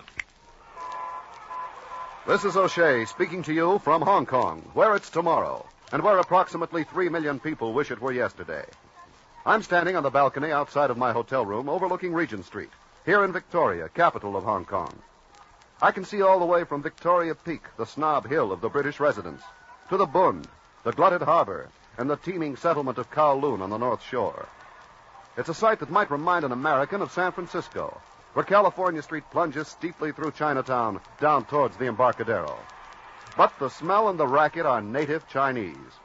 Both have increased here in the past few weeks, along with the population of this already crowded island of Hong Kong. By plane, by ship, by Chinese junk, they keep pouring in. Refugees from the storm centers of the war-torn East.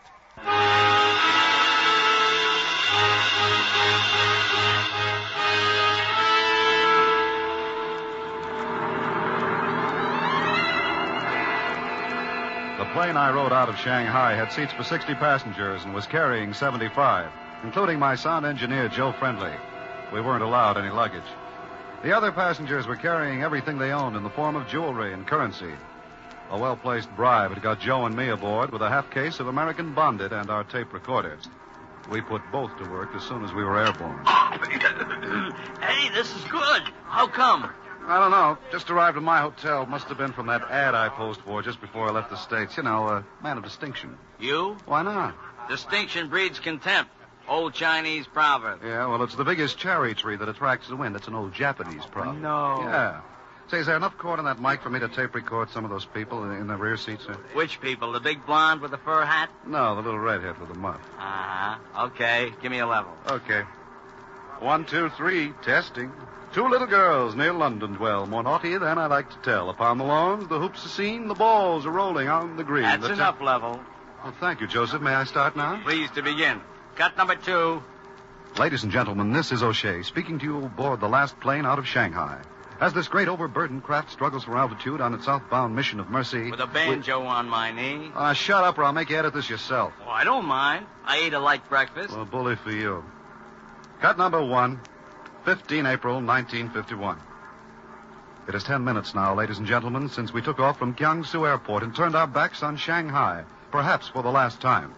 We are now flying low over the mud-yellowed waters of Hangzhou Bay, sped on by tailwinds in the urgency of the moment.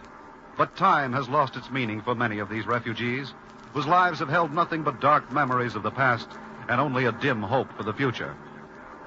And now, ladies and gentlemen, I'm going to carry the microphone back through the plane and bring to you, if I can, at least a few meaningful fragments of their broken lives. Pardon me, young lady. Do you speak English? Da. And your name, please? Sonia. Last name? Sheremetyev. Who cares? Ask for Sonia. Oh, and have you anything you would care to say to my American audience, Miss Sheremetyev? American audience? No, I say nothing. Well, thank you, Miss Gromyko. I say nothing, and furthermore... Mark that for editing, Joe. All right, cut 3. And now, ladies and gentlemen, for our first interview. You know, for those of us who think of Shanghai as an international city, it's surprising how many Chinese are numbered among these refugees. I'd like to bring you the voice of this distinguished-looking Oriental gentleman. Your name, sir? First, perhaps I should point out that my patronymic has quite a different connotation in English. My name, sir, is Arsene. Well, I see that adversity has not robbed you of your sense of humor, Mr. Sin. Or is it Mr. Ah? That, sir, depends upon how well I know you. Well, Mr. Arsene, I'm sure my audience will agree that there is hope for the Chinese people as long as its representatives can bear up under vicissitudes as well as you... as well as you are. Vicissitudes? Well, sir, as you accidentally say, one man's loss is another man's profit. Or as we Chinese would put it, what sauce for the goose may be too rich for the mandarin duck. I can see that you're a philosopher, Mr. Arsene. Would you care to enlarge on that theme for my American audience? When I was a young man, I spent many years in search of a philosophy suitable to the realities of 20th century China. I finally found it. I'm a war profiteer. Oh? I fear that your American audience would neither understand nor approve, but perhaps I may be of assistance. You see the couple up forward there? The bearded gentleman in black with the funereal manner and the vivacious young traveling companion. The Chinese girl? Macanese, the turbulent blending of half a dozen proud peoples. The gentleman is of Macau, too, but he prides himself upon his pure Portuguese blood. And well he may, for that is just about all I allowed him to take out of Shanghai. In short, sir, theirs is a tale to tear your heart out. And I suggest that you interview them at once. Good day. And with that, Mr. Ah Sin clasped his tiny, boneless hands over his expansive belly, folded his 3 extra chins under the one he was born with, closed his small, greedy eyes, and went to sleep. I started up the aisle toward the couple from Macau, but I never got to them, because the plane lurched to the left, dropped the bottom out of my stomach and me into an old lady's lap. So we fastened our seat belts, and she spent the rest of the trip giving me an exclusive on her plan to save China by transcribing Esperanto into Chinese ideographs.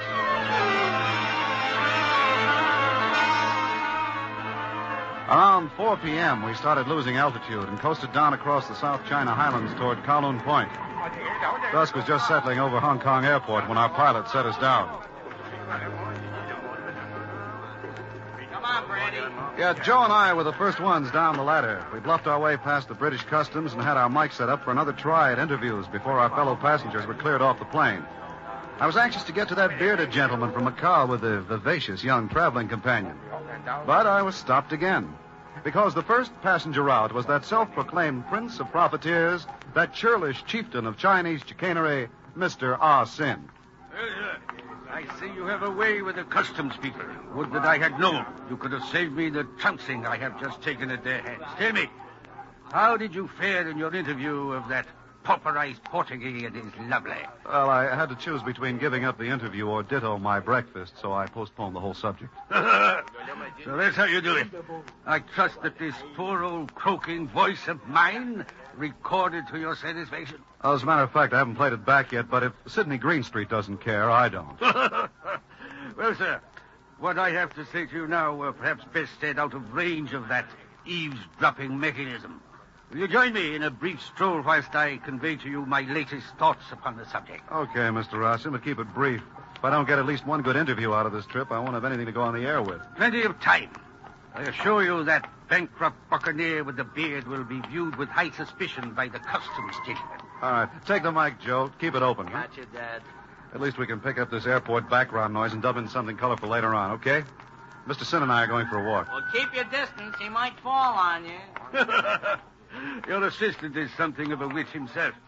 Now, about your projected interview with Senor de Castro. Oh, why are you so set on my interviewing this Senor de Castro? My dear fellow, you may interview anyone you like, but you must admit they are quite the most interesting couple on the flight. Well, at least half of it. What's interesting about him?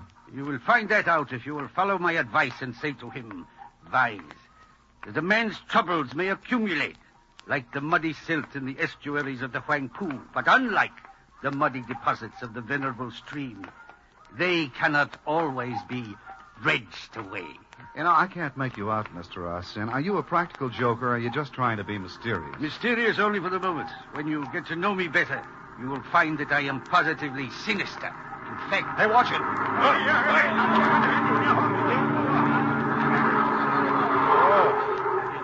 That was close. I'm sorry I had to grab you like that. That truck was coming right at us. Please, no apologies, Mr. O'Shea. I only hope that you may be able to save my face as painlessly as you've just saved my life. And with that, he rustled his heavy silk robe, turned on his heel, lifted his skirts, and trotted off across the field at a real good clip for a fat man. So I turned on my heel and went after a personal interview with the driver of that truck that had tried to run us down. It was parked directly under the cargo hatch of the plane. But they weren't unloading any cargo from the plane. They were unloading some suitcases from the rear end of the truck, which made Chinese sense. But it began to look like Prohibition Chicago when they opened up the suitcases and took out 3 Lend-Lease Tommy guns. Suddenly, I wasn't nearly as angry at that driver as I had been a moment before. And just as suddenly, when Senor de Castro and the girl emerged from the plane, I lost all interest in that interview. Because that reckless Chinese driver scooped me. In just a minute, I'll tell you how. I hate to leave you cliffhanging, but it's time for a word from stateside. This is O'Shea, standing by in Hong Kong.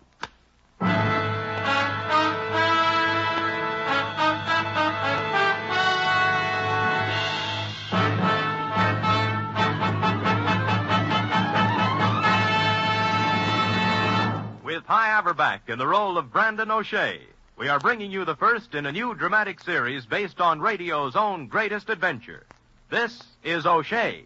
And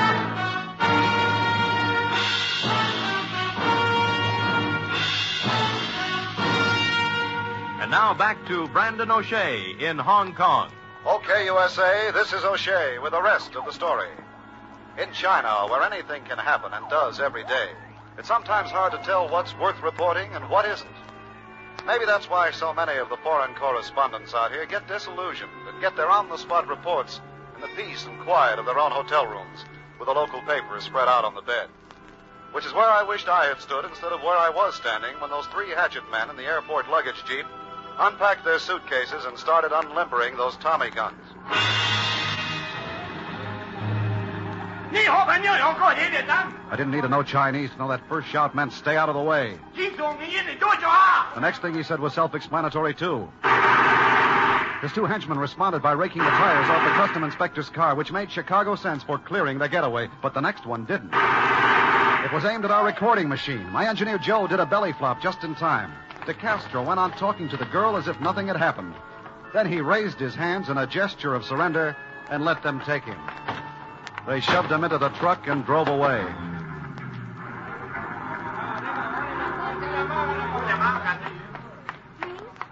You are the American? Oh, yes. I'm an American. Perhaps you can help me. Oh, perhaps you can help me. I want to get the story behind that kidnapping. I'll tell you everything I know, but not here. Please take me away. Okay. Hey, Joe, you all right? Yeah, Brandy, I'm okay. But look at this recording machine. Can you fix it? Yeah, but it'll take time. Okay, get on it right away. I'll meet you at the hotel. When? I don't know. I'm taking this eyewitness out for an interview. What's your name, dear? Her name was Maya Riachi.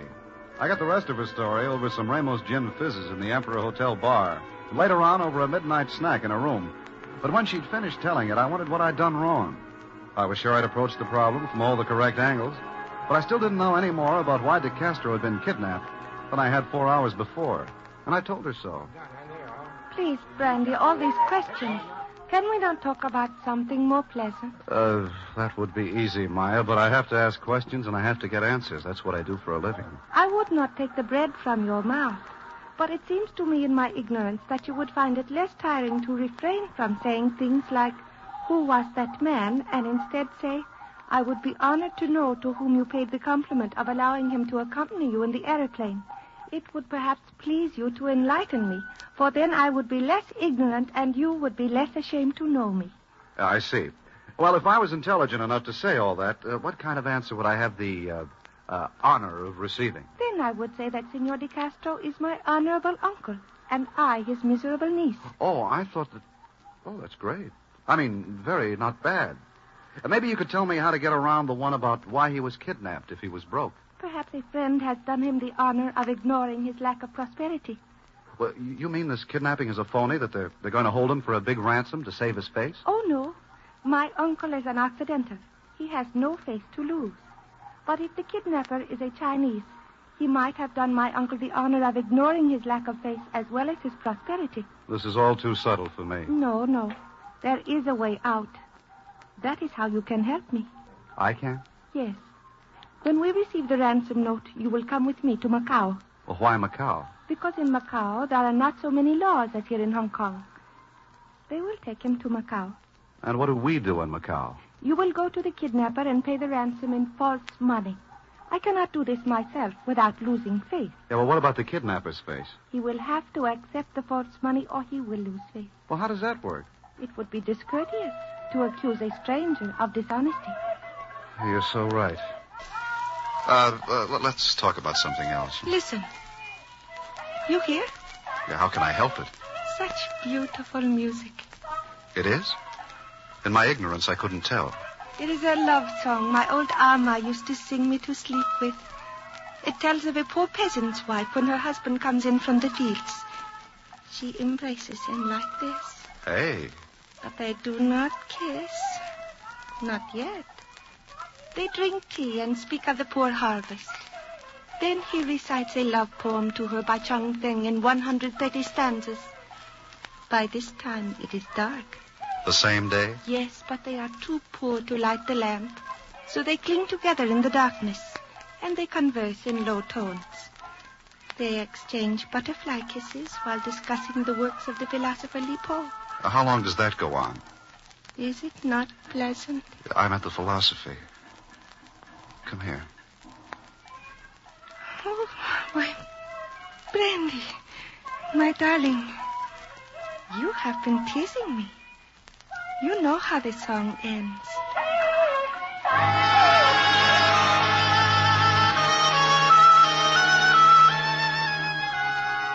In China, as I said before, it's sometimes hard to tell what news is worth reporting.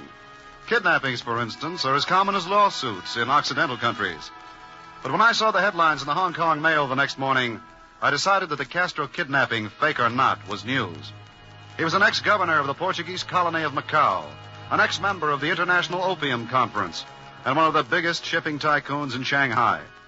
It seemed that my overstuffed and overeager informant, Mr. Ah Sin, had been more reliable than he looked. The Castro had pulled out of Shanghai too late and left most of his ships bulging with cargo anchored at their docks at the Huangpu. They were still afloat, but he was sunk. Maya's theory that some friend had kidnapped him to save his face might be worth more than its face value. I was trying to make a rough guess as to how much of my time and trouble to Castro's face might be worth when my phone rang. This is O'Shea. Good morning, dear lover. It has come. The ransom note, Maya? Yes, I was right. They have taken him to Macau.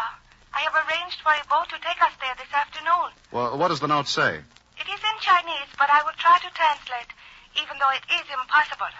It commences, "Cha apoto."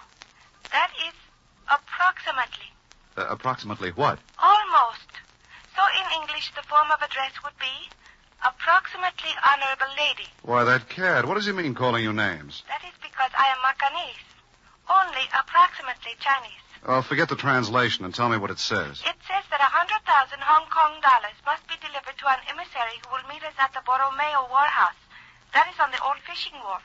They will have a man there tonight at 10 o'clock and again tomorrow night if we do not arrive.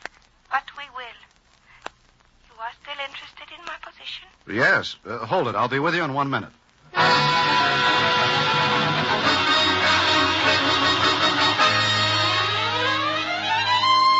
We arrived at the island of Macau just before sunset.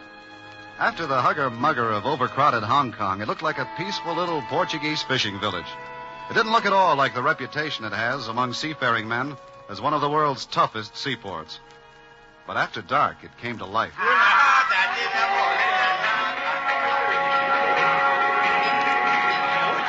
With the possible exception of Tangiers, Macau must be the only place in the world where the opium dens have neon signs. In fact, the only vice the Macanese officially frown on is panhandling. But Maya was an approximately Portuguese in Macau as she had been approximately Chinese in Hong Kong, which meant that in common with all good Latin ladies, all public places were out of bounds to her. So all I could do was listen as we walked down the Alameda towards the waterfront.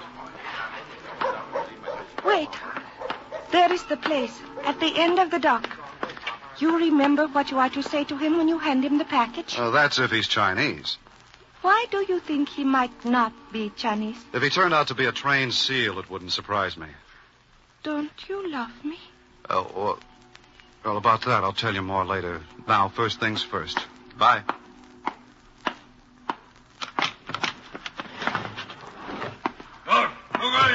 One if by land, two if by sea. Advance and be recognized, you fat fumbler.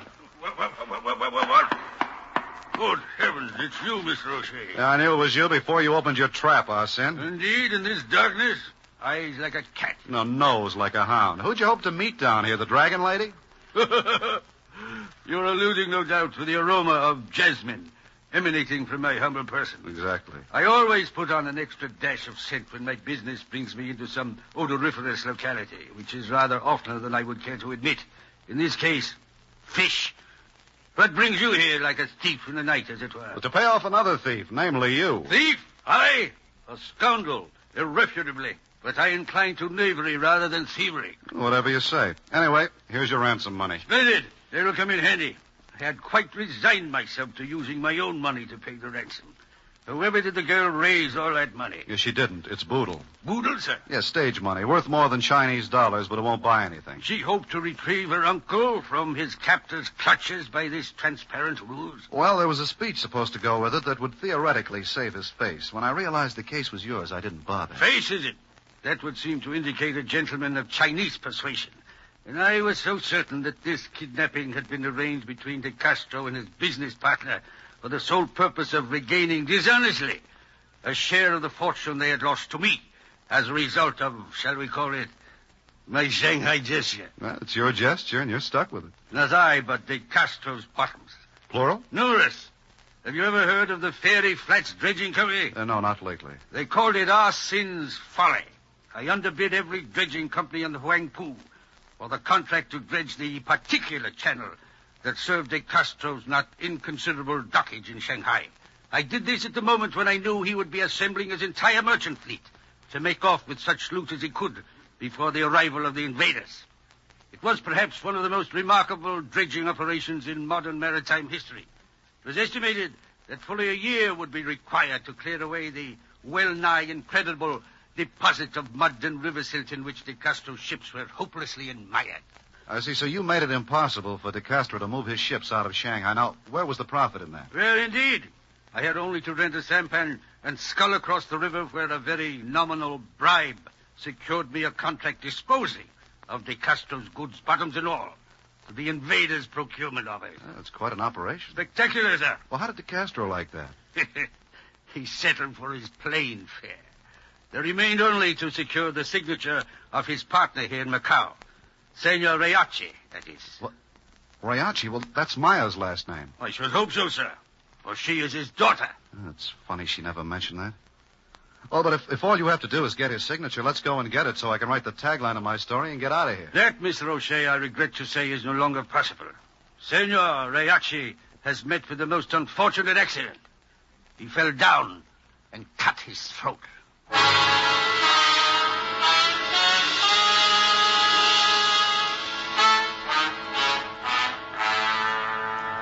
That should have been tagline enough. I'm sorry it wasn't.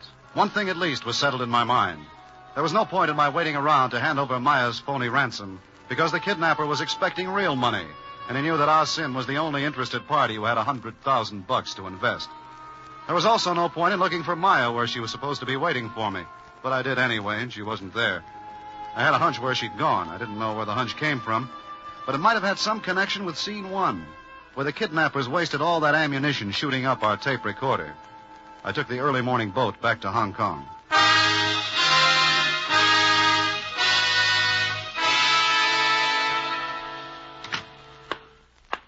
Hey, Brandy, where the devil have you been? Goose chase, Mandarin duck style. Hey, how's the recording machine? You got it patched up yet? Yeah, just finished. Now, how about that tape that was on at the airport? Did you play it back yet? No, I just rewound it. Should be okay up to the time it was wounded. Oh, good, that's all I want to hear. Can you run up to about 2 minutes before that? Sure.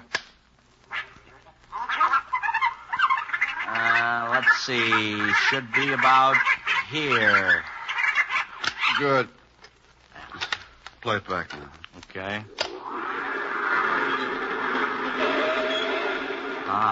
There's a Jeep coming in right after it tried to run you and the fat boy down. Yeah. No, Maya. Do not forget your instructions. Oh, that'll be De Castro. Yeah. Those men, they have guns. I am afraid for them. There's a girl. Do not worry. They would not kill me. But remember this, with your father dead, Hudson would need only my signature, and he will stop at nothing. So do as I told you. Involve the American as much as you can. It is our best protection. But I do not know him. It might not be that simple. For you, my dear, it will be. Okay, cut it.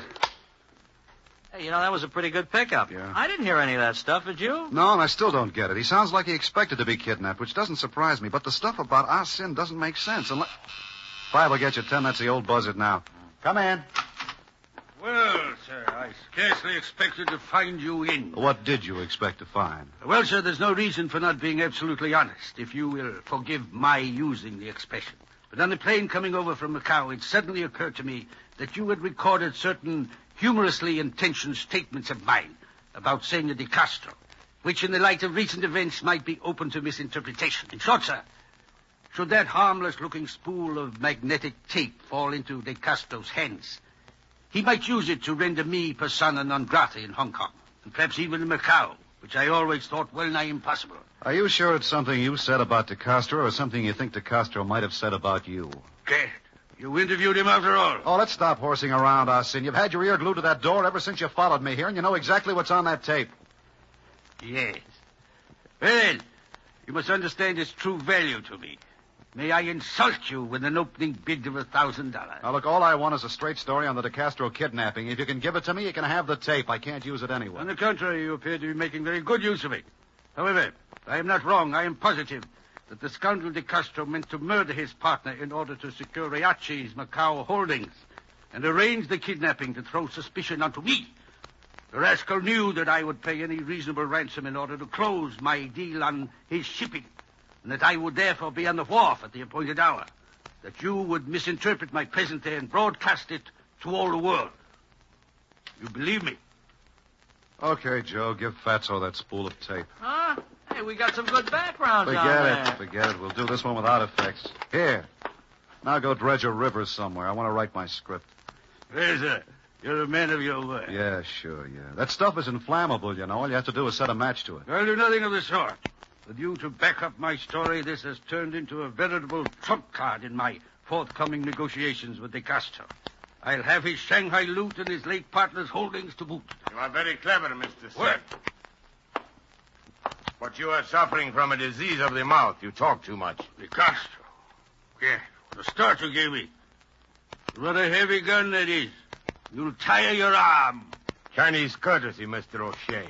But can you blame me if I want no more of Mr. Sin's particular kind? Why don't you boys go and be courteous to each other someplace else? I'm tired and I've got a deadline to meet. This will not take long. Now quit it. Put it down. Hey, shoot him in your own room. I got valuable equipment in here. De Castro, watch it. Use your head.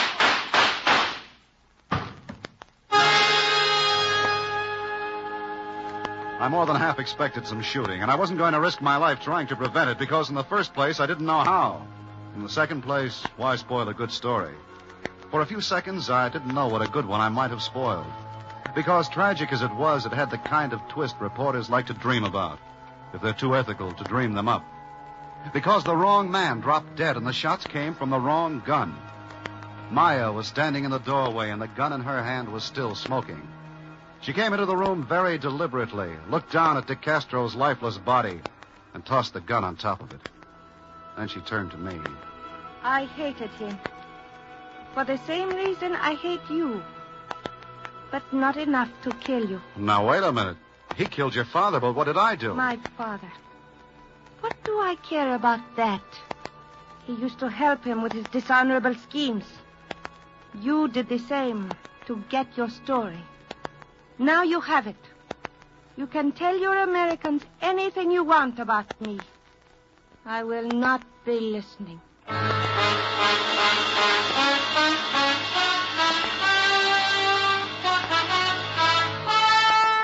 I started this report with a reference to the 180th meridian, which makes it tomorrow in Hong Kong, where approximately 3 million people wish it was yesterday.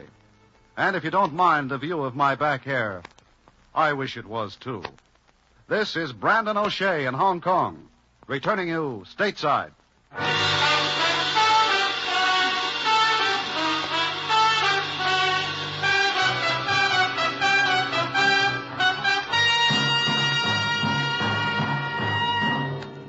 This is O'Shea, stars High Averback as Brandon O'Shea, and was directed by Albert Capstaff and produced by Joe Donahue.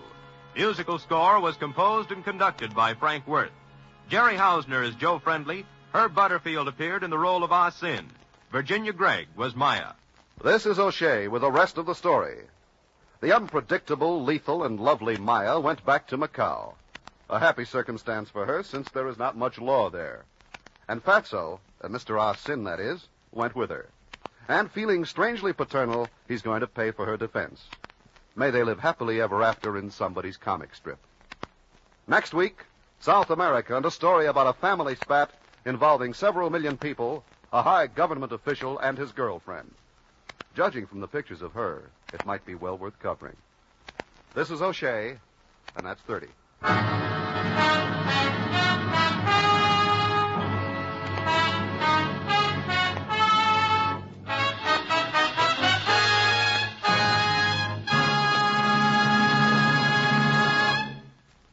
This has been a presentation of the Hollywood Program Department.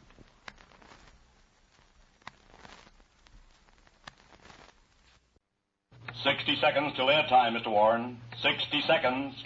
60 seconds.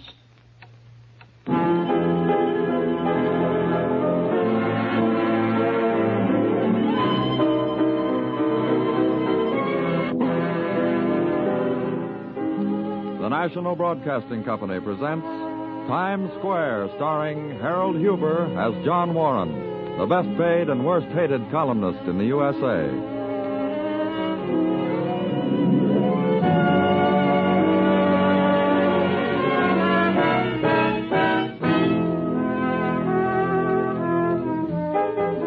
John Warren, whose column, I Cover Times Square, strips the tinsel and glamour from Broadway and shows the flesh and blood underneath. The column read by everyone who can read and heard by everyone who can listen.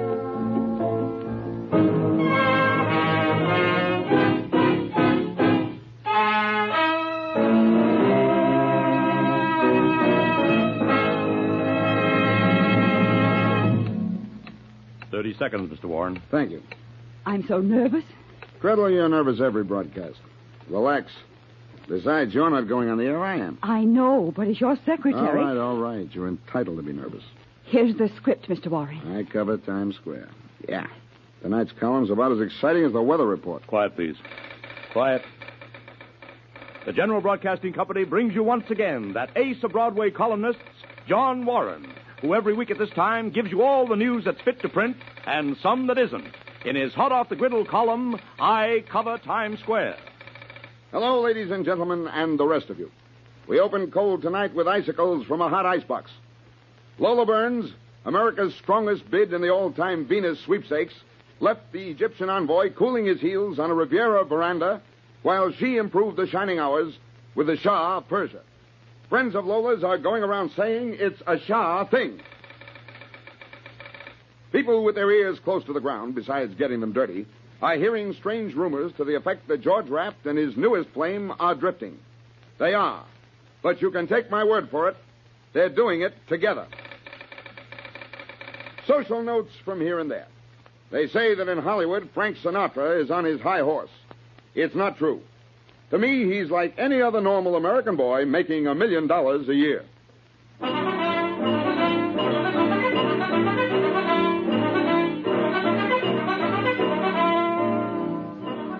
Mr. Warren, it was wonderful. This is dead as matrimony. I keep turning them out like that, our rating will have zeros in front of it. It's the best column on the air. Sure, but that's not good enough. It's got to be better. I didn't have a single genuine exclusive. Nothing really hot. Well, you can't have anything sensational if nothing sensational's happened. Gretel, in Times Square, something sensational is always happening. There are too many throats to be cut, wives to be cheated, money to be stolen, fights to be fixed. Something's always happening. Happening big. I'm the boy who's supposed to know what it is. I go home. You won't be needed for the West Coast repeat. If anybody calls you, I'll be at the Penguin Club tonight. But I thought you were barred. That's right. I'm barred from the Penguin Club. So that's where I'll be tonight. Maybe they'll try to make it stick. That might be fun. Good, dirty fun. The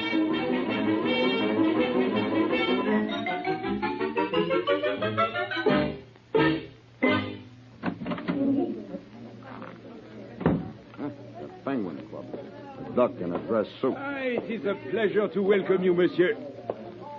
Mr. Warren. Hello, Louis.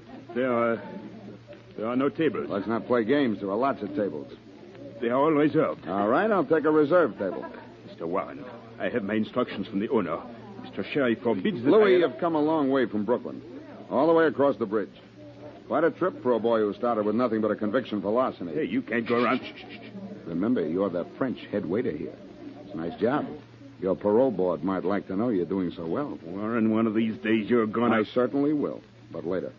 Right now, I'm wondering how that parole board would feel about your working in a place that serves liquor. Somebody canceled a reservation. I can give you a table in that corner. Thanks, Louis, but say it in French, huh?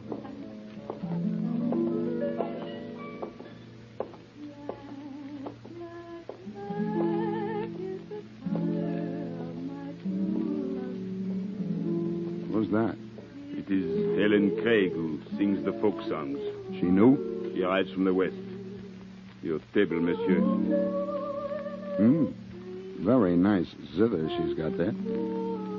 Monsieur wishes to order? Yeah, ham sandwich and a glass of milk. A glass of milk? What's the matter? You think it'll give the place a bad name? Have the waiter bring it Hold in. on a second, Louis. What part of the West? I don't know. I've seen that babe before. Without a zither. I gotta take care of How's she doing, Louis? Okay. Gets lots of offers from the Broadway producers. Turns them all down, though. Louis, where do I know her from? I don't know, Mr. Warren. I gotta get back to work. Sure.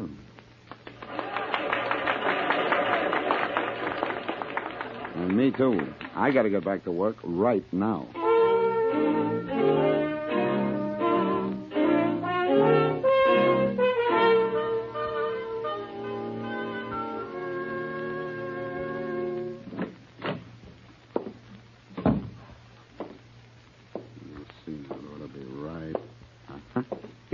No, mister. Oh, I couldn't tell you from the woodwork. You're in my way. You're not going anyplace except out. Wrong again. I'm going in. I'm interested in Miss Craig's zither. Out, keyhole peeper. Oh, you read my column.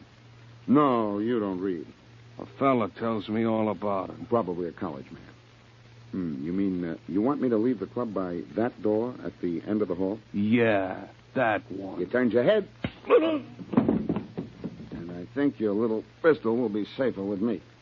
Huh? And now... Come in. Hello.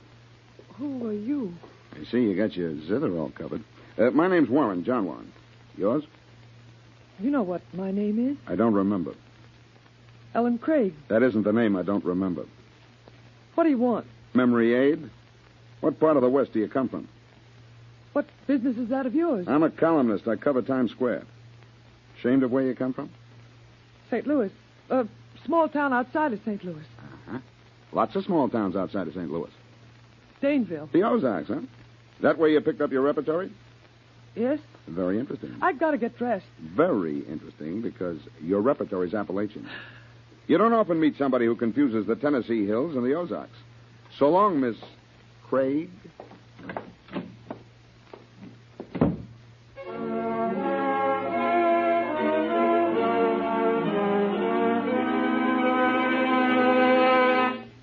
Louis, I told you to keep Warren out of the club. I tried, Mr. Sherry, but and you were supposed to keep him out of the girls' dressing room. You pulled a gun on me. Ah, pair of punks. Well? She's scared, Sherry. She wants to quit. No. Warren knows something. He'll find out more. Now, listen, I pulled that girl out of a Tennessee hill town. I brought her here and made a star out of her. She's worth a fortune to me. If Warren tumbles, he'll depreciate her. And half the club is mine. Well, maybe he won't tumble. He's got nothing to go on. Well, he's a smart operator, Sherry. He's a rat. Got the biggest circulation in the country with that column of his. Sure. Everybody reads it because they hate his guts. They're waiting for him to fall on his face. Not a bad face. You getting ready to join his fan club? You know, that might not be a bad idea. Meaning? We got something on him. We could shut him up. No, he's too cagey, Wanda. He stuck the knife into too many people who go around exposing his back. Even if the knife was dressed up? Well, it's a long shot. I wouldn't mind trying. Okay. Louis, next time Warren shows up, roll out the red carpet. And little Wanda will roll out little Wanda.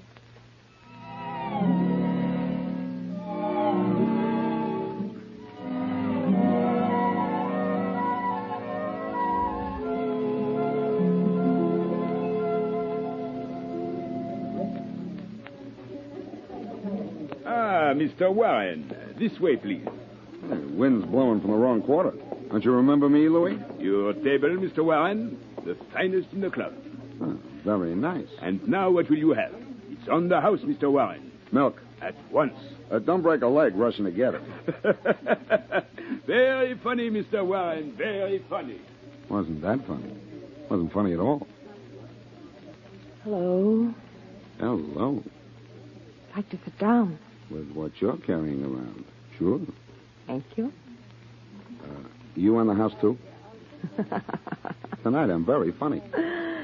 Mr. Warren, you're a very famous man. And here I was thinking it was my manly beauty that attracted you. Don't be in a hurry about changing your mind. I'm Wanda. You're Wanda. I read your column every day. I write it every day. You must be a fascinating person to know. Well, You working at it? you have to be so nasty. It's part of my peculiar charm. Is staring at somebody else besides the woman you're with also part of it? Huh? Oh, you mean Ellen Craig? Yes. She's got a nice zither. You should see mine. You got it with you? Look, why don't we go where it's quiet? And we can make beautiful music together on your zither. I hate nightclubs. Okay, let's go. Something I ought to tell you right now, though. Yes? I don't have any etchings.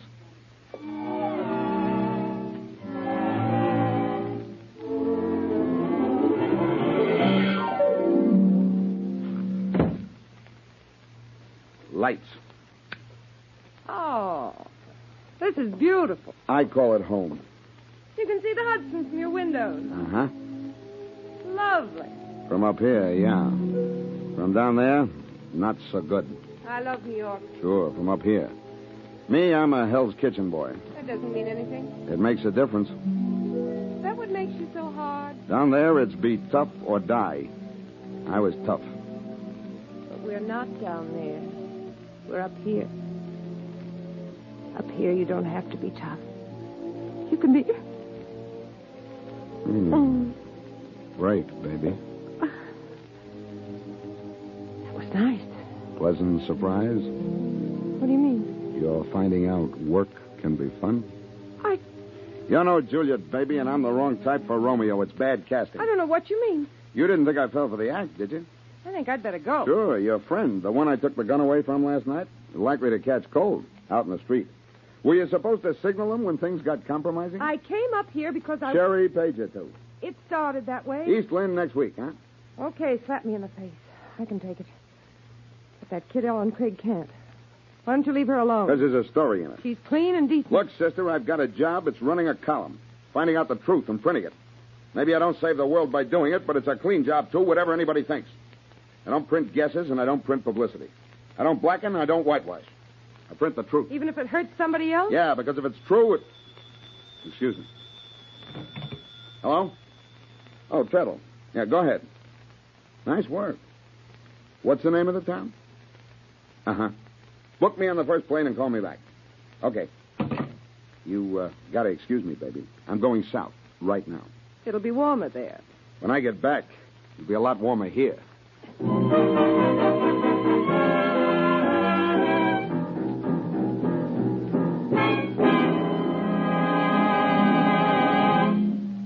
You're John Warren. That's right. And you wanted to see the chief of police. All right, I'm the chief. Talk. I got into your town this morning by plane. I've got a picture I want you to identify. Let's see it. Hey, yeah? Recognize her? Who is she? That's my question to you. What makes you think she comes from this town? Oh, purely by accident. A friend of mine was looking through this girl's clothes. She found a couple of labels. The name of the store they were bought at? Yeah. A store in this town. What business is your friend in? Let's say dry cleaning. Where? In a horse deal. Both sides have to have a horse to trade. You've never been in our jail? No. You wouldn't like it? I'll take your word for it. I won't try it. Suppose I say you do. Why? We're allowed to with a material witness. Witness to what? Murder.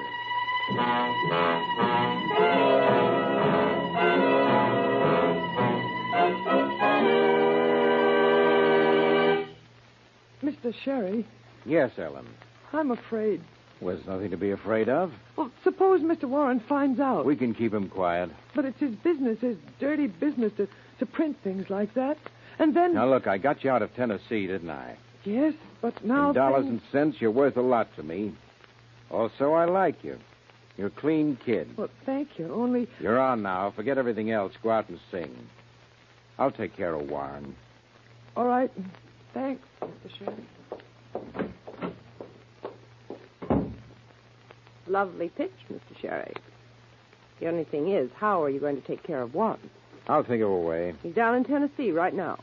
How he found out? He remembered her face. It was in the papers. A couple of years ago. Nobody else remembered. He remembered. Somebody went through the kid's apartment. She told me. That's why he's down there, getting the stuff hot off the police ledger. You didn't do so good with him yourself, did you? I did all right. For who? Look, lay off of me, Sherry. You carrying a torch for that rat by any chance? I said lay off. Listen, Wanda. I was in the red, deep in the red, before I found that girl. If anything happens to her, I'm through. I wouldn't like that. I'd do almost anything to prevent that. Almost anything, Mr. Sheriff?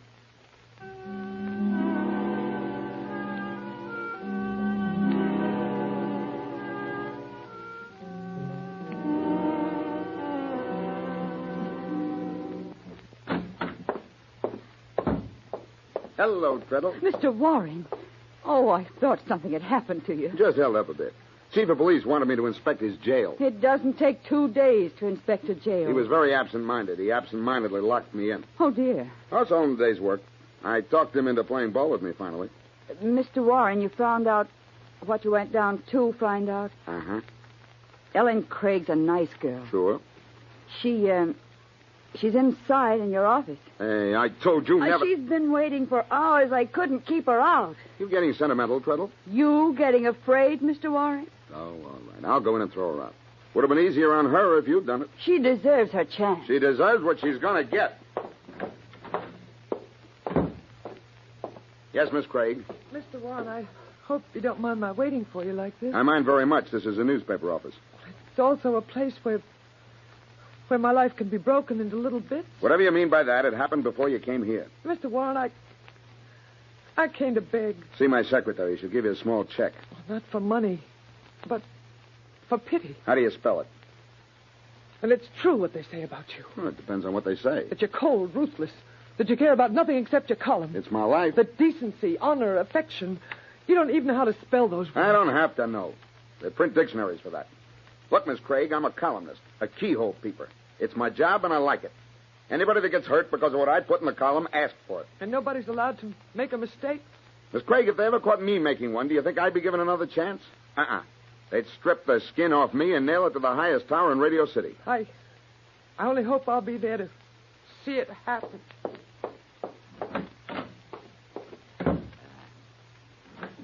Mr. Warren. Yeah? That girl, she looked as if she could kill you. Guns are cheap. I can't keep them off the market. Listen, Treadle, I break the story tonight. Tell them to keep space open downstairs. Yes, Mr. Warren. It'll be late. Before I let them have the story, I've got a date. Taking a guest to the Penguin Club. A guy who wants to catch the floor show, especially Ellen Craig. Who is it? The chief of police, Treadle. That's who.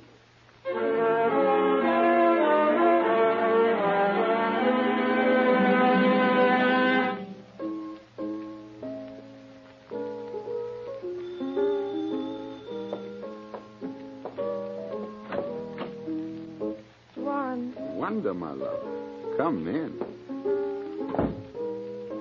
That's Mozart. You wouldn't like him. Yeah? I wanted to see you. You're seeing me.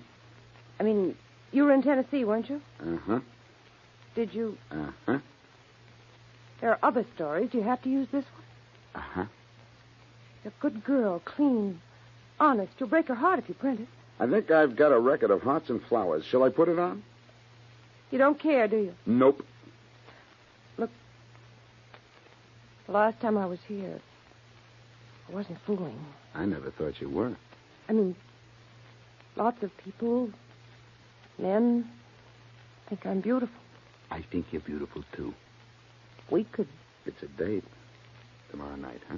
Tomorrow? I'm busy tonight. With what? The story of Ellen Craig, the true story. You're turning me down. I'm postponing it. You'll keep. Warren. Yeah? Remember that man whose gun you took away? Uh-huh. He's got another one. Aren't you talking out of turn? Maybe. Sherry wouldn't like it. You're tipping me off. I don't care about Sherry. I'm beginning to think maybe you're really playing it straight with me. Come here, baby. Yes.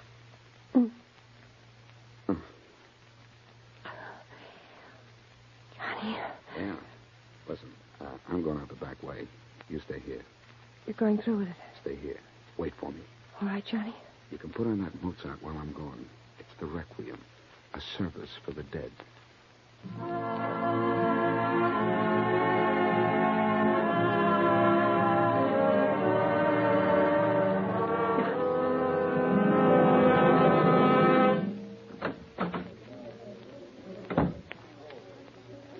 This is it, Chief. The Penguin Club. Good evening, gentlemen, and Mr. Warren. And a friend.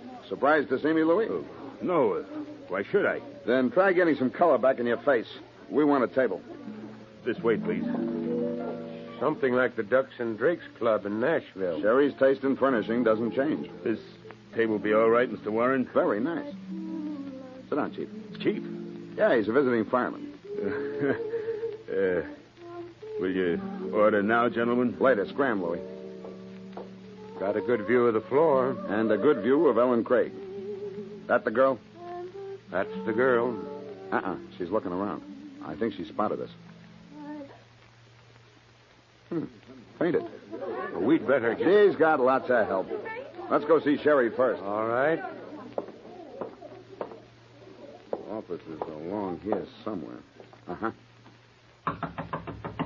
Come in. Hello, Sherry. Warren. You're surprised, too. Meet a friend of mine from Tennessee. He's the chief of police in that town outside of Nashville where you had that summer club. How do you do? Had a little shooting there one night, didn't you? It was in the papers. Sure, along with a picture of the girl you got singing out there by the name of Ellen Craig. That's right. Didn't you know she was a fugitive from justice, Sherry? You knew. All right, I knew. But she wasn't the one. One who what? I shot that man. Setting up in business as a jury, Sherry? Now, look, don't be a wise Or was it guy. just that by helping her get out of town, hiding her out here, you could get her for peanuts? Stop her from taking other offers, musical comedy and stuff. You can't prove that. I don't have to. Sherry, did you sick a gunman on me? No. Why not? Because Wanda was going to... Don't stop there. I got nothing to say. Until you see a lawyer, huh? Don't worry. You'll see one. Come on, Chief. The girl? By the way, Sherry. Yes? What you said about Ellen Craig, that she didn't shoot the man? Yes? Believe it or not, you're right.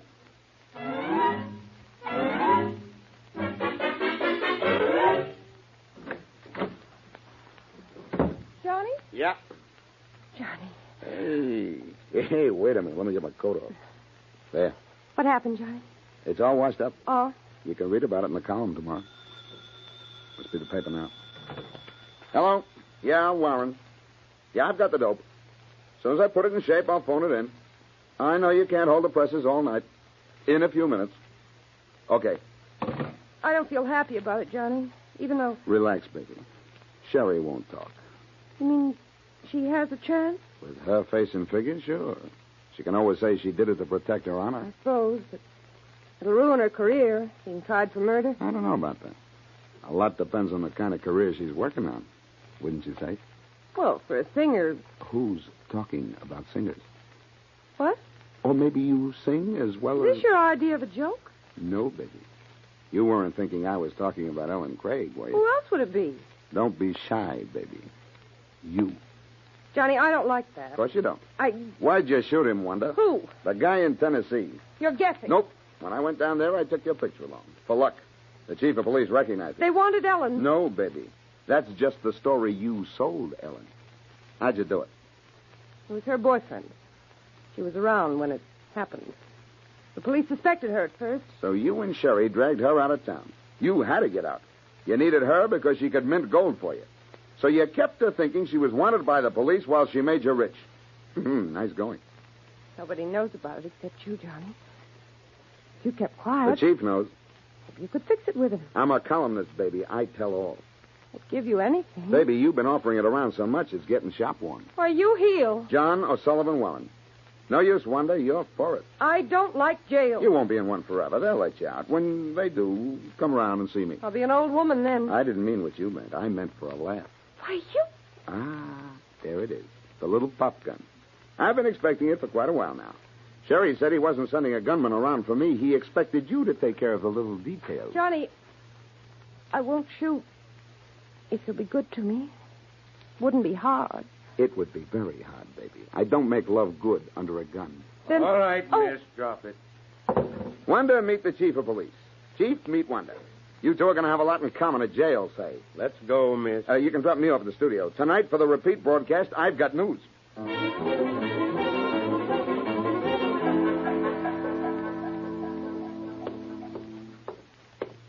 Mr. Warren. What?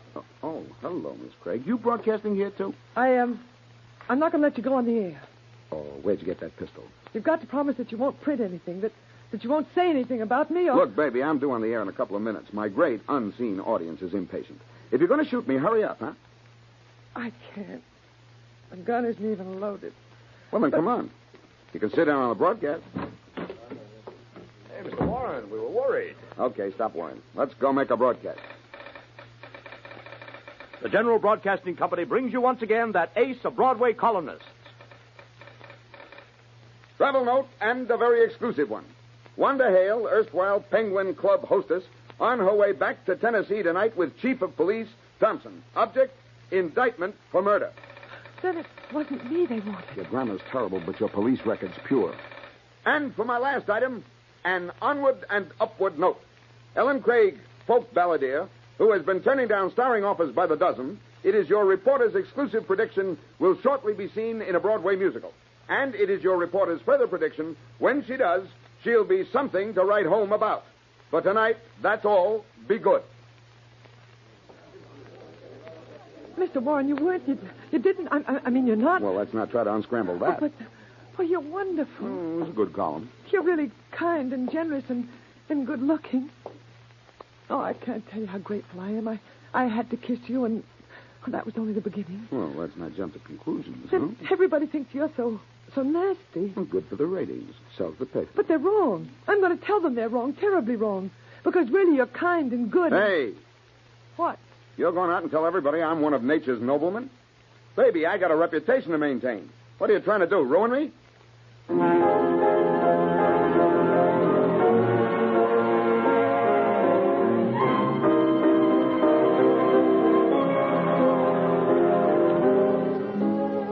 Times Square, starring Harold Huber, written by Louis Biddies, musical score by Dean Elliott, produced and directed by Harold Huber, will be heard again, same station, same time, next week.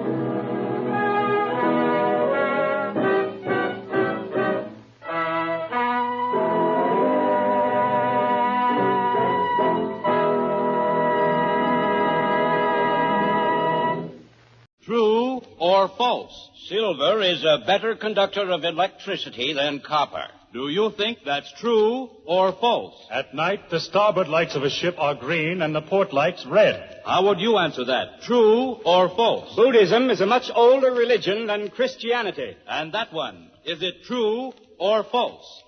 Dr. Harry Hagen's True or False program comes to you tonight from Cincinnati. This program is presented each week by the makers of Williams Shaving Cream, the people who have been making fine shaving preparations for nearly 100 years. In addition to Williams Shaving Cream, they give us Glider, the new non-oily brushless shave, and Aqua Velva, the world's most popular after-shaving lotion. Now let me turn you over to the man you've been waiting to hear, your host and game leader, Dr. Harry Hagen.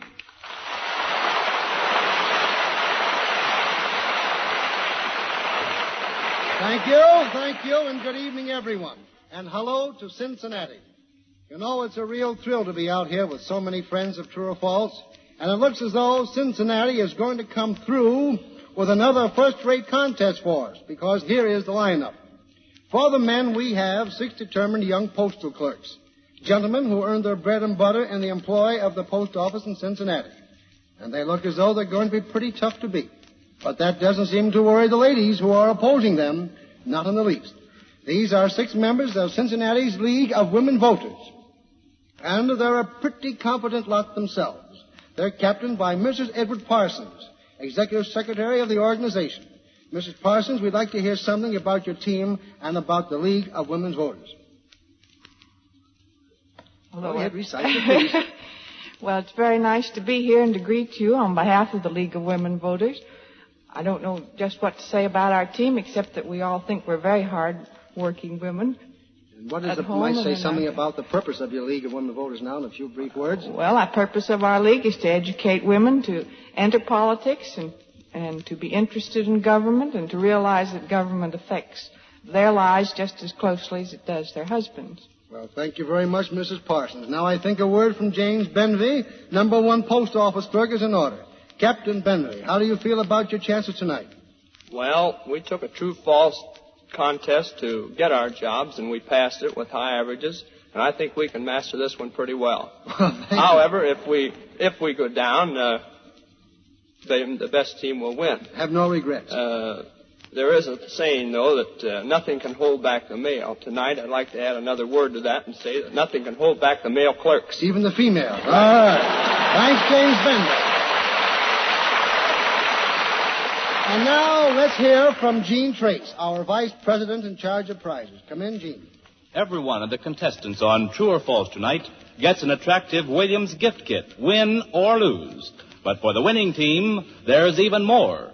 A $5 bill goes to each member of that team, and the grand winner of the entire contest gets the grand prize of $25 in cash. And so on with True or False to see where the postal clerk or woman voter will be the last one standing. Mrs. Edward Parsons, here's tonight's first True or False. Poached eggs are sometimes fried. Is that true or is it false? It's false. Correct. They're always poached, broken and dropped into water. All right, Captain James R. Bender. Jimmy, children often have to eat milksops for dessert. Is that true or is it false? What's that? Children often have to eat milksops for dessert. That's false. Correct. You know what a milksop is? No, sir. You don't? Well, I've never heard of one. Never heard of one, the gentleman says. Well, Jimmy, I know you're not a milksop because it's a slang term meaning a crybaby or a sissy. Well, I wouldn't even know anything about that. That's the boy. All right, next on the list is Mrs. Morris Edwards. Mrs. Edwards, if you keep a colander, C-O-L-A-N-D-E-R, if you keep a colander on your desk, you never have to ask the date. True or false? False. You know what a colander is? Your answer's correct. A sieve. That's right. A calendar's a strainer. A calendar should give the desired information. All right, this is just Mr. Graydon Gallagher. Graydon, and I'll call you Gallagher for short, I guess. Wait for sparring for you. Now, warm are you, son? Just a little Just bit. a little bit. All right. Milk is an absolutely essential ingredient in soft custard. Is that true or is it false? That is true. Correct. Custard is a mixture of milk, eggs, and sugar, which is either boiled or baked. All right. So far, going along pretty well. Here's Mrs. Lowell Hobart, Jr. Mrs. Hobart, Parmesium, P-A-R-A-M-E-C-I-U-M. Parmesium is an Italian cheese which is usually grated and sprinkled over spaghetti. Is that true or is it false? True. Oh, I'm sorry.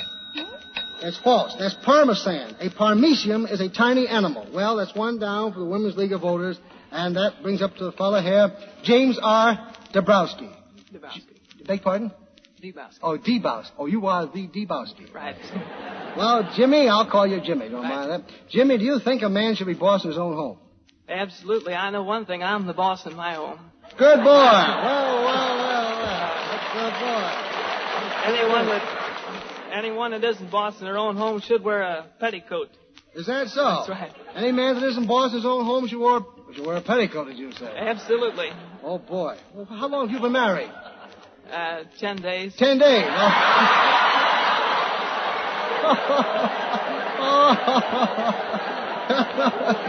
Jimmy, you have lots to learn. Let me tell you that. I hope I'm not locked out tonight when I get there. What'd you say, Jimmy? I hope I'm not locked out tonight. Hope you're not locked out? Well, what do you care? You're still the boss. Well, Jimmy, is it true or false? Turkish coffee is thicker than American coffee. Turkish coffee is thicker than American coffee. That is true. Correct. It's both thicker and sweeter than ours. All right. Now we have Mrs. Earl Galbraith. Mrs. Galbraith, white eggs have higher food value than brown eggs. Is that true or is it false? False. Correct. There's absolutely no difference between them in food value. Carl Braidbender. Is that right, Carl? That's right. Carl, Wiener Schnitzel is a popular French dish. Is that true or is it false? False. It's what kind of a dish? German dish. German dish. That's it. Say, listen, Carl. Would you say your husband was irresponsible because he forgot his wedding anniversary? Up the microphone. Well, I don't know. I've got a solution for that, I think. Tonight happens to be my birthday, and if you get married on your birthday, you could hardly forget both dates. That's right. Is the girl listening in? She's here. She's here. All right. Well, enough said for that. Mrs. Gilbert Bettman. Is that right, Miss Bettman? That's right. Mrs. Bettman, is it true or false? Egg yolks are used in making sponge cake. That's true. The yolks of eggs are a very important ingredient of good sponge cake. That's true. Now, Mrs. Bettman, do you think there will ever be a woman president of the United States? Why, absolutely. I don't know why not. We have a member of the cabinet. We have had a minister to Denmark. We have a federal judge. Yes, you The have. woman couldn't make a worse job of it than the men do. Oh. Well, I don't know about that. Anyway, here's Clem Volkerding. Is that right, Clem? Correct. All right. Is it true or false? Boleros, B-O-L-E-R-O-S. Boleros are often worn in the spring. It's false. Oh, I'm sorry. It is true. They're short jackets with or without sleeves. I'm awfully sorry, Jen. All these girls have, well, quite a few girls have boleros on tonight. I see a couple of them radio audience. Well, score so far, we have 5 remaining for the women and 5 for the men. Then we have Mrs. William Hessler up before us. Mrs. Hessler, is it true or false that canopies, C-A-N-O-P-I-E-S, canopies are often served with cocktails? False. You know what a canopy is? Yes, it's an awning. Yeah, an overhanging shelter or shade. Canapes are often served with cocktails. They're spelled C-A-N-A-P-A-Y-S. Alois Ealing, is that right? That's right. Say, Alois, are you married? No, I'm not. I thought I'd ask you first. The other fellow's married 10 days and he Yeah. bought his own home. Well, why is it that people usually cry at weddings? You know, friends and relatives and so forth. You know? Well, they must be crying for someone, but what I'd like to know before I marry is who they're crying for. Well, I don't know. You got me there. Are you contemplating marriage, Alois? No, I'm not. Not yet, eh? Well, you eventually will. Probably. Mm-hmm. All right, now listen. Sliced bananas, beg your pardon. Sliced bandanas and cream make a very tempting breakfast dish. That's false. Oh, that's right. A bandana is a large and usually bright colored handkerchief. It's often worn tied around the neck. That's right. Well, now we've completed one round. We have the score, 5 for the women and 5 for the men. We have Captain Mrs. Edward Parsons before the microphone. Mrs. Parsons, is it true or false? The Battle of Manila Bay was a naval engagement of the Spanish-American War. True. Correct. Manila Bay was the scene of the victory of Admiral Dewey over the Spanish on May 1st, 1898. Captain James R. Benning. Jimmy, do you think a husband should hand over his pay envelope to his wife every week? Well, I haven't had much experience, but to start off with, yes. And things didn't go just right, well, I take things in my own hands. You take things... Well, what would you do then? Take things in your own hands. What would your solution be? Well, I'd just give her so much, and if she asked where the rest was, I'd say insurance or something was deducted. Oh, the insurance. I see. In other words, the deducts would get it. The deducts would have it. Deduct here, deduct there. I see. That's a good solution, by the way. All right, is it true or false? A rudder, R-U-D-D-E-R, is a young British sailor. False. Correct. A rudder is a device which directs the course of a vessel. Mrs. Morris Edwards. Mrs. Edwards, is it true or false? The Battle of Jutland, or Jutland, J-U-T-L-A-N-D, was a famous naval battle of the Spanish-American War.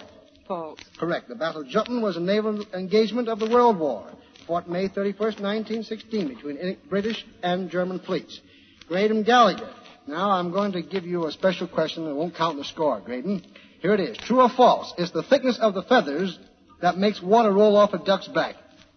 Won't count in the score. What would you say to that? I didn't understand the question. It's the thickness of the feathers that makes water roll off a duck's back. False. False. Of course it is. The statement is false. It's the oil on the feathers that makes water roll off a duck's back. A duck has large oil glands in the skin that keeps its feathers covered with oil. And you know, you may be surprised to hear it's a lot the same way with a man's whiskers. And it's a point that's very important to remember when shaving. How about it, Gene Trace? Is that true or is it false? That's true, Dr. Hagen. The sebaceous glands in a man's skin give out oil that gradually covers his whiskers. So in the morning, you can be sure there's a coating of oil on your beard that you've got to get rid of before you can make much headway in softening up your whiskers. But make sure you get Williams shaving cream. Graydon Gallagher, are you married? No, not yet. You're not. Well, when you do get married, do you think a wife should pick up after her husband, you know, socks, shoes, so forth? Why, absolutely. You do? Oh, I don't know. Why do you think so? I won't agree with you. Well, if the wife didn't pick it up, who's going to pick it up? That's right. All right there, Greg. You'll find out. Here's one we gave last week. A posthumous novel is one written after the death of the author. True or false? False. Correct. It's one published after the death of the author. Correct. Mrs. Earl Galbraith is next. Mrs. Galbraith, is it true or is it false? A halyard, H-A-L-Y-A-R-D. A halyard is a rope or wire used to hoist a sail. Yes. That's true. True. The answer's correct. James Dabowski is next. Jimmy, An ensign, E-N-S-I-G-N, is a flag flown on a ship. True or false? That is true. Correct. An ensign is also a naval officer. Correct. Mrs. Bettman's next. Mrs. Bettman, in sailing, the log measures the speed at which a boat travels. True. Correct. The log is an instrument which measures the speed of a boat. It's also a day-by-day record of a voyage. Carl Braidbender's next. Carl, the crew's quarters are often in the forecastle. Is that true or false? That question over again, please? Yeah, the crew's quarters are often in the forecastle. Is that true or false? True. Correct. The forecastle, or forecastle, some people say, is a compartment below the forward deck usually reserved for crew. Mrs. William Hessler, if you hear two bells on board an American ship, you may safely assume that it's either 12:30, 4:30, or 8:30 o'clock. That's true. Oh, I'm sorry. That's false. You should know that it's either 1, 5, or 9 o'clock. Alois Ealing. Alois, is it true or false? At night, the starboard lights of a ship are green and the port lights red. That's true. That's correct. Captain Edward Parsons is next.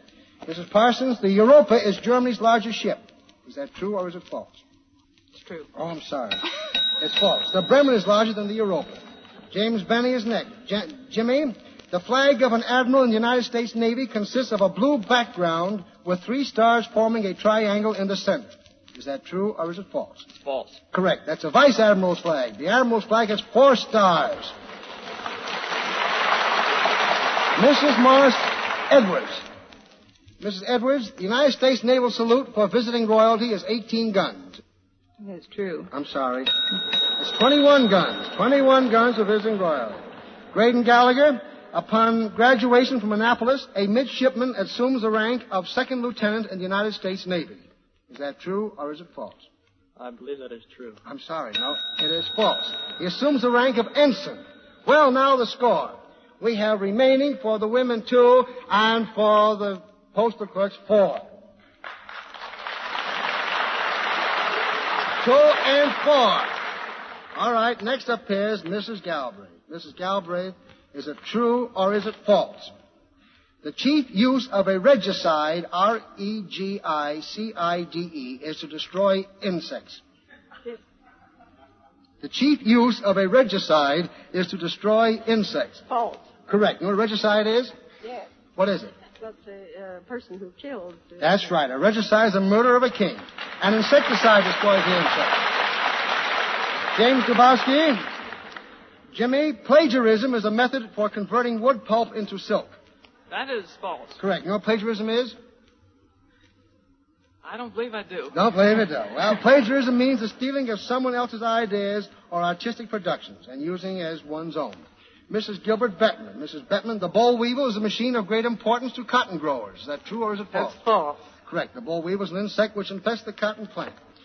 Carl Braidbender. Carl, a sphere, S-P-H-E-R-E, is a weapon with a long shaft and sharp head. False. Correct. That's a spear. A spear is a globe or ball. Well, score. Still 4 for the gentlemen and 2 for the ladies. Mrs. Galbraith, the solar plexus is a large sunspot. True or false? False. You know what a solar plexus is? Right here. And she points right to the abdomen. Yes, that's right. The solar plexus is part of the human anatomy. A nervous center in the back of the abdomen. Alois Elling. Alois, sound travels faster in hot air than in cold air. True or false? Sound? I have that again. Yes, sound travels faster in hot air than in cold air. That would be true. Correct. Right you are. Mrs. Bettman. Mrs. Bettman, an asterisk. An asterisk is a small star which revolves around a planet. True or false? False. You know what an asterisk is? Yeah. It's a star used in printing Shape, to show punctuation something mark. definite. That's right. Often used to call attention to a footnote. Jimmy Benville. Jimmy, a square foot of gold always weighs more than a square foot of silver. A square foot of gold always weighs more than a square foot of silver. That's false. Correct. It all depends upon its thickness. Correct. Mrs. Galbraith, the bubbling of carbonated water is caused by the release of carbon dioxide. True or false? True. Correct. Water dissolves more than its own volume of carbon dioxide at normal pressure.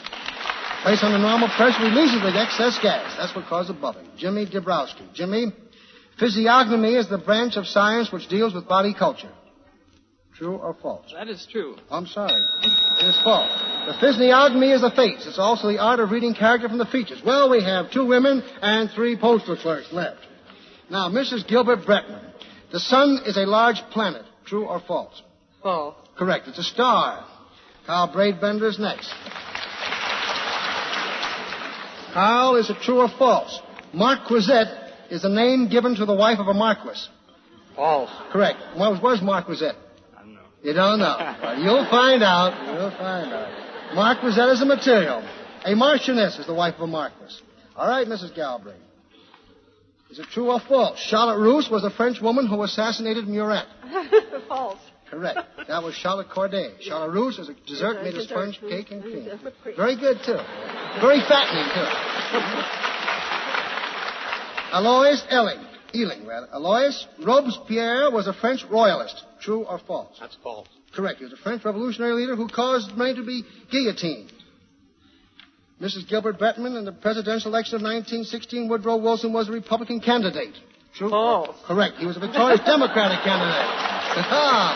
Well, still, 3 for the men and 2 for the women. Who's going to win this contest tonight? I don't know. Maybe you can find out. James Benvey, George Washington was inaugurated president in 1783. True or false? George Washington was inaugurated president in 1783.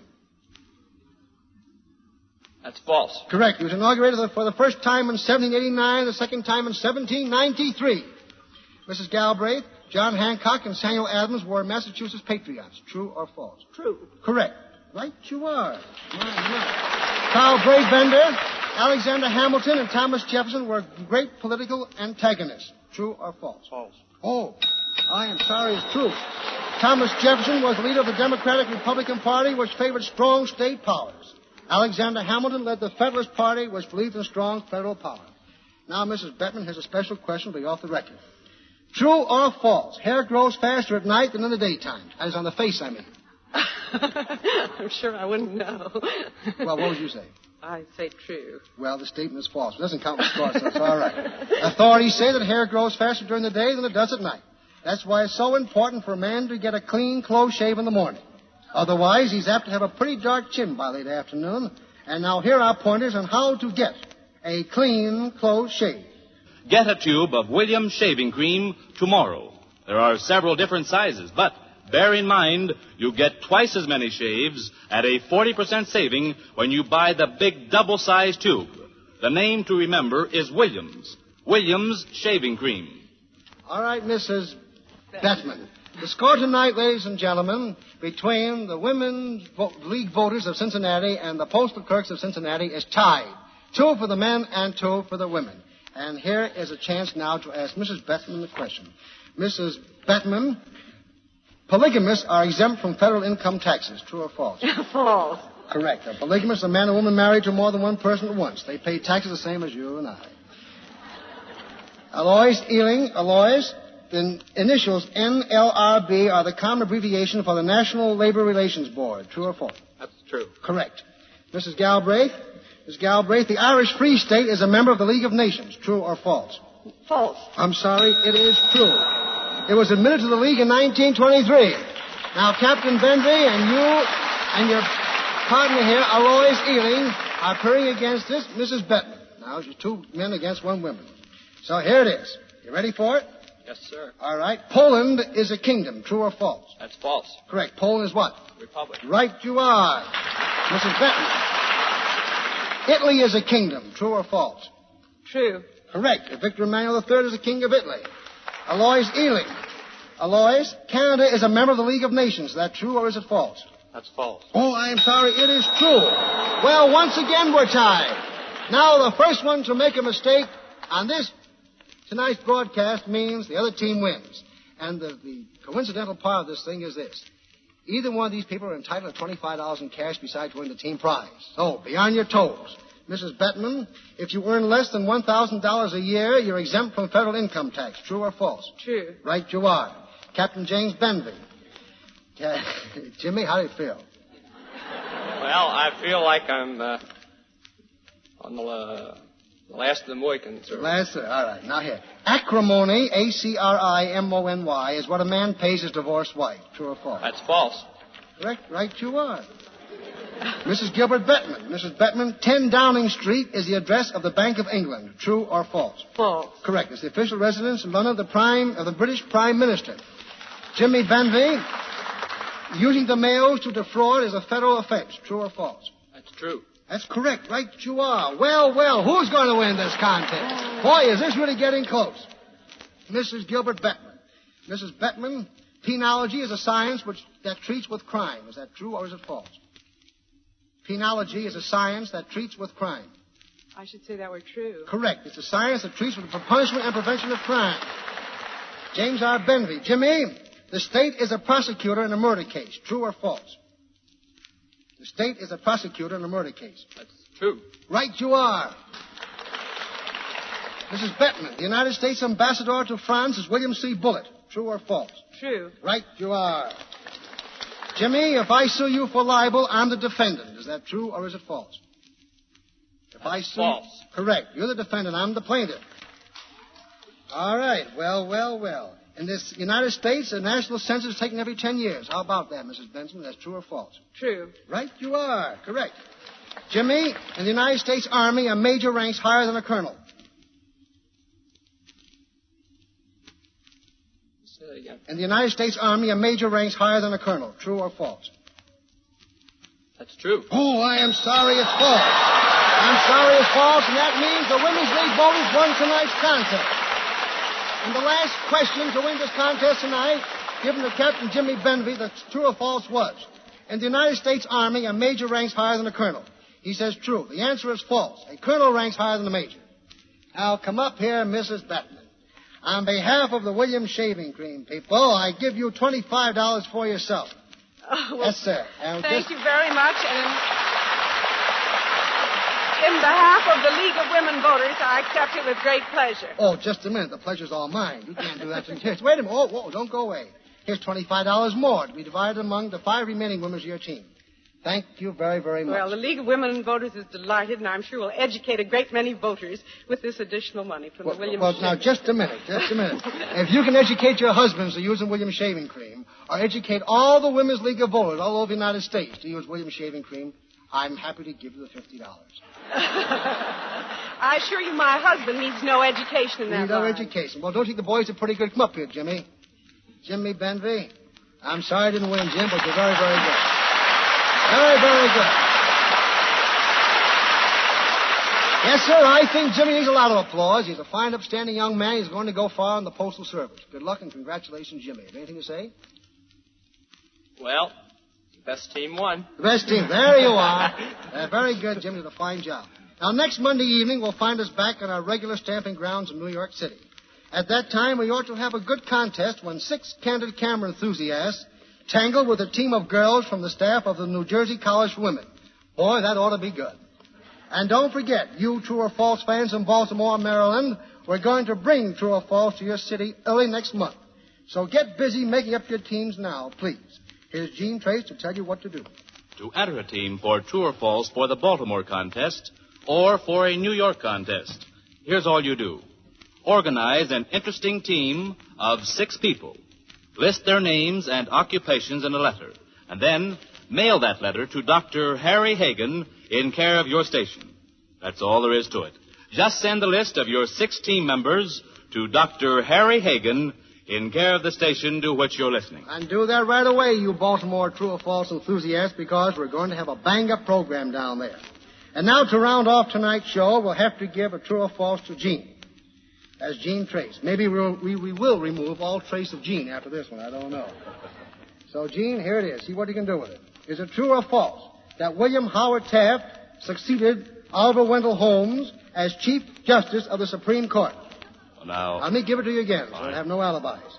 William Howard Taft succeeded Oliver Wendell Holmes as Chief Justice of the Supreme Court. Is that true or is it false? Let me see. Dr. Hagan, when was... William Howard Taft president? I won't tell you. Because if I told you, you'd know the answer. I'm not going to do it. Well, let me see. I refuse to commit myself. Is it true or false that William Howard Taft... All you have to do now, don't be alibiing. Is it true or is it false? Don't give me any stalling now. Come on, Gene. Well, I'm trying to get a hint from someone. Well, I'll say true, Dr. Hagen? Well, I'm not going to say whether you're right or you're wrong, but something tells me that question is going to come up again next week. So listen, and then you'll find out the answer. And now, believe me, Cincinnati friends, when I say we've had a swell time here tonight, I mean just that. And we had a swell contest. And I really hope we'll be back here again to see you all soon. And now let me say, as all good friends come to the parting of the ways, and for the makers of Williams Shaving Cream and myself, good night and good luck to you all. And thank you. This program came to you from Cincinnati through the National Broadcasting Company. Stay tuned. More great old radio classics coming right up. It's the newest thing in radio interviewing. It's Walkie Talkie with Don Norman. Rounding out a week of interviews with Hollywood gossip columnists, your Walkie Talkie show today is broadcasting direct from the famous Hollywood Brown Derby, where our special guest is the equally famous Jimmy Starr. And here, ready to make with the questions, is Mr. Walkie Talkie himself, Don Norman. Thank you, Burley. Jimmy Starr is here, too. I don't think we have to tell anybody who you are, but if I don't, you won't go on. Well, thank you, Don. It's awfully nice being here, particularly in a place where I've been for the last 20 years, at least once a day. You got a meal ticket here. That's how you get in. No, I haven't anymore. We used to have one. But they cut that out when the war started. I got to give your paper a plug. All right, give my paper a plug. Jimmy Starr, motion picture editor of the Herald Express here in Los Angeles. And his column is also syndicated from coast to coast. What a man. He's got a column in London, too, the Evening Standard. Isn't that right? That's right, Don. Thank you. What's the difference between that column in London and the one here? Well, for London, because the Englishmen over there may not know exactly what we're talking about in Hollywood, I try to delocalize some of the names that might mean a great deal over here but mean nothing in London or any other part of England. What names mean a lot in England? Well, naturally, the British colony that happen to be over here, like C. Aubrey Smith, Merrill O'Brien, Basil Rathbone, Nigel Bruce, and the people that have originally come from London or some parts of England. Jimmy, how long you been doing a column here in Hollywood? Since 1925, when I started back on the old Los Angeles Record, which is now extinct and was eventually absorbed by what is now the Daily News. Well, then you're a piece of Hollywood. There's no doubt about that. Well, they have said that many times, and I have gone to pieces. Can you get into pictures, Jim, by doing something crazy or unusual? Yes, I think you can. Several girls have tried throwing themselves in front of automobiles, jumping off of the famous Hollywoodland sign, of which the H has recently fallen down, and I'm going up there one morning and repair it because it's beginning to annoy me that we can't spell out here. I think we ought to tell them what that is. That's a big sign that you can see from all over Hollywood that says Utah. Hollywoodland. Yes. It was originally a real estate promotion scheme, and about the only thing they did was put up the sign. I don't think they sold any lots after that. Ken, would you recommend, if somebody wants to get into pictures, would you recommend somebody doing something crazy or unusual to get in? Yes, you can. You can attract attention, but of course that has sort of gone out of fad, you might say, or vogue, because in the early days when you failed after doing something crazy, you could always get into vaudeville. But with the passing of vaudeville, there isn't much left for you to do after you fail. In the picture business, someone just shouted over that you can get into radio. Of course, that does help. Tell me, I guess most of the people in Hollywood are eligible if all you have to be is crazy. It helps. It helps very much.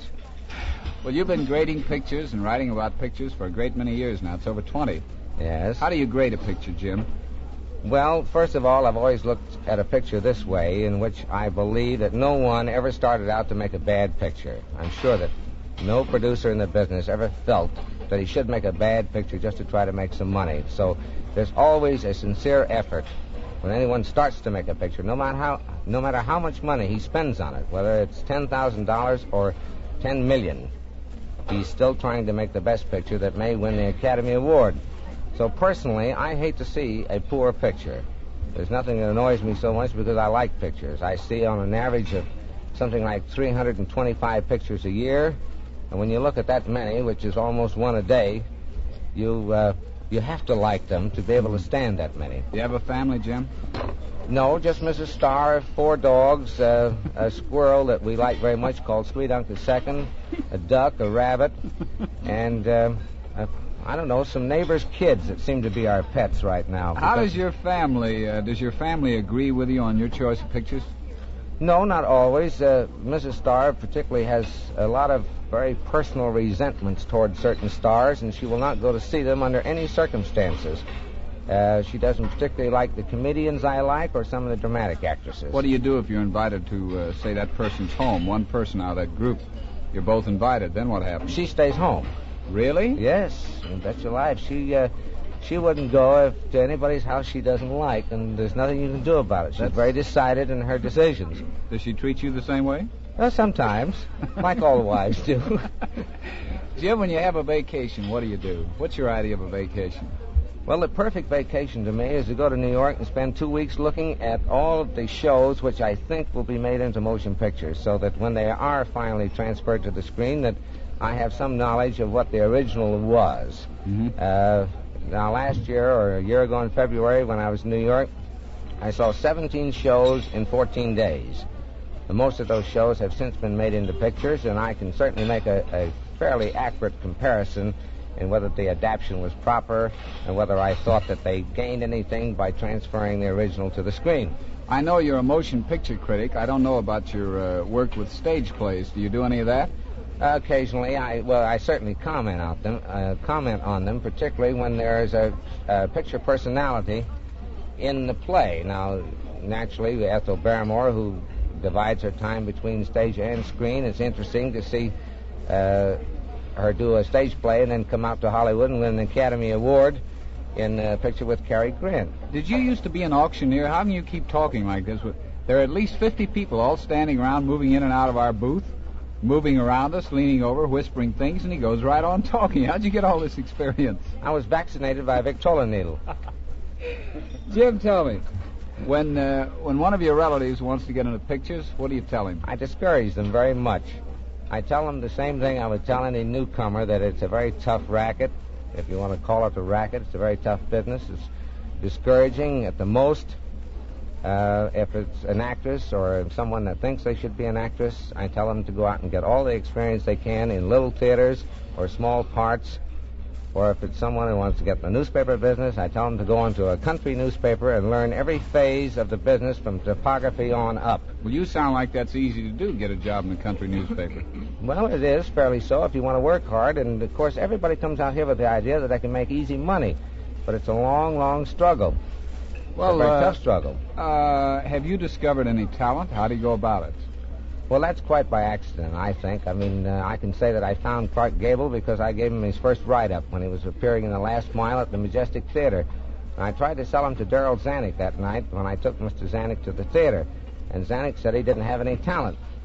So finally, through a press agent working for Pathé, I managed to get him a job as a heavy with a Bill Boyd picture called The Painted Desert. And Clark had to have his teeth fixed and also learn to ride a horse within a period of 2 weeks. And from that picture, an agent by the name of Minna Wallace, who is Hal Wallace's sister, grabbed him up and signed him to Warner Brothers, the original studio in which I had tried to place him. So that shows you how you find people. Yeah, you're too modest, though. You have a stage show of your own every year. I was trying to lead into that, how you discover talent. Don't be so modest. Will you get in your pitch? Once a year I do a stage show either at the Orpheum, the Paramount, or Lowe's State, in which, besides introducing a lot of the well-known stars, I also try to have what I call the best bets of the year. And by that I mean by picking a little girl who can probably sing as well as Betty Hutton but hasn't had the chance, or a dancer who can dance as well as Eleanor Powell but hasn't had the opportunity to show her talents.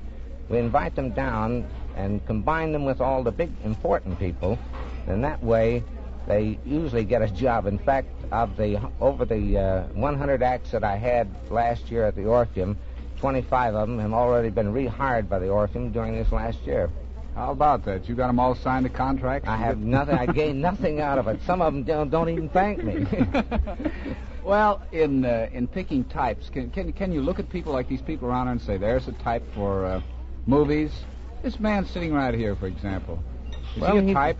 Yes, I could use him either as a lone man in a bank or a chap that might have an interest in Santa Anita.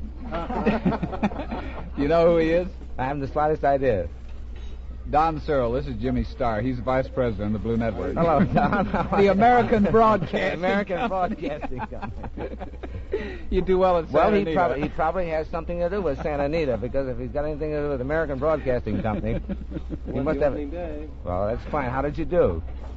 Lost on the first 5 and bet on gold mines. Typical radio man. You can't hear him. He sits 8 feet away, see? And he tells us not to do those things. See how it goes? Jimmy, you're quite an author. Oh, here it comes now. I'd like to know something about that. As a newcomer out here, what have you written? Well, I've recently, in the last 2 years, I've written a mystery book a year. The first one was The Corpse Came COD, which I wrote quite by accident because I like to write mysteries. And I had no idea anyone was going to publish it. It was evidently went over so well. Liberty bought it and put it into condensation. The pocketbooks bought it. New Zealand, Australia bought it and put it in their small books. And that, naturally, the publisher said, well, you must write another one. So I have a new one that came out in March called Three Short Beers, B-I-E-R-S. And I'd better explain that because we're not allowed to plug those things over the air. A beer, in this case, is a casket. Well, where'd you get the title, Three Short Beers, B-I-E-R-S? Well, there are 3 midgets murdered in Hollywood while making a motion picture, and so that seemed like the most logical title. In fact, I had the title first before I had the plot. Well, after visiting every major studio in Hollywood over a period of more than 20 years and knowing every important star of the same period, why do you write about murders and corpses? Well, I always include all my friends in my murder mysteries. In fact, I have real characters running all through them.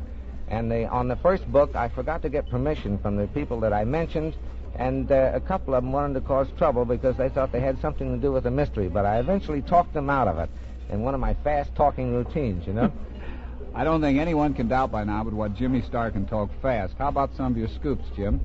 Scoops are arrived, I think, principally from jealous women and frustrated sweethearts. Wait a minute, say this slowly. What? Scoops? Scoops, Jealous yes. women, what do you mean? Well, a woman will tattle on another woman because she's jealous, and she will phone immediately to the first columnist that she thinks of or one that she likes particularly, and in that way you get a pretty good scoop. A frustrated sweetheart or one that's been turned down will also phone you very quickly and say, my boyfriend is running away with so forth and so on to Las Vegas. And they're the best sources of scoops. A jealous woman is the swellest source in the world, and I love jealous women. How many jealous women do you know? About 300. Honestly, this is a pleasure all week. Such frankness. I thought I was a little dubious when we first started talking about doing this series with 5 columnists this week, but such frankness is amazing. Well, I think this is a wonderful idea, Don. First of all, the ad-lib spirit of the thing is the spirit of Hollywood to begin with, and I think you're doing a very, very fine thing in catching people, supposedly, shall we say, off guard. I caught you off guard. Yes, several times. It's perfectly all right. I think it's a good idea, and I think the audience will like it. Well, I think they'll like you. Well, how would you describe Hollywood very briefly, just a few seconds, can you? Very briefly, in a few seconds, I've seen it change so much, I have so many opinions now that it's hard to describe it in a few seconds because it has changed over 20 years so that you can't describe it anymore. It's an amazing city. Right. Today we've interviewed Jimmy Starr, motion picture editor of the Herald Express. His column appears in scores of other papers and, of course, over in London. Next week, we'll be in the city of San Fernando. Have a nice weekend. Goodbye, Burley. You've been listening to Walkie Talkie with Don Norman, originating today from the Hollywood Brown Derby, where our special guest has been columnist Jimmy Starr. Listen to Walkie Talkie with Don Norman Monday at 3:15 over most of these stations. Say, folks, ever hear about mail call? That's when the fellows overseas get their letters from home, friends, and sweethearts. And believe you me, mail call is the high spot that outranks all but a furlough in building our men's morale. And you can get your letters to your servicemen fast by using V-mail. V-mail is ideal for brief, frequent letters. The V-mail form has room for at least 200 handwritten words or about 500 typewritten words. It's private, too. A microfilmed V-mail letter is the size of a postage stamp and impossible to read. And the letters are processed so fast, 1,500 an hour, that privacy is assured. Furthermore, V-mail is inexpensive. It flies overseas for only 3 cents. And for your information, V-mail forms are on sale at most stores or may be obtained free, 2 forms at a time, at every post office. So write often. Write to that man or girl in service today and use V-mail. This is the American Broadcasting Company.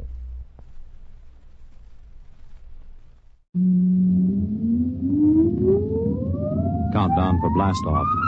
X minus 5, 4, 3, 2, X minus 1.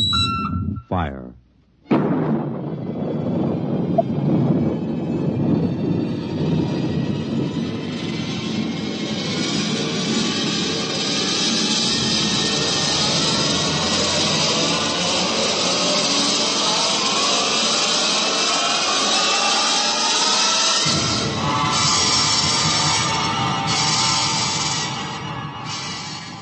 From the far horizons of the unknown come transcribed tales of new dimensions in time and space.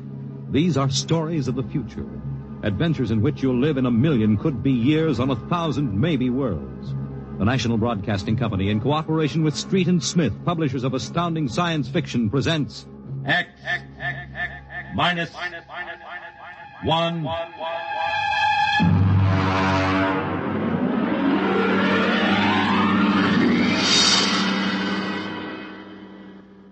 Tonight's story, The Castaways, by Ernest Kinoy.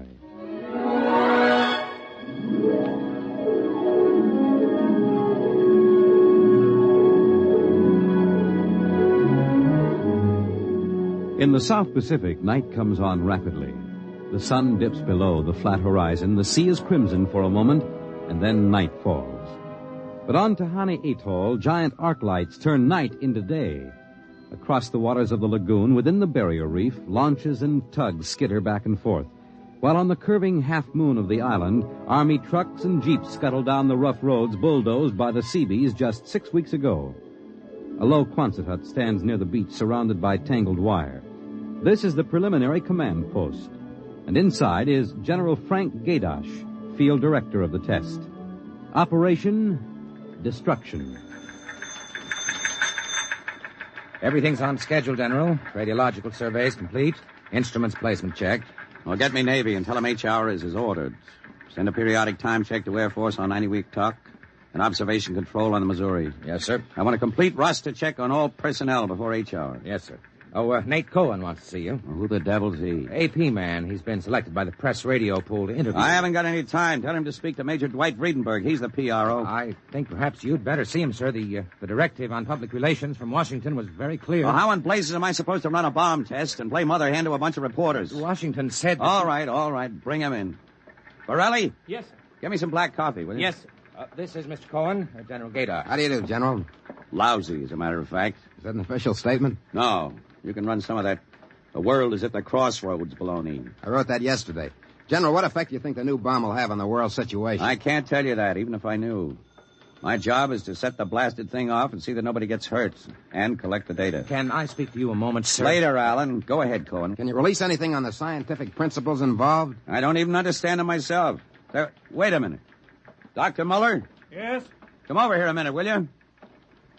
Cohen, this is Dr. Fred Muller, Civilian Scientific Director. He's the only one who knows what's inside that warhead. How do you do, Mr. Cohen? How about a statement, Doctor? Oh, I'm afraid all I'm allowed to say is that the bomb is new, it's extremely powerful, and off the record, it's very tricky and dangerous. What'll happen if it goes off prematurely? I don't think we have to worry about that. In fact, we wouldn't even know about it. If you'll excuse me now. How about the natives? Well, what about them? Aren't they going to be evacuated from the island? They already have been. General Gaydosh. Well, I saw the Tahani chief outside when I came in. The whole tribe squatting down at the motor pool having a conference. What? Alan? I've been trying to tell you, sir. The Tahani are still on the island. Well, why? The LCTs are ready, aren't they? Yes, sir, but they won't go. They refuse. The schedule called for their evacuation to Mailani 3 hours ago. I realize that, sir, but I hoped we could still get them off without violence. Look, Alan, they're either on the island or off.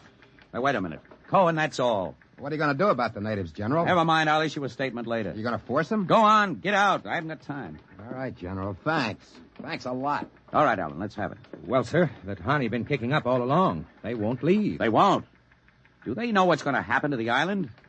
Do they know that we're going to blow it higher than a kite? I told the chief. He just said they won't go. They'll go, all right, if I had to...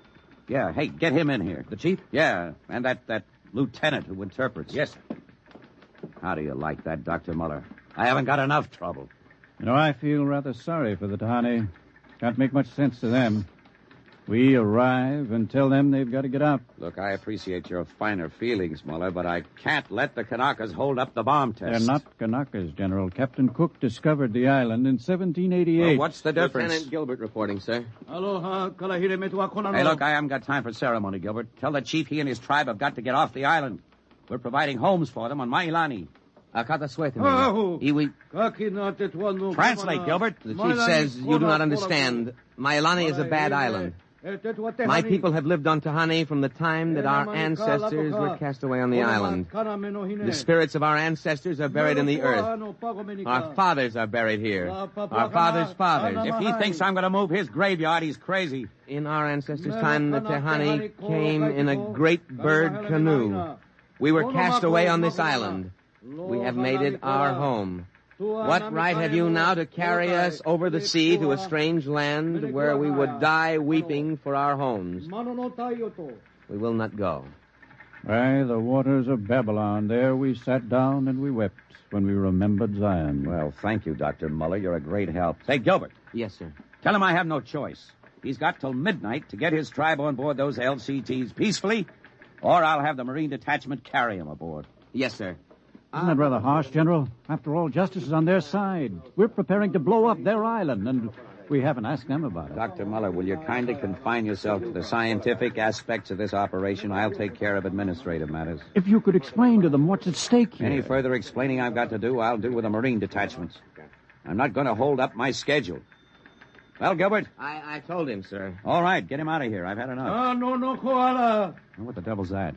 Some kind of a curse, sir. I can catch some of it. The island will remember the tears of its children and punish the invaders. The great destroyers will not destroy. And the evil man, who is the chief, will travel far through the blackness of night. Even as the children of the island end, so will he. All right, Gilbert, take him away. Yes, sir. Colonel Allen, get a detail from the Marine Detachment with tear gas and small arms down to the motor pool. And in 1 hour, have those natives on that transport, and I don't care how they do it. Is that my coffee, Varelli? Yes, sir. They must know about the bomb. The great destroyer will not destroy. You worried about that curse? I should think you might be. He threatened you personally. If I were you, I'd carry a pistol till they got off the island. The chief looked as if he'd cheerfully strangle you with his bare hands. I'm supposed to end the way they do, huh? What's that? Probably the Tahani saying goodbye to their island.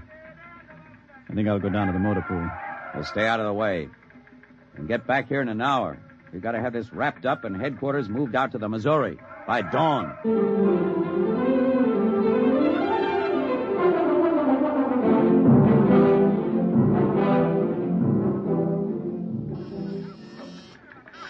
Instrument room checking in, sir. That's the last. Have the Missouri take over control and send for my jeep. Yes, sir. Are the LCTs standing by for those natives? Yes, sir. They're on the beach. The bomb unit is assembled in place, General. 2330, right on the nose. Robin, start evacuation procedure. The Tahani have stopped. Allen's probably moving them out to the beach. Check in with Navy and Air Force, Varelli. Yes, sir.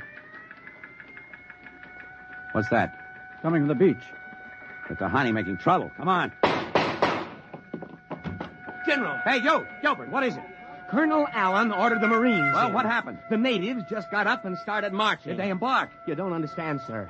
They marched up the cliff and right off into the lagoon. What? All of them, the women and the kids, too. They didn't even try to swim. What were you doing all this time, just standing around with your thumb in your mouth? Where was the Marine detachment? We couldn't stop them, sir. They just walked over the cliff. They didn't even scream, not even the kids.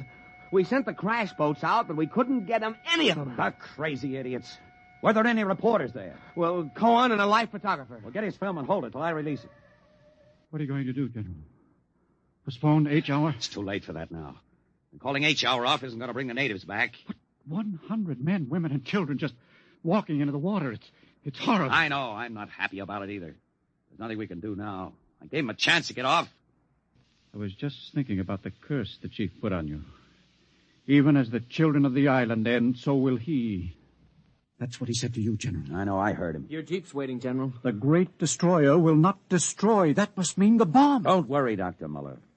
It'll take more than a mumbo-jumbo curse from a native witch doctor to stop this operation. At H hour, that bomb goes off.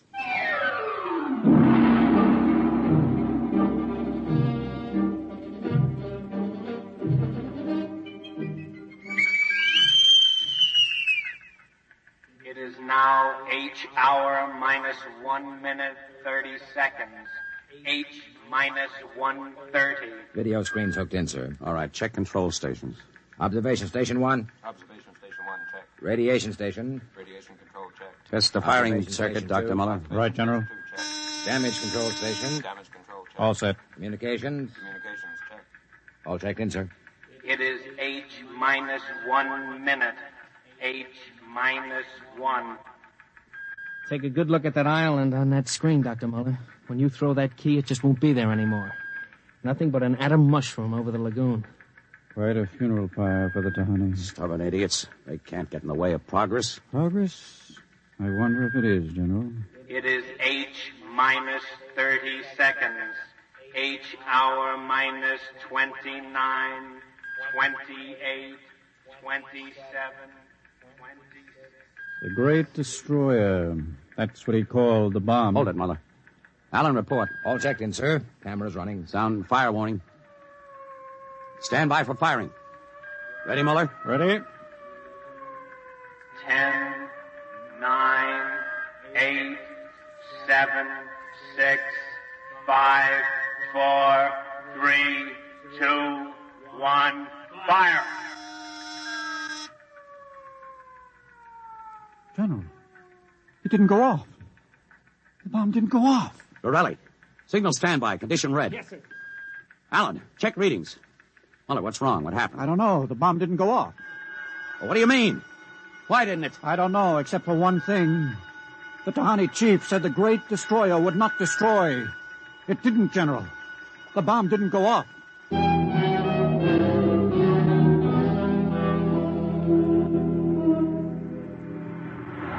How about it, General? What happened? Have you got a statement? Nothing you can use, Cohen. Not till we find out what went wrong. Hey, who let you come aboard this ship? I walked on. You don't know why the bomb failed? It didn't fail. It just didn't go off. What's that tank thing on the deck, General? Undersea salvage unit, Mark IV. They call it a bottom crawler. Somebody going down?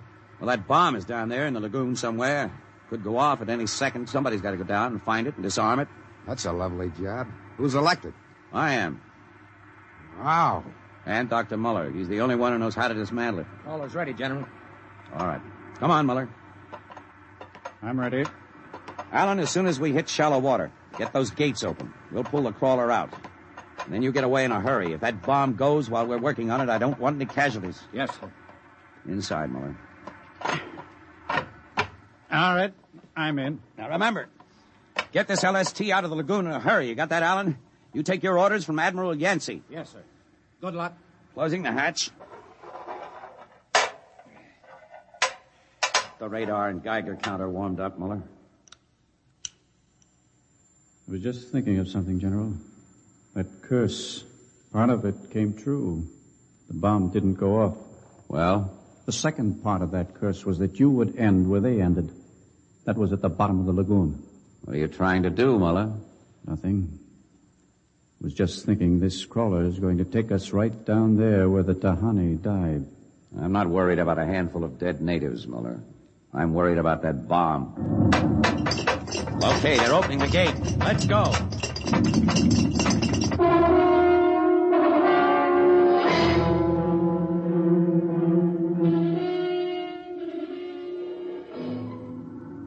USU-4 to control. Depth 50 feet. Bottom sandy. Dropping off sharp. Anything on sonar, Muller? School of fish. You ever been down in a crawler before? Only in the tank at New London. Think I've got a Geiger reading dead ahead.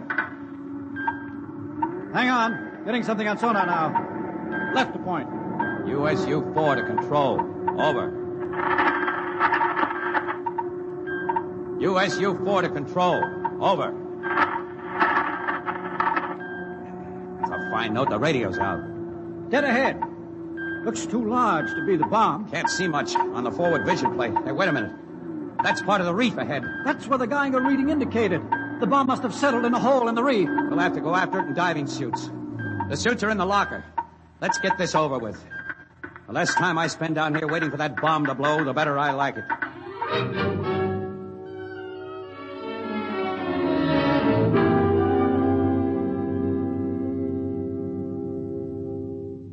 Muller. Is your helmet clamped tight? You getting me all right on your headset? Okay. I'm going to fill the lock. Here goes the outer door. Let's go. This isn't like that diving tank in New London. Look out for that coral. It can cut you to ribbons. There's a hole of some sort there. Wait till I get the light up. See if you can get a Geiger reading out of that hole. Just a... There.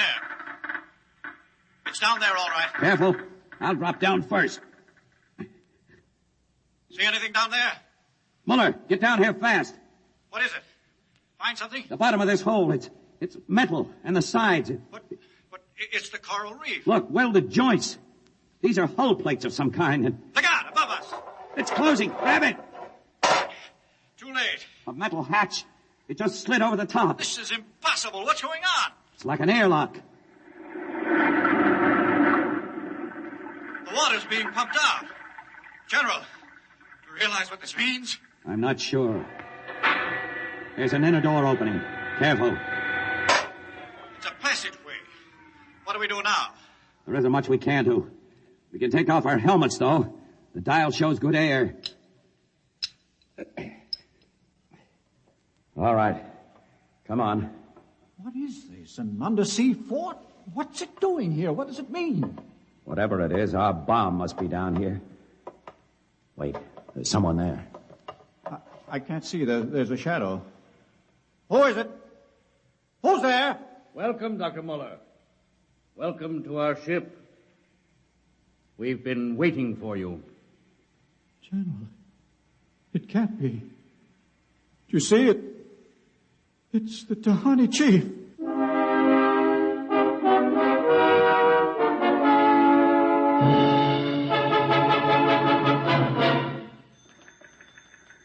How long has the bottom crawler been down, Borelli? 4 hours, sir. 2 since we lost contact. Now, keep trying. Yes, sir. I've given him enough time. I'm going to send another crawler down. What do you figure happened to him, Colonel? Well, there are a lot of things. Hey, how did you get in here? I walked in. When are you going to release this, Colonel? It's the biggest story since the election. Bomber dead and Dr. Muller and General Gaydarsh dead. They're not dead. At least we don't know they are. As long as that bomb doesn't go off, there's still a chance. What happened? Bomb. Burley, condition red. Gilbert, radiation control into action. Get the hot squad into Tahani Lagoon as soon as it's cleared. And get me a PT boat with radiation screens. What is it, Colonel? What happened? Bomb must have blown. How about Muller and the General? If they were down there in that lagoon, you guess. Now get out of my way. I'm busy.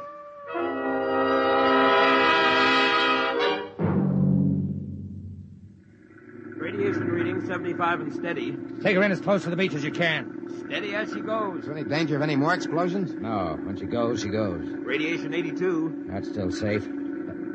Cohen, is that something on the beach? Yeah. Looks like a body. Maybe you blew one of the Tahani back out of the lagoon. No, it's moving. Gilbert, glasses. Yes, sir. It's a man, all right. Head into the beach. Who is it, Colonel? Can't tell. He's in a diving suit. It's either Muller or General Gaydarsh.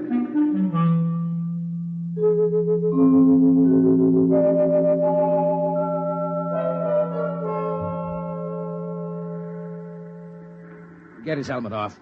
Easy now. Twist to the right. There. It's Muller. Gilbert, help me get him out of this diving suit. We've got to get him to the medics.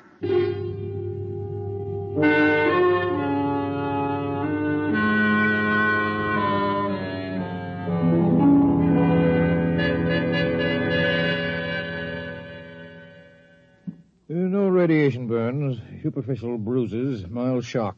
He'll be all right, Colonel. Can he talk? For a while. Bomb go off. It didn't. He's still out of his head. Quiet, Cohen. Go on, Dr. Muller. What did you find? A ship. A giant metal ship there under the lagoon. A submarine? No. It was a spaceship. Spaceship? Camouflaged right next to the reef. When we went inside, we found the Tahani chief and all the tribe. Alive. What? Well, they drowned in the lagoon. I saw them. No, they didn't commit suicide as we thought. They just dived underwater into the rocket airlock. Rocket? Airlocks? Now, look, Muller, I know you've suffered a shock, but... But it's true. It can't be. Spaceship built by Polynesian savages. But they're not savages. They're the castaways. They're from another planet. Don't you understand? Their spaceship was wrecked here 400 years ago. They've been waiting ever since for a chance to go home. He's out of his mind. Better give him a sedative, Doctor. No, wait a minute, Colonel. Remember their story about the great bird canoe? Maybe there's something to the legend. Not a legend. It's true. They'd exhausted their fuel, came down out of space, couldn't find anything here on Earth to replace their fuel source until we developed atomic power. Atomic power? You mean they stole our bomb? That's right.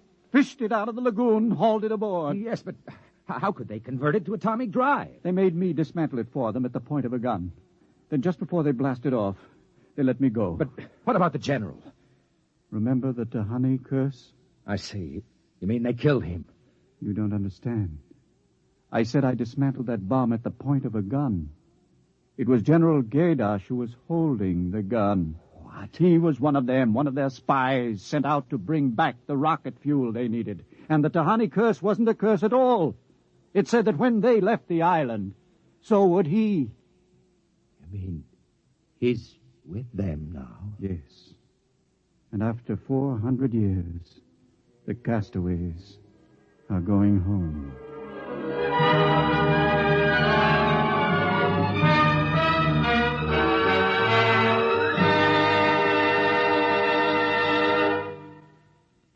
You have just heard X-1, presented by the National Broadcasting Company in cooperation with Street and Smith, publishers of astounding science fiction. Your announcer, Fred Collins. X-1 was an NBC Radio Network production.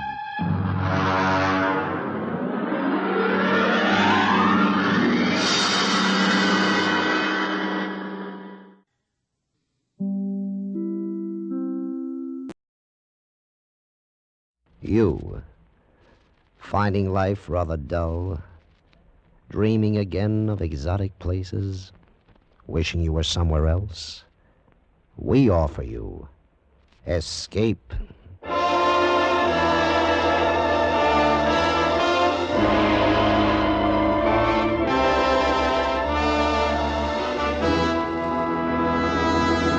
Escape with us now to Mexico City and the story of a man caught up in a terrifying web of murderous intrigue, as Patrick Quentin tells it in his exciting story, The Follower.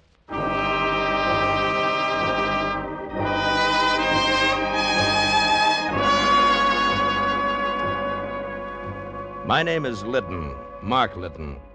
I'm a petroleum engineer just back from 3 months in Venezuela. I hadn't cabled my wife that I was coming home to New York because I wanted to surprise her. We'd only been married 2 weeks, Ellie and I, before I went on the trip, and well, I was crazy to get back to her.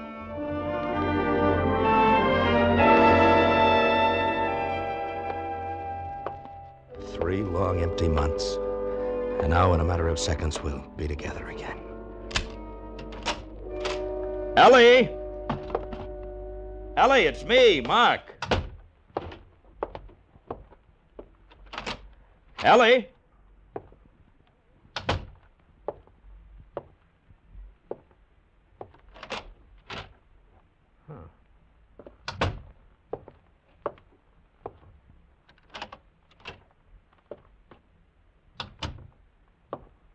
Ellie, are you here? Oh, let's cut out the comedy. Hey, who are you?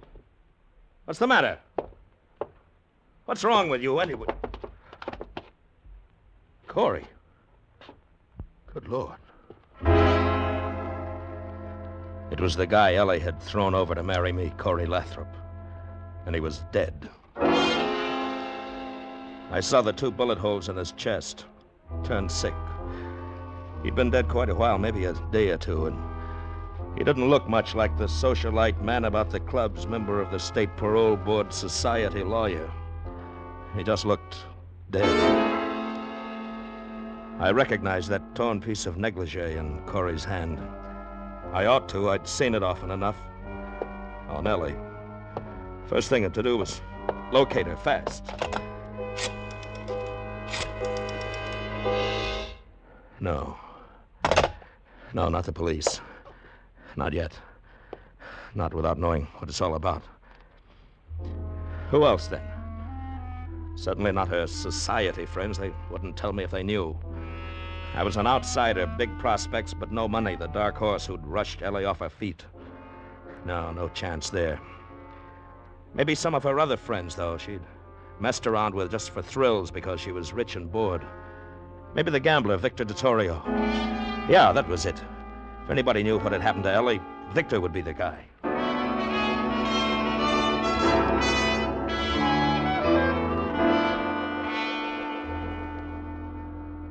You've really beat the odds, Mr. Liddon.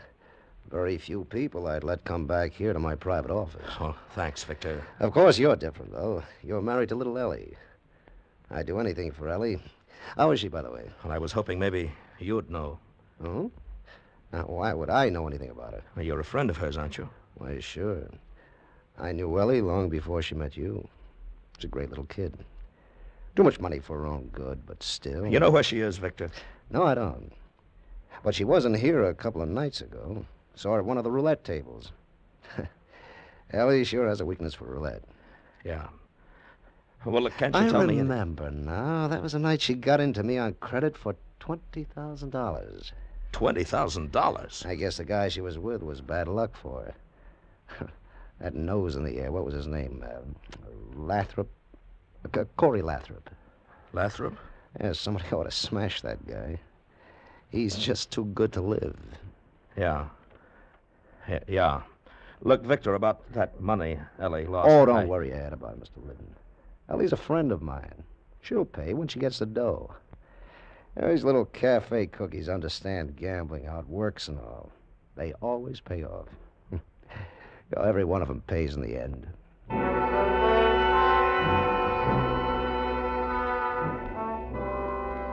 Back at the apartment again, I sat in the den, smoking one cigarette after another. Tried to think it out. Started to get dark, and I still sat there, not knowing where to turn. Stopped cold.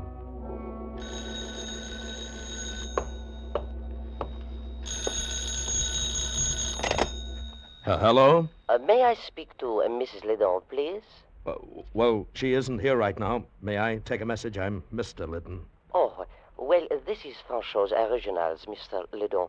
We have those 2 new suits ready to send out, and I find a note here with him. It is a request to forward the suits by air mail to Hotel Granada, Mexico City. Mexico City? Oui. Mrs. Liddon evidently telephoned the message, but I did want to confirm the address. Is that correct, Mr. Liddon? Hotel Granada, Mexico City?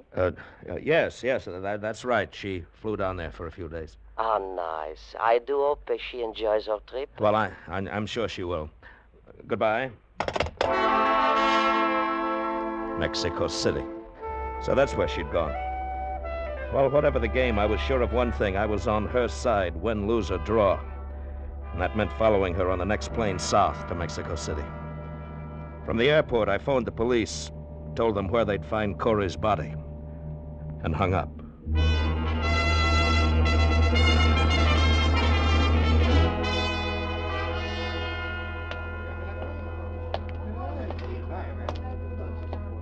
I beg your pardon. Is the desk clerk around? Pues sí, senor. I am the desk clerk. Can I help you, senor? Yes, I believe my wife is registered here, Mrs. Mark Liddon.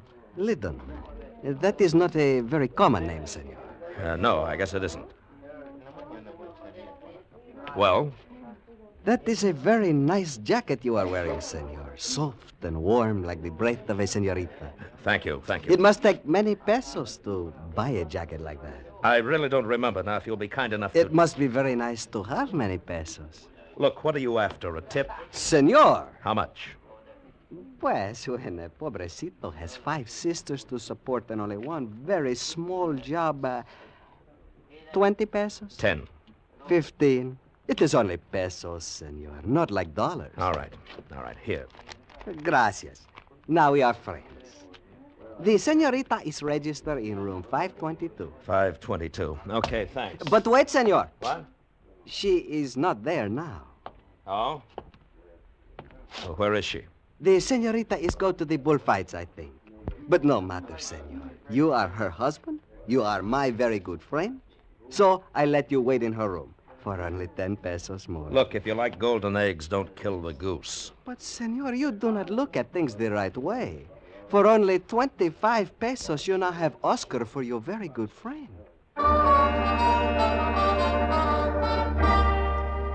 Oscar sent a bellboy up to let me into 522. When he'd gone, I opened the 2 traveling cases in the closet and searched through a mess of clothes and the usual feminine whatnots. I don't know what I'd expected to find in Ellie's luggage. Blood stains, a gun, I don't know.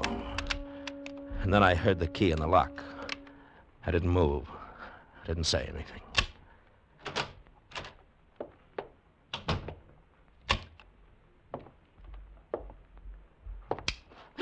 Ellie, baby, who the devil are you? I could ask the same question, and with a lot more reason, too. Will you get out now, or shall I call the manager? Now, look, there must be some mistake here. There certainly is. This is room 522, and my wife's clothes are in those bags You've there. been going through my things? Your things. Not unless you happen to be Mrs. Mark Liddon. That's exactly who I happen to be. Oh, now, wait a minute, honey. I'm Mark Liddon. Oh, please, that's a real old one, and I'm just not in the mood. I'm Mark Liddon no matter what, and you're impersonating my wife. I'm Mrs. Mark Liddon, and you're trying to impersonate my husband. Now get out, or so help me, I'll phone the manager. Wait, let me make a call first. It just so happens I know the Spanish words for police and American embassy. You wouldn't. I wouldn't, huh? Hello? Wait, no, don't. Okay. Now, what's the game? Where's Ellie? I don't know, Mr. Liddon. I've never met your wife. I was desperate, that's all, and when the chance came along, I took it. What chance? What were you desperate about? Well, I'd come down here for a week and got stuck. I didn't know you needed papers to get back across the border. Proof of citizenship, I mean. You see, I've lived in New York all my life, but I was born in Czechoslovakia. Go on. Well, I was broke, too. I didn't know what to do. That's when I ran into this bartender, George, and he fixed everything up. Fixed it up how? Well, he said this Mrs. Liddon, your wife, had just got in from the States and wanted to disappear for a few days. She was looking for somebody to take her place here at the hotel, so George arranged the whole thing. Brought me here, gave me her tourist card. That's all I know about it. What were you supposed to get out of the deal? Just the tourist card. I could use it to cross the border. Mrs. Liddon was going to say later she'd lost it and get a new one. Anyway, that's what George said. George, huh? Where does this George work? Well, it's one of the American bars. He's off duty now, though. Where can I find him? Well, sometimes he hangs around the Salon de Lisboa. It's a cantina over near the plaza. Look, if this is all the truth, how come nobody here at the hotel noticed the switch when you took my wife's place? Well, she'd checked in during the night and stayed out of sight. No one's seen her but the night clerk. Oscar, I think his name is. Oscar, huh? That boy really gets around. He's the day man now. Mr. Liddon, what are you going to do with me? I don't know yet.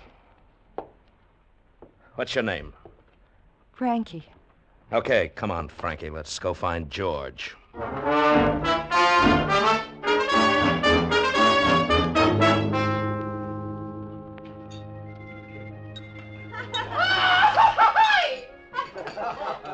There he is, Mr. Liddon. He just came in. Oh, the short blonde guy. Looks like a Benham rooster. Yes. George!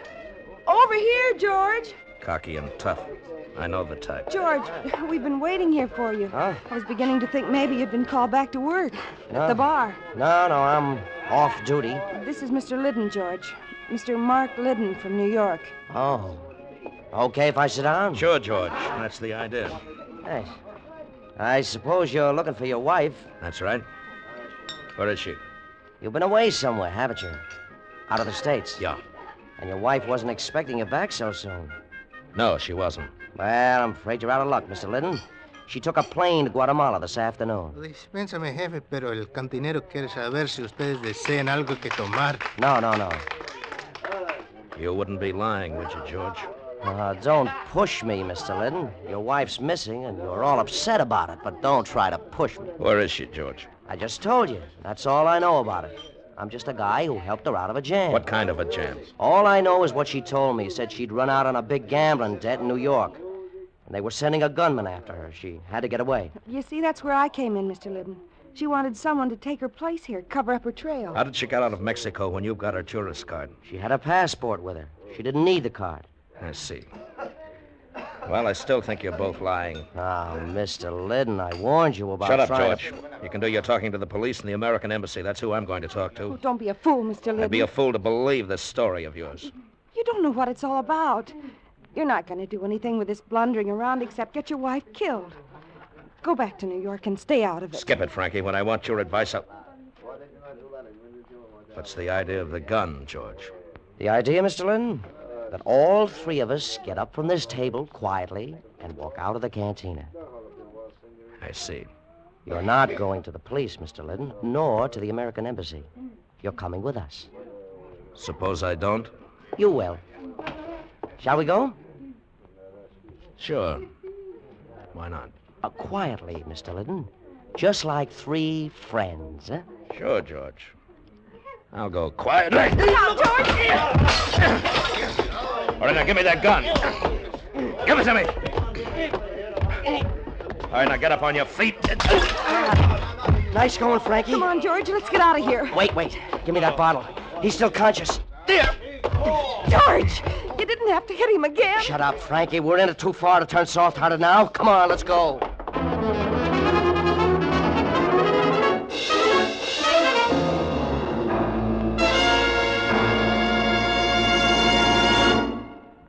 Escape under the direction of Norman MacDonald returns in just a moment.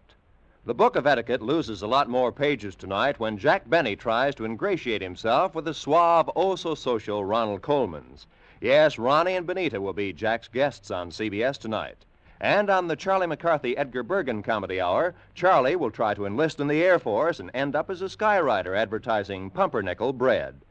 Red Skelton, Amos and Andy, Corliss Archer, and Eve Arden as our Miss Brooks will also be on hand on most of these same CBS stations with their famous brands of CBS Sunday night comedy. And now, back to Escape.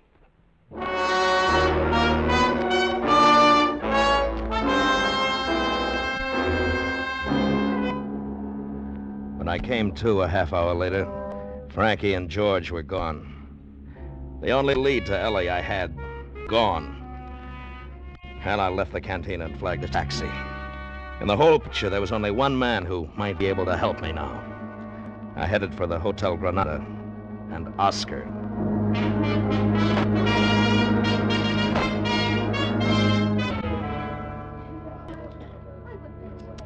Too bad. It is most unfortunate that you have such a very bad accident, senor. You should come to me. I would have tell you. This Salon de Lisboa is not a good place for tourists. Oscar, you're a chiseler, a liar, and a crook. Senor, that is a very bad way for friends to talk to each other. You'd sell out your own mother for 10 pesos. You are what they call a very cynic man, senor. I would never do such a thing. Not for 10 pesos. Why didn't you tell me there was another woman living here posing as my wife? But you are her husband, senor. And one must be very careful with husbands. Oscar, I've played along with you as far as I'm going to. I think it's time you talked the whole thing over with the police. The police? Senor, now you are not speaking like a friend. And just when I was going to tell you about something for free. Tell me about what?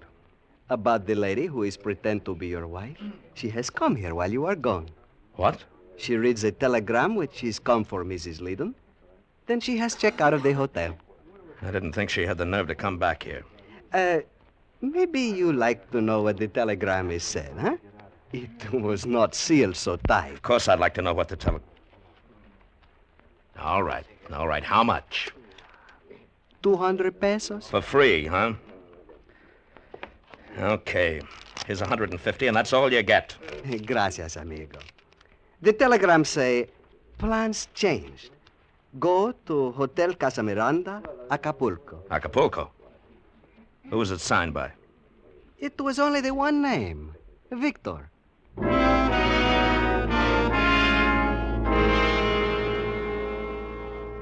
I hit my first lucky break in Acapulco. I came in from the airport and went to the Casa Miranda Hotel. And halfway across the lobby, I ran into Frankie. Mr. Liddon, what are you doing here? Looking for you. How did you find out? Easy. I'm one of Oscar's very good friends. All right, now tell me, where's George? In Mexico City. Oh, please, Mr. Liddon, don't try to interfere. Leave, right now. You're going to ruin everything. I hope so. Where's Ellie? She's not here. She's in Mexico City. Oh, please, I know you're trying to help her, but you don't understand. You're only making things worse. You mean worse for you? Worse for everybody. Ellie, too. You don't even know what it's all about, and you're going to get yourself killed. Where's Ellie? I promise you, in a week, everything will be fine. Where's Ellie? You've got to believe me. You have to... There you are, Mrs. Liddon. Are we ready to go? Yes. Yes, I'm ready anytime, Senor Gallus. Very well. Aren't you going to introduce me, darling? Introduce you? Yes. Why, yes. Senor Gonzalez, this is my husband, Mark. Oh, a pleasure. How do you do, Senor Gonzalez? He just arrived unexpectedly. Oh, I see. And are you planning to go out to the villa with us, Mr. Liddon? Oh, I don't think he Oh, wants... sure, definitely. I'm in on this, too, you know. You know what is involved, then? Well, naturally. The little woman always tells me everything. And you have no objections? Well, if it's all right with her, it's all right with me. Well, you are a very broad-minded man, Mr. Liddon. Shall we go?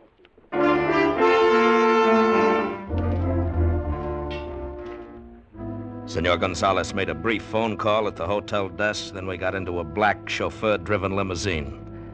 Headed out along the shore highway, skirting the sea.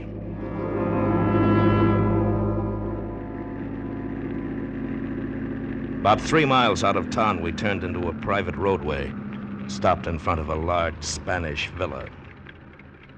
I regret the necessity of asking you to wait here on the veranda for a few minutes, Mr. Liddon. But I believe it is better that you don't come down to the boathouse with us. Right. Sure, that's fine. Just make yourself comfortable, Mr. Liddon. This shouldn't take long. All right.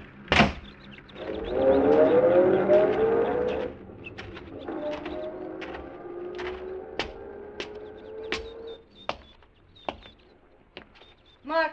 What? Mark, over here. Ellie. Oh, Ellie, baby. What are you doing here? Mark, it's wonderful you're here. Oh, darling. But you shouldn't have come. What have they done to you, baby? Nothing, Mark. I'm all right. But you're not, darling. They'll kill you. You've got to get out of here. We'll both get out. We've got time. Frankie and Gonzalez have gone on down to the boathouse. Yes, I know. You know? Yes, Gonzalez phoned from town. They won't do anything to you if you leave right now. Victor promised me. Ellie, what are you talking about? I didn't want you to get mixed up in it, Mark. I wanted it to be all over before you came back from Venezuela. I think you'd better tell me what this game's all about, Ellie. I had to do it. Victor made me do it. I lost a lot of money at his club, and he said if I didn't, he'd kill me. If you didn't... If you didn't what? Bring a load of dope across the border for him. Dope? That's another one of his rackets, along with gambling. He gets it down here from Gonzalez. So, Victor hasn't been after you. You've been on his side all the time. But then, what if Frankie and George come in? They're both working for the police. They kidnapped me from the hotel, gave me drugs so Frankie could take my place and meet Gonzalez. They planned to get the dope from Gonzalez, deliver it to Victor, and then have the police move in on everybody. I got away, though, and phoned Victor. He came down here. So that's why Frankie was impersonating you. George used to be one of Victor's boys. Then he got sent to prison. He just got out on parole. It was through Corey he began working with the police. Ellie, tell me the truth. You killed Corey, didn't you? I had to, Mark. He was going to turn me in. He was on the parole board, and George reported to him, so he found out about me. He was going to turn me in. All the time you've been in it up to your neck. It'll be all right, Mark. Victor will fix it. About Corey, I mean. We'll pretend it never happened. Just another thrill, huh, Ellie? Mark. I've been crazy about you, but I guess I haven't known you very well. You know, I thought this fooling around the clubs with Victor and the others was just bored little rich girl stuff. Mark. But it goes a lot deeper than that, doesn't it? But, darling, I had to do this. Don't you understand? What was I, Ellie? Just another thrill? Something different for a while, huh? No, that's why I did it. For us, I mean. Victor was threatening me. He'd have told you all kinds of bad things about me. That's why I had to. Is Victor down at the boathouse? Yes. What are they going to do to Frankie? I don't know. They're going to kill her, aren't they? Why, I suppose. I don't know. What's the difference anyway? Who cares? She doesn't matter. Don't you see that? It's us that counts. That's why I did what I... Mark, where are you going? To get her out of it if I can. That's the least I can do. No, come back. Goodbye, Ellie. Mark, no! No! I ran down the driveway toward the boathouse. I was sick. Sick inside and all over. Sick from seeing Ellie the way she really was for the first time. Dazed with the shock. They looked at me startled when I burst through the door. Frankie, pale but defiant, sitting in a chair against the wall with Victor and Gonzalez bending over her. Well, this is quite a surprise, Mr. Liddon. You're supposed to be escaping. Yeah, I know. I talked with Ellie. Generous of you, Victor. Letting me go. Oh, we do anything for Ellie. She's a great little kid. Right, Gonzalez? Oh, yes, indeed. A most charming young woman. She wanted us to let you go, so we said okay. That's too bad you had to blunder on down here. That's all right, Victor. I wanted to see Frankie. I tried to keep you out of it, Mr. Liddon. I guess now you know. That's right, Frankie. Now I know. That's too bad, Mr. Liddon. But you ought to have taken Ellie's advice. No, Victor. You're all mixed up. I'm in on this, too, now. You know, any game Ellie plays, I play, too. Well, we figured you for one of those moral guys. Real gone on a kid, huh? Yeah. Yeah, real gone on the kid. Well, fine, Mr. Liddon. Join the party. Thanks. We're trying to get this little cookie to tell us where George is. If she doesn't, I'm going to count to 10 and then... Well... How about it, honey? I told you. I don't know where he is. Mm-hmm. It's too bad. 1, 2. Better talk, Frankie. 3. I stood there watching them trying to 4. figure a play. Victor held a gun pointed at 5. Frankie's head, and Gonzalez was probably carrying one, 6. too. Whatever the play, it had to be fast. 7. 8. 9. Victor! Don't hurt him, Victor. Ellie. He doesn't know what he's saying about trying to help Frankie. I mean, he's out of his head. Mrs. Liddon, you fool. So that's a game. Victor! No! No!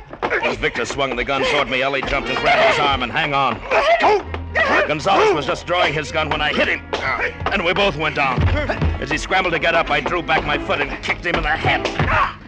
I fumbled on the floor for his gun, and from the corner of my eye saw Victor turn his own gun point blank on Ellie. As he turned toward me, I was up on my knees, Gonzalez's gun in my hand, and I let him have it.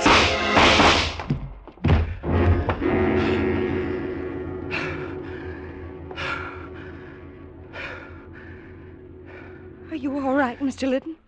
Yes, Frankie. I'm all right. Mark. Mark.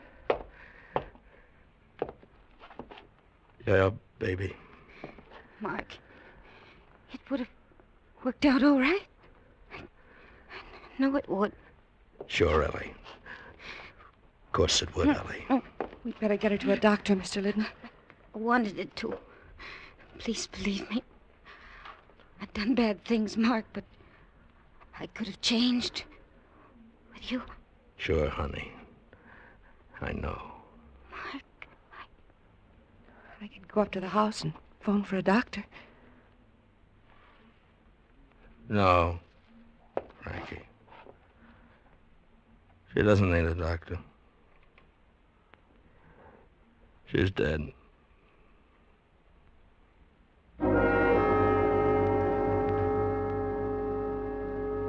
Well, that was it.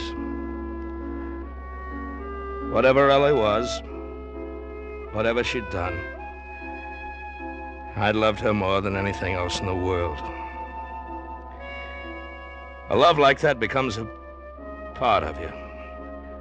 And even when it gets diseased, has to be cut out, it leaves a deep wound.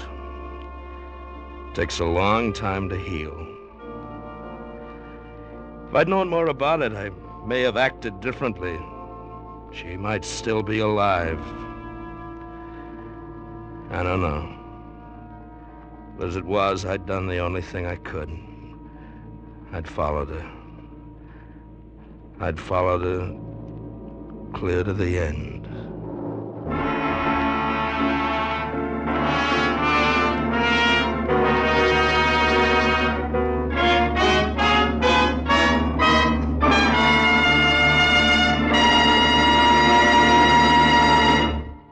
Under the direction of Norman MacDonald, Escape has brought you The Follower by Patrick Quentin, especially adapted for Escape by Les Crutchfield. Bill Conrad was starred as Mark Liddon. Featured in the cast were Georgia Ellis, Harry Bartell, Virginia Gregg, Lou Krugman, Sidney Miller, and Don Diamond. The special music for Escape was composed and conducted by Del Castillo.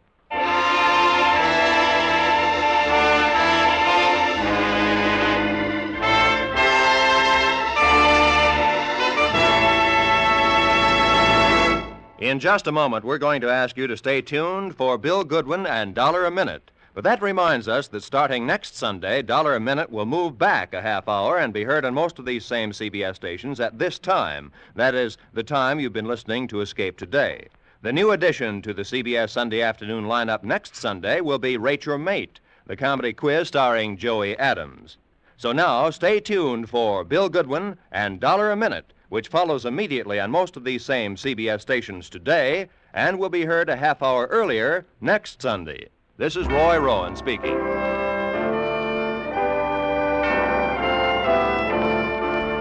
This is CBS, the Columbia Broadcasting System.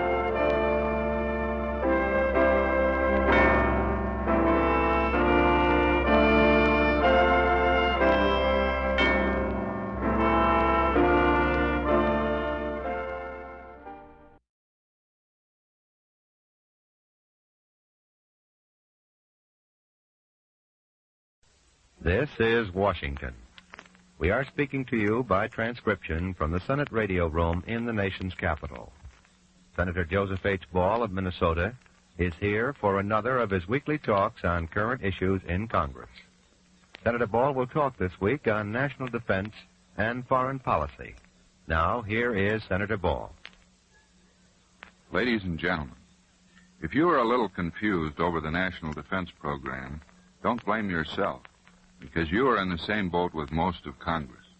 Ever since the President's special message asking for a renewal of selective service and some $3 billion additional appropriations for national defense, both the Armed Services and the Appropriation Committees of both houses have been holding hearings, some open to the public and some closed, trying to develop an integrated program that makes sense.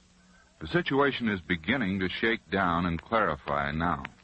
Recently, the House passed a $3,198 million appropriation bill for military agencies, and the Senate was due to pass it this week.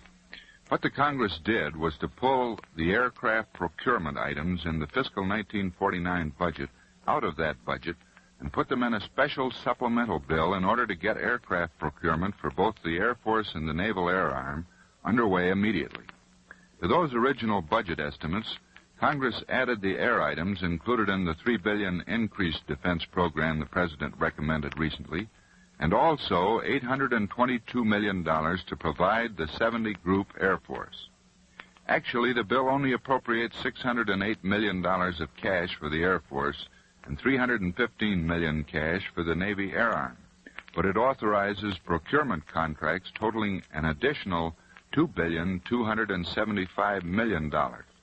The contract authority is the same as an appropriation, except that the money is not spent immediately, and Congress is obligated to make the cash appropriations as the contracts become payable, most of which will be in subsequent fiscal years. In spite of the testimony of Secretary Forrestal against the 70 Group Air Force and in favor of a 66 Group force equipped with World War II planes taken out of mothballs, Congress was convinced that the older arms of the service were underestimating again the importance of air power, and so insisted on the 70 Group force to be equipped with modern planes like the remodeled B-29 and the jet fighters as rapidly as these can be produced. The testimony which we received in executive session in the Appropriations Committee convinced me that the 70 Group Air Force was necessary if the United States is to be prepared on even a minimum basis to meet an all-out attack. Every major campaign in World War II demonstrated the absolute necessity of air power superiority for victory and the inevitable failure of huge land armies or even navies if an enemy does have air superiority. The defense plans for our ground forces called for 790,000 men, with 12 regular Army divisions and 6 National Guard and Reserve divisions ready for combat by the end of fiscal 49. At present, we have only 5 divisions ready for combat, as compared with over 30 times that number which the Russians have. The Russians, of course, have a much easier problem because their forces are close to Russia, whereas ours are scattered all over the globe. The original $39.5 billion budget submitted by the President last January included approximately $11 billion for defense in fiscal 1949. The new program, including the 70 Group Air Force, will increase 49 expenditures to about $13.5 billion, but that is only the beginning. Because it takes time for contracts to be let and production to get underway, the full impact in terms of costs of the new defense program will not be felt for 1 or 2 years.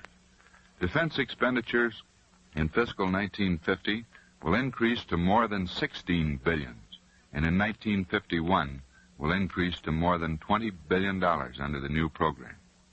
Since the national budget for 1949, exclusive of defense and foreign aid, totals around $24 billion in items which cannot be cut substantially, it is not difficult to foresee that we are heading for a total federal budget of $50 billion or more in a year or two, unless there is some break. The expenditures for the European Recovery Program in fiscal 49 will be only $4.5 billion, but will increase another billion or so in 1950 if the program succeeds. Adding that and the $16 billion of defense expenditures to $24 billion of regular budget items brings a total of more than $45 billion for the 1950 budget, and it will increase in 51. The impact of such expenditures on the national economy undoubtedly will be terrific. It is difficult to see how we can avoid either deficit financing or an increase in taxes. And unless we are extremely lucky, it may require economic controls such as allocation and rationing and price controls in order to carry out the total program without creating a runaway inflation. Some sort of selective service is a part of the program, and it now appears almost certain of passage. Universal military training as such probably will not be enacted, not because it is unsound as a long-range program, but simply because it doesn't appear possible to handle the additional cost involved, which totals from $2 to $4 billion a year when the program is in full operation. However, selective service is regarded as certain of passage by both houses. The House Committee is working on a bill which would require all youths from 18 to 30 to register, but would limit the draft to boys from 19 to 25 years old. The House bill contains no provision for training reserves, but the Senate Armed Services Committee is working on a bill which would draft 160,000 boys annually from 18 to 19 years old for 1 year of training, with a requirement that they then join the organized reserves for 4 years. Boys 19 to 25 years old would be drafted for 2 years of service with the regular Army. All the evidence indicates that it is impossible to build up the armed forces to even the minimum level proposed on a voluntary basis, and that some form of selective service is essential. In other words, in order to stop further Russian communist expansion in Europe and Asia, to fight the so-called Cold War with Russia, the United States is being forced to go a long way in adopting the kind of regimentation and totalitarian controls which the Russians advocate and which we as free people oppose. It is not a very pleasant prospect. In fact, it is a very difficult and grim outlook.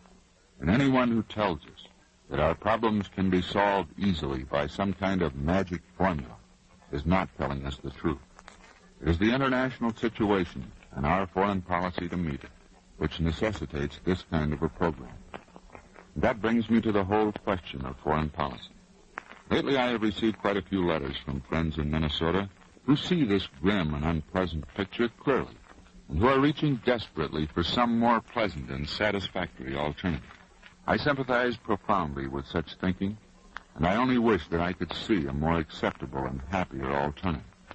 I don't think our foreign policy has been perfect. In fact, it has been rather badly conceived and executed in many phases. For instance, I have never been able to see how the forces of freedom can hope to win this Cold War by remaining forever on the defensive. Just a good defense never won any contest. Our proposal to return Trieste to Italy was the first major offensive pressure move we have made in 2.5 years of Cold War. And I think we need more of that kind of strategy and less of being constantly on the defensive. But what are the alternatives to the policy we have developed of stopping Russian expansion and containing the spread of communist dictatorship in the world?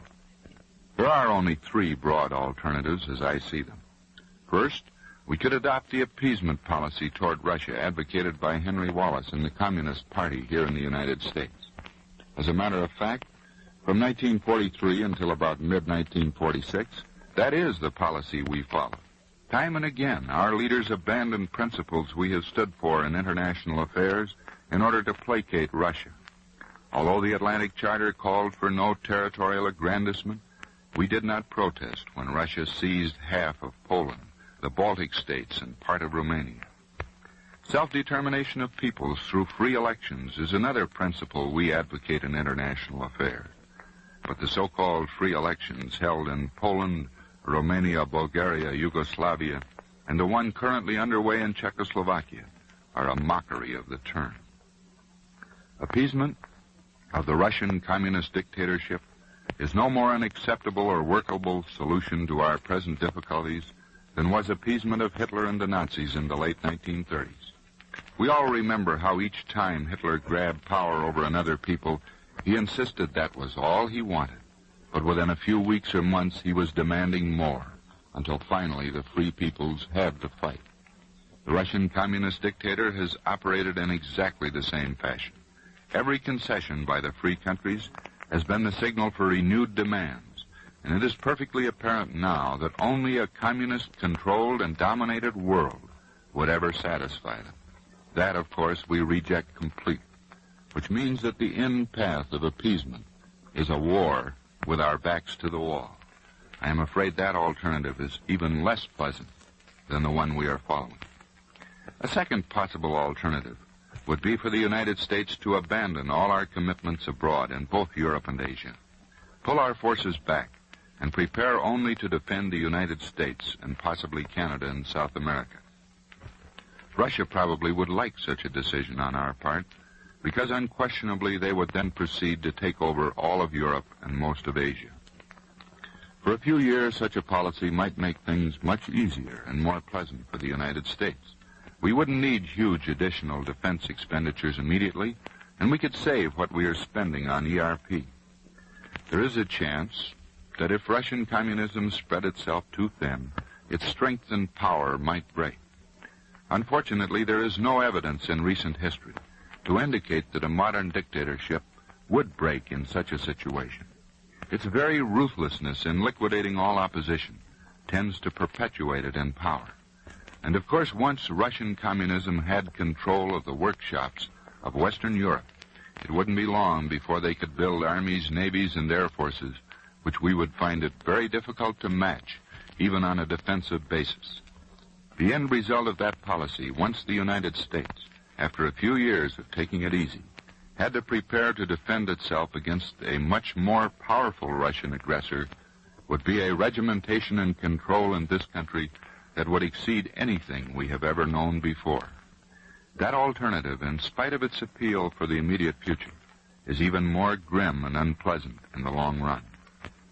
The third broad alternative to our present policy would be to provoke and fight at once a preventive war with Russia, while we have the atomic bomb and Russia presumably does not have it. If we were a dictatorship like Russia, that probably is the alternative we would adopt. However, we are not a dictatorship, and democratic governments do not fight preventive wars. The very nature of our system and our abhorrence of war rules out that possibility. And of course, even if we could adopt it, it is not a very happy solution. Because first, another great war would leave this country with a debt which probably would break down our free economic system. And second, fighting another great war over Europe would leave such complete chaos and lack of leadership that it's difficult to figure out any way to salvage a democratic civilization out of a victory in such a war, even after we had won it. I wish that I could, in honesty, paint a brighter picture. But in spite of many sleepless nights worrying about this problem and studying the possibilities, I cannot. The greatest hope lies in taking the offensive in the Cold War against the expansion and aggression of the ruthless Russian dictatorship. There is a probability that if we can contain Russian aggression and get the rest of the free world functioning as a solvent economic and political setup, that eventually the Russian system will begin to deteriorate. Modern science and technology and production techniques demand free and inquiring minds to make progress. Dictatorship, by its very nature, kills off that kind of minds. The Russian dictator, like the Nazi dictator, is living at present on science and technology either developed in free countries, is living at present on science and technology either developed in free countries or else by individuals who were trained and educated in free countries. Sooner or later, they will exhaust that reservoir of brains and ingenuity. And when that time comes, the free peoples should begin to pull ahead so rapidly in development and in power that the danger of Russian aggression will begin to ease off rapidly. That is our best hope of finally solving the situation confronting us without war. And it requires that for 10 or maybe 20 years, the United States must be so strong that it can carry out successfully this policy of containing Russian communist aggression. Thank you, Senator Ball. You have listened to the regular weekly report of your United States Senator, Joseph H. Ball, from Washington.